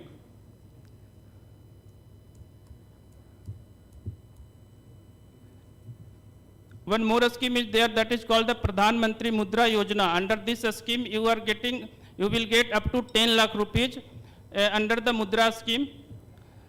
Under the Mudra scheme, 3 categories there: Sisu, Kishore and Tarun. Up to 50,000, that category is Sisu, and between 50,000 to 5 lakh, that is in Kishore category, and loan above 5 lakh up to 10 lakh, that is under the Tarun category. One more scheme is there that is called the Stand Up India scheme. It is exclusive for women's, SC, ST entrepreneurs. This is only for creation of new enterprises. Under this scheme, you will get the financial assistance from the bank between 10 lakh to 1 CR without any collateral. One SIDBI digital initiatives called SIDBI Udyami Mitra. If you want to take any loan, you have if you don't want to go physically in bank, you can apply through these portals. Under this portal, you will get the access of Mudra loan, a Stand Up India loan, any other MSME loan. Through this portal, you can connect. So this is all about the SIDBI. If you have any query, you can connect us. Thank you.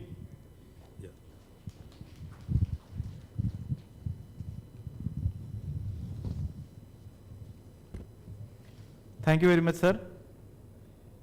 Our next session will be on recent initiatives from National Small Industries Corporation, NSIC, and it will be taken by Shri Paul Bright Singh, Chief Manager of NSIC, Kochi. Welcome you, sir.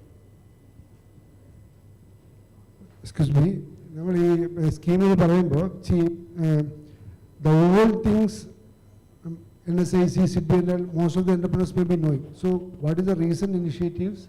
And these are all existing entrepreneurs. So new scheme may not be relevant here. So you can stick to that point so that we can save. Yes, sir, thank you. Respected dignitaries on the dais and off the dais. My dear entrepreneurs,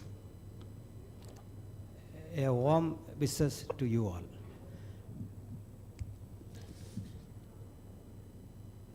I am from National Small Industries Corporation, branch office Kochi. National Small Industries Corporation having various schemes under MSME sectors. So our schemes mainly, as Prakash sir told, startup and other thing I am not going to touch. We are having a scheme for existing enterprises, existing MSMEs. Any MSME who want upgradation under our credit facilitation scheme, we are having MOU with almost all the banks for the credit facilitation.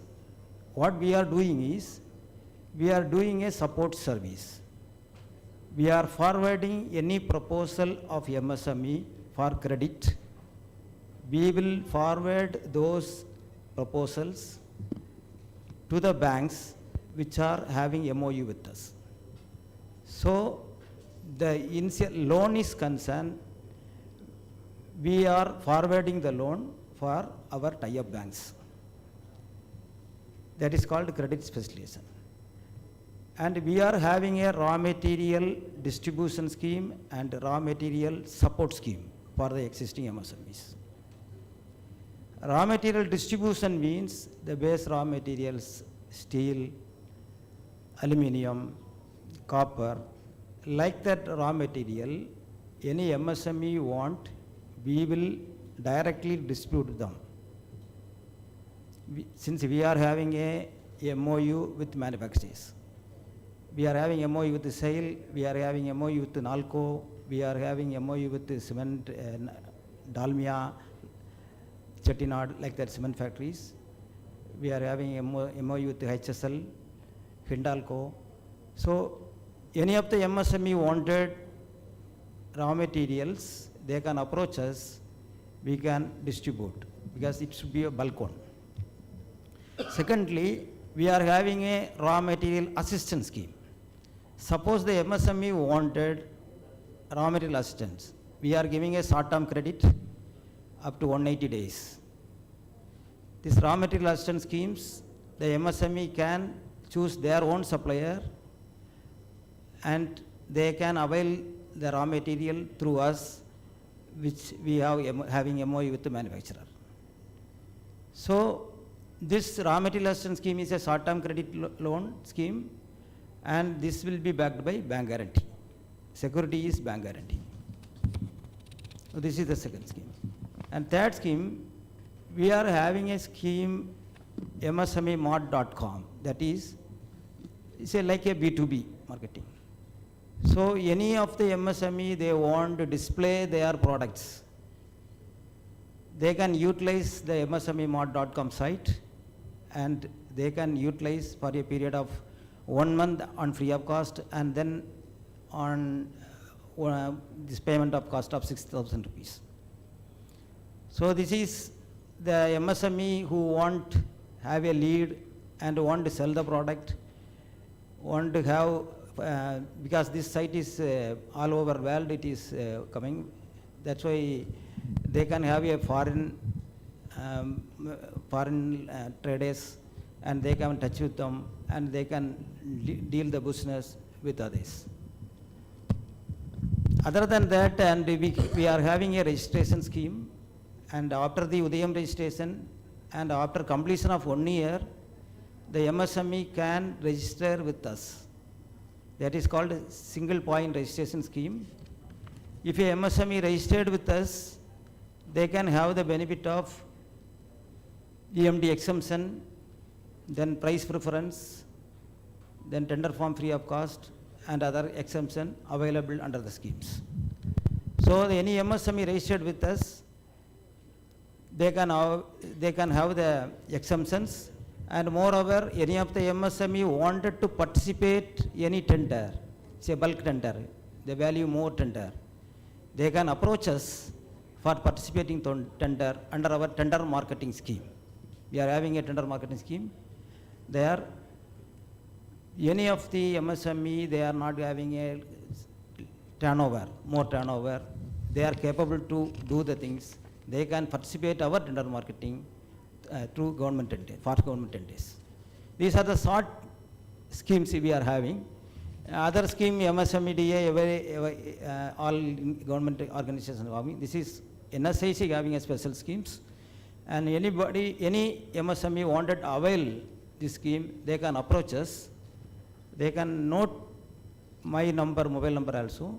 We are having an office at Marine Drive, GCDA complex, Kochi 31. And my mobile number is 888 469 2930. Mine is D. Paul Bright Singh, Chief Manager. And my colleague, Dr. K.K. Suresh, is the event head. He is also available here. Any of the doubt, registration, anything, you can contact him also. He is available here. Thank you, Paul Ji. Yeah. So thank you, Paul Ji, for excellent inputs. NSIC-യുടെ 2 സ്കീമുകൾ എല്ലാവരും use ചെയ്യാറുണ്ട് ഇന്ത്യയിൽ. എല്ലാ നല്ല MSME. ഒന്ന് tender marketing scheme. ആരോ പറഞ്ഞില്ലേ, ഞങ്ങൾ ചെറിയ കമ്പനിയാണ്, ഞങ്ങൾ ടെൻഡർ പറഞ്ഞാൽ 100 കോടി 200 കോടി എങ്ങനെ ചെയ്യും. സിമ്പിളായിട്ട് ചെയ്യാനുള്ളൂ. ഒരു കൺസോർഷ്യം പോലെ രൂപിച്ചിട്ട് 10 കമ്പനികൾ ഒരേ NSIC രജിസ്ട്രേഷൻ എടുത്താൽ മതി. 7,000 രൂപ 6,000 രൂപ വോട്ടവർ. ടെൻഡർ 100 കോടി ആയിക്കോട്ടെ, NSIC ടെൻഡറിന് ബിഡ് ചെയ്തിട്ട് നിങ്ങൾക്ക് തരും, പാസ് ഓൺ ചെയ്യും. അപ്പോൾ ഇങ്ങനെയാണ് എല്ലാ അസോസിയേഷൻ ഇന്ത്യയിൽ ടെൻഡർ മാർക്കറ്റിംഗ് സ്കീം ഉപയോഗം ചെയ്യാറില്ല. കേരളത്തിൽ ആരും തുടങ്ങിയിട്ടില്ല, ചെയ്യണം NSIC. രണ്ടാമത്തിലുള്ളത് റോ മെറ്റീരിയൽ അസിസ്റ്റൻസ് സ്കീം. അപ്പോൾ റോ മെറ്റീരിയൽ ബാങ്ക് വന്ന് തുടങ്ങുന്നത് 2 മാർഗ്ഗമുണ്ട്. ഒന്ന്, നിങ്ങൾ സ്വന്തമായിട്ട് തുടങ്ങിക്കോളും, ഞങ്ങളുടെ ഉച്ചയുടെ സെഷനിൽ പറയും. രണ്ടാമത്തത്, നിങ്ങൾ NSIC മേടിക്കും. NSIC ബൾക്കായിട്ട് അലുമിനിയം ആയിക്കോട്ടെ, സ്റ്റീൽ ആയിക്കോട്ടെ, പ്ലാസ്റ്റിക് ഗ്രാനുവൽ ആയിക്കോട്ടെ. You are trying for granule in Gujarat. NSIC ബൾക്കായിട്ട് ഗ്രാനുവൽ ഇമ്പോർട്ട് ചെയ്യും സൗദിയ സാബിക്കിന്. അവർ കുറവായ റേറ്റിന് മെമ്പർ യൂണിറ്റ് കൊടുക്കും. So NSIC raw material assistance scheme and tender marketing scheme is widely utilised across India. കേരളത്തിലും എക്സ്പ്ലോയിറ്റ് ചെയ്യാൻ തുടങ്ങണം. പിന്നെ പറയാം. അടുത്തത് നെക്സ്റ്റ് പ്ലീസ്. അടുത്തത് ഫോൺ നമ്പർ ഇപ്പോൾ സെഷൻ്റെ നടുവിൽ എന്തിനാ പറയുന്നത്? Okay, we will communicate that later on. Okay. So the next session will be taken on credit to MSMEs, an evolving ecosystem for credit support by Shri K.A. Ajayan, who is the managing partner, Vriddhi Consulting and Training Services. Sir will be joining online. Welcome you, sir.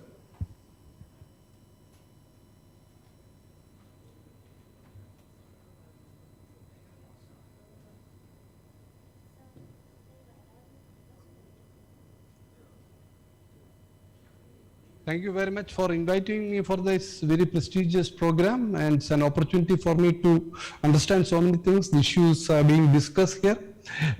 I also congratulate Mr. G.S. Prakash ji and the team of MSME DI for taking the initiative of conducting such a very important seminar today, summit today. I'm not taking, let me go move fast on to the points, because I will be just discussing how the ecosystem is evolving today, what are the various trends that's happening, that which all the MSME entrepreneurs should know, and I will be just going through that. I will not be discussing the schemes of banks, because as it's already mentioned, the MSME schemes will be given to you in a booklet or pamphlet, which you will be able to go through it. But I will go through some of the problems and important points to be considered while you are going to the banks for loans. So I will take you through the evolving ecosystem, that you should clearly understand what are the support systems that are happening today as far as bank lending is concerned. See, നമുക്ക് ആർക്കും ഒരു സംശയമില്ല, because ഈ നമ്മുടെ ഇന്ന് നടക്കുന്ന പല ഇനീഷ്യേറ്റീവ്സും, digital കണക്ടിവിറ്റിയും infrastructure ഡെവലപ്മെൻറ്റും, ഈ ഇന്ന് നടക്കുന്ന ഓണ്ടർപ്രണർഷിപ്പ് അവയർനെസ്സും പലതും കൊണ്ട് നമ്മുടെ demand pool is going to increase. So that are our MSMEs equipped to meet that demand pool? They're already facing lots of challenges, disruption in supply chain, raw materials availability ഉള്ള problems ഉണ്ട്. പിന്നെ technology embrace ചെയ്യാനുള്ള ബുദ്ധിമുട്ടുകൾ പല കാരണങ്ങളും ഉണ്ടാവും. Because whether I should embrace technology or whether I should meet my current expenditure. അപ്പോൾ അതൊരു ചിക്കൻ ആൻഡ് എഗ് സിറ്റുവേഷൻ ആണ്.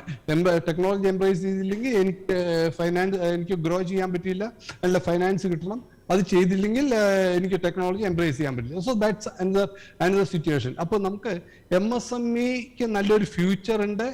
ബിക്കോസ് മാത്രമല്ല, അത് ഇന്ത്യയുടെ റൂറൽ ആൻഡ് വളരെ റിമോട്ട് ഏരിയാസിലും കൂടി because of digital connectivity it is going to give wider range. So world ബാങ്കിന്റെ ഒരു കണക്ക് പ്രകാരം ഇന്നത്തെ അവസ്ഥയിൽ ഏകദേശം ഇന്ത്യയുടെ MSMEയിലെ ക്രെഡിറ്റ് ഗ്യാപ്പ് എന്ന് പറയുന്നത് 38,000 കോടി US ആണ്. അതായത് ഓൾമോസ്റ്റ് 28 ലക്ഷം കോടിയാണ് വേൾഡ് ബാങ്ക് പറയുന്നത്. അതേമാതിരി ഇന്റർനാഷണൽ ഫിനാൻസ് കോർപ്പറേഷൻ ഏകദേശം ഈക്വൽ എമൗണ്ട് ആണ് നമ്മുടെ എക്സിസ്റ്റിംഗ് ക്രെഡിറ്റ് ഗ്യാപ്പ് എന്ന് പറയുന്നത്.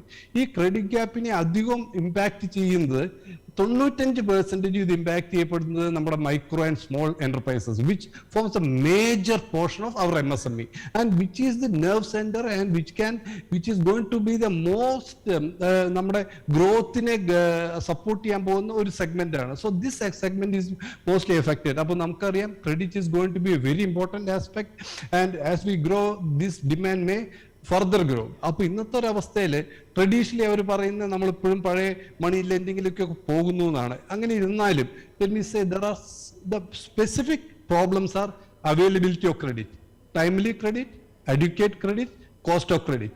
and various documents and compliances to be submitted. This is a major issue. Another issue is credit literacy.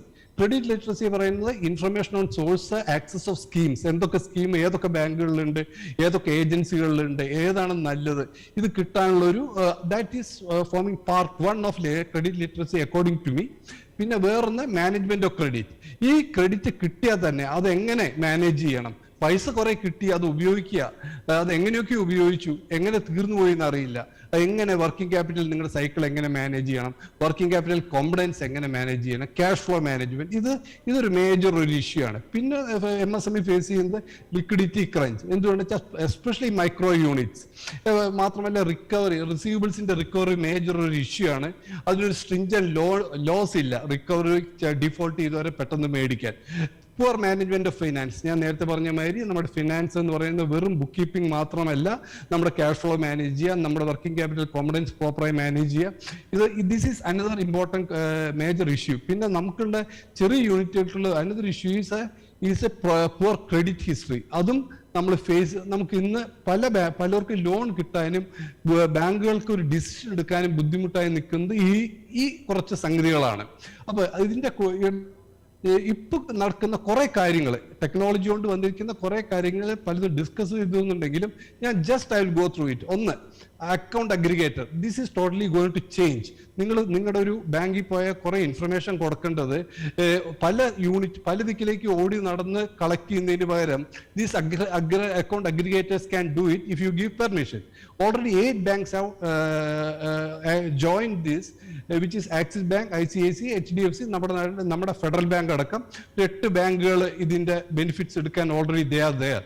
So account aggregators എന്നുള്ള സംഗതികൾ നിങ്ങൾ ഡീറ്റെയിലായി മനസ്സിലാക്കണം. പിന്നെ ഗവൺമെന്റ് മാർക്കറ്റ് പ്ലേസ് എന്നുള്ളത് വളരെ ഇനീഷ്യേറ്റീവാണ്. ഇന്നിവിടെ സമ്മിറ്റ് നടക്കുന്നിടത്ത് തന്നെ അതിൻ്റെ ഒരു രജിസ്ട്രേഷൻ നടക്കേണ്ടതെന്നുള്ളത് ഞാൻ അറിഞ്ഞു. പിന്നെ ട്രെഡ്സ്, റിസീവബിൾസ് ഡിസ്കൗണ്ടിങ് പലരും ഡിസ്കസ് ചെയ്തിരുന്നു. അതിൽ കുറേ ഷോർട്ട് ഫോൾസ് ഉണ്ടെങ്കിൽ പോലും it is going to be game changer.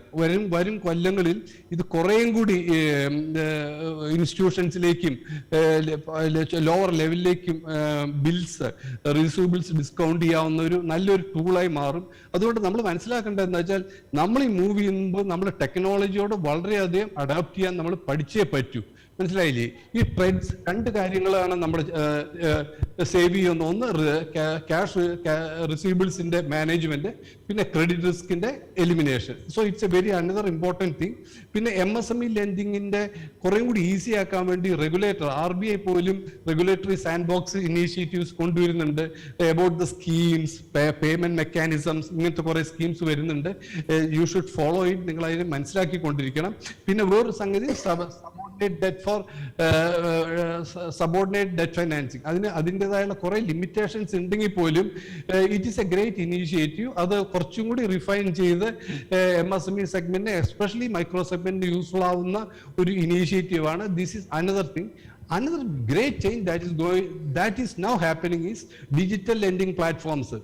അത് ടോട്ടലി എക്കോസിസ്റ്റത്തിനെ മാറ്റിക്കൊണ്ടിരിക്കുകയാണ്. മനസ്സിലായോ? അതിൻ്റെ artificial intelligence, machine learning, big data ഒക്കെ ഉപയോഗിച്ചുകൊണ്ട് it is totally changing and it is making the lending process smooth and it is making it cheaper also. വളരെ cheaper ആക്കാനും നോക്കുന്നുണ്ട്. റീസെൻ്റ് ആയിട്ട് യൂണിയൻ ബാങ്കിന്റെ MD പറഞ്ഞിരുന്നത് nearly 50% of retail MSME will shift to digital lending now in another 2 to 3 years. So clearly try to understand what are the digital lending platforms, how they are doing it, what are the facilities available. We can have a detailed discussions on this. And even our risk analysis then it's different from our traditional analysis. They use spending pattern, online behavior, consumption trends, standard GST data ഉപയോഗിച്ചിട്ടാണ് അവർ പക്ഷേ ചെയ്യുന്നത്. പക്ഷേ reserve bank ഇപ്പോൾ അതിന് കുറേ restrictions കൊണ്ടുവന്നിട്ടുണ്ട്. അതിൻ്റെതായ കുറേ റിസ്കുകൾ ഉള്ളതുകൊണ്ട്. അപ്പോൾ അതിനെ പലപ്പോഴും ലെൻഡിങ് പ്ലാറ്റ്ഫോംസ് പറയുന്നത് ട്രഡീഷണൽ ലെൻഡിങ് മാതിരി ഇതിനെ കണക്കാക്കരുത്. It should and this initiative should not be curbed. These innovations should not be curbed എന്നാണ് പറയുന്നത്. പക്ഷേ one thing I M sure, so this is going to totally change the platform. So I will just go to what you should be happy with when you go to a bank. I am just skipping so many things. I will just go to what should be go to bank. When you go to a bank, you should be careful. Whatever the banks are just looking at is first നിങ്ങൾ നോക്കുമ്പോൾ നിങ്ങൾക്ക് എല്ലാവർക്കും അറിയാം CIBIL MSME ranks banks പലരും ചെയ്യുന്നുണ്ട്, പല സ്കീംസുമായിട്ട് വരുന്നുണ്ട്. എന്നാലും നിങ്ങൾ എന്ത് ചെയ്യാതായാലും ആദ്യം MSME നിങ്ങളുടെ സിബിൽ റേറ്റിംഗ് നോക്കുക എന്നുള്ളതാണ്. അപ്പോൾ നിങ്ങൾ ആ സിബിലിൻ്റെ കാര്യത്തിൽ നിങ്ങൾ വളരെ കെയർഫുൾ ആയിരിക്കണം. സിബിൽ പലപ്പോഴും നിങ്ങളുടെ payment history, credit utilisation, multiple requirements, credit mix, ഈ കാര്യങ്ങളാണ് അത് നോക്കുന്നത്. അപ്പോൾ നിങ്ങൾ പലപ്പോഴും ബാങ്കിൽ പോകുമ്പോൾ ഈ മൾട്ടിപ്പിൾ എൻക്വയറീസ് ഉള്ളത് തന്നെ ഒരു നെഗറ്റീവ് ഇമ്പാക്റ്റ് ആണ്. അപ്പോൾ നിങ്ങൾ ബാങ്കിനോട് സംസാരിക്കുമ്പോൾ തന്നെ പറയണം, എനിക്ക് ലോൺ തരാമെന്നുണ്ടെങ്കിൽ അല്ലെങ്കിൽ I am suitable for loan only, then only you look at my CIBIL rating. അല്ലാണ്ട് വെറുതെ സിബിൽ റേറ്റിംഗ് നോക്കിയിട്ട് ഈ ലോൺ തരാൻ പറ്റാത്തതാണ് വേറെ കാരണങ്ങൾ കൊണ്ടെന്നുള്ള ഒരു സിറ്റുവേഷൻ നിങ്ങൾക്ക് ഉണ്ടാവരുത്. That is another important. Another is CIBIL MSME rank. അതൊരു വളരെ പ്രധാനപ്പെട്ട റാങ്കിങ് ആണ്. നിങ്ങളുടെ കഴിഞ്ഞ 24 മാസത്തെ നിങ്ങളുടെ ട്രാൻസാക്ഷൻസ് എങ്ങനെയാണ് കണ്ടതെന്നുള്ള ഒരു 1 to 10 റേഞ്ചിലുള്ള ഒരു റാങ്കിങ് ആണ്. അതിൽ അപ് ടു 6 വരെ, 5 ആണ്, 6 വരെയുള്ളത് ജനറലി ആക്സെപ്റ്റബിൾ ആയിട്ട് ബാങ്ക്സ് കൊടുക്കുന്നുണ്ട്. ഇന്ത്യൻ MSME സെഗ്മെന്റിൽ പൊതുവെ പറയപ്പെടുന്ന 4 to 5, 4 to 6 റേഞ്ചിലാണ് നിൽക്കുന്നത് എന്നുള്ളതാണ്. ഇത് ഇവാലുവേറ്റ് ചെയ്യുന്നത് നിങ്ങളുടെ capacity, collateral, capital, key financial ratios, ഈ കാര്യങ്ങളാണ് നിങ്ങളുടെ ആ റേറ്റിങ്ങിനെ മേജറായിട്ട് കണക്കാക്കുന്നത്. നിങ്ങൾ ഇത് ഇംപ്രൂവ് ചെയ്യാൻ ചെയ്യേണ്ടത് നിങ്ങളുടെ repay time loans in time, avoid misconduct എന്ന് പറയുന്നത് ഓവർഡ്രോയിങ്സ്, റെഗുലർ ഓവർഡ്രോയിങ്സ് അവോയ്ഡ് ചെയ്യുക, ബാങ്ക് ഗ്യാരണ്ടി റിവോക്ക് ചെയ്യപ്പെടുക, ചെക്ക് റിട്ടേൺ ഒഴിവാക്കുക, ഇങ്ങനത്തെ കുറെ ഫിനാൻഷ്യൽ മാറ്റേഴ്സ് ശ്രദ്ധിക്കുക. ഡോണ്ട് ഓവർ ലിവറേജ്, കണ്ടമാനം ലോൺ എടുക്കാണ്ടിരിക്കുക. ഈ ലോൺ മാത്രമല്ല, നിങ്ങൾ വേറെ വല്ലതിൽ ഗ്യാരണ്ടർ ആയിട്ട് നിന്നിട്ട് over 2 minutes, one minute, I'll finish it. Avoid one-time settlement unless avoidable. നിങ്ങൾക്ക് അവോയ്ഡ് ചെയ്യാൻ പറ്റുന്നില്ലെങ്കിൽ മാത്രം ഒരു ഇത് എടുക്കുക. So otherwise don't do this. So these are some of the tips that you should understand when you go to a banker. Always take a appointment with him. പെട്ടെന്ന് തിരക്കൂട്ടി ചെന്ന് ചെയ്യരുത്. Discuss with him properly, make him clearly understand your project. You should be about your working capital requirements, about your plan, your product and the industry. He should have the confidence, yes, this man is worth looking into it. ആ വിധത്തിൽ നിങ്ങൾ ചെയ്താൽ കുറേ കാര്യങ്ങൾ banking സെക്ടറിൽ നിങ്ങൾക്ക് solve ചെയ്യാൻ പറ്റും. ബാങ്കിൻ്റെ പ്രൊജക്ട്സ്, നിങ്ങളുടെ ബാങ്കിൻ്റെ സ്കീംസ് നിങ്ങൾ ക്ലിയറായി മനസ്സിലാക്കിക്കണം. ടേംസ് ആൻഡ് എല്ലാ കാര്യങ്ങളും നിങ്ങൾ മനസ്സിലാക്കിയിരിക്കണം. Even banking sector is also tying up with lots of startups, and even startups are changing, the fintechs are changing the lending scenario. Thank you very much. Thank you very much. I am just finishing it. Sorry for that. Sorry for session. Yeah. Sorry for that. Summarize it later. Yeah. ഞങ്ങളുടെ KVIC ന്റെ we have Mr. Andavar, KVIC margin money loan scheme ആയിക്കോട്ടെ, സ്ഫൂർത്തി ആയിക്കോട്ടെ. In 5 minutes please, Andavar ji. Welcome Shri Andavar sir, who is the Deputy Director at KVIC, to take the session on latest initiatives from KVIC. So good afternoon everybody. So I am Deputy Director KVIC. KVIC is the Act of Parliament passed by Government of India. It's created in 1956, and we are promoting small scale industries through Spruti. Two important schemes. One is Spruti scheme and another one is PMGP. PMGP is the main program of our KVIC, along with our co-partner DIC and also KVAB. The 3 agencies are there. We are the nodal agency for the PMGP scheme. And the PMGP scheme, all of know that margin money is provided. Urban area 15% and rural area 25% for general category. Weaker section, we are giving 35% in rural area and 25% in urban area. This margin money will provide into the nodal bank. The bank will be simultaneously they can provide to the margin money to the financing bank. Any entrepreneur age of more than 18 years and education of 8th standard, they can approach the bank. They can give the project oriented. That project also we in online only. Nowadays we are digitalized, so we can apply any entrepreneurs who are interested to start a program industry. They can upload it. Our website is available under PMGP, as well as our TIC and KVAB is there. There is a scheme, and there is a negative list only. Agricultural firm is not allowed, and our for dairy farm and also plastic which are affected the environment, it is not permittable. So this categories you are much more interested. Those who are interested, they can approach the bank, get through project oriented, then upload the project in the form. And also if entrepreneurs regularly paid the project, the margin money 3 years kept in DDR, and it will be converted into after your loan. So there is no problem for your loan person of 35% or 25%. And also if the entrepreneurs regularly paid, they successful, they may also approach for second loan also for the margin project. That may be 1.5 year margin money available. Flat rate of 15% margin money will provided. So this also the scheme is available. And one more scheme is Spruti. Spruti is the scheme for fund for generation of traditional program. This also I will be explaining Spruti in the next session. So this is more schemes. Any doubt is there, you can ask them any question. Thank you. So Spruti scheme the project management agency ഞങ്ങളാണ്. അത് അടുത്ത സെഷനിൽ ഞങ്ങൾ programme detailed ആയിട്ട് ഓരോ scheme പറയുമ്പോൾ will be explaining. So beautiful session by ആൻഡവർജി. And സ്ഫൂർത്തിയിൽ 90% ഗ്രാൻറ്റാണ്. ആൻഡ് ഞങ്ങളുടെ MSc CDP പോലെ അത്ര വലിയ കഷ്ടമൊന്നുമില്ല. 5 കോടി 2.5 കോടി ആര് വേണമെങ്കിലും ചെയ്യും. NGOs മേടിക്കാറുണ്ട്. It's a very, very good scheme and useful scheme. Now we'll have Krishna Kumarji, a partner from Walker Chandiok and Company, who is a member firm of GTO. So Krishna Kumarji. Sir, before that, I would like to thank Shri Andavarji. PMHP scheme is the flagship scheme of Ministry of MSME along with MSc Cluster Development Scheme, and it is creating a lot of success stories throughout India. So thank you very much, sir, for taking the session. Now I would like to welcome Shri Krishna Kumar sir from Walker Chandiok and Co-LLP. And along with him, Shri P.S. Krishnan and Sridharji will be joining online. So it will be a combined session. Welcome, sir.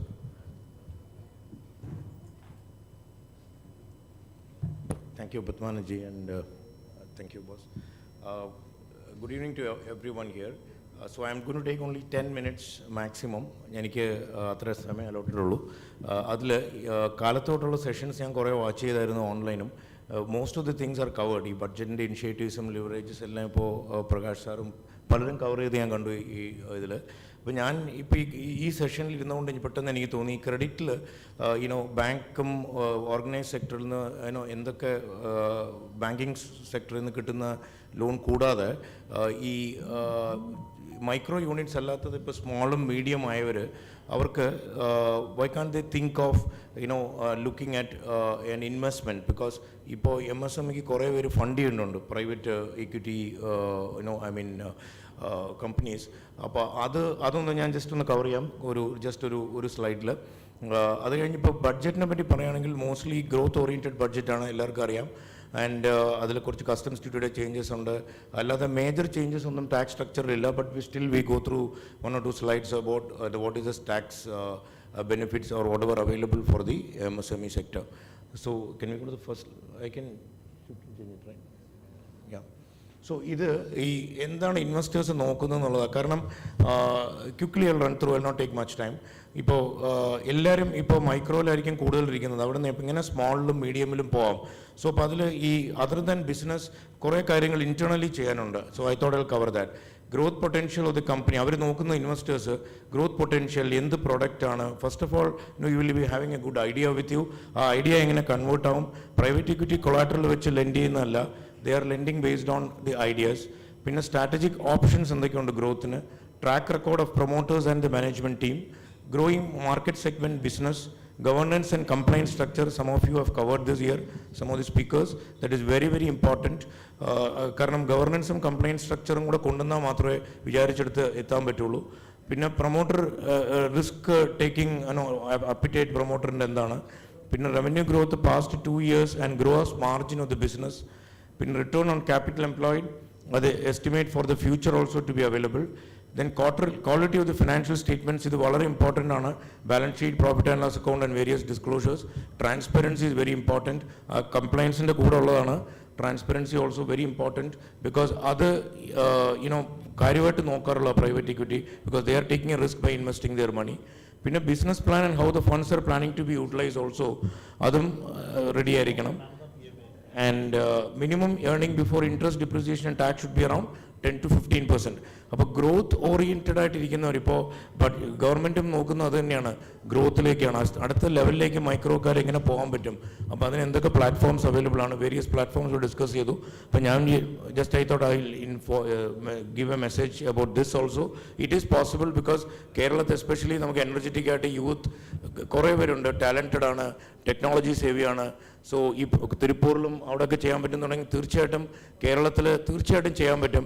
അപ്പം നമുക്കത് ഒരു kick start പോലെ ഈ cluster development സ്കീമിലൊക്കെ join ചെയ്ത്, ഞാനിന്ന് പത്മാനന്ദനോട് ചോദിച്ചപ്പോൾ 50 unit ഒരു ക്ലസ്റ്ററിലുണ്ടെന്ന് വെച്ചാൽ 10 കോടിയുടെ ആണെങ്കിൽ 500 കോടിയായി ക്ലസ്റ്റർ ടേൺ ഓവർ. സോ അപ്പോൾ അതിനൊരു ഇൻവെസ്റ്റ്മെൻറ്റ് കിട്ടുമോ ഇല്ലയോ, അങ്ങനെയാണെങ്കിൽ for the development and all this thing they get techno park and all this stuff whether that is possible. So I was asking Padmanand about any schemes for that. So probably you will address in this session. So tax in there are certain benefits available to MSME sector. Most of you are aware probably about the late fees from 2021 as capped at 400 rupees per return. And I'm not going in detail. These are all existing Pudiya schemes, Pudiya announcements, but I just brought this in the in this presentation because people who have any doubts on this, my partners, from tax experts I can call. They will be on the screen for just 5-10 minutes. You can ask any questions to them on this taxation matters. And return filing periodicity also, this is also new only. Normal, dealer monthly what returns to be filed, quarterly what returns to be filed, composition leader what, dealer quarterly what returns to be filed, the various due dates for GSTR 30A, 3B and all the stuff. This most of you are aware of this, I'm sure. And this is again about, certain circular which has come in customs for AEO T1 and T2. This will be, any clarifications on this will be given by my partners. If you have anything else on this AEO T1 and T2, you can probably ask. And this is budget 22, one announcement has come on customs duty. Some of you may be, in the steel scrap sector. The customs duty exemption given to steel scrap last year is being extended for another year to provide relief to MSME secondary steel producers. Certain anti-dumping and countervailing duty on stainless steel and coated steel flat products, bars of alloys and high-speed steel ARA revoked in larger public interest considering prevailing high prices of metals. Exemption being rationalized on implements and tools for agri sector which are manufactured in India. So this is the announcement on budget 22 major ആയിട്ടുള്ളത്. പിന്നെ income tax ആക്ടിൽ ഇതും നേരത്തെ ഉണ്ടായിരുന്ന 80 IAC എന്നൊരു section ഉണ്ട്. Companies which are incorporated after 1st April 2016 but before 1st day of April 2023 അവർക്ക് total turnover the business 100 crore ആണെങ്കിൽ 100 crore and holding a certificate of eligible business from the inter ministerial board of certification ഉണ്ടെങ്കിൽ 100% of the profits for 3 consecutive assessment years out of 10 years is available. ഇതും probably you are aware. Any clarifications you can ask my colleagues. And tax deduction for new employment creation, അതും 80JJAA. Either salary more than 25,000 or his EPS contribution is paid by the government or employed for less than 240 days not participating in recognized PF, they cannot, adum avaru matram consider cheyan pattathilla. Idum existing on additional people employed ennundengil 30% of the additional employee cost incurred in the financial year for 3 consecutive years assessment years available aanu. And either 115BA 25% tax. Idum domestic companies aanu. And you should have set up the business after 1st April 2016 and engage in the business of manufacture or production of any article or thing and research in relation to and distribution of such article or thing manufactured or produced by it. They should not avail any other deductions are mentioned under 115BA, and they will not be able to claim any deductions also under chapter 6A. And another tax rate is 22% under 115BAA. Other domestic companies are applicable on they cannot claim any other deductions under chapter 6A except under 80JJAA and 80M. So and exemption from minimum alternate tax also. Then e structure 15% 115BA bill ഉള്ളത് extend ആയിട്ടുണ്ട്. അത് 31st March 2024 വരെ ഉണ്ട്. Company register ചെയ്ത് 1st October 2019 ആണെങ്കിൽ March 24 വരെ ഉള്ള അതിന് മുമ്പ് രജിസ്റ്റർ ചെയ്ത കമ്പനീസ് എല്ലാം ബെനിഫിറ്റ് ഉണ്ട്. ഇത് some of the companies starting new companies manufacturing units ഒക്കെ സ്റ്റാർട്ട് ചെയ്യുന്നവർ ഈ ബെനിഫിറ്റ് അവൈൽ ചെയ്യുന്നുണ്ട്. അവർക്കും 80JJയുടെ ബെനിഫിറ്റ് അല്ലാതെ വേറൊരു 80Mൻ്റെ ബെനിഫിറ്റ് അല്ലാതെ വേറൊരു ബെനിഫിറ്റ് കിട്ടത്തില്ല. And another is 44 ADA and AE. This is also an existing session. Either a presumptive taxation dana, other eligible assessees, individuals, HEO fund, business under leasing goods, carriages, referred to under section 44A. Deemed income or 8% or 6% or more of the turnover or gross receipts. Our tax audit exemption under aggregate of all amounts, receipts and payments in cash during the previous year does not exceed 5% of the total receipts and payment, and the total sales turnover or gross receipts, as the case may be in the business, does not exceed 10 crore. Then the MSME business shall be exempt from the tax audit under section 44AB. So either this is what from our side. My colleagues are there on the screen.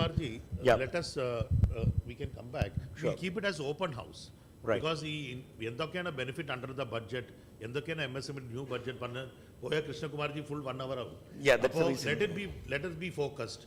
Any questions you have regarding indirect tax or direct tax? Krishna Kumarji in the Chennai partners Krishnanji and Sridharji. Our India best experts are. Indirect tax and direct taxation.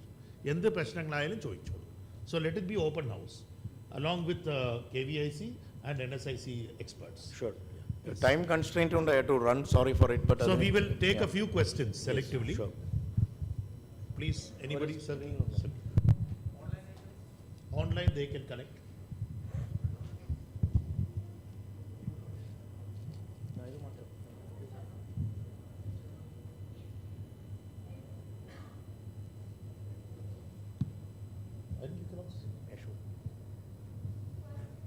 Anybody questions? Export aikote, budget incentive aikote, direct taxation, meaning income tax, indirect taxation, GST, endayilum. Any questions that you have? Or with regard to Sfoorthi na patti njan pinne njangal elaborate cheyundam. Aa scheme na pattittu NSIC schemes ne patti.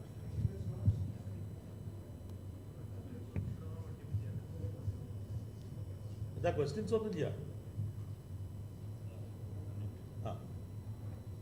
ഒന്ന് നിന്നിട്ട് സംസാരിച്ചാൽ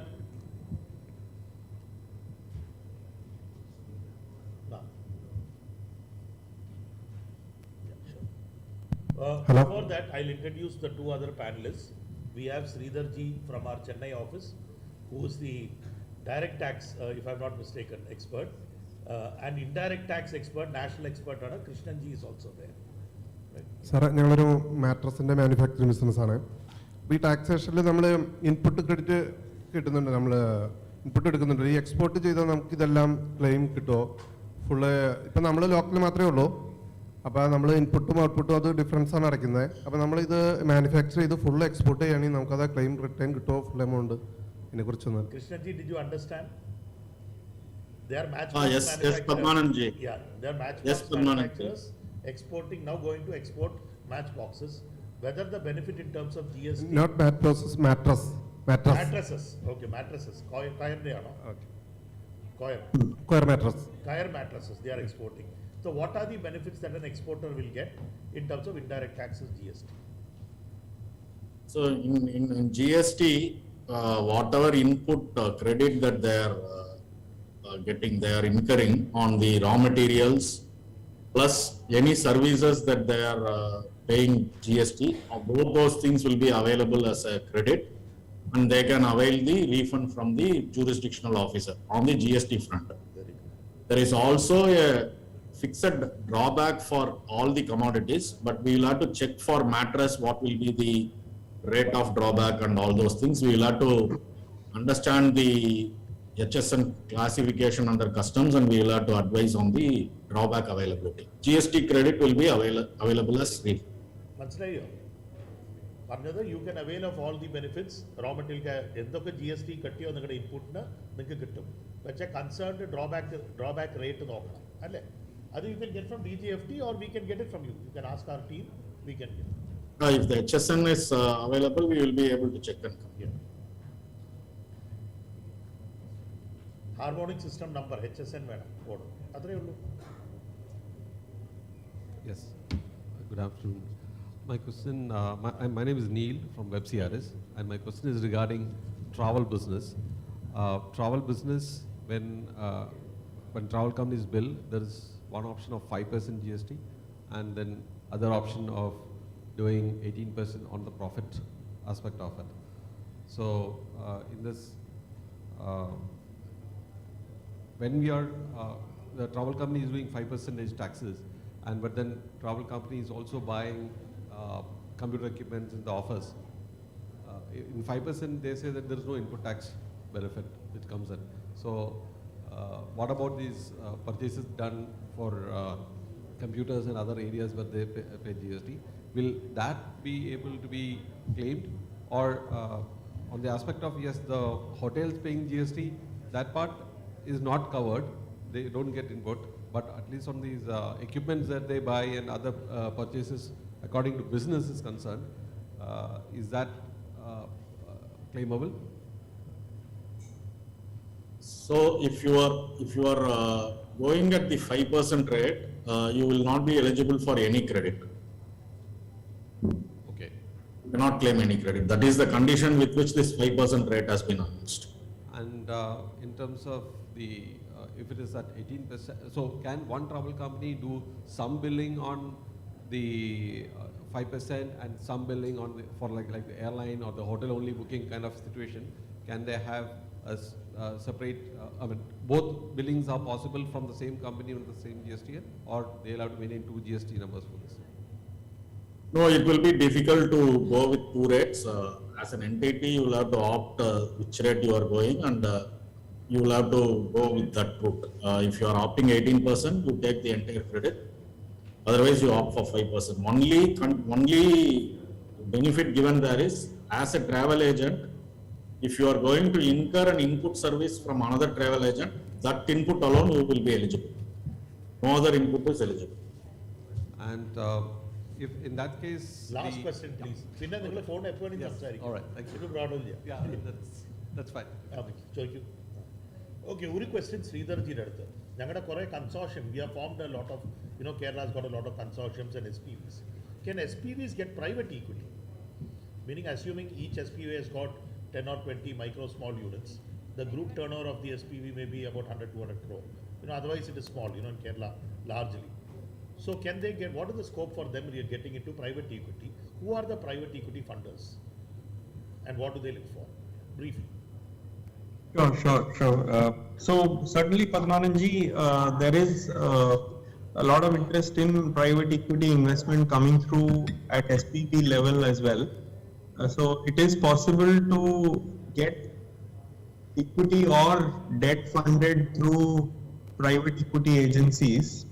Foreign investment is also permitted in such entities as long as these businesses are what is covered under automatic route for foreign direct investments. Mostly all manufacturing and services are mostly covered in automatic route. Therefore, only things like trading, etc., are regulated for FDI purposes, and to that extent, there may be some limitations there.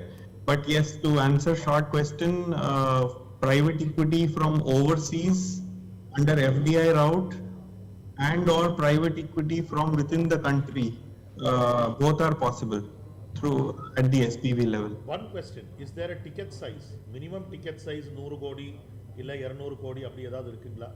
Illa sir, there's no ticket size. In fact, for if you are defined as a SME or a startup under the DPIIT recognition, very seed level funding is also possible for you to obtain because of the DPIIT registration. It also gives you the income tax benefit that we previously my colleague spoke about.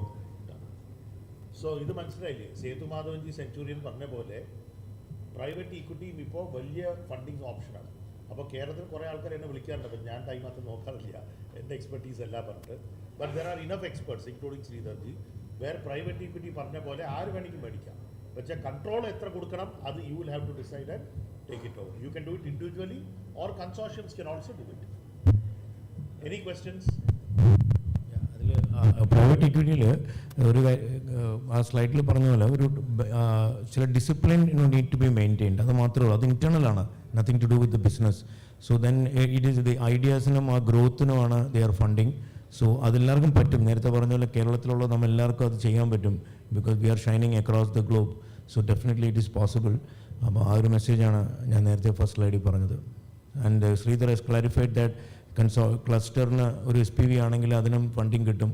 50 MSMEs, or 100 MSMEs with 50 crore turnover, it is going to be a big number under that SPV. So some funding you may get, and then it's like a park. It will become like a park or something, and then that will run the show, run the business overall. Thank you. Any more questions? One last question, Ari. Hello. To the panelists. Okay, we'll close for the.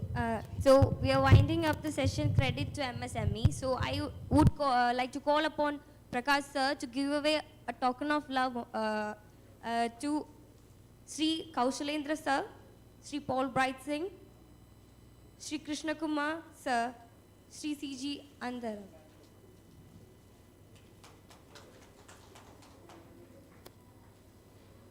Sorry, Sri Andavar.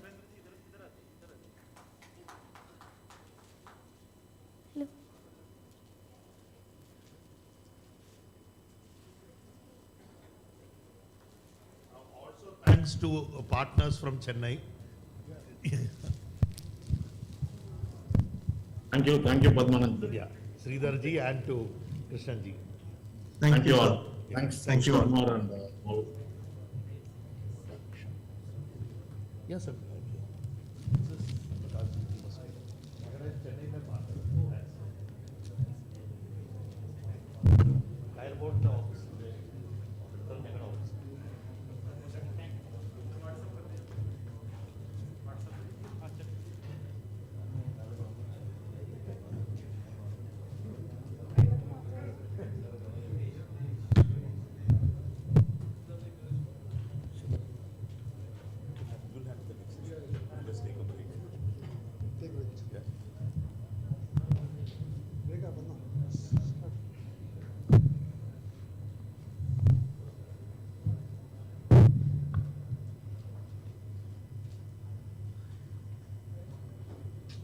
Thank you.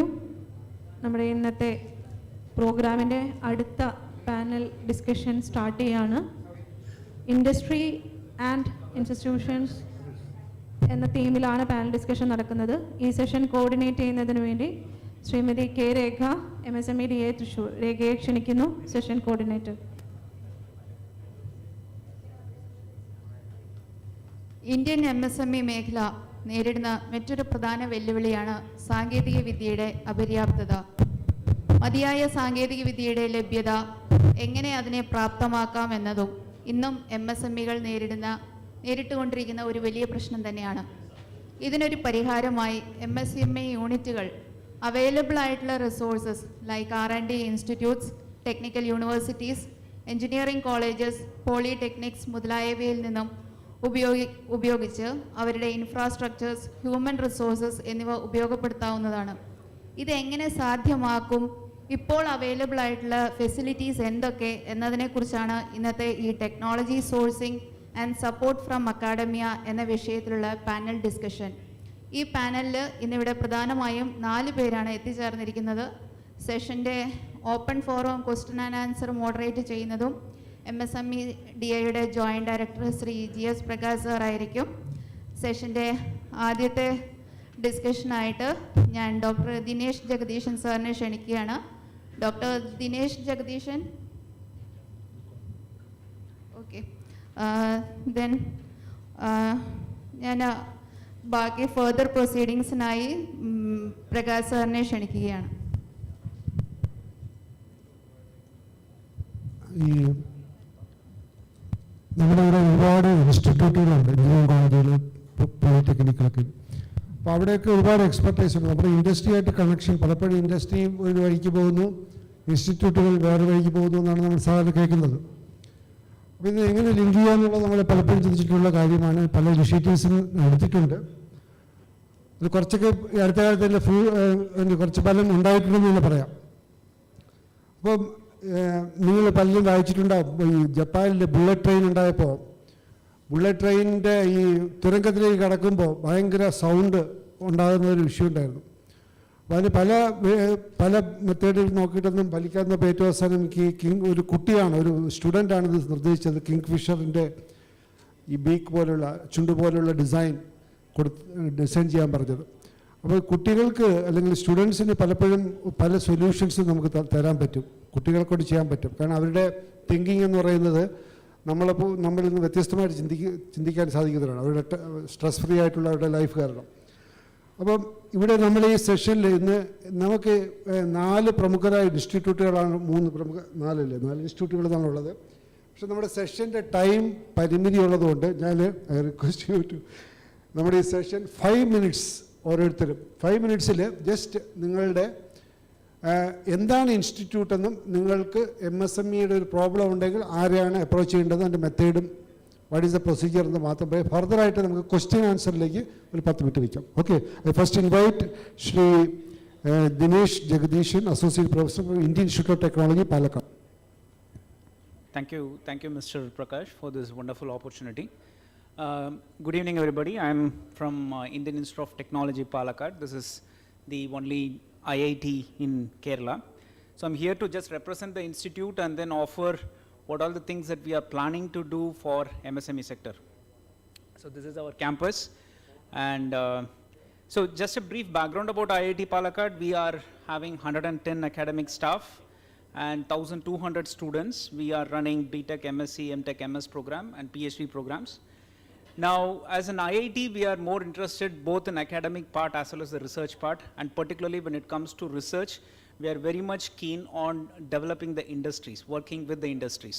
So we have 2 parts in research. One is sky blue research, which we call as an academic research, which will have very long-term impact, like 20 to 30 years from now. The benefit is seen 20, 30 years from now. The other is going along with the industries. So that is where, in that context, I'm speaking to all of you. So these are various departments. We have right from biological sciences to mechanical, electrical, civil, computer science, physics, chemistry, with all the faculty who are all PhDs, and they have also been trained abroad, and all the wonderful students from BTech and MTech and all those students are working in these areas. We also have interdisciplinary centers. Now these are the thrust areas of research which our institute has decided to focus on for the next few years. So there are biomedical engineering, manufacturing particularly, which may be of interest to MSME sector, energy and safety related technologies, sustainability, agricultural engineering and food science, robotics, intelligent systems, data science, cyber physical systems, and cyber security. I will also very briefly go through what are the other centers that we have which can be of interest to you. As far as the research and development are concerned, we are already into taking up a lot of projects from the governments and other industries. Close to 27 crores worth of project we have from various, about 91 projects from various agencies. We also have a very robust intellectual property policy which is very beneficial to both collaborators as well as IIT, and also very robust startup culture which involves mentorship. One of the biggest advantages of the incubators with IIT is that when you want to incubate a particular company with IIT, you get to have a lot of mentorship and interaction from the IIT faculty on the technical side, and not only on the technical side but also from Pan IIT alumni, many of whom are very, very successful now. They are also brought on board for very good mentorship both on technical as well as business side. So this is Center for Computational Imaging, which we have started in order to develop the technology that is related to biomedical imaging. And another center is about advanced VLSI and artificial design. Again, this is with respect to processor and other controls. This is one center which is from the National Mission on Interdisciplinary Cyber Physical System. It's a big project which is worth 100 crores. And through this center, what we are doing is we are inviting proposals and projects from public or even from very capable individuals to convert that into a particular idea or a company, and that can be incubated in IIT Palakkad. Of course, if you want the mentorship of IIT Palakkad faculty and students, we can always do that. And on the right side are various research areas which we are focusing on. Now, this is another particular aspect of IIT which will be of interest to you. This is a central facility where we have a lot of sophisticated equipment that are available. which can be even used by the MSME sector for testing if you want to test or do some standard works with respect to chemicals or materials or anything. So right from chemical up to structural, optical or electrical, we have a range of equipment which are open to public. It is not only for IIT, we are also opening it to public, to other academic institutes, to industries on a nominal payment basis. So we have central instrumentation facility, fabrication facility, as well as materials and manufacturing facilities. And this is our technology business incubator, where when you come up with an idea, we develop that idea into a very prototype technology. The technology is converted into a product, and product is brought to the level that can be marketed, suitable to the market. So this entire process can be taken up in IIT in collaboration with IIT Palakkad faculty and students.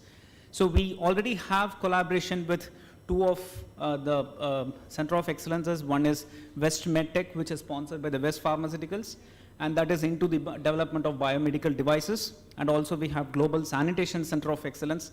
This is again sponsored by HDFC CSR funding, which is basically into a lot of new technologies for improving sanitation across the country. So any of these sectors, where there involves a new technology from MSME or something can be taken up for production by the MSME, we are open to collaborations. This is one of the engagements that we have had with MSME, where we signed an MOU with KSSIA Ernakulam, and we also made a visit to the plywood manufacturing units in Perumbavoor. IIT Palakkad faculty, a few of us went, and then I visited several of their manufacturing units. We identified what are their problems, and then now we have signed an MOU where we can provide technological solutions, interventions to actually overcome their problems and then come up. So such collaborations are also possible with IIT. And this is our opinion, what we can do with the MSMEs. In short term, you can use our facilities for testing and analysis, and you can also ask us for area-specific training workshops for skill development in certain specific technical areas.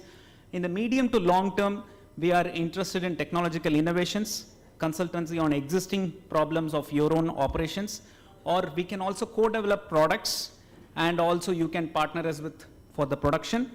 We are also interested in indigenization of technologies. There can be many technologies which are very expensive, but we can indigenize it, and we can be involved in co-development of such technologies. IP can be very mutually beneficial.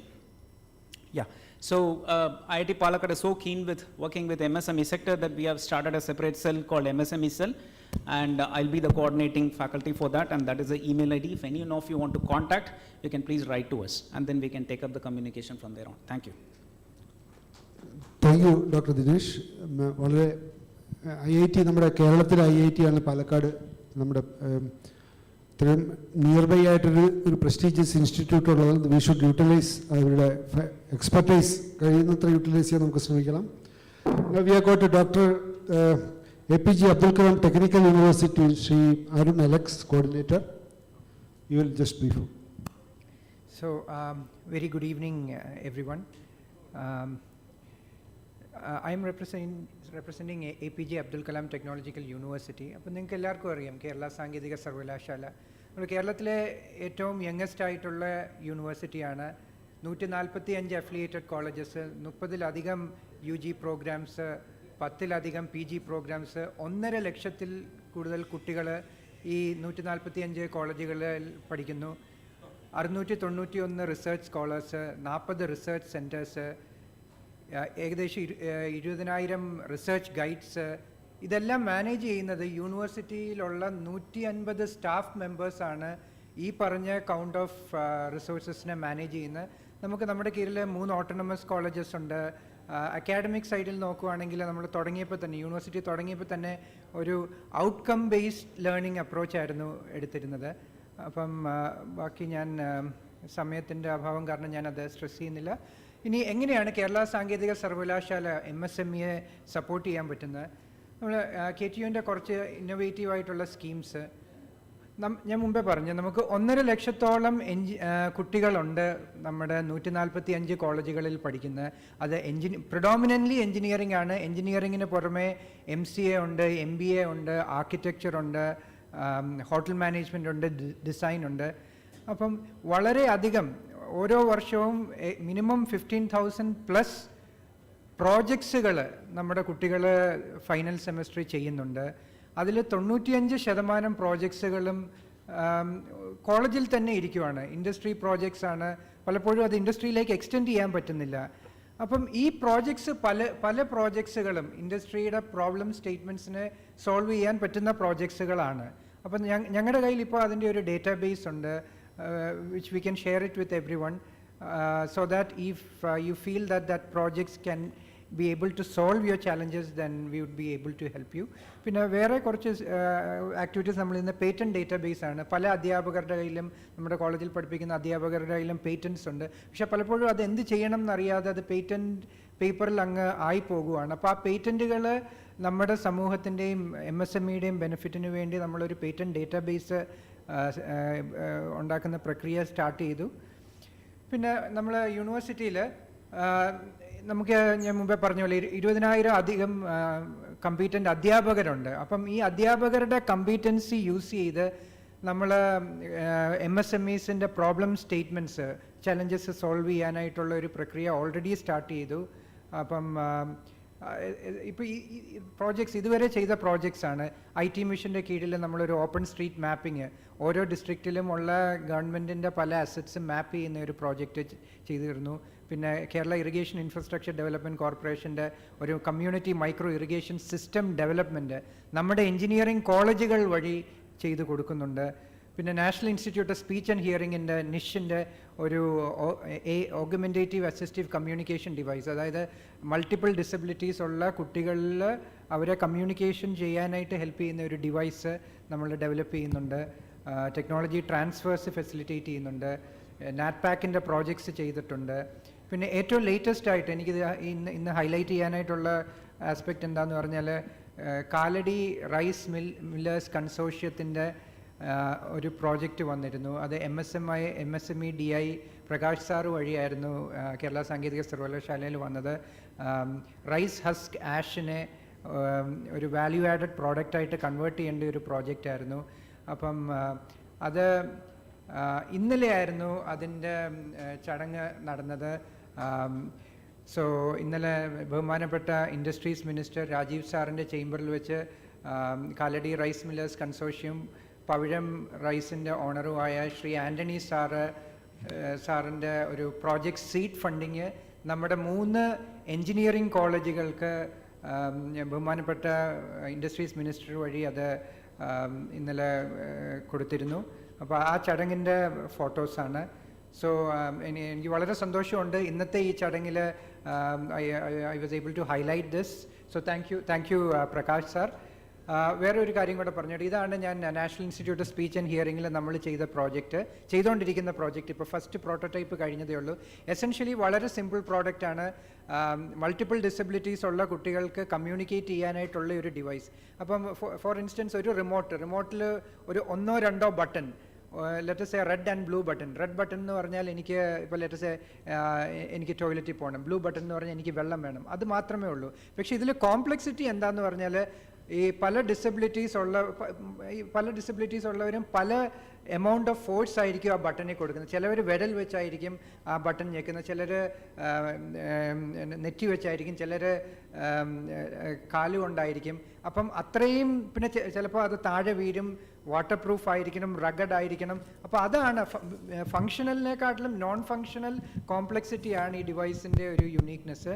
അപ്പോൾ അങ്ങനത്തെ device ഇന്ത്യയിൽ manufacture ചെയ്യുന്നില്ല, imported ആണ്. Imported പീസിന് minimum 20,000 രൂപ plus GST ആണ് പേ ചെയ്യുന്നത്. So അതിൻ്റെ ഫസ്റ്റ് ഇത് കഴിഞ്ഞു.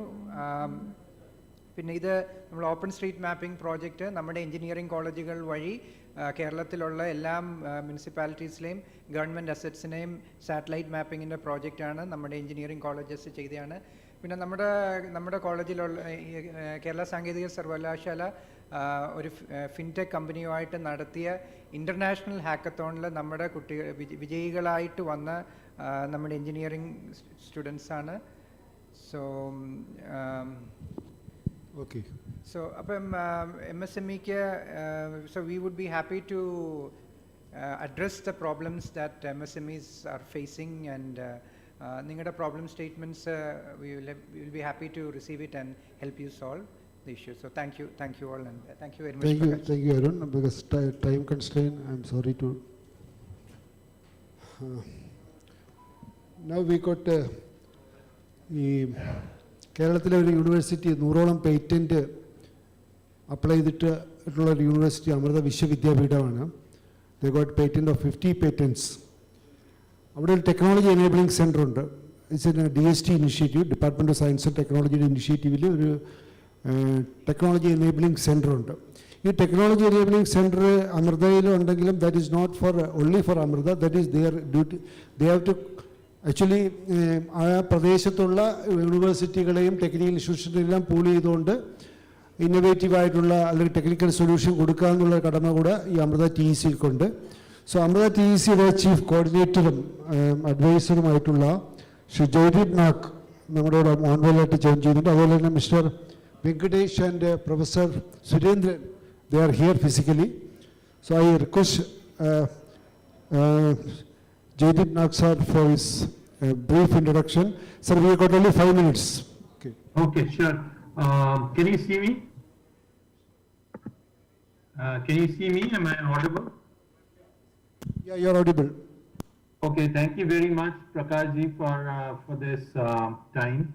And Surendran is there, and my colleague Venkatesh, both of them are there. I will not spend too much time, but I'll just share my screen once, so that at least you can have a glimpse of. Can you see the screen? Yes, yeah, yes. Okay, good. So let me just quickly get into it.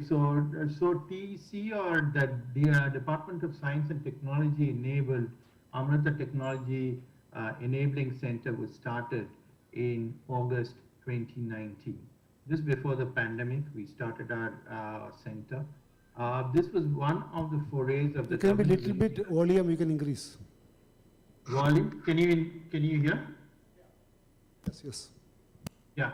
So this was basically started by the Government of India as an initiative so as to bring technology enabling or university research into industry. And by industry, it does not necessarily mean the large industry.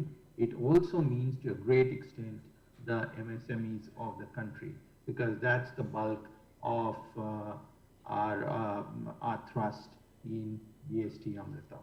As you know, I'll just quickly go through. As you know, Amrita University is one of the top-notch universities in India with Amma's vision. It has led in a very short time. It has progressed very well.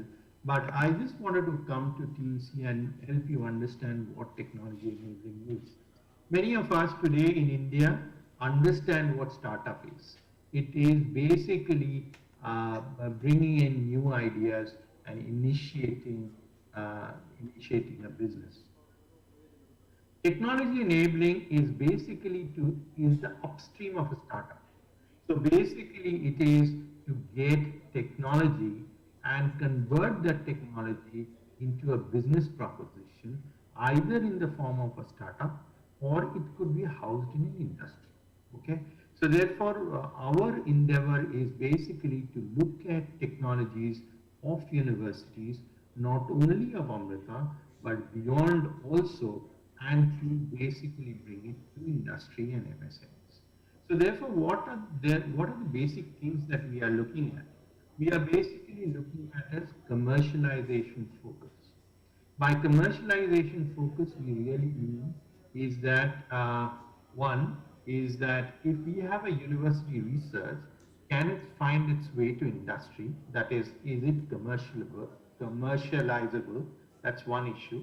Second is, how can we improve it and so that it becomes very marketable product? And third is, if MSME or industry has a problem, can we help it out? Because this is actually bringing university faculties, university understanding and university knowledge into industry. As you understand, Amrita, or for that matter, most of the universities are multidisciplinary. We are a multidisciplinary university. which actually cuts across all areas of knowledge, and we can actually bring in those areas of knowledge and bring you the best solutions as far as possible.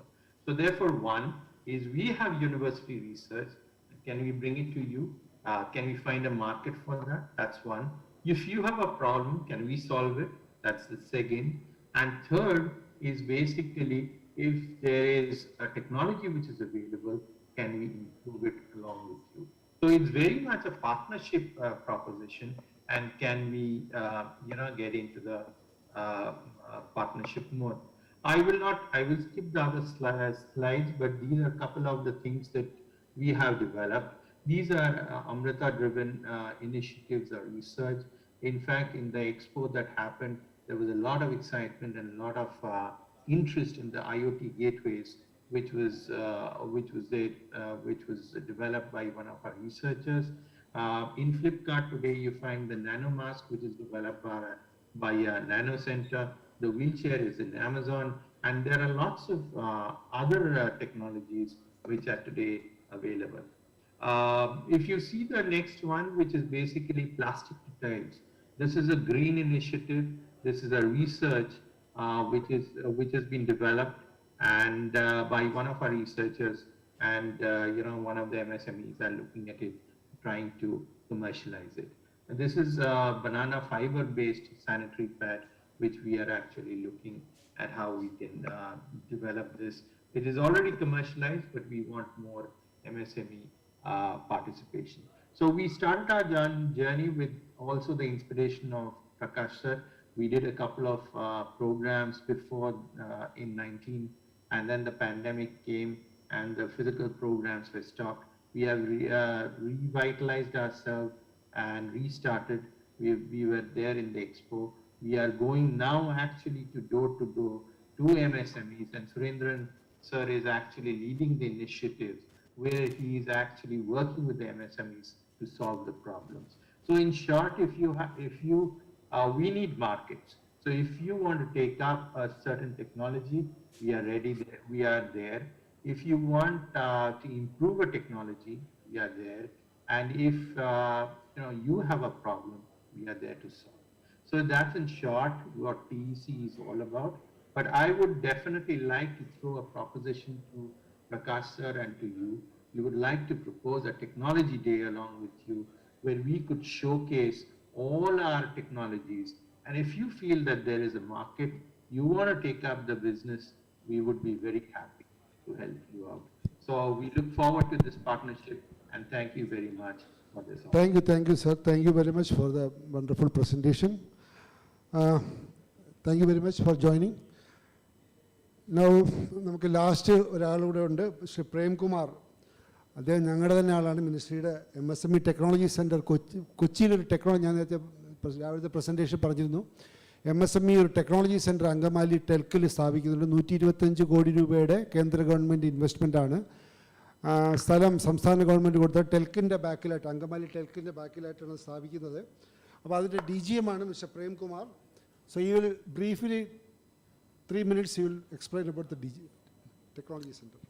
So, good evening to everybody, and I would like to give my thanks to Prakash sir for providing an opportunity to share our views and introduce ourselves. So myself, Prem Kumar, DGM, working as a DGM in MSME Technology Center, Kochi, which is going to come up at Angamali behind TELC. So basically MSME Technology Center was established by Ministry of MSME, Government of India, under the Technology Center System Program, which was jointly funded by World Bank and Government of India. So Government of India has taken 2,200 crore loan from World Bank and established another 15 new technology centers all over India. And one of these centers is going to come up at Kochi. So we are having 2 verticals. One is training center and one more is production center. In training center, we are providing short-term training as well as long-term training. In short-term training, we used to conduct AutoCAD, CATIA or CAD-CAM programs as well as some 50 numbers of NSQF compliant courses. So in long-term training, we are going to conduct diploma in tool and die making, diploma in mechatronics as well as ITI courses. So in production center, we are going to cater MSME sectors by the way of manufacturing tools, press tools, mold, die casting dies, jigs, fixtures, gauges, as well as precision machining of aerospace components at all. So already government has going to procure near about 60 crore rupees going to invested on the procurement of machineries. So some of the machineries they're going to come up at our centers are CNC milling 5-axis, CNC 3-axis milling, CNC turn mill centers, EDMs, wire cut or laser cutting machines, then 3D scanners, 3D polymer printers, another injection molding machine, hydraulic press and CNC CMM machines and all. So same way, training center also we are having conventional milling, lathe, CNC turning centers and EDMs and simulators, welding simulators, CNC simulators, automation lab, additive manufacturing lab, AR, VR lab and solar energy lab. These are the labs are going to come up at our center. So these are the some of the photographs. This work is going on in Angamali.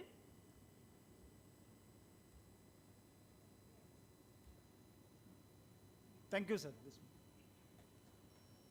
Thank you mister Premkumar.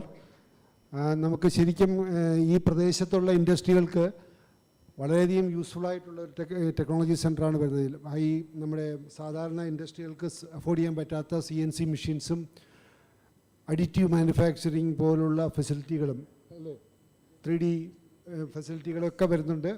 So once it is commission it will be നമുക്ക് വളരെ useful ആയിരിക്കും എന്നാണ് കരുതുന്നത്.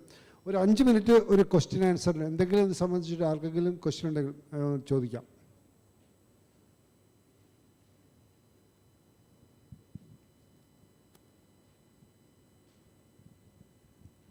ഉണ്ടോ? Question ഉണ്ടോ?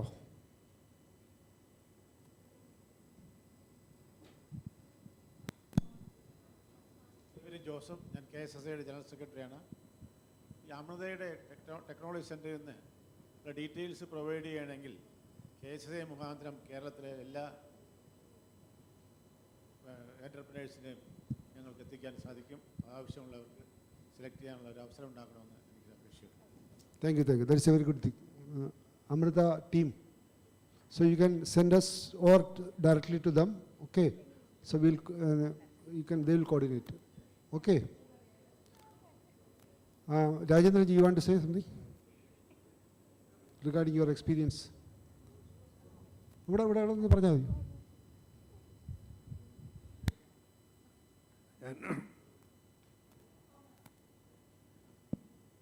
ഞാൻ Kalady rice mill കൺസോർഷ്യത്തിന് പ്രതികരിക്കുന്നു. ഞങ്ങൾ കേരളത്തിലെ ഈ ക്ലസ്റ്റർ കൺസോർഷ്യങ്ങളിൽ ആദ്യം വന്ന 2006 മുതൽ വന്നൊരു പ്രസ്ഥാനമാണ്. കഴിഞ്ഞ 16 വർഷമായി MSME തൃശ്ശൂരും ഡൽഹിയുമായിട്ടൊക്കെ സഹകരിച്ച് ഞങ്ങൾ ഈ പ്രസ്ഥാനവുമായിട്ട് ബന്ധപ്പെട്ട് നടക്കുന്നു. ഇവിടെ സന്നിഹിതനായിരിക്കുന്ന പത്മാനന്ദ് ഞങ്ങളുടെ വഴികാട്ടിയും സുഹൃത്തുമൊക്കെയാണ് കഴിഞ്ഞ 16 വർഷങ്ങളായി.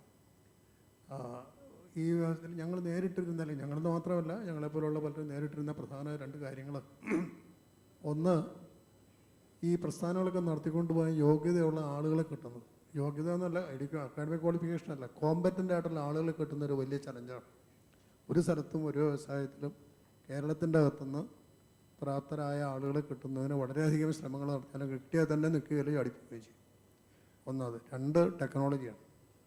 മാറി വരുന്നത് വ്യവസായത്തിൻ്റെ ആവശ്യങ്ങളനുസരിച്ചുള്ള സാങ്കേതിക വിദ്യകളുടെ വലിയൊരു അഭാവം കേരളത്തിലുണ്ട്. ഞങ്ങളത് കുറേയധികം പരീക്ഷിച്ച് പണം നഷ്ടപ്പെട്ടവരാണ്. അതുകൊണ്ടാണ് പറയുന്നത്. ഇപ്പോൾ അദ്ദേഹം അരുണാലക്സ് കൂടെ പറഞ്ഞു, അതിൽ എൻ്റെ പടം ഉണ്ടായിരുന്നു. അത് പറഞ്ഞതിൽ ഈ റൈസ് ഗാസ് ക്യാഷിൻ്റെ യൂട്ടിലൈസേഷന് വേണ്ടി ഞങ്ങൾ കുറേ കാലമായിട്ട് ശ്രമിക്കുന്നുണ്ട്. കുറേ പൈസയൊക്കെ അതിന് കളഞ്ഞാണ്. അധ്യാവസാനം പ്രകാശ് സാറ് പറഞ്ഞിട്ടാണ് ഞങ്ങളിങ്ങനെ ഇൻസ്റ്റിറ്റ്യൂട്ടുകളെ സമീപിക്കുകയും KTU ആയിട്ട് കുറേ കോളേജുകളുടെ ഇത് വന്നു. ഞങ്ങൾ അവരുമായിട്ട് ഇൻട്രാക്ട് ചെയ്തു. അതിലൊരു 18 കോളേജുകൾ അതിൽ പല പ്രൊപ്പോസലായിട്ട് വളരെ ഇതാണ് മെച്ചുറേഷനാണ്. അതൊന്നും പ്രൊഫഷണലായിട്ട് എന്നാൽ പോലും വന്നു. അതിൽ നമുക്ക് വയബിളായിട്ട് തോന്നിയൊരു 6 പ്രൊജക്റ്റ് നമ്മൾ അതിനൊരു സീഡ് ഫണ്ടിങ് ഇന്നലെ നടക്കുകയും ചെയ്തു. അപ്പോൾ ഇതിൻ്റെ കൺസ്ട്രെയിൻ്റ് എന്താണെന്ന് വെച്ചാൽ ഈ ടാലൻ്റ് അവൈലബിലിറ്റിയാണ് കൺസ്ട്രെയിൻറ്റ്. ഇപ്പോൾ നേരത്തെ പ്രൊഫസർ പറഞ്ഞ പോലെ ബുള്ളറ്റ് ട്രെയിനിന് ഒരു ബീക്ക് വെച്ച് കൊടുത്ത് ശബ്ദം നിയന്ത്രിച്ച പോലെ അപ്പോൾ നമ്മുടെ പ്രതീക്ഷ അതിലാണ്. ഈ കുട്ടികളുടെ ബ്രെയിൻ സ്റ്റോമിങ്ങിലൂടെ അല്ലെങ്കിൽ അവർ എന്തെങ്കിലുമൊക്കെ പുതുതായിട്ട് കൊണ്ടുവരും എന്നുള്ളതാണ് പ്രതീക്ഷ. അതിനൊരു തുടക്കമാണ് ഞങ്ങൾ ഇന്നലെ കുറിച്ചത്. അത് ഇന്നലെ ഞങ്ങൾ തുടങ്ങിയത്. അത് ഇപ്പോൾ കണ്ടിരുന്നു. ഭാവിയിലും ഞങ്ങൾക്ക് വളരെയധികം ടെക്നോളജി ആവശ്യമുള്ളൊരു രംഗമാണ് ഞങ്ങൾ. ഇത് മാത്രമല്ല, ഫ്ലൂവൻ ട്രീറ്റ്മെൻറ്റ്, മറ്റേ റൈസ് ബ്രാൻഡ് യൂട്ടിലൈസേഷൻ, ഒരുപാട് കാര്യങ്ങളുണ്ട്, ഒരുപാട് വർക്കുകളുണ്ട്. അപ്പോൾ അതൊന്നും വളരെ പ്രിമിറ്റീവാണ്. ഇപ്പോൾ തായ്ലൻഡോ ഫിലിപ്പൈൻസോ ചൈനയായിട്ട് നമ്മളെങ്ങും അല്ല. ചൈനയായിട്ട് ഒരു സ്ഥലത്ത് വരാം. കാരണം സിലിക്ക ഇതുവരെ ഇന്ത്യക്കകത്ത് റൈസ് സ്കാഷിൽ നിന്ന് സിലിക്ക ഉണ്ടാക്കാവുന്ന ഒരു പെർഫെക്റ്റ് ടെക്നോളജി ഒരു സ്ഥലത്തുമില്ല. വെറുതെ ഇങ്ങനെ പാറ്റൻ്റൊക്കെ ഉണ്ടെന്ന് പറയും, പക്ഷെ അതൊക്കെ എന്താ കഴിഞ്ഞാൽ കാശ് പോവുള്ളൂ. പക്ഷേ ചൈന ചെയ്യുന്നുണ്ട്, ഫിലിപ്പൈൻസ് ചെയ്യുന്നുണ്ട്. ഫിലിപ്പൈൻസ് നല്ലൊരു ഇത് സിലിക്ക കയറ്റിവിടുന്ന അവർ ഈ റൈസസ് ഇതിന് എടുക്കുന്നതാണ്. ഇതൊന്നും നമുക്കില്ല, നമ്മുടെ നാട്ടിലില്ല. ഏതായാലും ഈ അവസരം തന്നതിന് നന്ദി സർ. ഓക്കെ, അല്ല ഞങ്ങൾ അവൈലബിൾ ആണ്. ആരെങ്കിലും ടെക്നോളജി ഞങ്ങളുടെ ഫീൽഡിൽ ടെക്നോളജി തരുന്നതിന് ആൾക്കാരുണ്ടെങ്കിൽ അതിന് പണം കൊടുക്കുന്നതിനും സപ്പോർട്ട് ചെയ്യുന്നതിനും ഞങ്ങൾ തയ്യാറാണ്. Okay, thank you.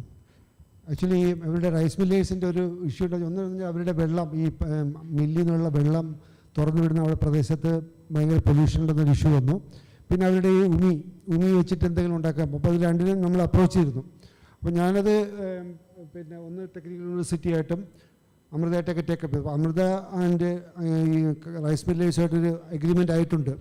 ഈ അവരുടെ പുറത്തുവിടുന്ന വെള്ളത്തിനെ ഈ പ്രോസസ്സ് ചെയ്യാനുള്ള, അല്ലേ, ഈ റൈസ് മില്ലിൽ നിന്ന് വരുന്ന വെള്ളം KTU ആയിട്ടുള്ള ടൈപ്പിലാണ്. ഇപ്പോൾ ഇന്നലെ മന്ത്രിയുടെ സാന്നിധ്യത്തിൽ 5-6 കോളേജുകൾക്ക് അവർ 5 ലക്ഷം രൂപ വെച്ച് കൊടുക്കുന്ന ടൈപ്പ്. ഇതിലിപ്പോൾ എല്ലാ സൊല്യൂഷനിലേക്ക് വരുമെന്ന് നമുക്ക് പറയാൻ പറ്റില്ല. ബട്ട് സ്റ്റിൽ ഇറ്റ് ഈസ് ഒരു പോസിറ്റീവായിട്ട് ഇൻഡസ്ട്രി ഇൻസ്റ്റിറ്റ്യൂട്ട് തമ്മിലുള്ള ഒരു പോസിറ്റീവ് ഡെവലപ്മെൻറ്റ് എന്നുള്ള രീതിയിൽ നമ്മൾ തീർച്ചയായിട്ടും we should be very happy about. IIT പ്ലൈവുഡുകാരുടെ മിസ്റ്റർ നിസാമിൻ്റെ നേതൃത്വത്തിലുള്ള ഒരു പ്ലൈവുഡ് മാനുഫാക്ചേഴ്സിൻ്റെ ഒരു പ്രശ്നം എന്ന് വെച്ച് കഴിഞ്ഞാൽ അവിടെ ഒരുപാട് പൊല്യൂഷൻ റിലേറ്റഡ് ഇഷ്യൂ ഉണ്ടെന്ന് ലോക്കൽസ് പറയുന്നതാണ്. പക്ഷേ ശരിക്കും അത് വാസ്തവമല്ല. കാരണം അവിടെ അത്തരത്തിലുള്ള പൊല്യൂഷനൊന്നും ഇല്ല. പക്ഷേ ലോക്കൽ ഇഷ്യൂസ് ഉണ്ട്.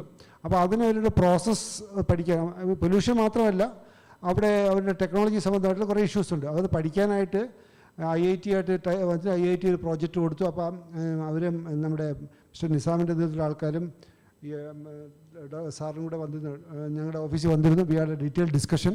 അപ്പോൾ അങ്ങനെ ആ 1 കോടിയുടെ പ്രോജക്റ്റാണ് അവർ വരച്ചിരിക്കുന്നത്. അപ്പോൾ നമുക്ക് എങ്ങനെ അത് ഫണ്ട് ചെയ്യാമെന്നുള്ളതിനെക്കുറിച്ച് വിവിധ ഓപ്ഷൻസ് നോക്കുകയാണ്. So these are the sum positive developments happening in the industry institute partnership. So with these words let me conclude.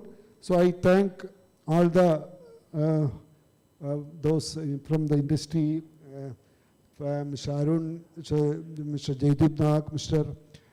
Dinesh Jagdishan and Mr. Prem Kumar for their wonderful inputs. With these words I will conclude. I request Prakash sir to give away the memento as token of love to the guest in the dais.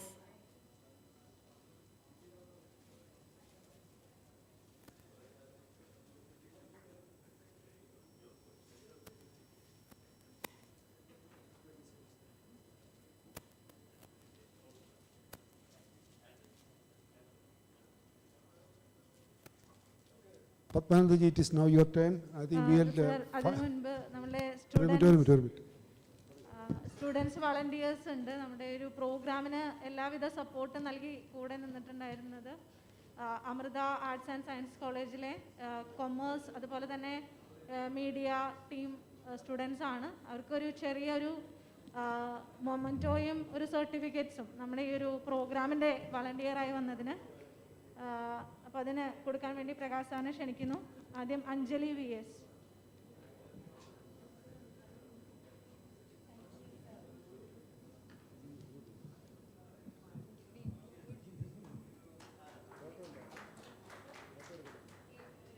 Sneha Susan Peter.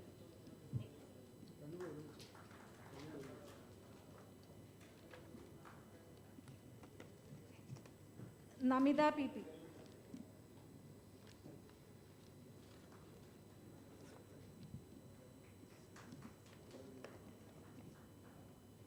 Thank you. എല്ലാവരും മറക്കാതെ feedback form fill ചെയ്ത് തരണം. ഇല്ല, കഴിഞ്ഞു. Thank U.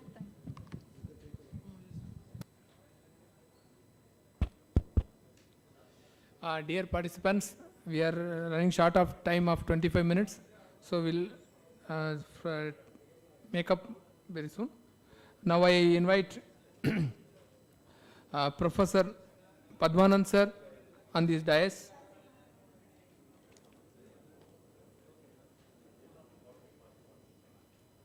And I welcome Shri Krishna Kumar, General Manager, TREDS, on the dais.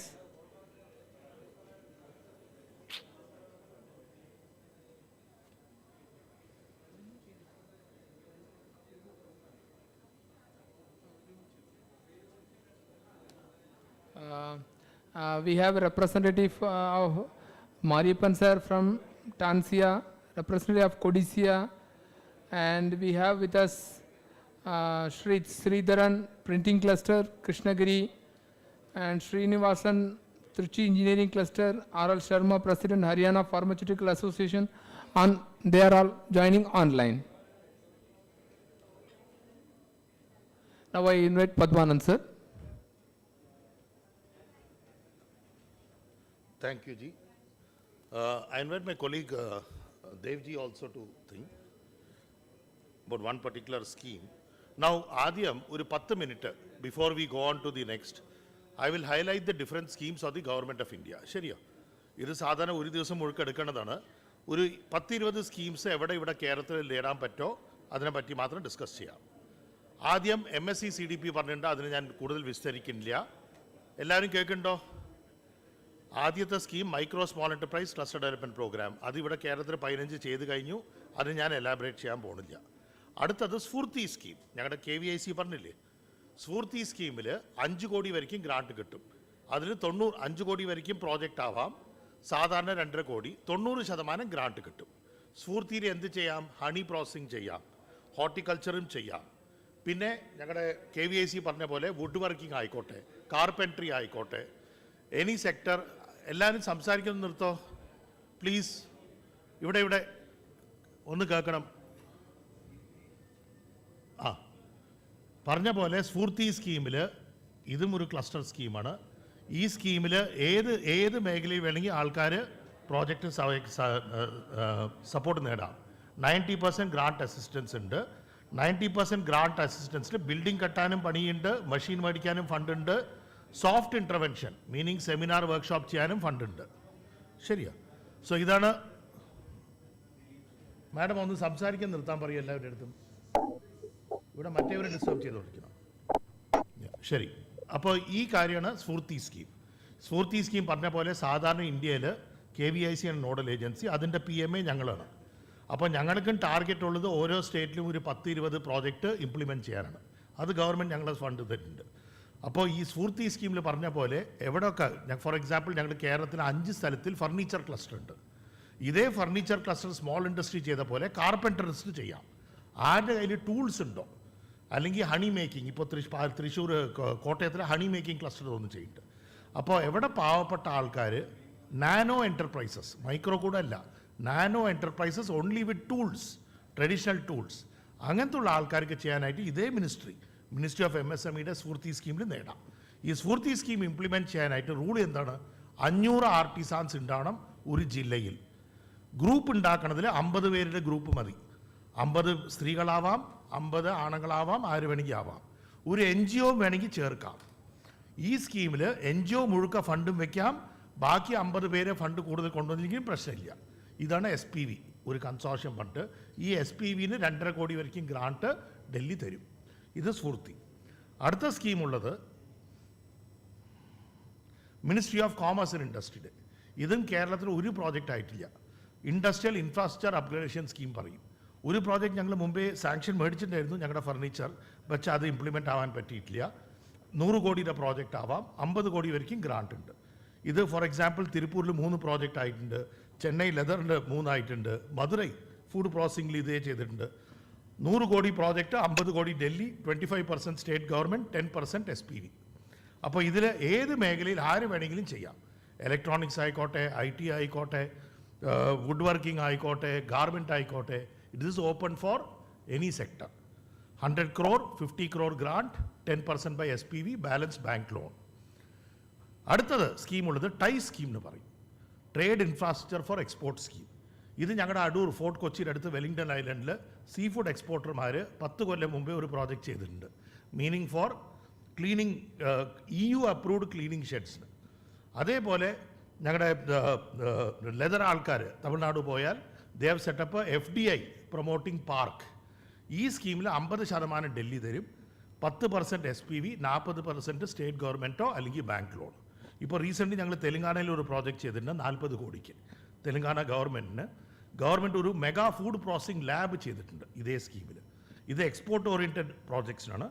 ഈ large സ്കീമിൽ 40 കോടി വരയ്ക്കും പ്രോജക്റ്റ് ആവാം.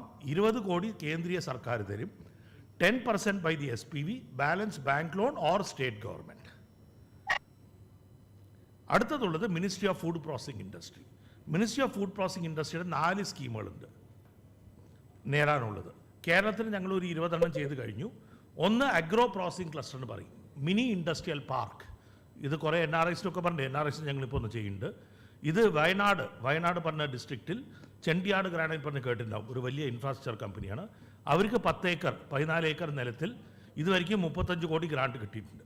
അപ്പോൾ ഈ മിനി ഫുഡ് പ്രോസസ്സിംഗ് ക്ലസ്റ്ററിൽ എന്താ വെച്ചാൽ 10 ഏക്കർ നിലം വേണം, ഒരാൾ പ്രൊമോട്ടർ ആവാം, അല്ലെങ്കിൽ ഒരു ക്ലസ്റ്ററായിട്ടും ചെയ്യാം, ഒരു കൺസോർഷ്യമായിട്ട് 50 പേര് ചെയ്തിട്ട് ചെയ്യാം, 50 NRI ചെയ്തിട്ട്.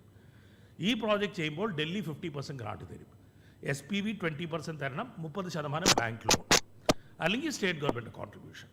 ഈ സ്റ്റേറ്റ് ഗവൺമെൻറ് കോൺട്രിബ്യൂഷൻ എവിടെ നിന്ന് വരും പറഞ്ഞിട്ടാണ് ഞാൻ എൻ്റെ കൊളീഗ് ദേവ്ജീനെ വിളിച്ചിട്ടുണ്ട്, അത് ലാസ്റ്റ് പറയാം. അടുത്തത് ഉള്ളത് കോൾഡ് ചെയിൻ സ്കീം. കേരളത്തിൽ നിങ്ങൾക്കറിയും കോൾഡ് സ്റ്റോറും കോൾഡ് ചെയിനും വളരെ കുറവാണ്, എല്ലാം തമിഴ്നാട്ടിലാണ് സ്റ്റോറേജ് ഉള്ളത്. അപ്പോൾ മീറ്റ് ആയിക്കോട്ടെ, ഡേറ്റ്സ് ആയിക്കോട്ടെ, ഞങ്ങളുടെ സ്പൈസസ് ആയിക്കോട്ടെ, ഹോർട്ടിക്കൾച്ചർ പ്രോഡക്ട്സ് ആയിക്കോട്ടെ, ഞങ്ങളുടെ cold chain infrastructure is one of the lowest in the country. അപ്പോൾ കോൾഡ് ചെയിൻ സ്കീമിലും ടോട്ടൽ, ഫോർ എക്സാമ്പിൾ മഹാരാഷ്ട്രയാണ് ഞങ്ങൾ കഴിഞ്ഞ കൊല്ലത്തിൽ 20 പ്രോജക്റ്റ് ചെയ്തിട്ടുണ്ടാവും. പക്ഷേ ഇവിടെ നോക്കുമ്പോൾ കേരളത്തിൽ ഒരു പ്രോജക്റ്റോ 2 പ്രോജക്റ്റ് ചെയ്തിട്ടുള്ളൂ. ഒന്ന് മീറ്റിൻ്റെ, വേറൊന്ന് സീ ഫുഡിൻ്റെ. വേറെ ആൾക്കാർക്ക് സ്കീമിനെ പറ്റി അറിയില്ല, ഇംപ്ലിമെൻ്റ് ആയിട്ടില്ല. അപ്പോൾ ഈ പ്രോജക്റ്റിൽ എന്താ വെച്ചാൽ 20 കോടി വരയ്ക്കും പ്രോജക്റ്റ് കോസ്റ്റ് ആവാം, 10 കോടി കേന്ദ്രീയ സർക്കാർ തരും, 20% SPV കൊണ്ടുവന്നാൽ മതി. ഇതിനും SPV can be a cluster or a consortium or it can be an individual. ശരിയോ? Cold chain scheme. അടുത്തതുള്ളത് creation expansion of food processing preservation capacity. ഇത് കേരളത്തിൽ for example 2 mega food park ഉണ്ട്. ഒന്ന് KSIDC സെറ്റപ്പ് ചെയ്ത്, ഒന്ന് KINFRA setup ചെയ്തത് പാലക്കാടിലും 2 സ്ഥലത്തും. സ്റ്റേറ്റ് ഗവൺമെൻറ് ഇവിടെ ഇഷിത റോയ്ജി 3-4 പ്രോജക്റ്റ് ചെയ്യാൻ സ്റ്റേറ്റ് ഗവൺമെൻറ് ഫുഡ് പാർക്ക് സ്ഥാപിക്കാൻ പ്ലാൻ ഉണ്ട്. ഏത് ഫുഡ് പാർക്കിൽ നിങ്ങൾ ഏത് യൂണിറ്റ് ചെയ്താലും 50% വരയ്ക്കും ഗ്രാന്റ് കിട്ടും. 35 മുതൽ 50% ഗ്രാന്റ്, 5 കോടി വരയ്ക്കും ഗ്രാന്റാണ്. നിങ്ങൾ 10 കോടി പ്രോജക്റ്റ് ചെയ്താൽ 5 കോടി വരയ്ക്കും ഗ്രാന്റ് കിട്ടും, depending on the area. So any project in food processing 50% grant. So ഇതും ഒരു നല്ല ഓപ്പർച്യൂണിറ്റിയാണ് if setup within the existing food parks in Kerala. അടുത്തതുള്ളത് creation of forward and backward linkages പറയും. വെയർ ഹൗസ് ഇട്ടോളൂ. ഇപ്പോൾ ലൂലു വലിയ വെയർ ഹൗസും ലോജിസ്റ്റിക്സ് സെൻറ്ററും ഇടാൻ പ്ലാൻ ചെയ്യില്ലേ കേരളത്തിൽ ഗ്രൂപ്പ്. അപ്പോൾ ലോജിസ്റ്റിക്സ് അപ്പോൾ ഇപ്പോൾ ഗവൺമെൻറ് ഓഫ് ഇന്ത്യ നിർമ്മലാജിയും കുറേ ഫണ്ടിങ് കൊടുക്കുന്നുണ്ട്, ലക്ഷക്കണക്കായ കോടിയാണ് ലോജിസ്റ്റിക്സ് സെൻറ്റർ. അപ്പോൾ നിങ്ങൾ വെയർ ഹൗസ് ഇടുന്നു, പാക്ക് ഹൗസ് ഇടുന്നു ഫോർ ഹോർട്ടിക്കൾച്ചർ, ഫ്ലോറിക്കൾച്ചർ. ഇതിനും 50% ഗ്രാന്റ് വരയ്ക്കും മിനിസ്ട്രി ഓഫ് ഫുഡ് പ്രോസസ്സിംഗ് തരും. 50% of the project cost subject to a ceiling of 5 crore as grant. അപ്പോൾ 1 കോടിയുടെ പ്രോജക്റ്റും ചെയ്യാം, 10 കോടിയും ചെയ്യാം. ഇത് മെഗാ ഫുഡ് പാർക്കാണ്. ഇത് കേരളത്തിന് അത്ര റെലവെൻ്റ് അല്ല. 100 ഏക്കർ നില വേണം. കേരളത്തിൽ ആരുടെ കയ്യിൽ 100 ഏക്കർ നില ഇല്ല. പവിഴം ആൻ്റണിയുടെ കൂടെ ഇല്ല അത്ര. Anyway for agriculture purpose. Operation greens ഇതും നിങ്ങൾക്ക് അത്ര റെലവെൻ്റ് അല്ല.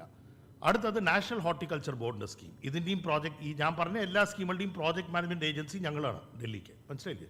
അപ്പോൾ ഈ സ്കീം പ്രൊമോട്ട് ചെയ്യുന്ന ഉത്തരവാദിത്വം ഞങ്ങൾക്കുണ്ട്. അടുത്തത് ഹോർട്ടിക്കൾച്ചർ. ഇത് ചെറിയ പ്രോജക്റ്റാണ്. 1 കോടിയുടെ പ്രോജക്റ്റ് ചെയ്താൽ 50 ലക്ഷം ഗ്രാന്റാണ്. National horticulture board. ഇതുപോലെ കേരളത്തിൽ തന്നെ ഒരു 50 പ്രോജക്റ്റ് ഉണ്ട് ഹോർട്ടിക്കൾച്ചർ ബോർഡ്. ഇതിൻ്റെയും പ്രോജക്റ്റ് മാനേജ്മെൻറ്റ് ഏജൻസി ഞങ്ങളാണ്. സോ ഇതിൽ you do a 1 crore project for greenhouse, polyhouse, tomato off season vegetable ചെയ്യൂ, കുക്കുംബർ ചെയ്യൂ, ഫ്ലോറിക്കൾച്ചർ ചെയ്തോളൂ. ഇതൊക്കെ ഹൈ റവന്യൂ പ്രോജക്ട്സ് ആണ്.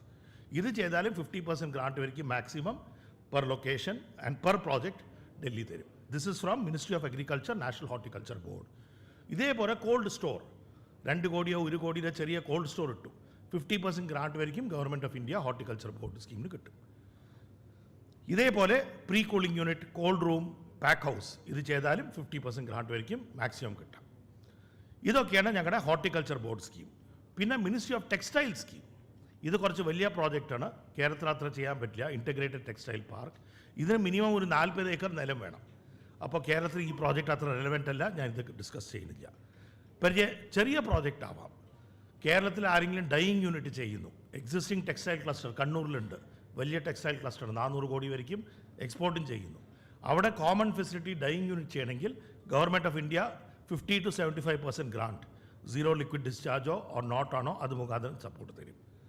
ഇതേപോലെ ഇൻറ്റഗ്രേറ്റഡ് സ്കിൽ ഡെവലപ്മെൻറ്റ് സ്കീം, നിങ്ങളുടെ ലേബറിനെ ട്രെയിൻ ചെയ്യണമെങ്കിൽ, നിങ്ങളുടെ മാൻ പവർ നിങ്ങൾ തന്നെ ട്രെയിൻ ചെയ്യാൻ, അതിന് ഗവൺമെൻറ് ഓഫ് ഇന്ത്യ 10,000 രൂപ ഓരോ ട്രെയിനിക്കും ഫണ്ടിങ് തരും, ടെക്സ്റ്റൈൽസിലാണെങ്കിൽ. അപ്പോൾ തിരുപ്പൂരിൽ ഞങ്ങൾ ഇതുവരെയ്ക്കും ഒരു 100-200 കോടി വരയ്ക്കും ഫണ്ടിങ് ഫെസിലിറ്റേറ്റ് ചെയ്തിട്ടുണ്ട്. ഈ സ്കീമിൻ്റെയും PMA ഞങ്ങളാണ് ഡൽഹിയിൽ. സോ ഇതിൽ ഒരു ലേബറിനെ ട്രെയിനിങ് ചെയ്യാൻ 12,000 രൂപ ചിലവാണെങ്കിൽ ഒരു മാസം ട്രെയിനിങ്ങിൽ 10,000 രൂപ ഡൽഹി തരും, 2,000 നിങ്ങൾ കൊണ്ടുവന്നാൽ മതി ത്രൂ മറ്റീരിയൽ വർക്ക്. ഇത് മിനിസ്ട്രി ഓഫ് ടെക്സ്റ്റൈൽസിൻ്റെ മാത്രമല്ല, NSDCയുടെ സ്കീമുണ്ട്, ministry of skill development entrepreneurship സ്കീമുണ്ട്. ഇതെല്ലാവരും നേടാനേ ഉള്ളൂ. അടുത്തത് DCPC, department of chemical and petrochemical. ഇവരുടെ പ്ലാസ്റ്റിക് പാർക്ക് സ്കീമുണ്ട്. പ്ലാസ്റ്റിക് പാർക്ക് കുറേ ആൾക്കാർ ഇന്ന് സംസാരിക്കേണ്ടായിരുന്നു.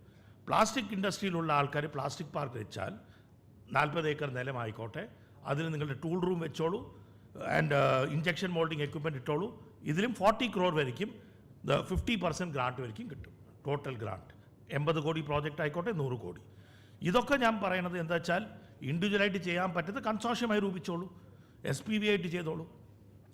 അടുത്തത് ഡിപ്പാർട്ട്മെൻറ്റ് ഓഫ് ഇലക്ട്രോണിക്സ്. ആരൊക്കെ IT-യിലാണോ IT ഹാർഡ്വെയറിലാണോ അവർക്ക് ഡിപ്പാർട്ട്മെൻറ്റ് ഇലക്ട്രോണിക്സിൻ്റെ ഇലക്ട്രോണിക് മാനുഫാക്ചറിങ് ക്ലസ്റ്റർ സ്കീം പറഞ്ഞിട്ടുണ്ട്. ഇതിൽ നിങ്ങൾ 75% വരയ്ക്കും.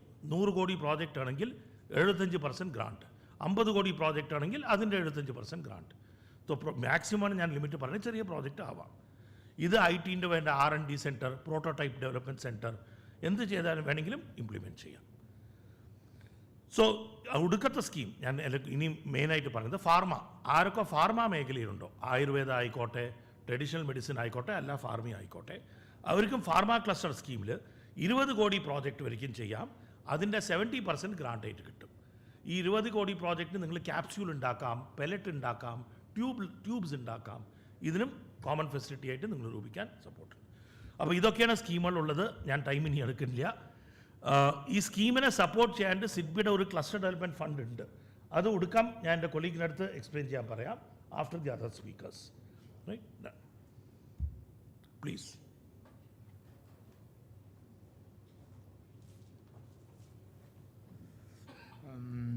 Thank you, Professor Patmanand sir, for your detailed presentation covering various schemes of various ministries and departments. Now I invite Sri Krishna Kumar, General Manager, TREDS. He has travelled all the way from Chennai to attend this function.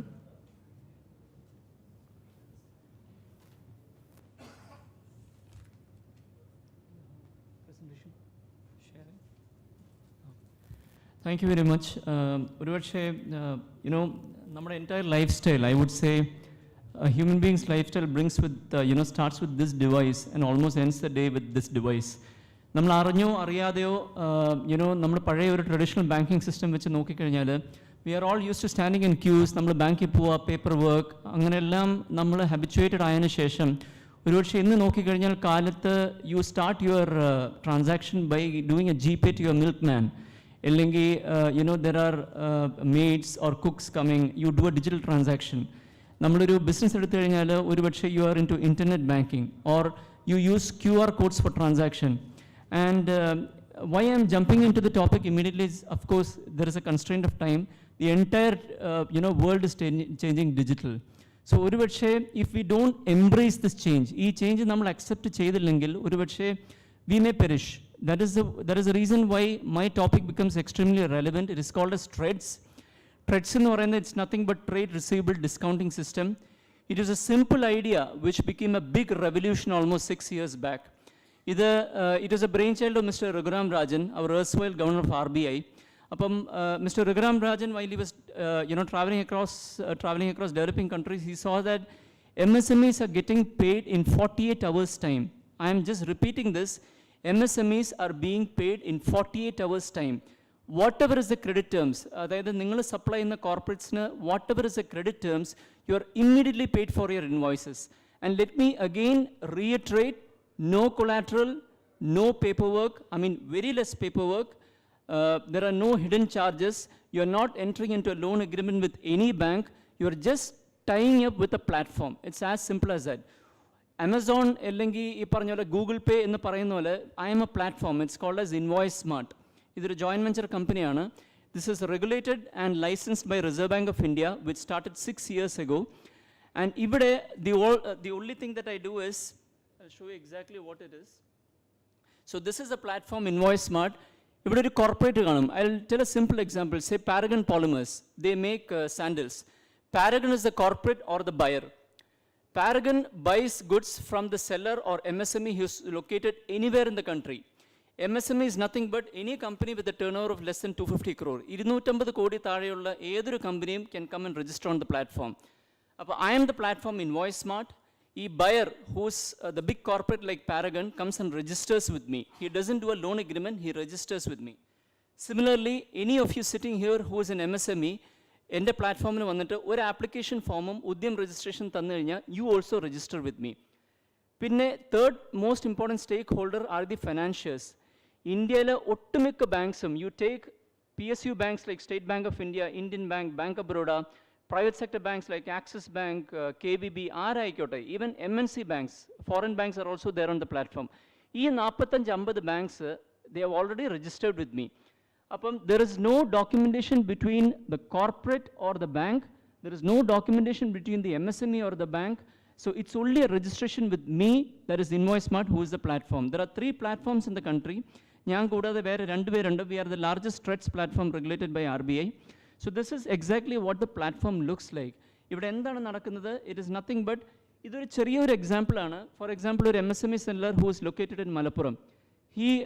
You are given a URL, you are given a website. It is called www.invoicesmart.com. ഇവിടെ ഒരു separate software ഇൻസ്റ്റാളേഷനോ ഒന്നുമില്ല. You just come to the website, ഒരു login ഐഡിയും പാസ്വേഡും കാണും. ഉടനെ what happens is you upload the invoice on the platform. ഈ അപ്ലോഡ് ചെയ്ത ഇൻവോയ്സ് ഈ പറഞ്ഞ കോർപ്പറേറ്റിന് അക്സെപ്റ്റൻസിന് പോകും. അതൊരു പബ്ലിക് സെക്ടർ അണ്ടർടേക്കിംഗ് ആവാം, ഒരു സ്റ്റേറ്റ് ഡിപ്പാർട്ട്മെൻ്റ് ആവാം, ഒരു പ്രൈവറ്റ് ഓർഗനൈസേഷൻ ആവാം. അവർ അക്സെപ്റ്റ് ചെയ്ത് കഴിഞ്ഞാൽ ഉടനെ ഈ 45 ബാങ്കുകാർ വന്നിട്ട് ബിഡ് ചെയ്യും. And again, let me repeat, the lowest bid or lowest interest rate that I have seen on the platform is 3.5% per annum. I'm repeating, it is not 10%, not 11%, not 9%, but 3.5% മുതലാണ് ഈ rates തുടങ്ങുന്നത്. As soon as suppose vendor ആണ് ഇവിടെ interest bear ചെയ്യുന്നെങ്കിൽ for immediate payment of money, vendor ഈ interest rate accept ചെയ്തിട്ട് next day in your account you get the money credited for that invoice amount. ഈ interest amount നിങ്ങളുടെ ഇൻവോയ്സിൽ നിന്ന് deduct ചെയ്തിട്ട് ബാക്കിയുള്ള എമൗണ്ടാണ് വരുന്നത്. This is one option. There is another option where the corporate can bear the interest. അതായത് 100 രൂപയുടെ ഇൻവോയ്സ് ആണെങ്കിൽ നിങ്ങൾ സപ്ലൈ ചെയ്തു, കോർപ്പറേറ്റ് അവിടെ അക്സെപ്റ്റ് ചെയ്തു, ഈ ബിഡ് വരുന്നത് കോർപ്പറേറ്റ് അക്സെപ്റ്റ് ചെയ്യും. He will bear the interest. Next day you will get 100% of the invoice value in your account. And Reserve Bank of India has allowed 180 days for financing this bill. അതായത് ഒരു MSME ഇന്ന് bill ഇട്ട് കഴിഞ്ഞാൽ നാളെ നിങ്ങൾക്ക് പൈസ കിട്ടും. പക്ഷേ corporate has to pay back to the bank to a maximum tune of 180 days. 180 ദിവസം വരെ ഡിസ്കൗണ്ട് ചെയ്യാനുള്ള ഓപ്ഷൻ കൊടുത്തിട്ടുണ്ട്. ആൻഡ് ഇവിടെ ഒരു ലോൺ എഗ്രിമെൻറ്റോ കൊളാട്രൽ എഗ്രിമെൻറ്റോ പേഴ്സണൽ ഗ്യാരണ്ടി അങ്ങനെയുള്ള ഒരു പരിപാടിയില്ല.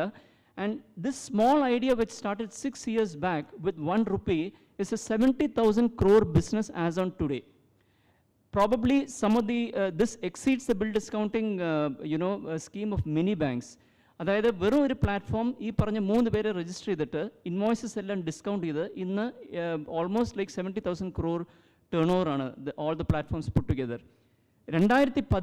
2018 ഒരു ഗവൺമെൻറ് ഗസറ്റ് ഇറങ്ങിയിരുന്നു. അതായത് 500 കോടി മേളിൽ ടേൺ ഓവർ ഉള്ള എല്ലാ കോർപ്പറേറ്റ്സും have to compulsory register on the platform. എന്തുകൊണ്ട്?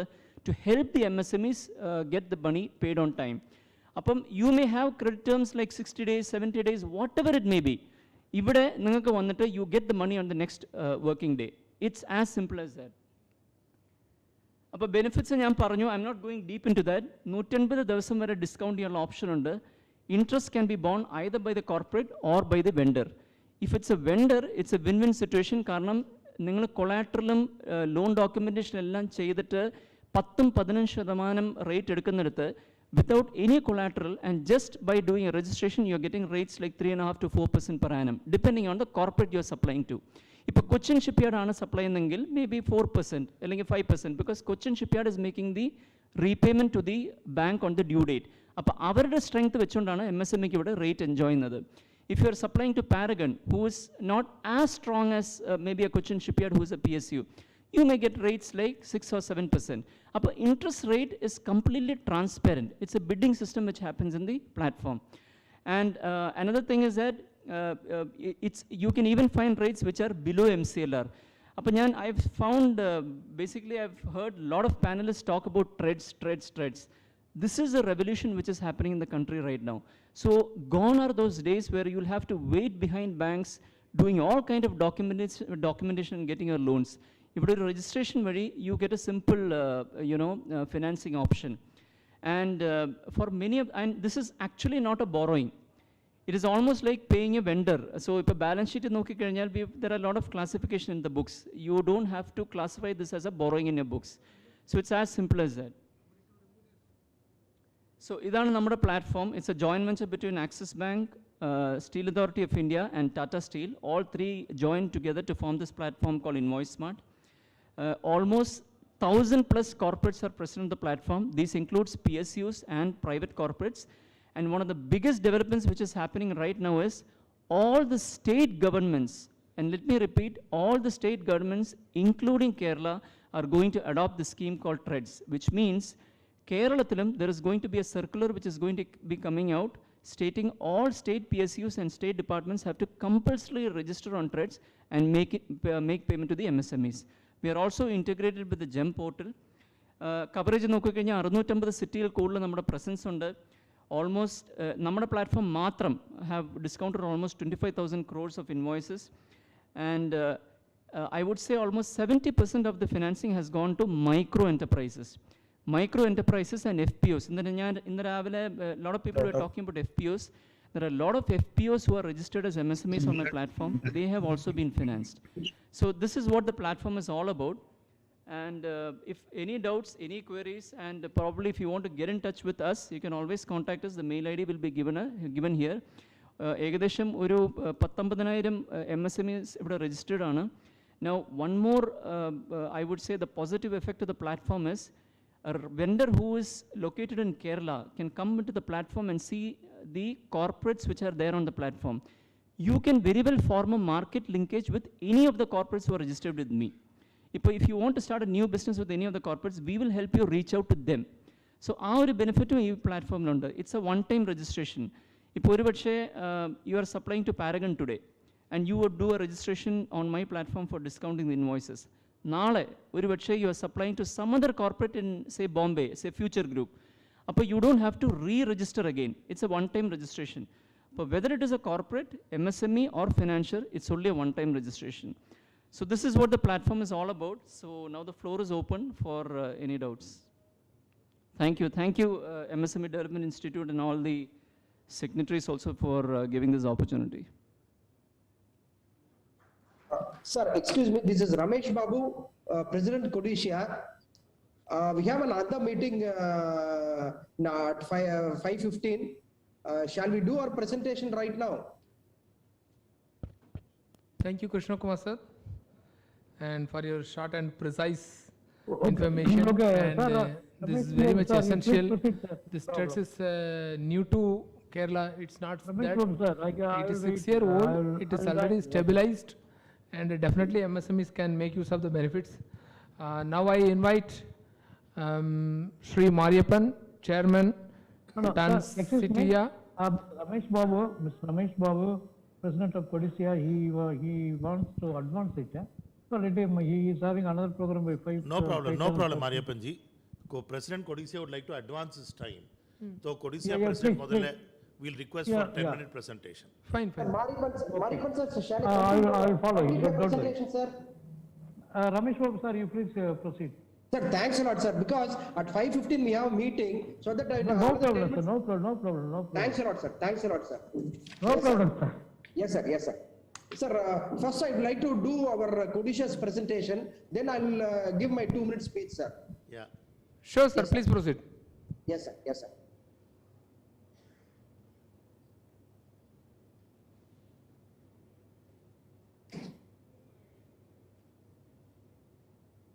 Sir, Kodisha is a role model in the whole. Be it for its salubrious climate, the taste of its drinking water, or the disciplined industrial environment, Coimbatore ranks high as a preferred Tier 2 destination for varied interest groups of the region.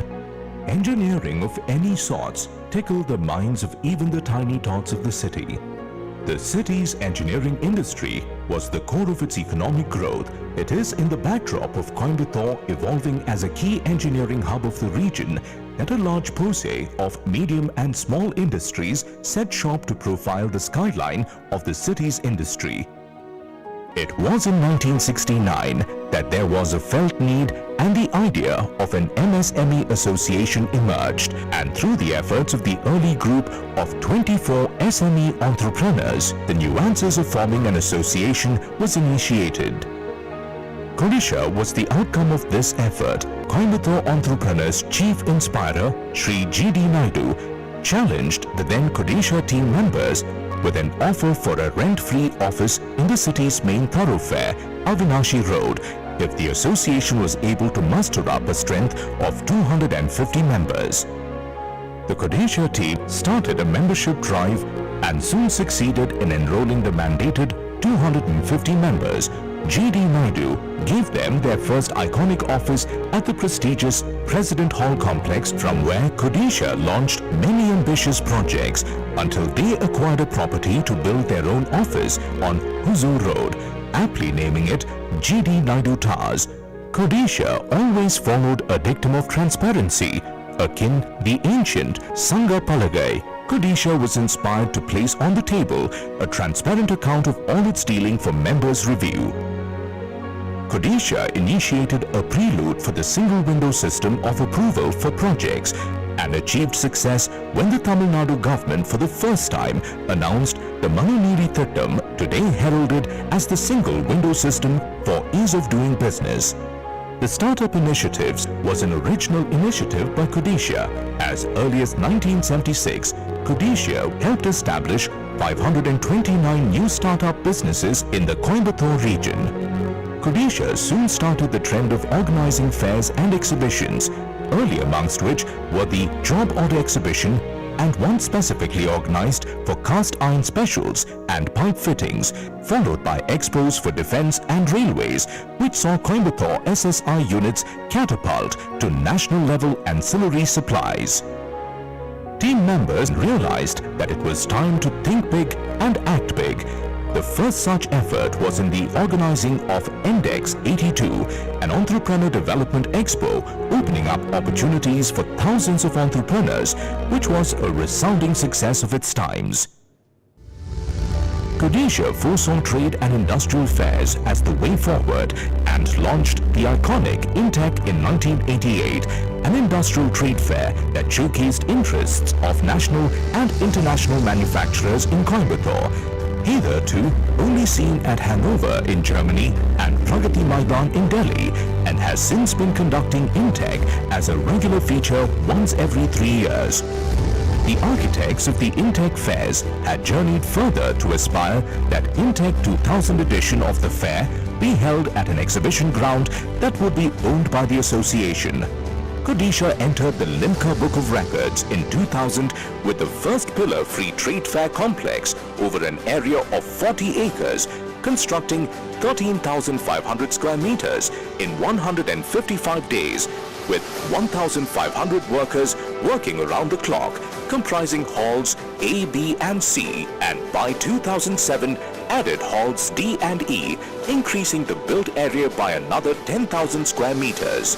Fairs like Agri Intec, Build Intec, Subcon, Electrotech, the Coimbatore Shopping Festival and the Coimbatore Book Festival attract business visitors, far surpassing the expectations from a trade fair complex in a Tier 2 city. Kodisha has hosted the visits of many dignitaries, including Shri Atal Bihar. Yeah, so please. Appa Kodisha India le periya association da. இருக்கிறது number 1 association even now. IIUS ஸ்கீம்லேருந்து international trade fair complex to various programs. So briefly role of an industry association எல்லாம் பண்ணீங்கன்னா நீங்களே சொன்னீங்கன்னா ரொம்ப நல்லாயிருக்கும். Sir, Tamilye sollilama? Sorry? Illa English preferred inga. Okay. Sir, first of all, we would like to thank for the opportunity given for this today's event, sir. Kodisha, the Coimbatore District Small Industry Association started in the year 1969, which we have mentioned in our presentation. Our general activities include conducting industry-related seminars, training programs, exhibitions, and then industrial visits, buyer-seller meets, and guidance and export-import, etc. We also conduct guidance programs for the budding entrepreneurs and also for the existing industries. The entrepreneurial guidance cell of Kodisha meets every Friday and gives free guidance to entrepreneurs on various aspects of setting up an industry, service organization and marketing center. Kodisha undertakes industry institute interaction activities to benefit students and export consortium for small industries. We also assist in grievances resolution of entrepreneurs through effective presentations in the various departments like GST, commercial tax, income tax, PF, ESA, and then EB, export formalities and environmental departments of state and central government, solely aiming to serve and guide them for the growth and development of MSMEs in this region. And then with regard to trade fairs, we have mentioned in our presentation. So we are organizing nearly about 9 trade fairs here. So all these 9 trade fairs are organized by Kodisha, like Intech, Agri-Intech, Build-Intech, Subcon, Electrotech, Raw Material, and then Edu-Intech, Coimbatore Shopping Vessel, and then Coimbatore Book Festival. And then we have created 2 industrial parks in and around Coimbatore in 2 locations. It comprises around 400 acres. So now we have completed this project, and then these lands have been handed over to our member industries. Now around 30 industries are doing their projects in this newly developed industrial park, and then still 50 more industries are in pipeline. So in another 3-4 years time, this entire industrial park will get filled. So it will be a world-class industrial estate. And then with regard to Kodisha Defence Innovation and Incubation Center, Kodisha is proud to mention that first Defence Innovation Center in country has been awarded to its by Ministry of Defence by the Honorable Defence Minister Srimati Nirmala Sitharaman under the IDEX program of DAO. Kodisha is in the process of setting up this Defence Innovation Center and also Atal Incubation Center. Through this innovation center, it intends to take up projects for the indigenization, which will act as import substitution, savings precise foreign exchange to the government.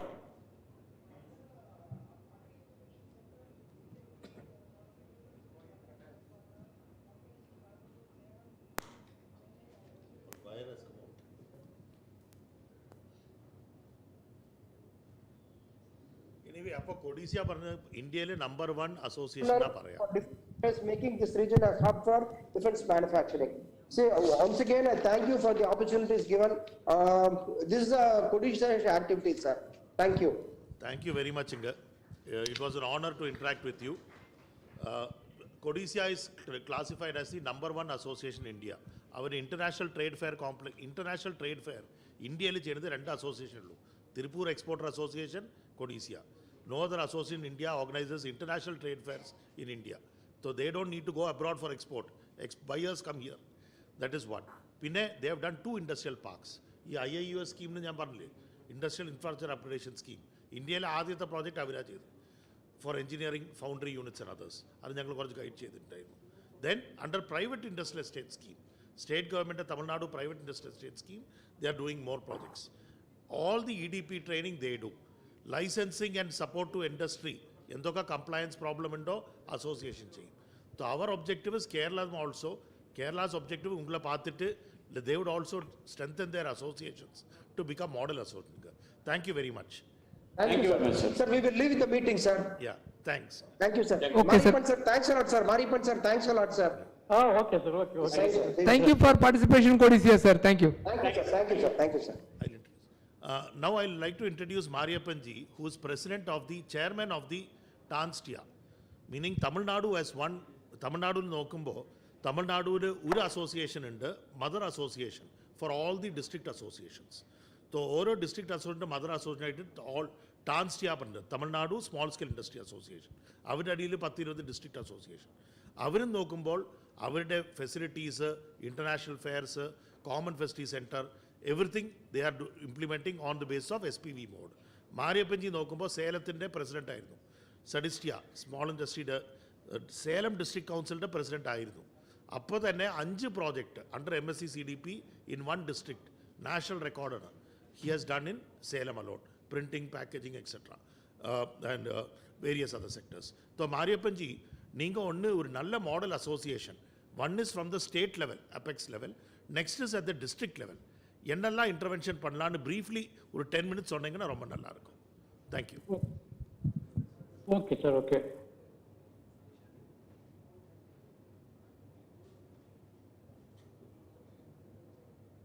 Good evening everyone. The organizers, mainly Mr. G.S. Prakash, AD of MSME, and my Mr. Hari Krishna AA, and other dignitaries and officials from various departments. It's really a great pleasure for me to have to join and participate in this grand summit meeting. As Mr. Badmanand has told, TANSTIA is the apex body. We are having nearly 220 different micro, small, medium enterprises associations in Tamil Nadu. We are having 4 categories. That is, we are having 38 revenue districts. For each revenue district, we are having 1 district association, and we are having nearly 120 CITCO industrial estates. It is a public sector undertaking of Govt of Tamil Nadu, and apart from that CITCO industrial estate, there are private industrial estates also.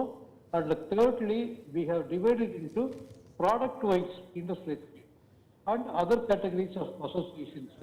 So like that, we have categorized into 4 headings, and we are serving them. For instance, if there is any problem in the CITCO industrial estates in getting the infrastructure facility or water facility, power connection, getting transformer, anything, we will take up the issue with the government and we will solve that. Recently, actually CITCO is 50 years old, and the new government, we approached them that the price, the fixed for the land cost is very high, and we wanted the Chief Minister to reduce that. To our surprise, he has reduced the price ranging between 25 to 75% of the already existing rate, and now when we presented a memorandum to the Chief Minister and other concerned Chief Secretary, other people, we pointed out to them, sir, we are unable to purchase at such a high price.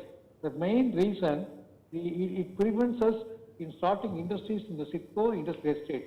One side, we are unable to utilize the land. Another side, CITCO has invested very big amount in promotion of the CITCO estates.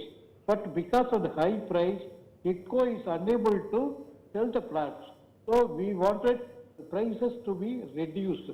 Everybody knows every state, the prices are always going up, but we are thankful to the present Chief Minister for giving a thoughtful decision of reducing the price.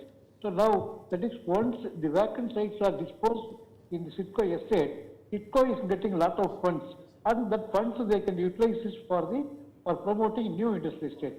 It's a 2 concepts. One side, reduction of the price, many industrial MSME units are getting benefited.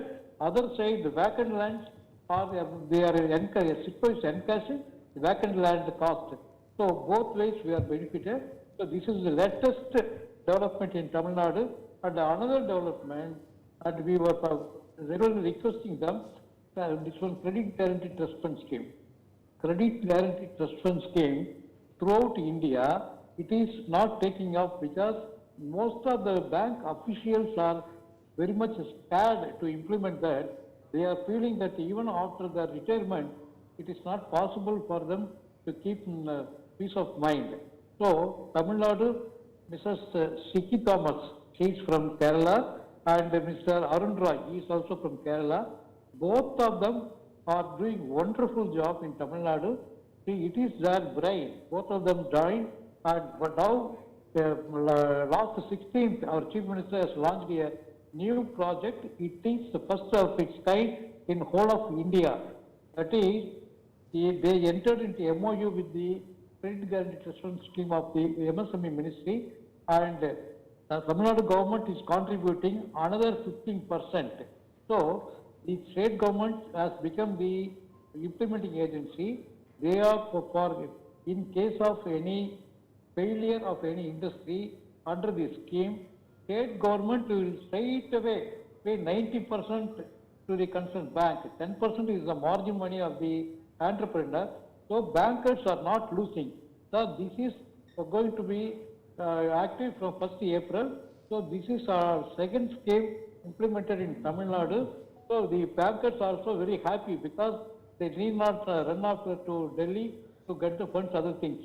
Once it is declared and it is find out that the unit has become dormant or it is not, before reaching the NPA stage, they are making the Reserve Bank is telling that 4 R's, that is, one is they have to rehabilitate, restructure, revival, then only they have to go for recovery. But I am one of the members, the Chancellor is one of the advisory board members for Reserve Bank in Chennai. There also we have suggested some many schemes for that. And this one, most of the bank managers, when Mr. Raghuram Rajan was the governor of the Reserve Bank, under the Mr. K.C. Bhattacharya was the deputy governor of the Reserve Bank, he introduced a scheme. That is, as per that scheme, revival of NPA must be done. For first step, the branch manager has to monitor that unit, he has to find out the reason why at the border of when the unit is becoming NPA, branch manager has to invite or he has to visit the unit and he has to give counsel for the particular entrepreneur and he has to sanction additional loan for restructuring. It is called term loan number 2. And in case he is not having power to sanction the required funds, he has to immediately take that entrepreneur to the zonal office, to the regional office. So these are the guidelines, but none of the bankers are not implementing this project. So in many meetings, in the Reserve Bank officials and the national level seminars also, we are insisting that simply implement the K.C. Bhattacharya report. That itself is helpful. So this Reserve Bank we are doing for this NPA and other things, and the reduction of interest. Time konjam. Yeah. Okay, sir. So there is a lot of new schemes we are bringing in. As per the cluster development program is concerned, Tamil Nadu is leading the entire country. We got lot of things and we introduced mini cluster also. That was the idea given by our Mr. Badmananji, which was in Maharashtra. Now it is now 3.6 up to 3.6 crores. Tamil Nadu government is giving 2.5 crores as the subsidy. So Kerala also, I don't know whether you are having mini cluster development. It is, but in Gujarat and Bihar, it is ranging between 10 crores to 14 crores. So I request Mr. Badman sir and the MSME DA Thrissur to promote new schemes. Definitely state government will also implement that. So small artisans also get benefited in this scheme. So these are the functioning of the state level and district level associations are very good. And every month we are giving some this kind of magazine we are releasing. And last month I went to Delhi. I met the MSME minister. He spent nearly 45 minutes with me, and we have given all grievances. So in this MSME small industry, that is the name of our magazine. So Kerala State Association can also brought in such a magazines, and you can in that give the latest information about the GOs, other schemes of various ministry. So it will be useful to the MSME entrepreneurs, budding entrepreneurs, and so with beautiful. this. Okay. So all of you, Mariappan has given us 3 ideas. One is Tamil Nadu has introduced the first credit guarantee fund scheme in India, state level credit guarantee fund scheme. അതും ഞങ്ങളുടെ Kerala government ചെയ്യാൻ സാധ്യതയുണ്ട്. Second one is mini cluster development scheme which Maharashtra has got, Haryana has got, even Bihar has got. ഞങ്ങളിപ്പോൾ എല്ലാത്തിനും ഡെല്ലിക്ക് പോകേണ്ട ആവശ്യമില്ല. Gujarat has also got, which we are now introduced. We have introduced in Gujarat. So, these 4 things we should try to look in Kerala also. So, thank you, Mariappan ji. Thanks very much. Okay, sir. Very good. Thank you very much. Thank you, Mariappan sir, any support, for your any support, no, any support or any help, always are welcome. You can talk to me freely. All district presidents can also contact me, and whenever you are visiting Coimbatore, you can visit our clusters in Salem also. So I can share with any kind of information which you need, sir. Thank you very much for giving me this opportunity. Thank you, Mariappan sir, Chairman Tansia, for also waiting patiently to give his lecture after Kodisia. Thank you once again, sir. Now I invite Muthu Sundaram Srinivasan, Thrissur Engineering Cluster. Good evening, Srinivasan ji, நம்ம humble request, நீங்க இந்தியாவிலே பெரிய raw material bank நீங்க தான் நடத்துறீங்க இப்போ இல்ல 20 வருஷமா. So all the state governments in India would like their industry associations to operate raw material banks. So you must guide them. அத பத்தி கொஞ்சம் ஃபோக்கஸ் பண்ணி சொன்னீங்கன்னா ரொம்ப நல்லா இருக்கும். 5 to 10 minutes. Okay. Anyway, good evening to every one of you. Am I audible? Very, very clear. Thank you. Thank you very much for giving me an opportunity. Though I have been requested to dwell more on the raw material, I just give a small background about Trichy. Trichy about 60 years back only agricultural district. Thanks to BHL, lot of small scale industries have come up. More than 400 industries are now functioning. Engineering industries are in Trichy. But one good thing in Trichy is most of the industries never felt we are competitors. We are complementary to each other. So what happened? Even 40 years back, we thought working together is benefit for everybody. So we started the first cluster called consumable requirement for fabrication, like electrode, grinding wheel and all, that we started about 40 years back. That name of the cluster is Vidas. Then next what happened about when BHL switched over from, they were giving the metal, asking us to make, suddenly they said you have to buy the material. That was in 2012, that is about 10 years back, when I was actually the Belshire president. Then we took up this as a challenge that we will put up our own raw material bank. That is called Brahmas. That is Belshire Raw Material Service Society. This Brahmas concept has really worked out very well. And in fact, BHL has got a very, very tight technical specifications for procurement of raw material that we have to buy only from the mills and we cannot buy from the traders. And every purchase has got to be certified with a metal certificate, plus there was also as a traceability of the material. So these are the challenges we met thanks to the cooperation extended by BHL, also by NTPC, and we have put up a very big godown of about 3 acres of land. We own ourselves now in Kochi, and the raw material bank about 4 years back done about 400 crores of turnover. Thanks to COVID, our turnover is a bit down the last 2 years, now it's again picking up. And regarding this is one more. About 12 years back, sensing that we had to possibly upgrade our manufacturing technology, and people felt we cannot invest on heavy machineries. So with the help of DAPP, central government, with 50% grant, we also put up another cluster, Trichy engineering cluster called TREAT, wherein 100 crores investment is made on various heavy machineries which one individual cannot afford to buy, also cannot fully utilize. That particular TREAT not only helping the members to do the job which cannot be done there, off late, last 3 years, thanks to again, there's a bit of downness in the order booking by BHL because the thermal plants are not coming up as it was coming earlier. Now the started getting orders on behalf of members. It takes bulk quantity of orders from the bigger up to 5,000 tons, 10,000 tons, and distribute among its members, and then members are benefited both manufacturing as well as getting orders. Here, and now, you know that Trichy has also been a part of the defense cluster, and TREAT has taken a very active part. TIPCO has assured that they will put up a mechanical testing center at Trichy with the help of TREAT, along with TREAT. So also Tamil Nadu government has declared Trichy to Nagapattinam is going to be the agriculture farm implements corridor, and Trichy has got a wonderful opportunity. This is what. Regarding the, I would rather say members who are in, of course, Trichy is not far off from Kerala, and we are here, and I invite all of you to come down to Trichy and see the facilities and arrangements and how our clusters are right now working and serving the members. This is the outline of our activity. Any specific questions, I am ready to answer. Any question to Muthu Sundaram Srinivasan, sir? Yeah, you can call me as Srinivasan. Don't worry about Muthu Sundaram with law. Already time is running out. Fine, sir. Fine. Thank you.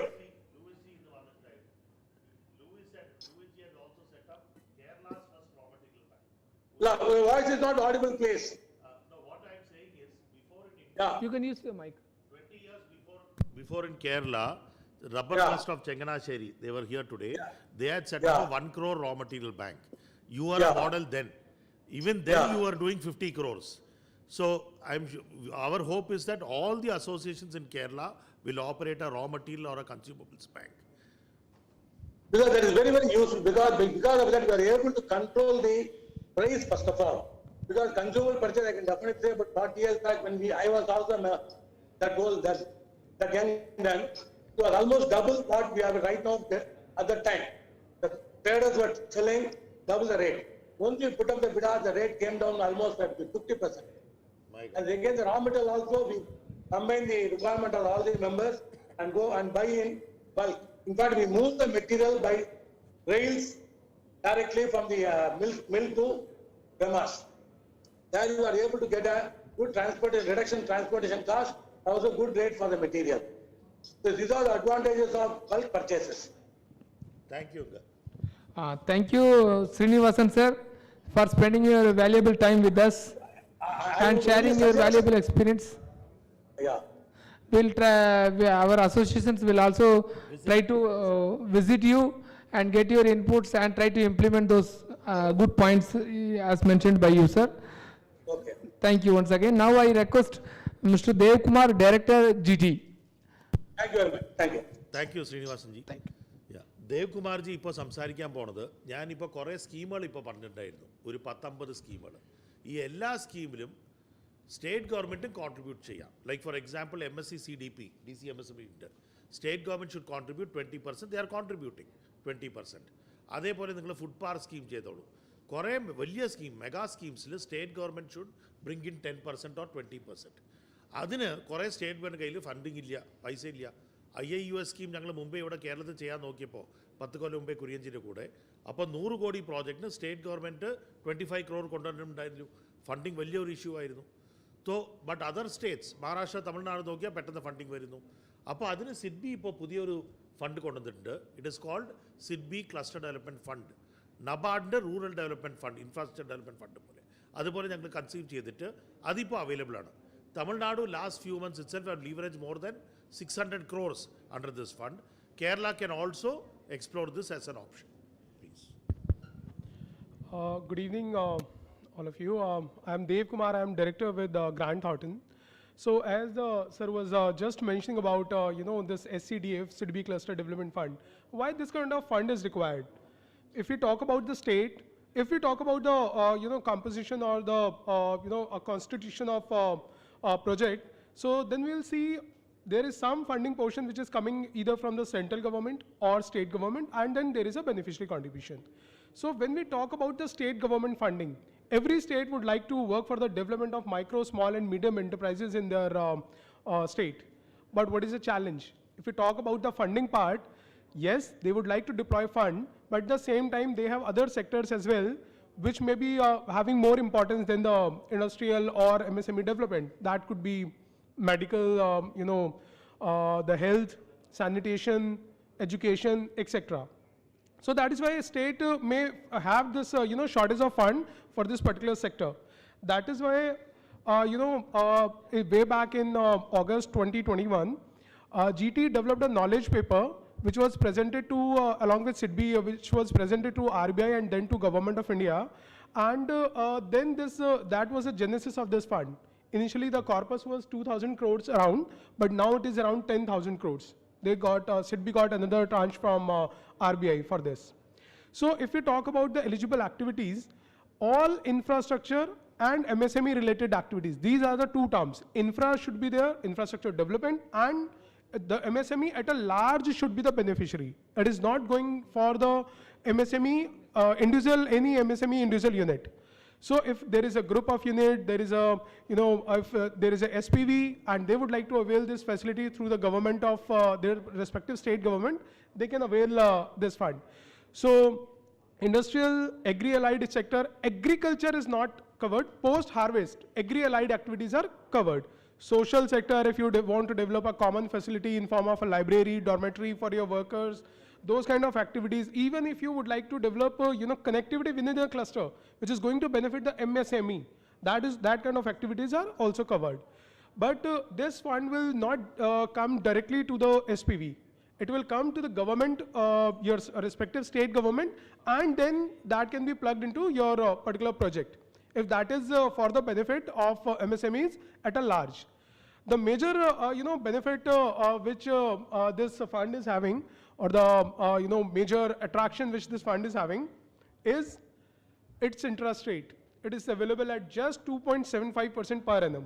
Even if the state government is having its own funds, they can easily place those funds in an FDR. They can earn more, and they can cover their projects under this fund. Still, they will be able to earn over it. So, and second part is the moratorium period. This fund is having around 36 months of moratorium. Right, it's a 7-year fund, but your first principal installment will go in 36 months after 3 years. It's a generally, gestation period for a particular infra project. The security part, the repayment, etc. will be dealt by the finance department of your state on the recommendation of the industrial department and MSME department of that particular state. So this is a brief about, this fund. Once again, I would like to repeat, this is not for the individual MSMEs, one, and it will not directly come to the SPV. It will come to SPV, SPV can avail the benefit under it only through their respective state nodal department, and then in turn from the Ministry of Finance of that particular state. So thank you very much. It is all about this SCDF. Any question about it, I'm to answer. Thank you.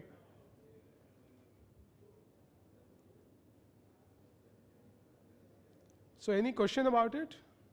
Or can we move to the next speaker? Yeah. We can now open house. Okay. Thank you. Thank you, everyone.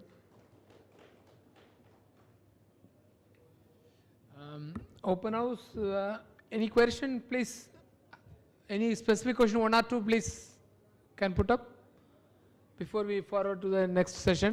ഞങ്ങൾ രാവിലെ പറഞ്ഞ പോലെ industry association strong ആയാലേ കേരളത്തിൻ്റെ MSME sector develop ആവില്ലൂ. Without strong industry association MSME sector will die. So ഇതാണ് ഞങ്ങളുടെ objective. കൊഡീസിയയും ടാൻസ്റ്റേയും പോലെ ബാക്കി കുറേ അസോസിയേഷൻ നിങ്ങൾ കണ്ടു, ട്രിച്ചി, ഇവരെ പോലെ നിങ്ങളും ഞങ്ങളുടെ അസോസിയേഷന്മാരും സ്ട്രോങ് ആയാൽ MSME sector in Kerala will thrive and grow and develop. അല്ലേ? റോ മെറ്റീരിയൽ അവർ നന്നായി മേടിക്കുന്നു, കോമൺ ഫെസിലിറ്റി സെൻറ്റർ അവർ രൂപിക്കുന്നു, ഡൽഹിയുടെ സ്കീമുകൾ ഞങ്ങൾ പറയാൻ മുമ്പേ ഞങ്ങളാണ് ചെയ്ത് കൊടുത്തിരിക്കുന്ന കുറേ, പക്ഷേ അവർ ചെയ്തിട്ടുണ്ട്. മൂന്നാമത്തത് ഫൈനാൻസിങ് അവർ ചെയ്യുന്നു, ട്രെയിനിങ് അവർ ചെയ്യുന്നു, ഇൻ്റർനാഷണൽ ഫെയർസ് അവർ ഓർഗനൈസ് ചെയ്യുന്നു. ഇങ്ങനെ ഒരു അസോസിയേഷൻ ഉണ്ട്. Then industry will develop. അല്ലേ? സോ അവരെ കണ്ടിട്ട് ഞങ്ങളും ഡെവലപ്പ് ചെയ്യാൻ ആവാം ഗ്രൂപ്പായിട്ട്. Now we have with us, in the next session, our K. Joseph sir is there. Definitely things will be taken forward from this, sir.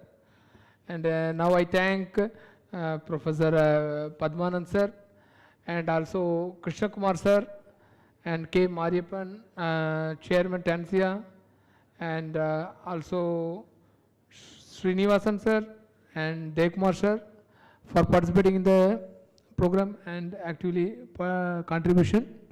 Next I give the stage to Vishesh Agarwal. Thank you. Thank you very much sir.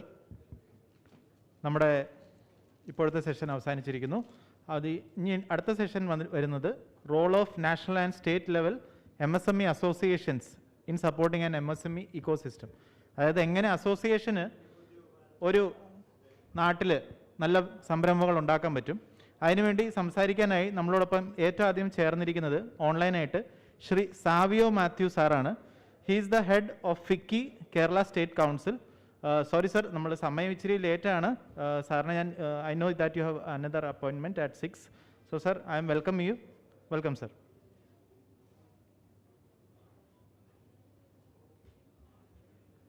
Yeah, am I audible? Yes sir, you are audible. Can I get the screen sharing facilities?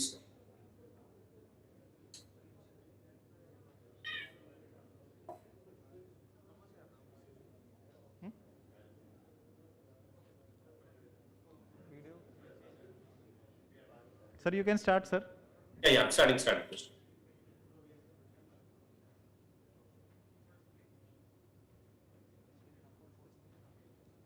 Sir, can you put it on full screen? Yeah, I'm just putting on. Just 1 minute.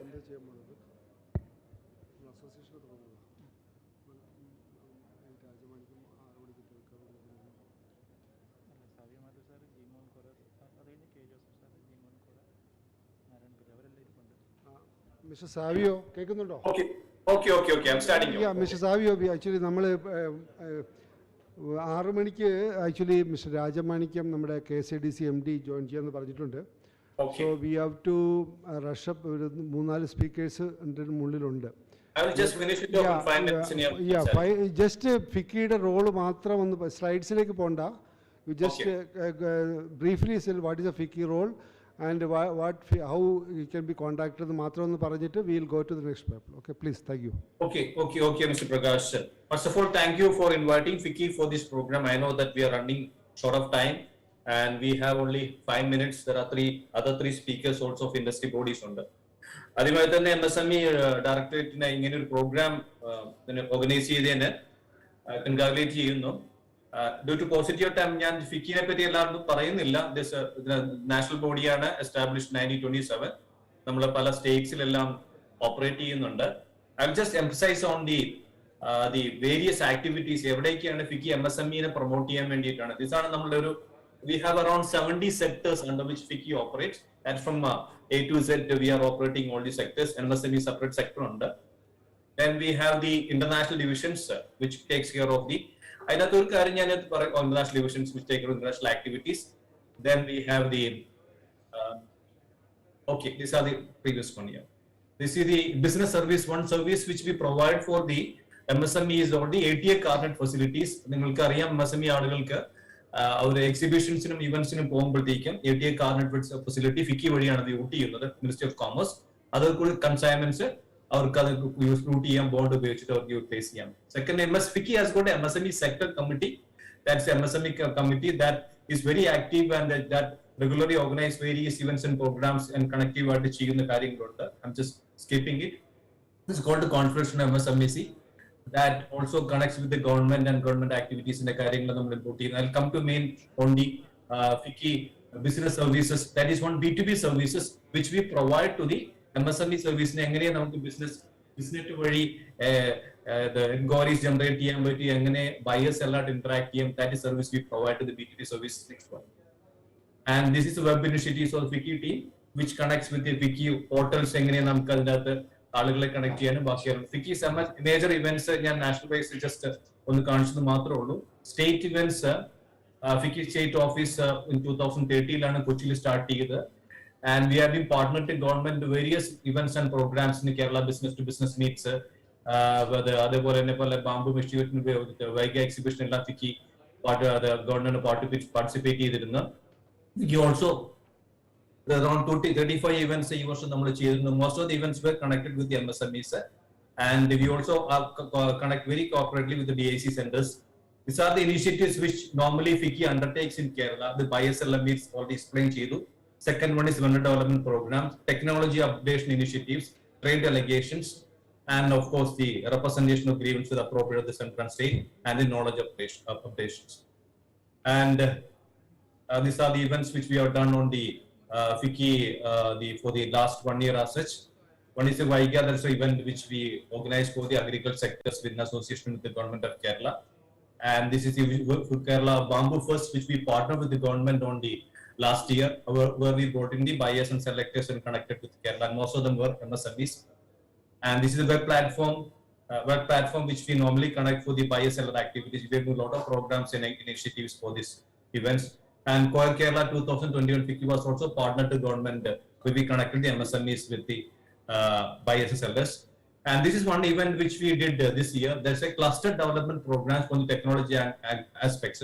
കേരളത്തിലുള്ള 10 ക്ലസ്റ്റേഴ്സിൽ നമ്മൾ ആ ക്ലസ്റ്ററിൽ തന്നെ പോയി അവിടെ എങ്ങനെയാണ് മറ്റേ EMCയും BE ആയിട്ട് connect ചെയ്തിട്ട് അവരുടെ ടെക്നോളജി എങ്ങനെ ഇംപ്രൂവ് ചെയ്യാൻ പറ്റുന്ന ഇവന്റ് ആണ് നമ്മൾ ചെയ്തത്. Today was the last session of the event. Hotel Customer Association will complete it. Almost all sectors we were completed. We will be repeating that in the next year also. This is under development initiative for MSMEs.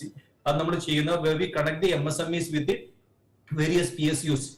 ഓരോ PSUസിന്റെ MSMEs ആയിട്ട് വെർച്വലും ചെയ്തിട്ടുണ്ട്, ഫിസിക്കലായിട്ടും through out Kerala നമ്മൾ ചെയ്തിട്ടുണ്ട്. അവർക്ക് MSMEസിന്റെ PSUസിന് എത്രത്തോളം 25% as well as the MSMEs angle എടുക്കാനുള്ള inputs നമ്മൾ അവർ connect ചെയ്യും. അവരുടെ റിക്വയർമെന്റ്സ് ഇവരുമായിട്ട് കണക്ട് ചെയ്തിട്ട് അവർക്കുള്ള റിക്വയർമെന്റ്സ് പറഞ്ഞ് മനസ്സിലാക്കിയിട്ട് ആ റിക്വയർമെന്റ്സിൽ അവർക്കുള്ള എൻക്വയറീസ് നമ്മളത് റൂട്ട് ചെയ്യുന്ന രീതിയിൽ നമ്മൾ സപ്പോർട്ട്സ് കൊടുക്കാറുണ്ട്. This is a snapshot. This is the trade delegations FICCI has undertaken during the last few years. Of course, 2 വർഷമായിട്ട് വെർച്വൽ ആയിരുന്നു. ബാക്കിയുള്ള സമയത്തുള്ള നമുക്ക് ഇവന്റ്സ് ആണ്. That's on the World Expo Kerala. FICCI was the main partner to Government of India for the event. And the Maldives delegation which we took to the Kerala specific Vietnam delegation, Sri Lanka delegation. This is the snapshots of the FICCI delegations at the World Expo in Dubai and the centers also. So we connected larger MSMEs, Maldives delegations, Sri Lanka, Vietnam. And this is a knowledge purpose we normally bring out FICCI side in. For a knowledge purpose and usually we provide. That is information we pass on to the MSMEs to how to improve their performance. And we are also part of the various governing bodies, the important bodies of the Government of Kerala, governing body of the State Commerce Mission, State Logistics Coordination Committee, GST Facilitation Committee, Kerala Ease of Doing Business, GST Facilitation Centers, and the various governing body of Center for Development Studies. These are the major committees which we participate. So short, due to paucity of time, I'm just rushed through what FICCI is doing and what FICCI has been doing for the MSME sector. We connect the MSMEs and we support the MSMEs through our members, through our affiliated bodies. And Kerala ella chambers of commerce and major associating cases affiliated bodies. So we reach out to the very last route of the MSMEs and give them a lot of support. This is in a nutshell. I want to say because of the paucity of time, I don't want to continue. Thank you for this opportunity. Thank you. Now I invite Mr. Krishna Kumar, General Manager TREDS, for presenting a memento, please.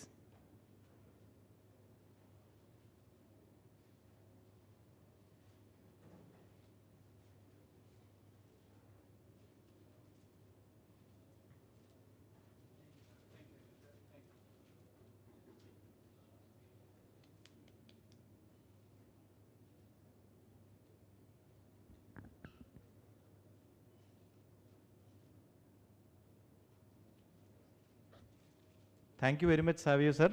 വളരെ നല്ല സെഷനായിരുന്നു സാറിൻ്റെ.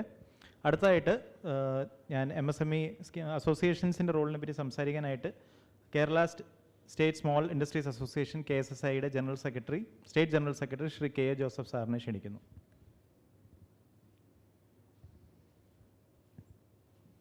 Good evening everybody. വേദിയിലിരിക്കുന്ന ബഹുമാന്യ സുഹൃത്തുക്കളെ, കേരള സംസ്ഥാന ചെറുകിട വ്യവസായ association 1961 form ചെയ്ത ഒരു സംഘടനയാണ്. കേരള ഗവൺമെൻറ്റിൻ്റെയും ഇന്ത്യ ഗവൺമെൻറ്റിൻ്റെയും എല്ലാ കാര്യങ്ങളിലും ഒരു നോഡൽ ഏജൻസിയായിട്ട് KSSI വർക്ക് ചെയ്ത് എല്ലാ സംരംഭങ്ങളിലും ഗവൺമെൻറ്റിന് മുമ്പാകെ ചെറുകിട വ്യവസായികളുടെ MSMEകളുടെ കാര്യങ്ങൾ സമർപ്പിക്കുകയും അതിൽ നിന്ന് കാര്യങ്ങൾ നേടിയെടുക്കുന്നതിന് വേണ്ടിയുള്ള പരിശ്രമങ്ങൾ നടത്തുകയും ചെയ്യുന്ന ഈ സംഘടനയ്ക്ക് ഗവൺമെൻറ്റിൻ്റെ ഏകദേശം 18ഓളം കമ്മിറ്റികളിൽ പ്രാതിനിധ്യമുണ്ട്. 1961 സ്ഥാപനമായ ഈ സംഘടനയ്ക്ക് കളമശ്ശേരിയിൽ സ്റ്റേറ്റ് ഓഫീസും എല്ലാ ജില്ലകളിലും 14 ജില്ലകളിലും ജില്ലാ ഓഫീസുകളുമുണ്ട്. അങ്ങനെ ഏകദേശം 130,000-ഓളം MSME കേരളത്തിലുണ്ടെന്നുള്ള ആക്റ്റീവ് MSME കേരളത്തിൽ.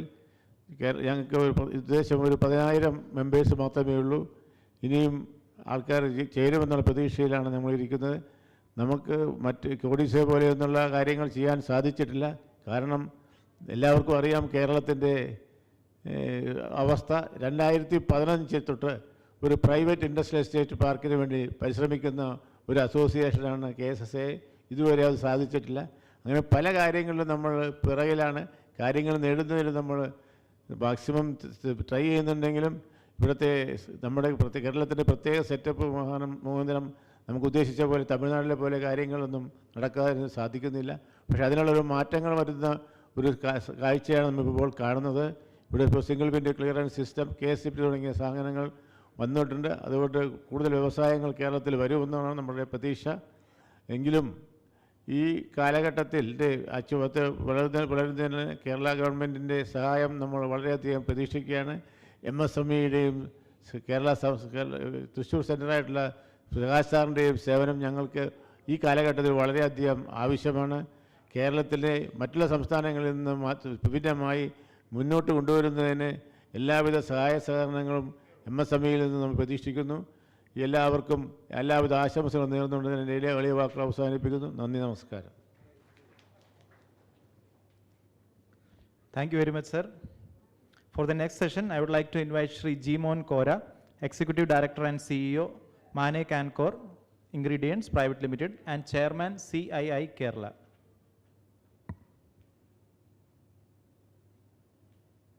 Thank you. I hope I'm audible. I know that yes, sir, you're audible. Yeah, thank you so much. Thank you for inviting me.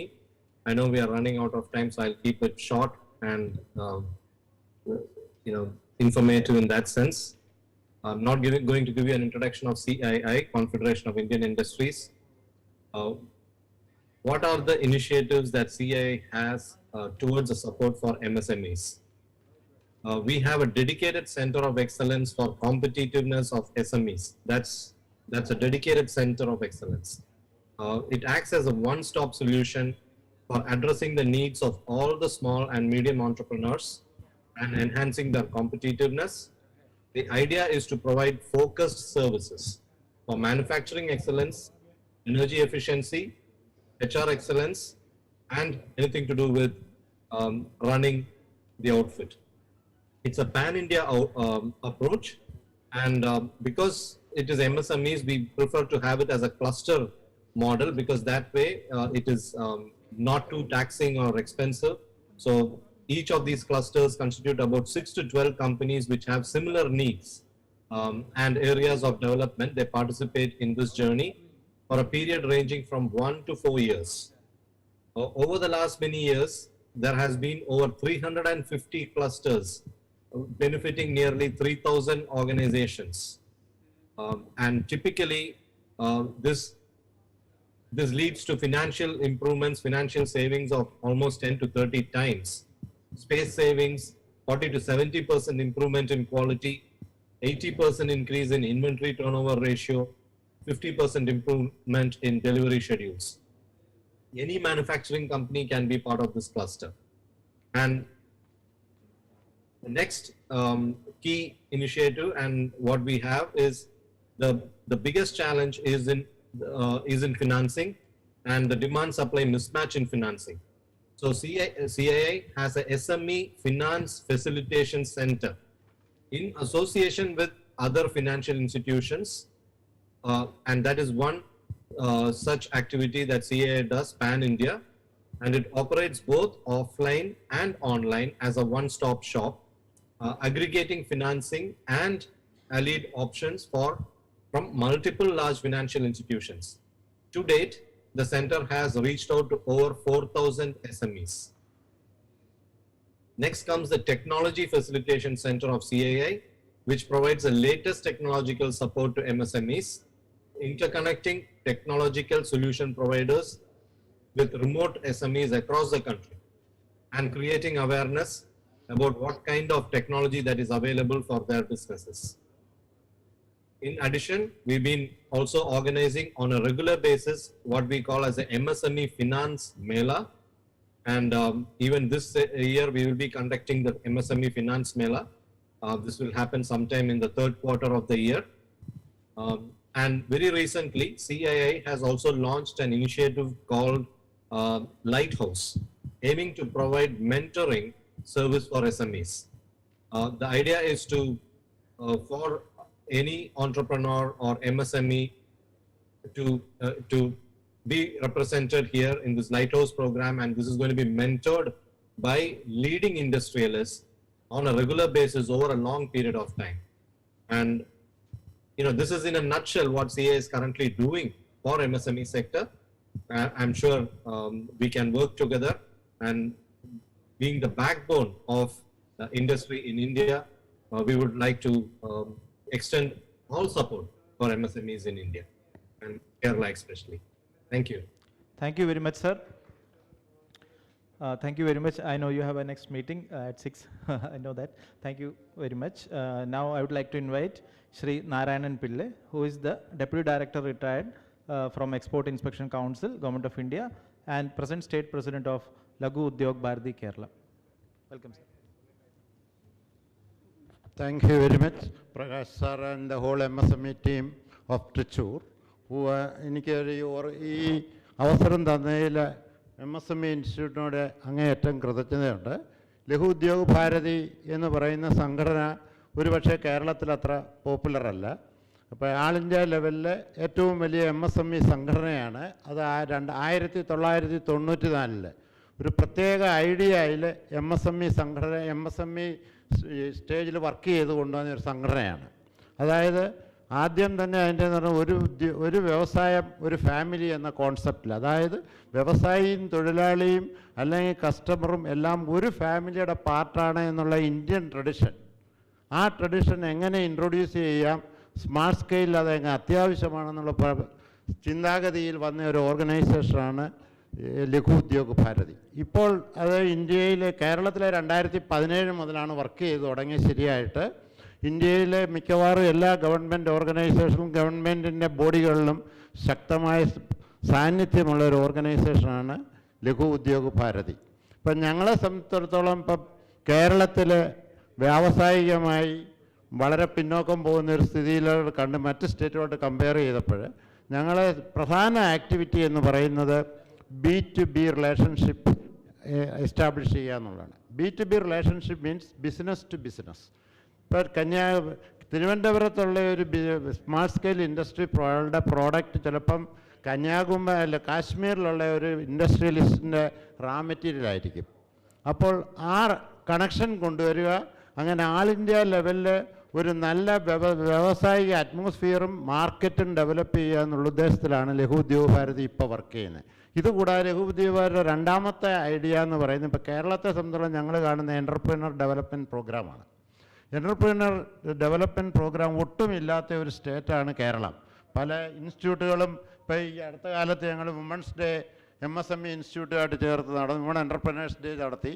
അതുകൂടാതെ ഞങ്ങൾ ഈ സീരീസ് ഓഫ് പ്രോഗ്രാംസ് പ്ലാൻ ചെയ്യുന്നുണ്ട്. മൂന്നാമത്തെ പ്രൊഫസർ പ്രേംചന്ദ് സാർ പറഞ്ഞ പോലെ കേരളത്തിലെ ഏറ്റവും വലിയ വിഷയമെന്ന് പറയുന്ന ട്രഡീഷണലായ 2 ഇൻഡസ്ട്രി ആയിരുന്നു കാഷ്യൂവും മറൈനും. ഈ രണ്ടും ഇപ്പോൾ റാ മെറ്റീരിയൽ സ്റ്റാർവിംഗ് ആണ്.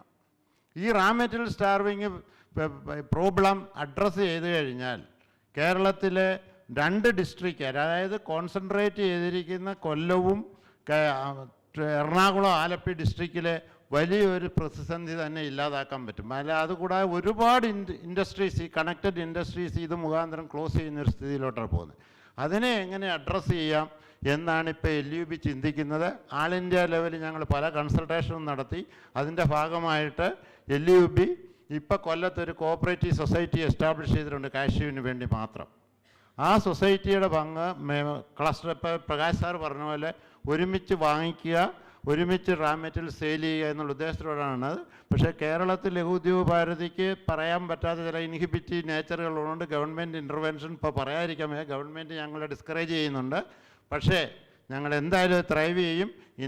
കേരളത്തിലെ ഇൻഡസ്ട്രിയലൈസേഷന് മാക്സിമം സപ്പോർട്ട് കൊടുക്കുക എന്നുള്ള ഉദ്ദേശമാണ് ലഘു ഉദ്യോഗ ഭാരതിക്കുള്ളത്. അതിനായിട്ട് തന്നെ എത്ര ഒബ്ജക്ഷൻസ് വന്നാലും സ്ട്രൈവ് ചെയ്ത് മുമ്പോട്ട് പോകും. ഈ അവസരം തന്നതിന് പ്രകാശ് സാറിനോടും മറ്റെല്ലാവരോടും ഞാൻ എൻ്റെ കൃതജ്ഞത വയ്ക്കുന്നു. Thank you very much. Thank you very much sir. നമ്മുടെ അസോസിയേഷൻ്റെ സെഷൻ ഇപ്പോൾ കഴിഞ്ഞിരിക്കുകയാണ്. ഞാൻ നമ്മളുടെ ഇവിടെ സെഷനിൽ പങ്കെടുത്ത ശ്രീ ദേവ് കുമാർ സാറിനെ, ദേവ് കുമാർ ഡയറക്ടർ GT, അദ്ദേഹത്തിനെ വേദിയിലേക്ക് ക്ഷണിക്കുന്നു. ഞങ്ങളുടെ ഒരു സ്നേഹോപകാരത്തിന്.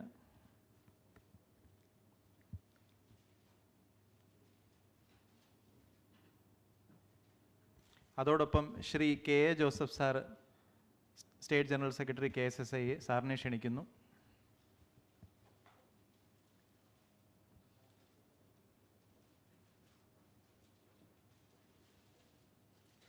കൂടാതെ Shri Narayanan Pillai sir, state president ലഘു ഉദ്योग ഭാരതി സാറിനെയും സ്നേഹപൂർവ്വം ക്ഷണിക്കുന്നു.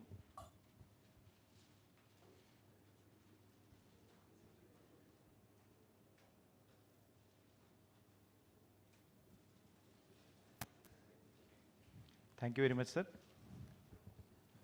Thank you sir, thank you Vishesh. നമ്മളുടെ ഇന്നത്തെ ഈ ഒരു പ്രോഗ്രാം കൺക്ലൂഡ് ചെയ്യുകയാണ്. കൺക്ലൂഡിങ് സെഷനിലേക്ക് ബഹുമാനപ്പെട്ട പ്രകാശ് സാറിനെയും മാനസ് സാറിനെയും ക്ഷണിക്കുന്നു കൺക്ലൂഡിങ് ഡിസ്കഷന് വേണ്ടിയിട്ട്.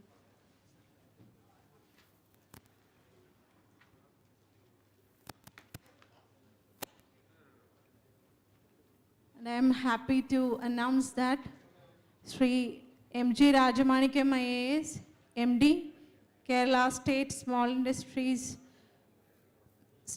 Scale Industries, Government of Kerala has joined online for the session. Welcome you, sir, on behalf of all the participants to this particular program, and I invite Prakash sir for the concluding remarks. ബഹുമാനപ്പെട്ട Shri Rajamanikyam sir, IAS, Managing Director of Kerala State Industrial Development Corporation, KSIDC, Government of Kerala, Sri G. Padmanand, Professor Padmanand GT, dear participants, I just wanted to brief Sri Rajamanikam. നമ്മളിന്ന് രാവിലെ മുതൽ ഇവിടെ ഈ സമ്മിറ്റിൻ്റെ ഭാഗമായിട്ട് different sessions നടന്നുകൊണ്ടിരിക്കുകയാണ്. രാവിലെ നമ്മുടെ industries director പങ്കെടുത്ത സെഷനിൽ MSMEകളുടെ in Kerala opportunities and challenges and way forward എന്നുള്ളൊരു സെഷനായിരുന്നു. Doctor Saji Gopinath, Shri Balagopal, chairman Federal Bank, George Seeba, chairman Kerala productivity council, K. Joseph, General Secretary KSSA, Sri P.S. Rajesh, General Secretary LUB, Padmanand and Joint Director MSME Thrissur, ഇവരൊക്കെ സെഷനിൽ പങ്കെടുത്തിരുന്നു. അത് കഴിഞ്ഞിട്ട് നമ്മുടെ industries minister ബഹുമാനപ്പെട്ട മന്ത്രി ശ്രീ P. രാജീവ് അവർ ഇത് ഉദ്ഘാടനം ചെയ്തു. നാഷണൽ ആൻഡ് സ്റ്റേറ്റ് അവാർഡ് വിന്നേഴ്സിനെ ആദരിക്കുന്ന ചടങ്ങുണ്ടായിരുന്നു. 6 സ്റ്റേറ്റ് ആൻഡ് നാഷണൽ അവാർഡ് വിന്നേഴ്സിനെ ആദരിച്ചിരുന്നു. അത് കഴിഞ്ഞ് ഉച്ച കഴിഞ്ഞിട്ട് എക്സ്പോർട്ട് സിനാരിയോ ലേറ്റസ്റ്റ് ഇനിഷ്യേറ്റീവ്സിനെ പറ്റി ജോയിൻറ്റ് ഡയറക്ടർ ഫോറിൻ ട്രേഡും അതുപോലെ തന്നെ കൊച്ചി സ്പെഷ്യൽ എക്കണോമിക് സോണിൻ്റെയും അതുപോലെ ശ്രീ പ്രൊഫസർ പത്മാനന്ദിൻ്റെയും സെഷൻസ് ഉണ്ടായിരുന്നു. ക്രെഡിറ്റ് ടു MSMEs അതിനെക്കുറിച്ചുള്ളൊരു session SIDBI, NSIC, then mister Ajayan, അതുപോലെ തന്നെ Sethumadhavan, former vice president of HDFC bank, Krishnakumar from Grant Thornton and Sri Anwar from KVAC. ആ സെഷൻസ് ഉണ്ടായിരുന്നു. Technology sourcing and supporting academia IIT Palakkad നിന്നുള്ള head of the department Shri Arun Alex from doctor Abdul Kalam technical university, Shri Jaideep Nag from Amrita technology enabling centre Amrita university, Shri Premkumar DGM MSME technology centre Kochi ഉണ്ടായിരുന്നു. Then we have got a session, very interesting session. നമ്മുടെ മറ്റ് സ്റ്റേറ്റുകളിൽ നിന്നുള്ള ട്രെഡ്സിൻ്റെ session ഉണ്ടായിരുന്നു. Shri Krishnakumar, general manager TReDS. Then മറ്റു സ്റ്റേറ്റുകളിൽ നിന്നുള്ള CODISSIA, TANSTIA, then rice millers cluster, Krishnagiri printers consortium, Trichy engineering cluster, മറ്റ് സ്റ്റേറ്റുകളിൽ നിന്നുള്ള ക്ലസ്റ്ററുകളുടെ അല്ലെങ്കിൽ ഇൻഡസ്ട്രി അസോസിയേഷൻ്റെ എക്സ്പീരിയൻസ് ഷെയറിംഗ് ഉണ്ടായിരുന്നു. Now just before the validity ഫംഗ്ഷന് മുമ്പായിട്ട് അസോസിയേഷൻസ് അതിൻ്റെ റോളിനെ പറ്റി KSSAയുടെ ജനറൽ സെക്രട്ടറി ജോസഫ്, അതുപോലെ LUBയുടെ സ്റ്റേറ്റ് പ്രസിഡന്റ് നാരായണപിള്ള, CIAയുടെ ചെയർമാൻ, ഫിക്കിയുടെ ജനറൽ സെക്രട്ടറി ജനറൽ എന്നിവരൊക്കെ സംസാരിച്ചിരുന്നു. സാർ, ഇതാണ് ഇന്നത്തെ ഒരു സെഷൻ്റെ ഒരു രത്ന ചുരുക്കം. ഈ സെഷനിൽ നമ്മൾ പ്രധാനമായിട്ടും ഈ കേരളത്തിലെ MSMEകളുടെ ഒരു പോസ്റ്റ് പാൻഡമിക്കിൽ വാട്ട് ആർ ദ ഓപ്പർച്യൂണിറ്റീസ്, ഈ ഓപ്പർച്യൂണിറ്റീസ് എങ്ങനെ മുതലെടുക്കാം, അവരുടെ ഇപ്പോഴുള്ള ചലഞ്ചസ് എന്താണ്, ആ ചലഞ്ചസിനെ എങ്ങനെ മറികടന്ന് മുന്നേറാം, അവർക്കൊരു കോൺഫിഡൻസ് കൊടുക്കാനും അതിനുള്ള മുന്നിലുള്ള ഡിഫറെൻറ്റ് ഓപ്ഷൻസ് എന്തൊക്കെയാണ്, ഇപ്പോൾ ക്രെഡിറ്റ് ആയാലും എക്സ്പോർട്ട് ആയാലും അല്ലെങ്കിൽ ടെക്നോളജി സോഴ്സിങ് ആയാലും ഇതിനെക്കുറിച്ചുള്ള ഡിഫറെൻറ്റ് ഓപ്ഷൻസ് എന്തൊക്കെയാണ്, ഇതിനുള്ളൊരു ഡിസ്കഷനാണ് നടന്നത്.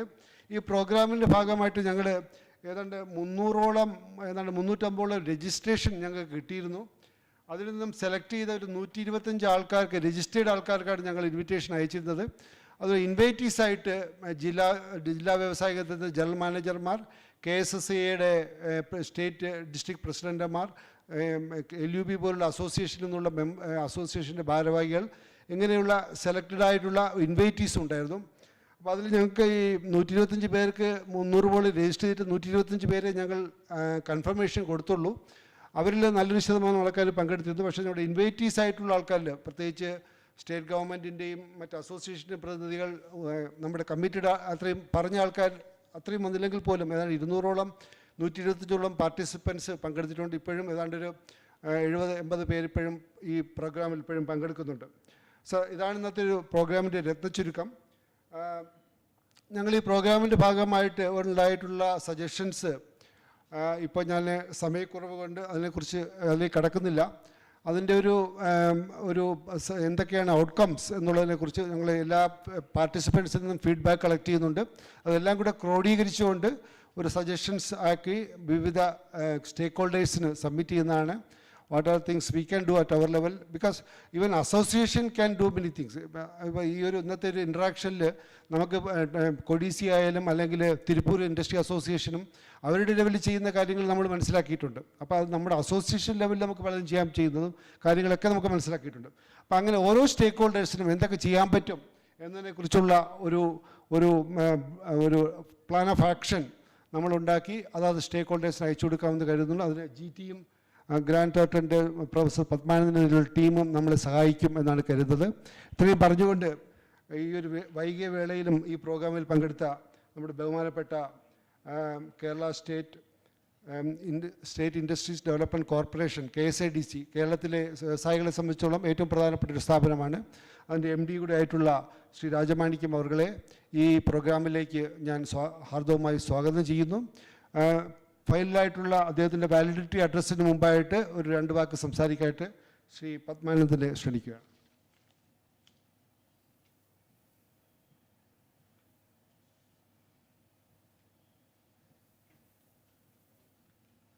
Thank you Prakash G.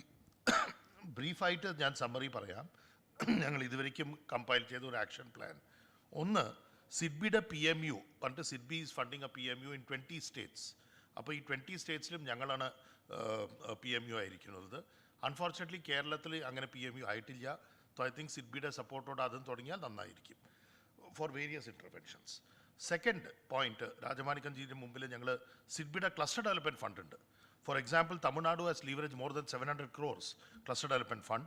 More than 15 states ഇതുവരെയും cluster development fund apply ചെയ്തിട്ടുണ്ട്. It is like NABARD's RIDF at 2.75% for matching with Government of India projects or KSIDC infrastructure projects. ഈ 2 ഓപ്ഷനും ചെയ്യാം. SIDBI PMU, SIDBI cluster development fund. മൂന്നാമത്തത്, for infrastructure only, ഒരു mini cluster development program പറഞ്ഞ് state government launch ചെയ്യാൻ സാധ്യതയുണ്ട്. Like തമിഴ്നാടുവിലുണ്ട് mini cluster development program, മഹാരാഷ്ട്രയിലുണ്ട്, ഹരിയാനയിലുണ്ട്, ബീഹാറിലുമുണ്ട്.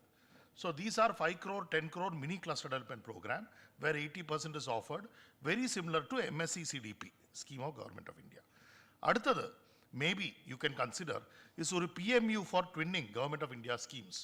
ഒരു സ്റ്റേറ്റ് ലെവൽ PMU പറഞ്ഞ് ലോഞ്ച് ചെയ്താൽ, ഞാൻ പറഞ്ഞ പോലെ മഹാരാഷ്ട്ര പോലെ സ്റ്റേറ്റുകളും even Tamil Nadu also, hundreds and thousands of crores are leveraged under 10 or 15 different schemes of the Government of India.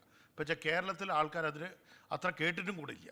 അപ്പോൾ അങ്ങനത്തെ ഒരു സ്ഥിതി ആവാണ്ടിരിക്കാൻ ഒരു PMU വേണമെങ്കിൽ ലോഞ്ച് ചെയ്യാനും സാധ്യതയുണ്ട്. അടുത്തതുള്ളത് private industrial estate scheme like in Tamil Nadu and in Maharashtra is no being introduced in Kerala. പക്ഷേ അവർ സജഷൻ ഇസ് അതിൻ്റെ സീലിംഗ് കുറച്ച് ഇൻക്രീസ് ചെയ്താൽ നന്നായിരിക്കും. 2 crore is the grand ceiling I think presently, but it should be increased at least to 5 to 10 crore. Is what our experience suggests. Next is with regard to credit. credit, RBI has asked us to mandated us to evolve cluster-based financing instrument. So we've evolved cluster-based financing instrument in many other clusters, including in Haryana, in AP, etc. This cluster-based financing instrument, MSMEDI take up chedal, we can provide guidance also, and we can evolve this instrument also through industry associations. Next point is with credit only, TRED scheme onboarding. Tamil Nadu Lipo Geo Arakitunda, all the state government departments and the state government PSUs are onboarded under the TRED schemes, Trade Receivable Exchange Scheme. So, the bills discounting is possible, factoring services are possible. So, MSMEs, the credit problem will be resolved to a major extent. The next major intervention in the market side, infrastructure kainyu, credit kainyu, now market. Market, 2 months ago, with the state governments, delegation, Dubai World Expo. World Expo, Dubai, we had interacted with at least 10 or 15 leading buyers, importers in Dubai. They all happen to be from Malappuram, right from the Lulu group downwards. So what we find is the market, the UAE market or the Gulf market, which is controlled through Jebel Ali and nearby ports, is largely controlled by NRIs or by Indians, expatriate Indians. But even there we found only 10% of their import requirement is procured from India in all commodities. Why? We are not networking with them strongly. So Stewardship Council, other than World Bank in the language, where we involve the NRIs, the buyers in the UAE, we involve the exporters in Kerala and potential exporters, form a committee, and for each product and commodity, they will give the standard, they will give the specification. Based on that, we produce and supply. It is very easy to do, we only need to take the leadership. When we went to Dubai, we found, unfortunately, even our Honorable Ambassador or the First Secretary is not spending time with the expatriate community who are controlling the economy, the whole Gulf region. So this is something that we should initiate from Kerala, a stewardship council for export marketing. The last one is with regard to industry associations. So we had interaction with Tamil Nadu, the Krishnagiri printing cluster, Salem cluster, then with the Trichy engineering cluster. All of them are operating raw material banks. All of them are operating their own common facilities. They have leveraged hundreds of crores from different Government of India schemes, including Tirupur, Kodisia. So state government should have a model by which we encourage industry associations to evolve into dynamic platforms for credit, for infrastructure, raw material, etc. to develop our MSME sector. So thank you very much.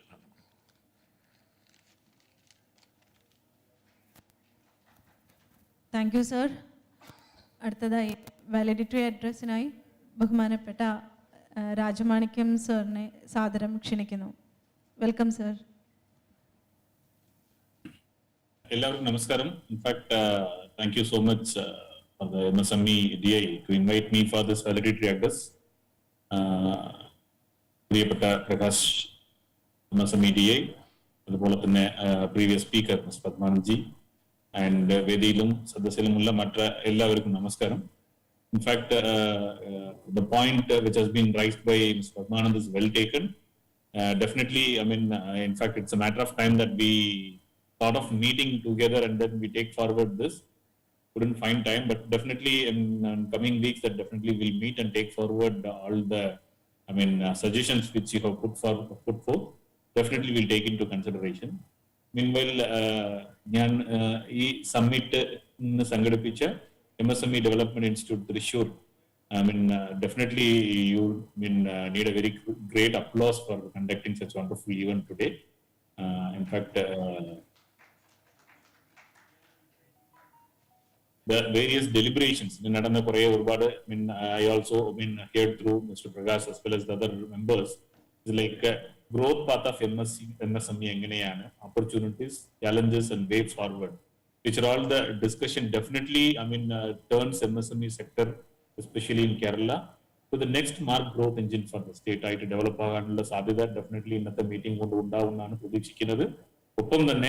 the various path-breaking measures for boosting MSME, which has been discussed today in various sessions, definitely going to help to formulate the focused initiatives to build a robust, new-age compliant MSME ecosystem in the state, with the emphasis on inculcating quality that should be a part of a culture of any MSM.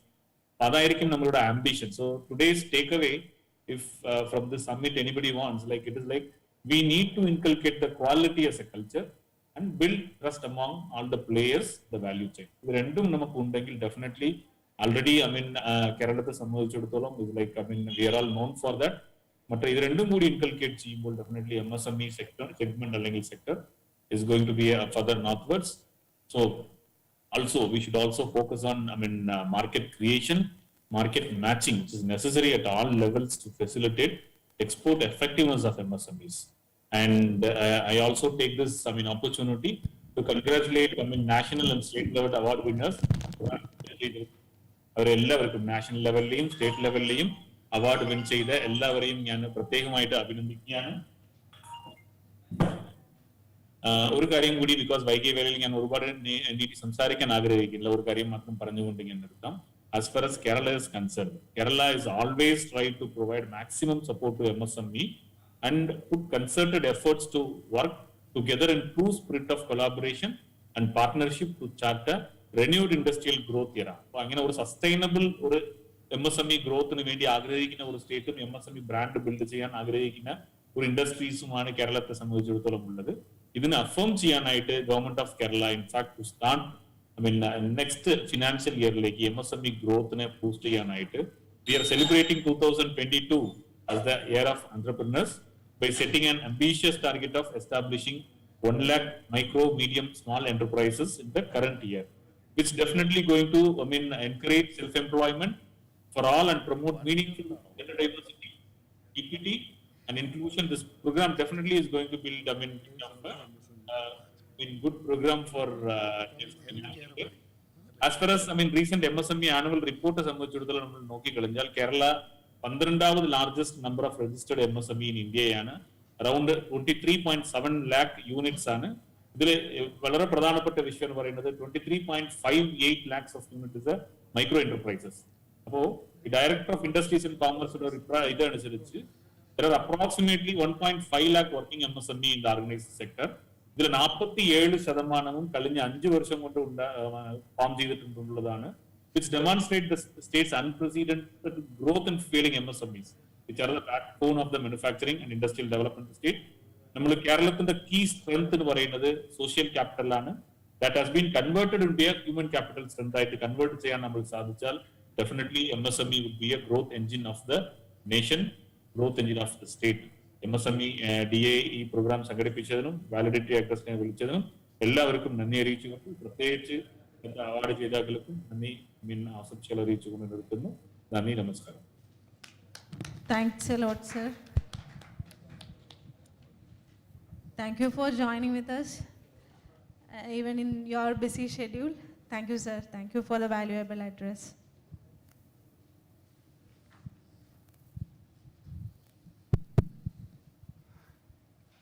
Thank you. ഈ programme ഇവിടെ അവസാനിക്കുകയാണ്. ഒറ്റ minute നിങ്ങൾ feedback കൊടുക്കാനുള്ളത് കൊടുത്തിട്ട് എല്ലാവരും കൊടുക്കുക. ഈ പ്രോഗ്രാമിൽ ഞങ്ങളുമായിട്ട് വളരെയധികം ഈ പ്രോഗ്രാമിൻ്റെ തുടക്കത്തിൽ തന്നെ ഞാനിത് ഈ പ്രോഗ്രാം നടത്തുന്നതിനെ കുറിച്ച് ആദ്യം ഒരു 3 days ഇവൻ്റായിട്ടാണ് പ്ലാൻ ചെയ്തത്. 3 days ഇവൻ്റ് എന്ന് വെച്ചാൽ ഞങ്ങൾക്ക് ഈ പ്രോഗ്രാമിൻ്റെ സാങ്ഷൻ കിട്ടിയത് തന്നെ ഏതാണ്ട് ഒരു 10 ദിവസം മുമ്പാണ്. 10 ദിവസം പോയില്ല, 7 ദിവസം 8 ദിവസം മുമ്പൊക്കെ കിടന്നു അല്ലേ. സോ മാർച്ചിന് മുമ്പ് നടത്തണമെന്നു. അപ്പോൾ നമുക്ക് വളരെ ടൈം, അപ്പോൾ 3 ദിവസത്തെ പ്രോഗ്രാം നമുക്ക് ഈ മാർച്ച് ലാസ്റ്റ് നടത്തുക പറഞ്ഞാൽ ഇറ്റ് ഈസ് പലപ്പോഴും നമുക്ക് പാർട്ടിസിപ്പൻസിന് 3 ദിവസം കിട്ടാൻ തന്നെ ഭയങ്കര ബുദ്ധിമുട്ടായിരിക്കും. അതുകൊണ്ടാണ് 1 day ഇവൻ്റായിട്ട് നടത്താൻ ഉദ്ദേശിച്ചത്. ഇങ്ങനത്തെ ഒരു പാക്ഡ് ആയിട്ടുള്ള ഒരു ടൈറ്റായിട്ടുള്ള ഷെഡ്യൂള്, കുറച്ച് ടൈറ്റായിപ്പോയി, പലർക്കും സമയം കൊടുക്കാൻ സാധിച്ചില്ല. അതിൻ്റെ ഒരു കുറ്റബോധം ഞങ്ങൾക്കുണ്ട്. കാരണം പലരെയും ഇടയ്ക്ക് സംസാരിക്കുന്നതിനിടയ്ക്ക് നിർത്തേണ്ടി വന്നു. Sorry for it. I sincerely apologise for it. ഞങ്ങളുടെ ഓഫീസ് ഒരു 8 ഓഫീസേഴ്സ് ഉള്ള ഒരു ചെറിയ ഓഫീസാണ്. 8 ഓഫീസേഴ്സാണ് ഞങ്ങൾക്കുള്ളത്. അപ്പോൾ അവിടെ ഒരു ഡെഡിക്കേറ്റഡ് ആയിട്ടുള്ള ടീം വർക്ക് ചെയ്തിട്ടുകൊണ്ടാണ് നമുക്ക് ഇങ്ങനത്തെ ഒരു പ്രോഗ്രാം ചെയ്യാൻ പറ്റിയത്. അതോടൊപ്പം തന്നെ നമ്മുടെ ഗ്രാൻഡ് ടോട്ടൺ, ഞാൻ ഈ പ്രോഗ്രാമിനോട്ട് ആദ്യം സംസാരിച്ചപ്പോൾ തന്നെ പത്മാനന്ദ് സാർ, പ്രൊഫസർ പത്മാനന്ദ്, അദ്ദേഹം എനിക്ക് എന്തെന്നറിയില്ല, വളരെയധികം support. he was calling me very frequently and asking me what happened, how you are scheduling, and on each and every aspect അദ്ദേഹം ചെക്ക് ചെയ്യുന്നുണ്ടായിരുന്നു. Actually ഞങ്ങൾ ഇതിനകത്ത് ഒരു knowledge part we are not paying anything to them. They are freely their service provide ചെയ്തതാണ്. So they are, because he is interested in doing something for the MSMEs in Kerala. So that way we are very happy we are very thankful to Professor Padmanand and his team. ഞങ്ങളുടെ ഓഫീസിൽ ഇത് ചെയ്ത ഒരു main കോർഡിനേറ്റേഴ്സായിട്ട് work ചെയ്ത 2 ഓഫീസർമാർ, ശ്രീമതി ലജിത മോൾ and Shrimati രേഖ ആണ് ഇത് main coordinators. അവർക്ക് I congratulate them for organizing such a wonderful program. And also I congratulate our team of officers, including Mr. Velladiresh, Sri Suresh Babu, Sri Martin Chako, and Srimati Adira, and other team of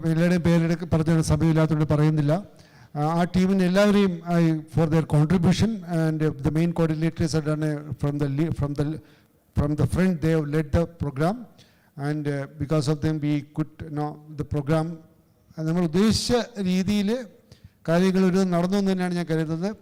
We have got a lot of interactions. കുറച്ചുകൂടെ പാർട്ടിസിപ്പൻസിൻ്റെ ഒരു involvement ഉണ്ടായിരുന്നെങ്കിൽ കുറച്ചുകൂടെ നന്നായിരുന്നു എനിക്ക് തോന്നുന്നു. That is the only thing I felt at the end of the program, but otherwise it was a very good program. I feel very happy about it.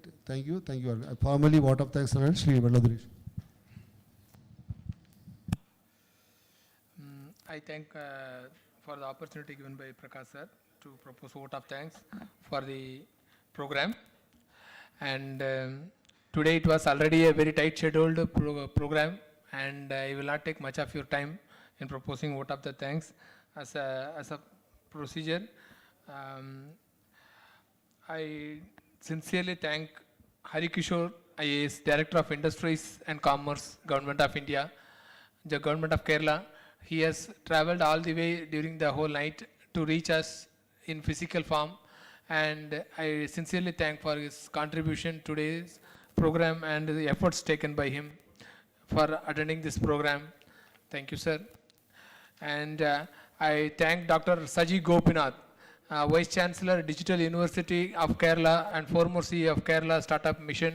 He has joined online, and he has given a wide range of information which are very much relevant to the topic today, and I thank him personally.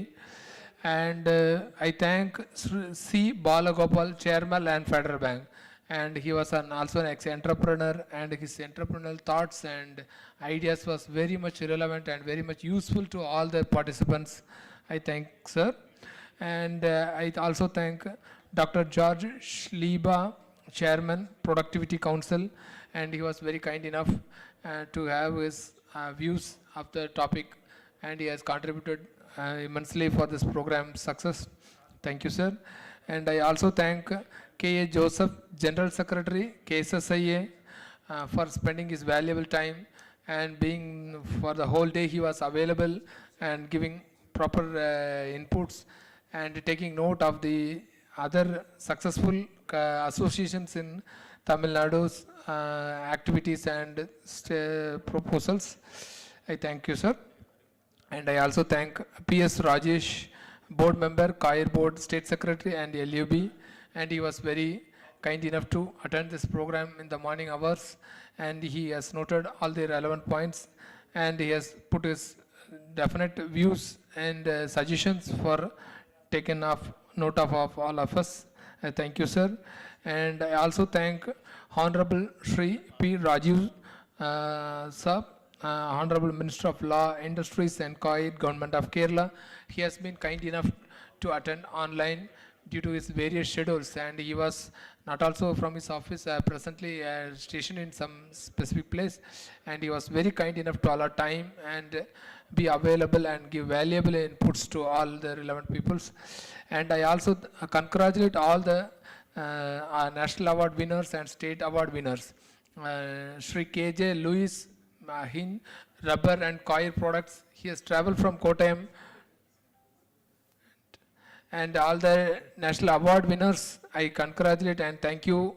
And I also thank K.M. Harilal, ITS, Joint Director, DGFT, Cochin, and he was very kind enough to be well in our time and be available for the program.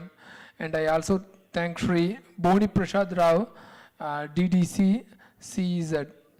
And I also thank Kaushal Kendra Kumar, Manager, SIDBI. And I also congratulate Shri K.A. Ajayan, Managing Partner, Vriddhi Consulting Training Services, for giving his presentation in online. He was supposed to come in physical form, but at last minute he was changed to online mode. I thank you him.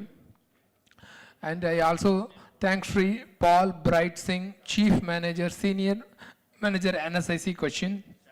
And I also thank Sedu Madhavanji, CMD, Centurion Bank, Centurion Finatech. He has provided valuable information relevant to all the participants. And I also thank Shri Krishna Kumar Walker, Chandik Co LLP. I also thank CG Andavar, Assistant Deputy Director, KVIC, Trivandrum. He has traveled from Trivandrum to participate in the program. Though they have a very small office, they have contributed. And I also thank Dr. Dinesh Jagadishan, Associate Professor, IIT Palakkad. Due to his busy schedule, he was kind enough to attend this program in physical form. And I also thank Shri Arun Alex, Coordinator, Cell, APJ Abdul Kalam University. He has joined physically. Thank you, sir. And I also thank Shri Joy Nag, Head Advisor, Amrita Vishwa Vidya Pedam. And I also thank Prem Kumar, DGM, MSME TC, Kochi, for participating in this program physically. And I also thank Shri Krishna Kumar, General Manager, Trades, and he has traveled from all the way from Chennai to attend this program and be along with us. And I also thank Shri K. Mariappan, Chairman, Tansia, for attending through online and providing his inputs for the program and for taking a note of future programs. And I also thank President Kodisia. Due to his busy schedule, also he was kind enough to have his address in this program. And I also thanks Muthu Sundaram Srinivashan, Trichy Engineering Cluster. And I also thank Devkumar, Director, Grant Thornton, for being with us and actively contributing for the success of this program. And I also thank Savio Matthew, Head, FICCI, Kerala. And he was kind enough to attend online in this program. And I also thank Sri Narayan Pillai, State President, LUP. He was kind enough to travel from Kollam to reach Ernakulam to be along with us, to have his valuable presence felt by all of us. And I also thank Sri MG Rajamanikam, IAS MD, KSIDC, Government of Kerala. And I also thank our Head of Office, Sri G.S. Prakash Sir, Joint Director and Head of Office, for organizing this program and giving me an opportunity to propose vote of thanks. And I also thank all my dear colleagues, and special thank to coordinator of the program, and also the support extended by Grant Thornton team for live streaming of the program, and specific inputs and coordination extended by the whole team of Grant Thornton, and also all the officials and staff members of our office who has worked around the clock to make this happen, and traveling from Thrissur to reach this venue time and again. They have visited many times. And I also thank all the dear participants who have participated from various parts of the Kerala.